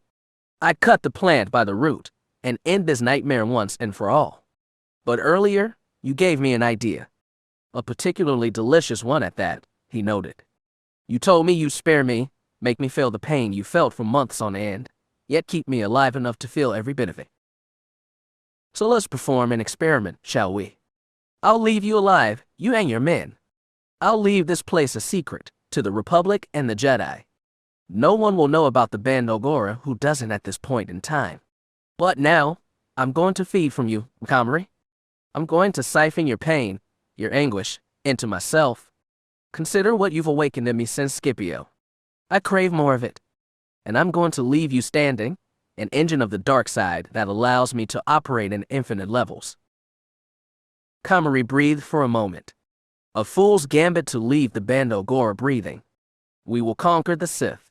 But not before they destroy you." "I do not fear the Sith. Not anymore," Dooku told her. "And I'm indeed going to leave your Bando Gora intact. I want you to rise against the Sith, only for them to destroy you in ways you could never imagine. I want you to witness your grand failure with your own eyes. Only then will I be satisfied." He deactivated his blade now. "Goodbye, my failed apprentice." He turned dramatically and walked back towards the main citadel, where his ship was parked. Chapter 33. Still breathing. The storm broke at last. It was morning on Kalma now, bogged in sun rising and shining a pale yellow. It encompassed the moon, its canyons, its trenches and valleys, its craters and graveyards. And after a few moments of anticipation, the sunlight reached the cobblestone bridge where Komari Vosa laid, still among the corpses of her fallen soldiers. She hadn't moved since Dooku's departure hours earlier. Not necessarily because of the pain that rampaged through her body, but simply because there was nothing inside her besides it now. No hope, no joy, no motivation. Nothing but pain and anxiety, tingling every nerve of her and keeping her locked in place, doing nothing but breathing and blinking as she stared at the sky. But the storm broke now, and Kalma was deathly silent. Not even her crows cawed, opting instead to nuzzle in their nests around the mountain. The canyons were quiet, the surviving wraiths returning to their crevices of rest until their next feeding. The slave ships sat dormant, their hulls now drying as the sun touched them. Komari reviewed these things that she could sense, could see without looking. Resting creatures, drying metal, preparing for their next hunt, their next bout, their next adventure, their next stimulation. These were things that lived to cycle themselves, day after day. Wake up, perform, then sleep to perform again. And Komari felt, lying in the blood and organs that had been spilled just hours earlier, that she had performed more than she ever had before. There was nothing in her but pain and ache, nothing that allowed her to rise again. Perhaps now it was time to rest. Not to sleep, but to rest. To crawl back into her nest, her crevice, and allow her wounds to heal. Allow the water to dry from her hull. Reconnect with Kalma, this place she had been gone from for so long. Reconnect with its arcanities, its allowances, its ties of the dark side. Allow her troops to reorganize, assess the damage, and begin repairing. Because the damage had already been done. There was no undoing what had happened. But she could move on now. She could let go of it. She could let go of him. Shelving that thought, she allotted her strength to her core. She lifted her upper half, now sitting in a regular position, her legs still flat in front of her. The sunlight was in her eyes, and she shielded them with her hand. It was warm, inviting, and comforting. It was everything she needed at that moment. No grandeur, no fluff, no empty promises. The sunshine was the sunshine, illuminating, warming, healing everything. Komari entered her central chamber where the duel had taken place. There were scorch marks from the lightsabers everywhere. The walls would be tattooed with them forever. But she supposed she didn't really mind at the end of it all. What she did mind was the shattered stained glass portrait that had bathed her in light when she meditated. It had been a fixture in the chamber since before she inherited it. She had tossed it aside to hurt Dooku. She wouldn't make that mistake anymore. She couldn't take the holiness of the Bando Gora and turn it into weaponry. That was a perversion. So as she approached the shards of blue glass on the floor, she silently apologized to the memory of their combined visage that had provided her with so much during her ascendancy. It could be replaced in the physical, but never the memorial. Using the force, she gently swept aside the shards littering the ground and sat in their place, the same place she usually meditated in. Straightening her back gently, she breathed in, then out. The air was cool, wet, and crisp that morning.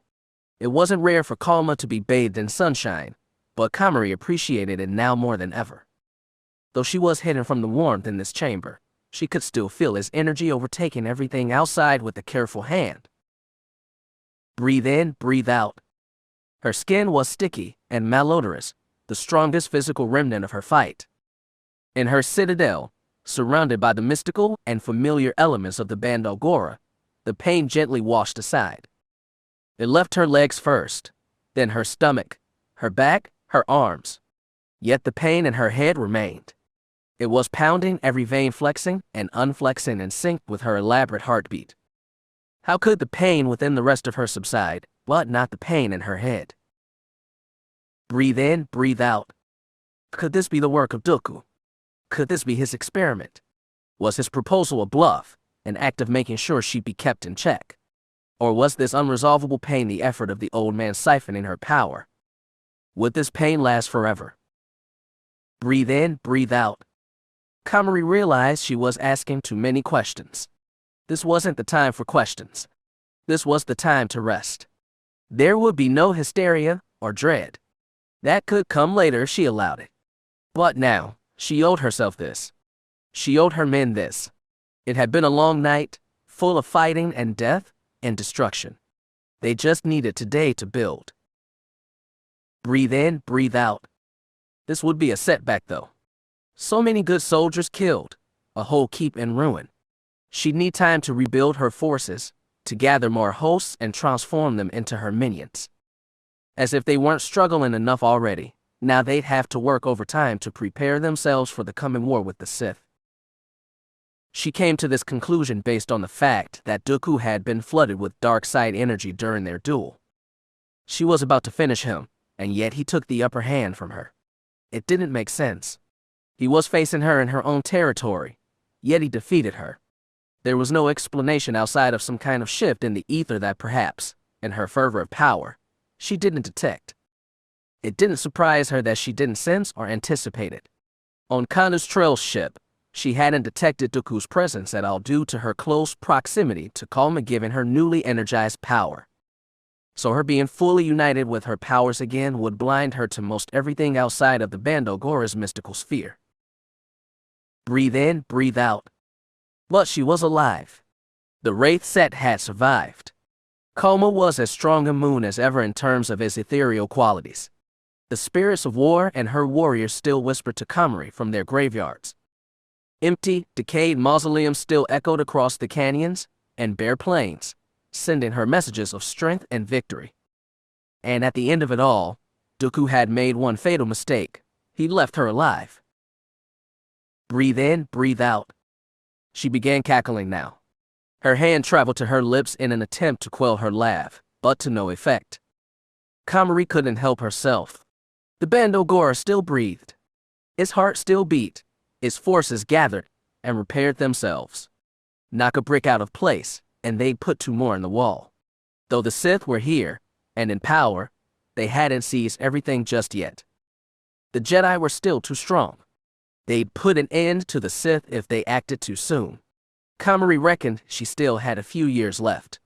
Maul and his master would have to take their time, weaken the Jedi before they could finish them completely.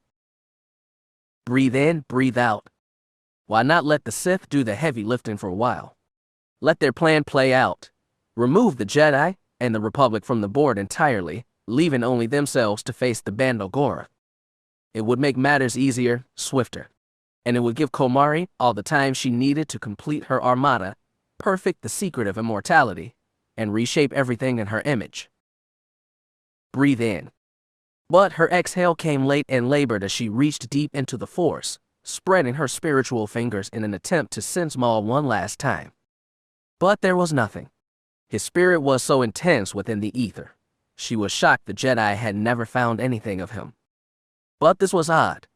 There was no fire, no blood-red energy exuding from anywhere she could sense. Could it be? Had Maul been killed? It seemed to be the only explanation for his absence in the Force. Still, Komari couldn't believe it. What had he done wrong? He was an exquisite warrior. They had taken on the Syrinx with such precision and passion. Did he not apply the same to his opponents? Did he fight Qui-Gon? She remembered how Dooku's spirit had crumbled in that moment, his old apprentices fading like taking every bit of strength he seemed to have left. Yet, as if the Force was striking back at Komari, Maul had been taken away in the same bout of combat. But by who? Who could have defeated Maul if not a Jedi Master? It was a vexing notion, and it brought her to an odd precipice of emotion. She had never concluded to herself if Maul was her friend, but most certainly an equal. And now she was alone. Now Maul's master was alone too. The rule of two. Bane's law. That which the Sith had abided by before their disappearance 1,000 years ago. If they indeed still followed the rule, then whoever ruled over Maul would, theoretically, now have an open slot to place a new apprentice into. They'd have to match Maul in terms of combat, but also have a pedigree of wisdom and restraint that he lacked. The perfect apprentice to take into the new age, the age of whatever the Sith had in store. A wise warrior. I do not fear the Sith. Not anymore, Dooku had told her. The possibility seemed likely to Komari, but she wouldn't draw any conclusions. Not now. The right entry door to the chamber opened, and in stepped a captain of her guard, presumably one of the few remaining captains. High Priestess, he started bowing. Do you require aid? I'll be okay, she said gently. We all will. Where do we begin? He asked, raising himself and stepping towards the foot of the staircase. We'll assess the damage to the set and drum up the number of our casualties. Then we'll run the numbers to see how long it will take to replace our lost forces, Komari explained, her hand stroking her blood-stained chin. I will gather who I can and begin the process, High Priestess. Wait, Komari stopped him as he prepared to exit. I have one more matter to attend to. Fetch me 3 holocommunicators. It shall be done, the captain promised. But before he left, he snorted, reversing his turn to exit and approaching the staircase. High Priestess, the Wraiths brought you what you wanted. He reached into a pouch drawn to his hip and removed from it a red and white, fleshy object. Komari raised an eyebrow. The heart of the assassin, the captain clarified. Komari's jaw fell a centimeter. Using the force, she gently lifted the heart from his hand, bringing it to her own. The captain exited the chamber. Breathe in, breathe out. The assassin's heart. She forgot she had even demanded it be brought to her. Yet there it was, sitting in her hands, definitive proof that the wraiths had completed a part of their mission. There it was, definitive proof that this journey was over. Her stomach quivered slightly. You're constantly relying on others to provide things for you: strength, protection, confidence. A master of the dark side trusts only in it and themselves to gain what they need, Maul had said. In this new state of thought, this new state of tranquility she entered as she felt the nuances of the heart's shape, she saw just how wrong Maul had been in that moment. What weakness was there in having an army? What weakness was there in having loyal soldiers she could trust? Soldiers who could serve her every need, fight every battle for her, fulfill her every request, even when she didn't remember making them. That was strength. That was Komari giving purpose to these men, building an impenetrable wall of loyalty and power around her. And she scoffed. Which of the two of them was now dead? The singular Maul, his gaps and overindulgence profoundly evident, or Komari, the flawed being who had unlimited resources to smooth out those flaws? Perhaps Maul was not her equal after all. Perhaps the Sith were doomed to fail by following those beliefs. That's how Komari knew the Bando Gora could win against them. That's how she toppled the Sith and changed the galaxy. Because the Bando Gora was not weak, despite what Maul and Dooku believed. Someday, they'd be stronger than either man could ever have imagined they'd be. And Komari would rule it all alone. Although it nearly wasn't that way. She very nearly wasn't alone now, on the proverbial throne of the Bando Gora. She very nearly wouldn't have been the sole high priest. But the galaxy had a funny way of taking things away from her. Feroh Tara had a funny way of taking things away from her. She had whisked him away aboard the Star Courier, and Komari knew that it was over. Well, in actuality, she knew it was over when Kenshi told her it was. She regretted letting go of the ship in that moment, but something told her she had to. Something told her that even if she had plucked Kenshi from the ship herself, locked him in another chamber, and forced him to undergo the torturous transformation she had been through a year prior, that it wasn't the course either of them were meant to take. And it wasn't out of fear of disrespecting prophecy. But perhaps, in a way, she felt bad for him. What gave her the right to lock him away in such a fashion? What gave the Bando Gora the right to lock her away, strip her of everything for months on end, and terraform her into the witch she had become? It was unfair. And in that moment, Komari had gone against everything she'd been trying to teach him. She exposed her weakness and gave him away to Feroh, to the galaxy. Komari played out his future in her head. No matter what happened here on Kolma, the galaxy wouldn't change. It wouldn't pull his punches against the boy, show him mercy or grace. Feroh would lead him down a path he knew he couldn't follow. And after all of this, Komari knew he'd recognize all of that. And perhaps he'd recognize the feeling of her lightsaber in his hand, the way it felt to defend himself, to take control. And if the stars aligned, and the Force told him the truths he'd be willing to accept, then Komari hadn't seen the last of Kenshi Dehstar. And that was enough to stave off her regret for now. The captain entered the chamber again, holding the trio of holocommunicators she requested. Using the Force, she snatched the discs from his hand and laid them out in front of her. She wanted to chuckle, marveling at the fact that it had been 2 whole weeks since she'd done this last. Komari tuned the disc to correct hailing frequencies after sending the third captain away to begin assessing the set. And after a moment, the holograms manifested in the order she'd always known them to. Subolto came first. Then entered Gardella Besadii. Finally, Kanus Trull arrived. Her underworld triumvirate, not the trio of conniving criminals they were a week before. Subolto's ego was boosted nearly to a point of exploding. Yet, it seemed to smoothen his personality, acting as a lubricant to his motions he displayed to the rest of the group. Gardella seemed stirred to a degree Komari couldn't exactly calculate through a hologram. Her unease was palpable, obviously not expecting such a meeting to take place unscheduled.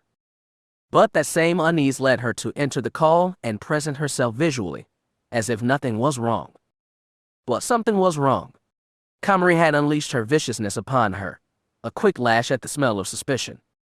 Of course, Gardella was nervous to see her again. And finally, Kanu's trail seemed an even mix of the two. Komari had nearly killed him, only to let the circumstances of the situation draw her away from him. He felt triumphant that he had escaped her wrath and perhaps nearly bested her. But the fact remained that neither of them had died. Nothing had changed between them. Bygones were bygones, and their enterprise still stood because it had to. He knew it had to, or else he'd lose everything else in his life. So Trail played along, his chin high but his back hunched, a dichromatic balance of victory and defeat. These were the things Komari Vosa provided. Confidence, fear, dread. 3 living bodies of proof against the words of Maul and Dooku were here now, right in front of her. Komari was strong on her own, filled with the very things the 2 men told her she was missing this entire time. "Good morning, my friends," Komari opened, folding her hands. "It's nice to see you all today." "Miss Vosa," Trail started. "I think you'd better let me talk, Senator," Vosa interrupted him. "Miss Vosa, let me just say this." A moment of silence among them as Trail waited to see if she'd take control again.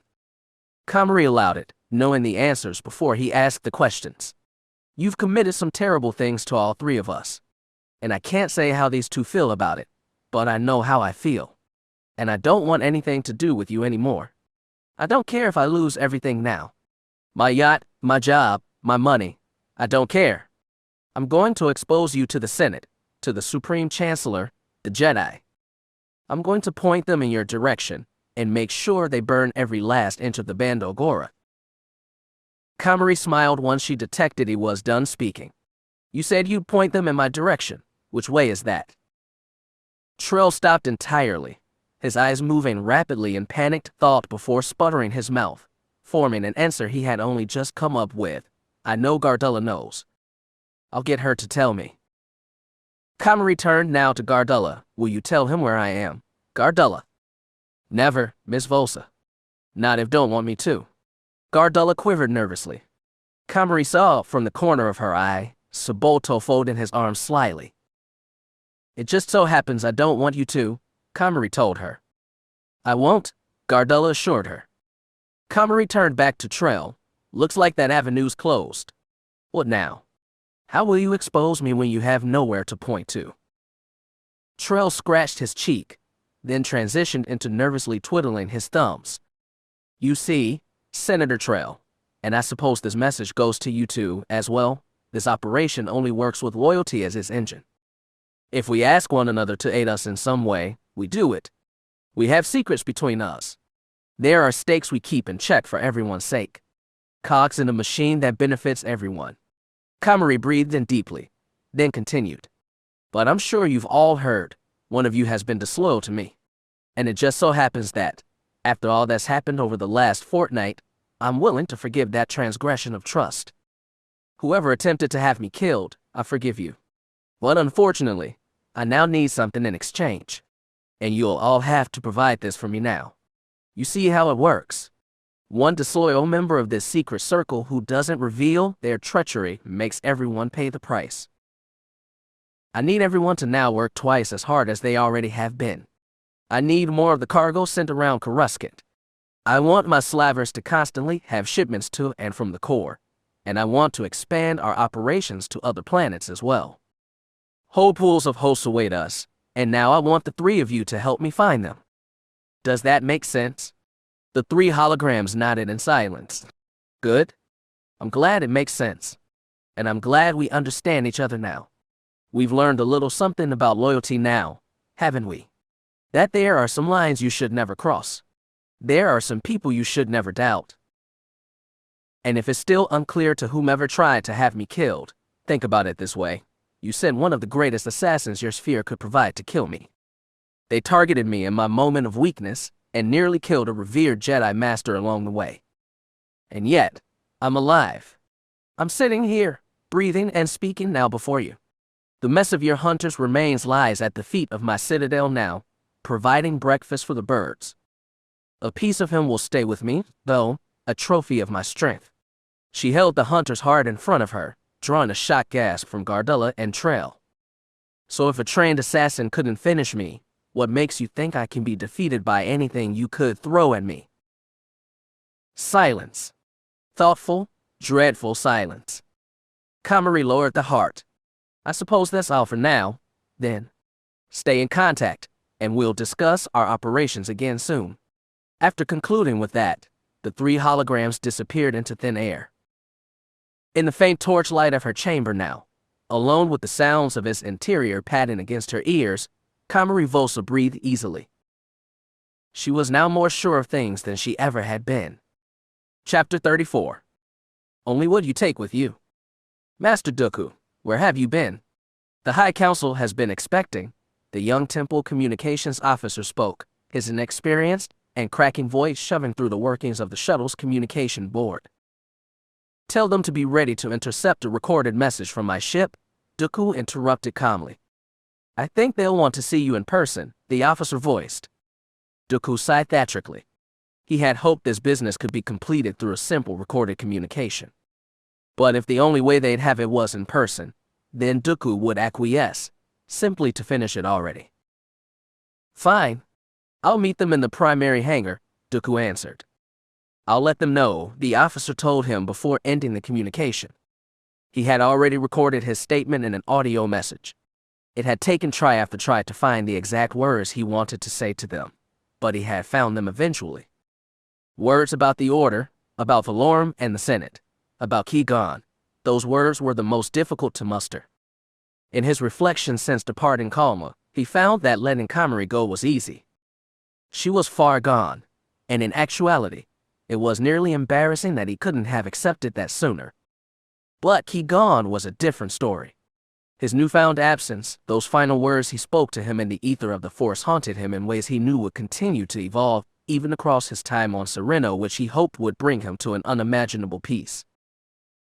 But what Qui-Gon had said to him about following the light stood against his demeanor like a wall the size of a planet.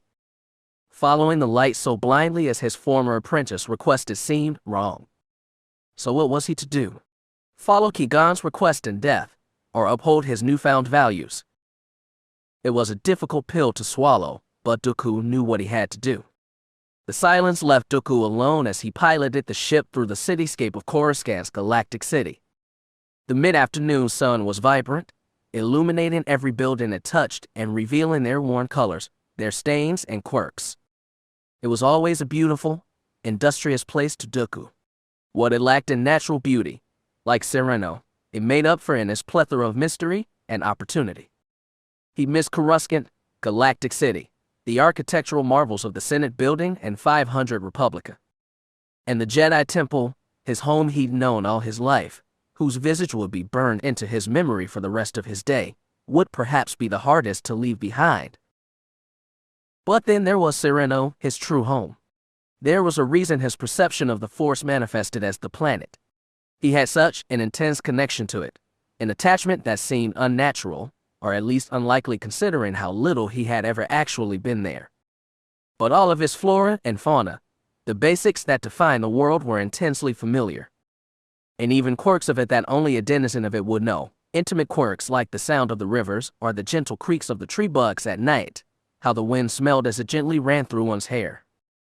These were all things he knew, and they called to him with such fervor, more than anything here on Coruscant ever had. This city wasn't home to him anymore. Dooku gently maneuvered Palpatine's ship onto a landing platform. He could feel the stress and tear on its used engine from inside the cabin. He hoped Palpatine wouldn't fret over his ship being returned in such a fashion. Dooku was usually more noble and dignified to do such a thing.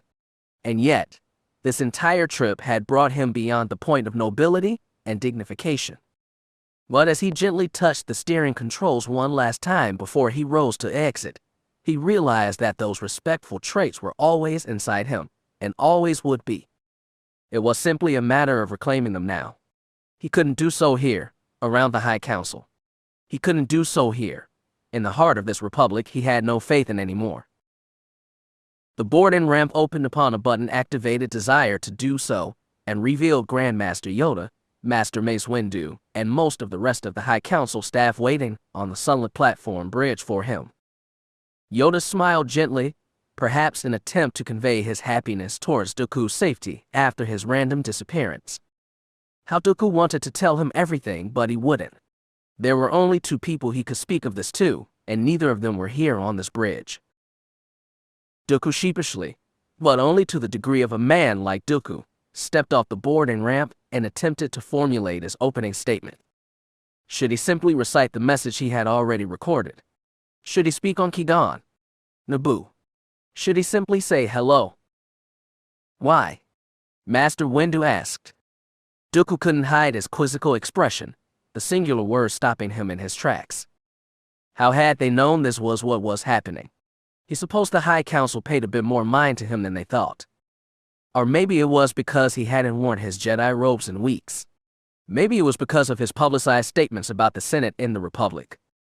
Maybe they, too, had come to the conclusion that Dooku leaving the Order was always how it was going to end. A foregone conclusion, one born of factors that were obvious from planets away, from years in the past. So where was he to move from here in the conversation? Perhaps reciting his recorded message was ideal, but it was incredibly undesirable. How ironic that Windu had managed to destroy their final goodbye with a single word, another simple method he used to serve himself and tear Dooku down in the process. And even now, he could do nothing but acquiesce one last time. Bend the knee to the High Council, ergo the Senate one last time. And yet, something curious happened next. Yoda spoke now. Because time it is for him to go. Somehow, this simple sentence satisfied everything. Dooku looked at the Grand Master, meeting his beaming eyes. Despite the concoction of feelings Dooku held towards the collection of Jedi who stood before him, even Yoda, he still found a friend in those aged, mystical, hazel eyes. Eyes that had seen nearly 1,000 years of life, death, and time marching on against everything else. Yoda knew time more than anyone else ever could. The time it took for a rose to grow or a star to die. The things time took away, and the gifts it brought with it. And perhaps Yoda knew that with time came change. Dooku hadn't expected such a response, yet Yoda had just assured him that he deserved it. For one final, unabashed time, Dooku felt like the Jedi Masters that stood before him understood him. Or at the very least, Yoda did. A true friend, even to the end. Dooku had never felt that from the Council before. He finished emptying his dresser and bed, packing his sheets and outfits into 2 separate suitcases. His incense, his statuettes, and all his other trinkets sat in a small box atop the dresser, awaiting a service droid to aid him back to the hangar. Dooku stared around his old room one final time, breathing in a heavy sigh. This place of rest, a constant, welcoming room that accepted him whenever he needed it. He had come to appreciate its location in the temple, often leaving his door open around noon when the sun would hit the hallway window just right, letting the midday sun cleanse his room with its giving energies. It was therapeutic in a way, a ritual that never failed to fulfill him in a simple, accessible sense. His simple cot sat there naked now, barely accompanying his height. When he was a Jedi Knight in rank, and earned the privilege of having his own dorm room, he had to request a specially made cot simply to accommodate his towering stature. And they had done so. And it was comfortable, a reliable place of sleep that held him as he needed, nearly every night. Another simple comfort of his life that he now had to leave behind. And what would he find in exchange on Sereno? Perhaps the same comforts, perhaps even more. But they'd be new to him, he supposed, and exciting. He felt his body spike with age more often than ever. Realistically, it's not like he had an entire life ahead of him to experience new things. Why not return to comfort in Providence on his homeworld? A spook reverberated down Dooku's spine. He turned around from his position in the doorway and found Sephodaya standing silently before him. He held his arms and one another concealed in his cloak sleeves. His eyes were worn and wrought with bubbling emotion. "You're actually leaving," Sifo spoke first. "This can't be a surprise." "You knew better than anyone," Dooku started, but trailed off. "How did the council take it?" his friend asked as he beckoned him to step inside.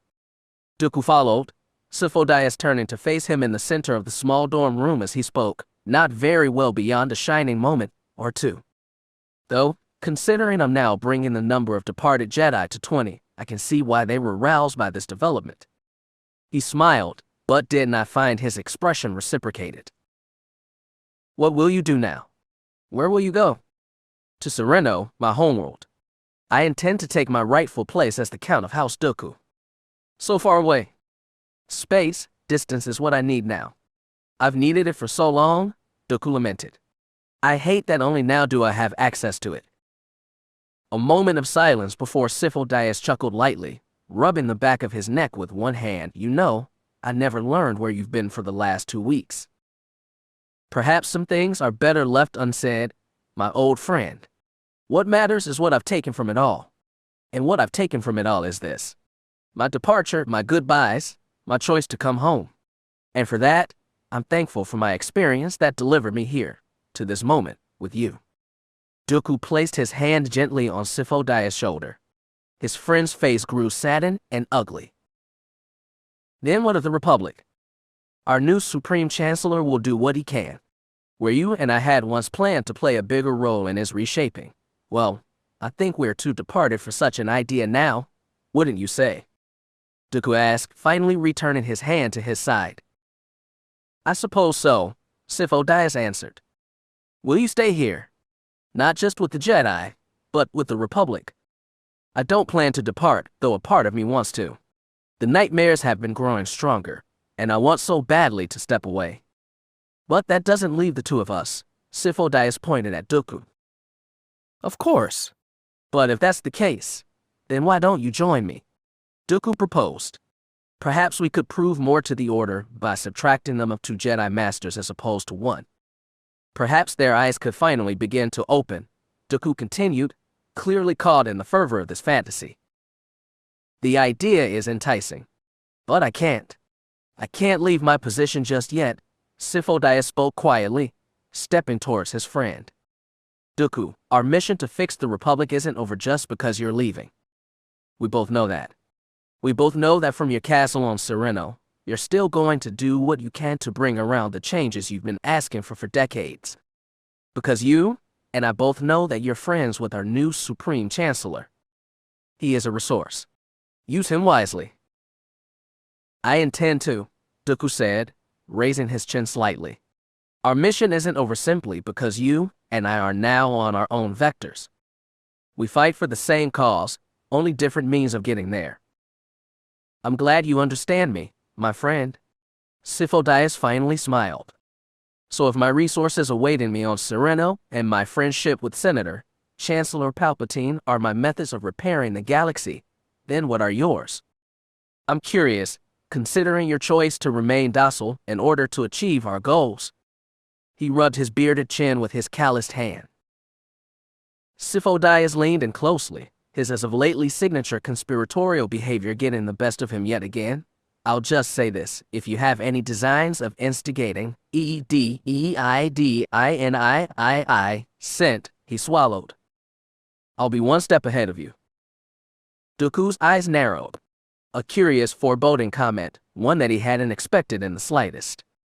"And why do these designs require you to stay here?" he tried. "One design, Dooku. One design that will change everything. And let's just say that the title of Jedi Master is one that certain people will listen to when you have enough credits," Sifo finished. Dooku had always known there was power, reverence in the denomination of Jedi Master. But he supposed, since he had rejected his power in recent times, he had underestimated just how far that power could stretch. But something also itched at the back of Dooku's mind, and it assured him that he'd understand Sifo designs in time. He just hoped he'd be far enough away to not get burned by them. Dooku had left the temple in his odd ship 4 hours prior. He said he'd make a statement to the public and hopefully clear the air. He was respectful of the fact that a Jedi Master's death would stir the public of the Republic into a frenzy, and that straightening the winds of this matter would be critical to keep public bedlam at bay regarding the perception of the Jedi Order. The High Council trusted him not to throw them under in his statement, and he promised he would say everything he needed to. Yoda trusted that what he needed to say wasn't with ill intent. Most of the High Council was to meet Supreme Chancellor Palpatine's envoy and venture to Naboo to begin surveying the damage soon. But in the meantime, Yoda and Mace decided to survey their own damage. They approached the newly anointed ex-Jedi's dorm room entrance, stopping to let the floating housing droid exit, a datapad in his hands after an analysis of the walls, floors, and other components inside. "How's it look?" Mace asked the droid. "Adequate. No damage to the walls, floor, or remaining furniture. Only one item was left behind. I will send a cleaning crew," the droid started. In the brief moment he spoke, it seemed with the candor he spoke with that he could have gone on for ages. "One item. What was it?" Mace asked.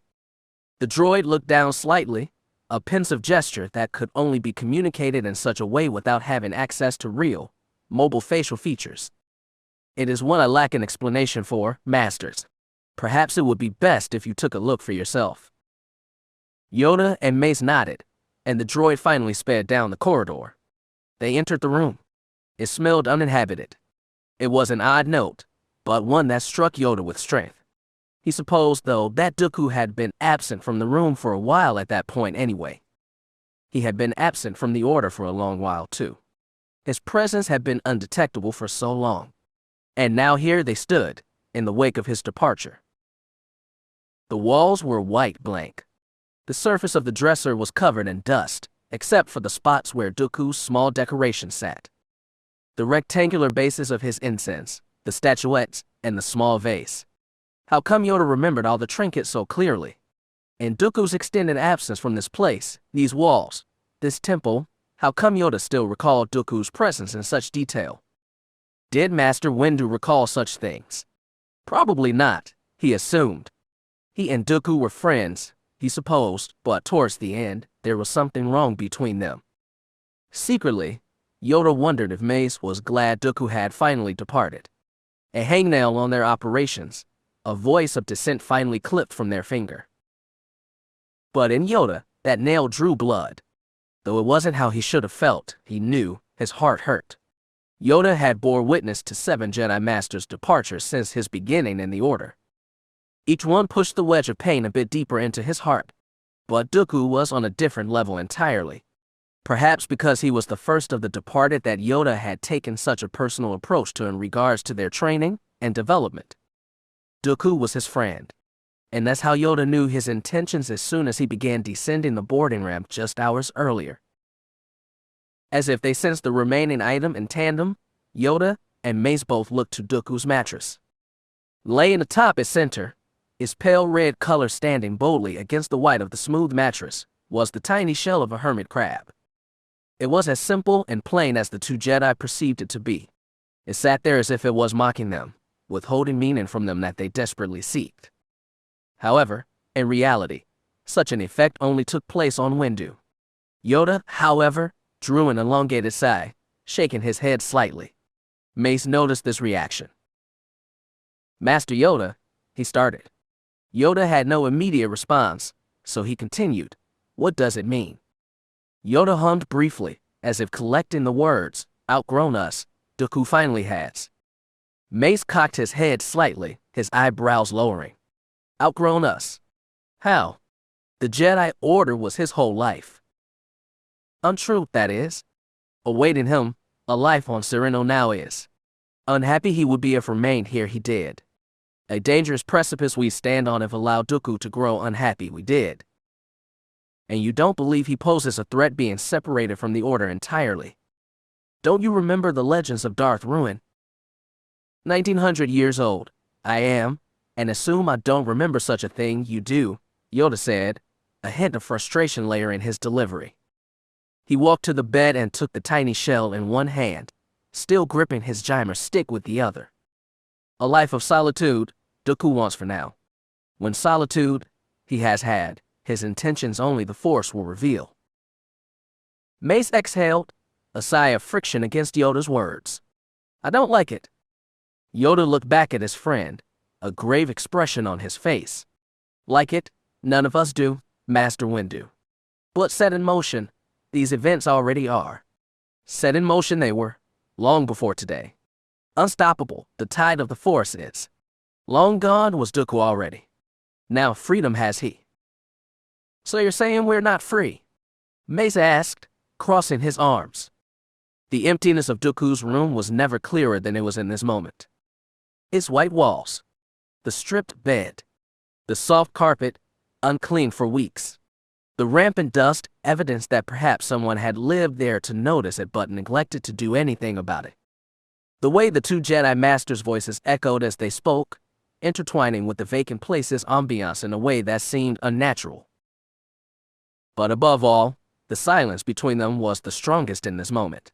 The lack of the voice, the footsteps, the laugh of the man who once inhabited those walls, that bed, cleaned that carpet when he had slept there last. The man who cleaned that dust, not wanting his presence to taint his delicate sense of decoration. How his voice would have destroyed that silence between them, choosing just the right words to say that would assure Yoda and Mace that they were all friends, that they were on the right path. But no such voice spoke. No such man was there anymore. All there was silence. And that silence struck hardest in this moment, when Mace had asked Yoda that question. So you're saying we're not free? It struck hardest because Yoda had no answer. Chapter 35. Line of Darkness. Always two there are. No more, no less. A master and an apprentice. But which was destroyed? The master or the apprentice? A klaxon blared in the Enigma's cabin. Where's your father? Mavis yelled, preparing the Star Courier for a full turnaround before they breached the cloud layer. The boarding ramp closed, leaving Kenshi leaning against the doorway between the cargo bay and the main cabin. He was clearly exhausted, though even saying as such would be an understatement. Such a notion was communicated by the delivery of his next words. He's gone. Just go. Mavis' mouth was opened, preparing a response, but she closed it. She turned her head back to the canopy and continued their race towards the clouds.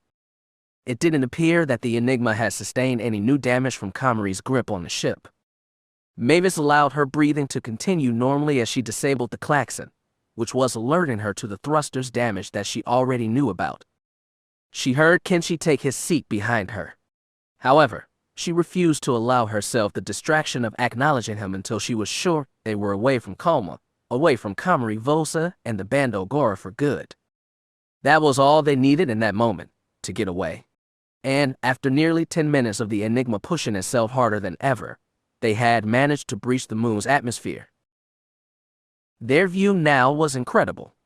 They had entered a cosmic web of Bogdan's moons, all the other 19 of them visible with varying distances from the ship. The planet they all orbited was indeed there, in the center of it all, it and her moon's right sides illuminated by their sun they shared with a dozen other planets. Mavis sat back finally, letting the scene exist before them as simply as it appeared. The only noises that came to her ears were the quiet, shaky breathing of her passenger, and the faint operational noises and stressed friction of the Enigma's inner workings. Soon, she sensed Kenshi had fallen asleep. Mavis wanted to do the same, and was about to let herself, but realized that their hyperspace engine was inoperable. She could set a course for Coruscant and simply let the ship run there on its own. It would be a long, manual flight back to the core. Perhaps she would let Kenshi pilot for a bit when he was awake. But the least she owed him, she felt, was some rest. But that was all nearly 2 whole days ago.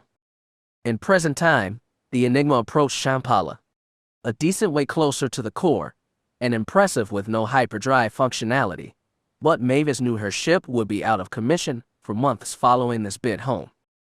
Somehow, Kenshi still slept in his chair, his breathing silent. It had initially concerned Mavis, leading her to frequently pivot her chair to check on his status, but she had stopped when she realized that that was simply how he was sleeping. But then he awoke gently, His first words a question. Where are we? The question didn't startle Mavis. Champala. A water world on the edge of the inner rim. She turned back to him once more. We're making progress, but it'll still be a while. He nodded, folding his arms and adjusting himself to find a more comfortable position in his seat.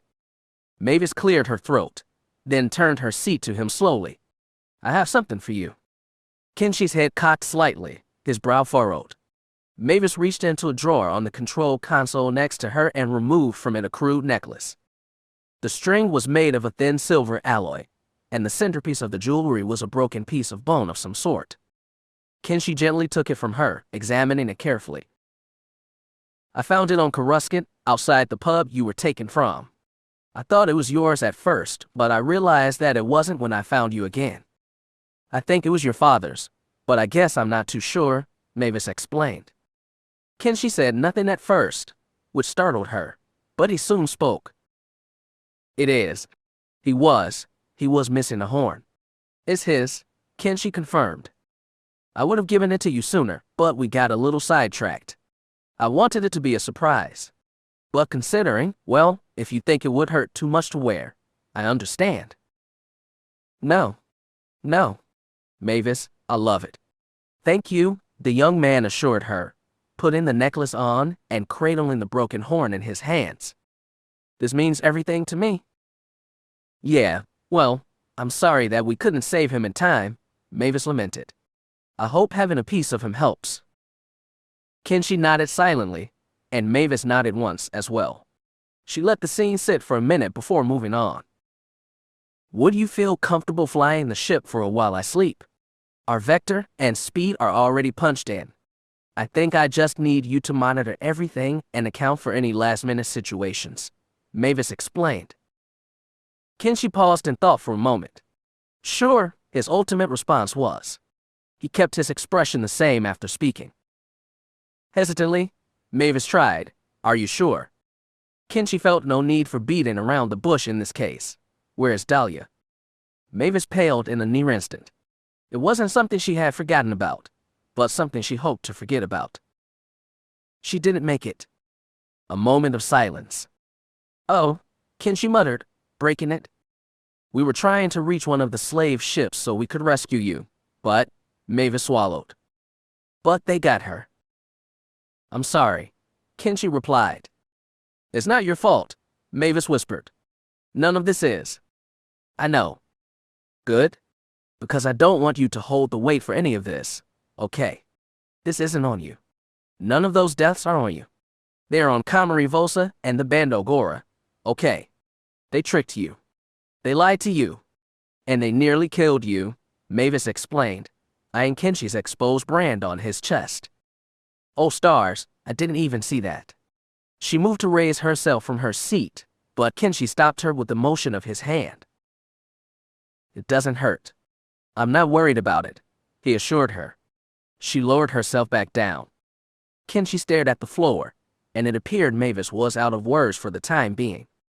They both had questions for one another, but neither could begin the painful process of peeling that dead skin away. Mavis had already turned around to face the viewport again by the time Kenshi looked up. He couldn't tell if there had been seconds, minutes, or hours of silence between them, but he decided to break them once again. What happened between you two? Mavis said, nothing for a moment, not even turning her chair before eventually replying, I'd rather not. Please, Kenshi begged, feeling the muscles in his chin and jaw tighten as tears began to well in his eyes. Mavis sighed before turning her chair. Why do you want to know, Kenshi? She's dead. It doesn't matter anymore. But you're alive. And you're half the picture. That's not good enough, Mavis commented. That's not good enough a reason. Kenshi clenched his jaw. I want you to tell me, he breathed in deeply, shakily. Because I want to know if you do the same thing to me. Mavis' eyes widened. Of course I wouldn't. You know that. I don't think I do know that. Kenshi, I came back for you. I came to rescue you from Komari, and that terrible place. Isn't that proof enough? I think it's proof that you care about me. But I believe you cared about her too. Now please, I just want to know, Kenshi requested. She huffed, nearly a chuckle, and shook her head gently. It's funny. I've thought about it all the time for years, but I've never put it into words until a couple days ago. Kenshi said nothing, simply maintaining a stare at her. A silent beckoning. 12 years ago. 12 whole years ago. A whole lifetime, Kenshi. Not that changes anything, of course, but still. Back when we were pirates, living how we wanted, and doing what we wanted. We were so free 12 years ago, Mavis explained. You and Dahlia, Kenshi asked to clarify. The two of us and our crew. Nothing but our ship, our guns, and each other for company. We took on missions, only thinking of the rewards and the time we get to spend stealing, looting, killing. We just didn't care back then. There was a freighter, line of darkness. It was vacant, floating in the terminus sector. We'd been tipped that there was some good cargo aboard for the taking, guns, money, spice. It seemed like a good opportunity. But they failed to tell us that the ship was also deteriorating. We knew going in we'd only have a little bit of time to take what we needed, but we agreed we'd get what we could anyways. Mavis paused. But we overestimated how much the ship could take without its internal systems erupting. The two of us and 3 others boarded the freighter and began collecting the cargo. But something went wrong. To this day, I still don't know what it was. A wrong button was pressed, or someone kicked something they shouldn't have. I wish I could figure out what happened. But it doesn't matter, I guess. What matters is that a fire started. And it spread fast. Within a few minutes, the entire freighter was on fire, and suddenly we were all rushing to get out. The whole interior was collapsing in on itself, and the smoke it was blinding. But somehow, all 5 of us made our way back to the boarding tunnel between the 2 ships. Not unscathed, but alive, Mavis noted, fingering the old scar on her cheek. We let the 3 men in first, then I went, and when I made it to the other side, back into the doorway of our ship, Dahlia wasn't there. I turned around and I saw, Mavis stopped, struggling to bring the next words to her lips. Kenshi sat still, struggling to hide the growing emotion on his own face. I saw her trapped under a pile of debris, and it was flaming. Everything was. And I remember. She placed a hand over her mouth for a moment, her voice quivering and revealing a hoarseness to it as she continued. I remember Hondo telling me that we had to leave. And I remember stepping into the tunnel again, hearing her screaming. The fire was eating her alive. She called my name over and over again. I had to do something. But in that moment, I pulled myself back. Kenshi, I don't know why, but I pulled myself back. I don't know why. Maybe it was because everyone was at risk if we stayed, or maybe I just didn't want to get hurt. I don't remember what I thought 12 years ago. It could have been anything. But it doesn't matter. Kenshi finished. You left her? Mavis nodded. We disconnected and flew away as fast as we could. I don't even remember looking back, or being mad at Hondo for leaving. I just remember he dropped me off at Terminus, gave me a cut of our credits, and we never communicated with each other again. For 12 years, I thought she was dead. And for 12 years, I couldn't move on. I isolated myself, bought a private apartment on Coruscant in a new shape, a new name, and I thought that I had already been set on the last track of my life. Until I met you, Mavis finished. And you've hated me for it since, Kenshi said. What? Mavis asked. Komari showed me your private log, Kenshi revealed, pointing at the central console. How did she? Mavis started as she looked at the console before stopping herself and turning back to Kenshi. Look, Kenshi, for a while, I did resent you. But that changed over time. It felt good to have someone sitting in this ship with me. It felt nice to have someone to talk to get to know, to protect. You became my friend, the best friend I've had since Dahlia. That's why I came back for you. Kenshi stood from his seat and slowly paced towards the doorway to the cargo bay. He remained silent for a moment, facing the wall. Particularly, he eyed the spot that Komari had struck, the exposed wires still hanging errantly from the hole. Was I just your method of of running away from Dahlia? Was I just a way to redeem yourself? By seeing this mission through, by rescuing my dad and I. What now that my dad is, he didn't finish the words, but he turned around to face her again. What now that you've rescued me, you're done with me, right? You finished what you started, just with a different person, a different soul. And now you don't care what happens to me. If I stayed with you, all I'd be is your backup. I'd just be making sure you get home safe after every night you drink, making sure you don't start any fights at the bar or crash your ship. Because who you were at the Crimson Spire is who you'll be forever, only you'll be a little less hurt now. And I'm tired of taking care of everyone else. He placed his right hand over his upper heart, forming a fist.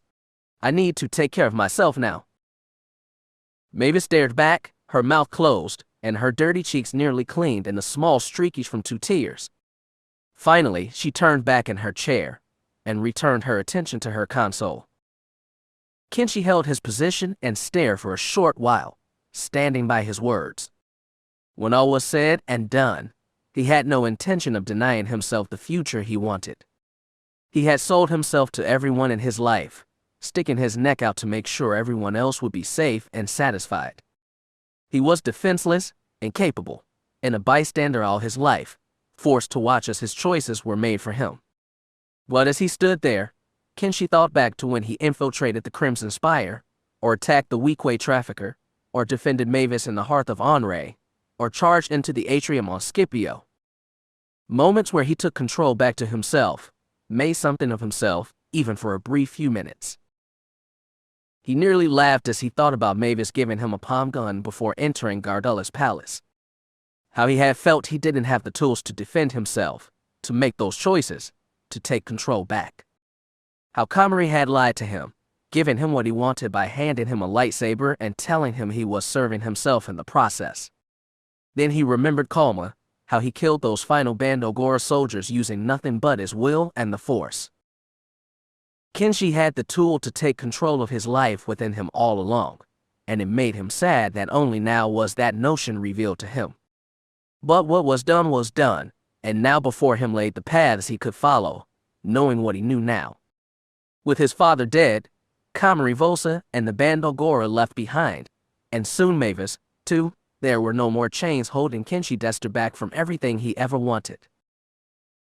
Will you take control now, Kenshi? Mavis asked, not turning from the console just yet. Kenshi gently cradled the horn atop his scarred, burnt chest and half smiled as the enigma crawled through the stars, every light in the galaxy's ether a new possibility awaiting him. The beginning of his life had finally arrived, and it was time now to start living it. Epilogue. Indoctrination. Some weeks later, the sun rose, its light drenching the works in subtle warmth. A thick cloud layer had formed over the industrial expanse, preventing the sunlight from reaching its apex. As it often did, the dawn light translated to a bold red, highlighting the plains of factories and workshops with the coat of crimson. And through the crimson flew a sleek, golden Serenian ship. It was a personal craft, designed by a genius designer from the same planet. It was sold in a private auction to the newly instated Count of House Dooku. It was an odd affair from start to finish. Weeks ago, in an unmarked craft came an old man in Junian robes and a lightsaber. He claimed to be the living inheritor of House Dooku, which at that point was headed by the widowed wife and son of Jorah Dooku. Extensive genetic tests were performed, along with the timeline analysis regarding the man's claims, both of which proved his claim was true. He was Jorah's brother, taken by the Jedi at a very young age, and therefore the rightful inheritor of House Dooku and its assets. The man, dubbed then Count Dooku, was given the palace, the bank accounts, the clothes, the art, the ships, and technology by his brother's wife and son, who both opted to live on Alderaan instead. He hadn't made much noise or many public appearances in the first few weeks, only making small gestures of philanthropy as a way of warming the masses to his sudden reemergence into their society. Yet, the man acted like he was truly home. The tabloids could make guesses about his time as a Jedi, his ship of arrival, his origins, but he would confirm nothing. He hadn't left his palace grounds, let alone the planet, until he announced to his circle that he had been called to Coruscant for a matter of personal business. And so he took the newly purchased prize ship of his house and left, promising he'd return and continue his work soon. The same people who wondered about his origins would question what could be important enough to draw him away in such a critical period of House Dooku's development on Serenno. But as Count Dooku approached the Limerick building, standing starkly among the trenches and smoking ports of the works, Serenno wasn't even on his mind. He entered through a discreet hangar entrance, the ship touching down backwards, gently, on the metal floor. It was perhaps the smoothest and most geniusly designed craft he had ever flown, and his performance reflected as such. Far more comfortable and functional than the sprite ships he had been so long accustomed to flying. Dooku had been to the Limerick building only once before, in a private meeting with Supreme Chancellor Palpatine, after the invasion of Naboo had concluded. The Chancellor revealed to him that the building was once an asset of Damask Holdings, owned by Hago Damask himself before his demise some days before their meeting.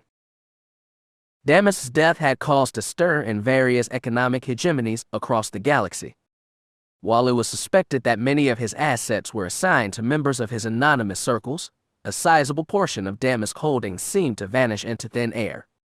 And with Damask's various dealings and intertwines with various boards across the Republic being so numerous and complicated in nature, none strong in financial analysis, including those who had followed Damask's tracks for decades, knew where to begin regarding that portion of Damask Holdings. It could have gone into the hands of anyone. Strong suspicions included Sandhill of the Intergalactic Banking Clan, who was a financial apprentice to Damask for many years. Another candidate was Saytaria, who had abruptly retired as the Supreme Chancellor's aide following Finis Valorum's fall from office and found herself with a rather sizable fortune. The final candidate was Valorum himself, though many discounted this theory due to it being based only on the track record of Valorum's scandals in office, most notably the fallout of the Eriadu Trade Summit. But Dooku had his own suspicions regarding the disappearance of Damask's assets. He kept them to himself, of course, but it was in moments like this where his suspicions were unignorable. How had Palpatine suddenly inherited an entire factory from Hago Damask, and yet no one seemed to notice? How had Palpatine been spotted with Damask on multiple occasions, sometimes the latter accompanying the former in the rotunda, without much media coverage? That was all to say, Dooku supposed, that Palpatine's relationship with Hago Damask was remarkably understated. It was odd, but above all, it meant something that the new Supreme Chancellor wasn't letting on. Something itched at the back of the Count's mind, telling him that perhaps he'd find an answer here in this building. In fact, that same itch also suggested to him that he knew the answer. He knew the answer to everything now. Since he had loosened the chains of his life, the Jedi Order, Komari Vosa, Sifo-Dyas, it seemed everything cleared up to him in an instant. He had never acted on his newfound suspicions regarding Palpatine, or, dare he say, Hago Damask. But when Palpatine had sent him an invitation to another meeting in the Limerick building, it seemed everything had suddenly been confirmed to him. The boarding ramp on the rear of the ship lowered, and Dooku stepped down. The hangar was empty. He could hear the distant echoes of the works behind him, the sounds of industry and their cyclical, never-ending natures continuing in sync. All of their operators performed the same tasks over and over again, providing what little pieces they could to systems that would drop them in an instant if they were provided the chance. That was once Count Dooku. He was once an operator to the noise of the Republic, the Jedi. But not anymore. That was no longer his function. That was no longer his purpose. His boots echoed softly as he stepped towards an open doorway on the far end of the hangar bay. He was silent as he approached Palpatine, who stood in a similar silence next to the doorway. Their eyes met, both men relaxed but anticipatory. Palpatine smiled gently, the expression a greeting in and of itself. As Dooku grew closer, Palpatine gestured him towards the doorway. Finally breaking their eye contact, Dooku peered through. It led to a dimly lit hallway whose full nature was exposed upon stepping inside. 5 dim red lights adorned the straight passageway, whose 2 opposite walls were lined with kneeling, armored men. They were silent, all on one knee, their helmeted heads facing the floor and their right hands on their hearts and fists. There were 10 on each side, and as Dooku passed them slowly, he sensed no threat from the men. Instead, he sensed reverence, anticipation. Step by step, Dooku continued down the hallway into another doorway. He now entered a dark, circular room, centered by a stone basin that stood equivalent to the height of his waist. He sensed a presence behind him, looking back to see another figure, clad in the same armor of the men from the hall. He stood silently next to the doorway, his right hand in a fist on his heart. But upon making eye contact with the man, he fell to one knee just as his men had already assumed. Finally, Dooku turned forward again and approached the basin. In the torchlight of the room, he found the basin filled with blood. His eyebrows raised. Another presence had entered the room, though it was revealed to be Palpatine, now dressed in a maroon robe, donning an expansive hood whose upper lip drooped over his eyes. The maroon robe was embroidered with golden text, characters that Dooku recognized as Sith language. This man, who appeared to be Palpatine, yet in a way was not, crossed around the basin to face him. He was smiling all the same, and gently gestured to the basin. Dooku peered down, and carefully reached his right hand in. In the bottom of the bowl was a small rock, only revealed to be a crystal when Dooku removed it from the warm liquid. It was a red kyber crystal, who dispelled the blood from its surface as if it were water on hot metal. Dooku looked now to the Sith who stood before him, who meticulously gestured to Dooku's lightsaber, which hung from his belt. Using the Force, Dooku lifted the lightsaber from his belt and into the air in front of him. Still using nothing but the ethereal hand of the dark side, Dooku opened the crystal compartment on his hilt. He removed the blue crystal, the same crystal he had found nearly 80 years ago on Ilum, the same place where all the Jedi younglings had found their crystals. But those days were far, far behind Count Dooku. Out came the crystal, and into the blood pool it fell, with a gentle descendance. Dooku moved the red crystal into his hilt now. It fit more perfectly than his blue counterpart ever did. Snug, nearly constricting in his slot, but in a position it would never move, never shake from. Definite, indefinite, confident, alluring. He closed the slot's door, and slowly brought the saber to his blood-stained right hand. Dooku took one last look at the Sith, who had since met his hands against his opposite wrists within his robe. His smile was greater than ever, a leaking and creeping expression of excitement. The Count looked to his saber now, and finally pressed the activation button. The blade manifested with a snap hiss, his new red light burning a hole through the darkness and coating the 3 men in the room with his crimson vision. Dooku's smile matched the Sith's now as he admired the weapon's new, beautiful energy it displayed before his very eyes.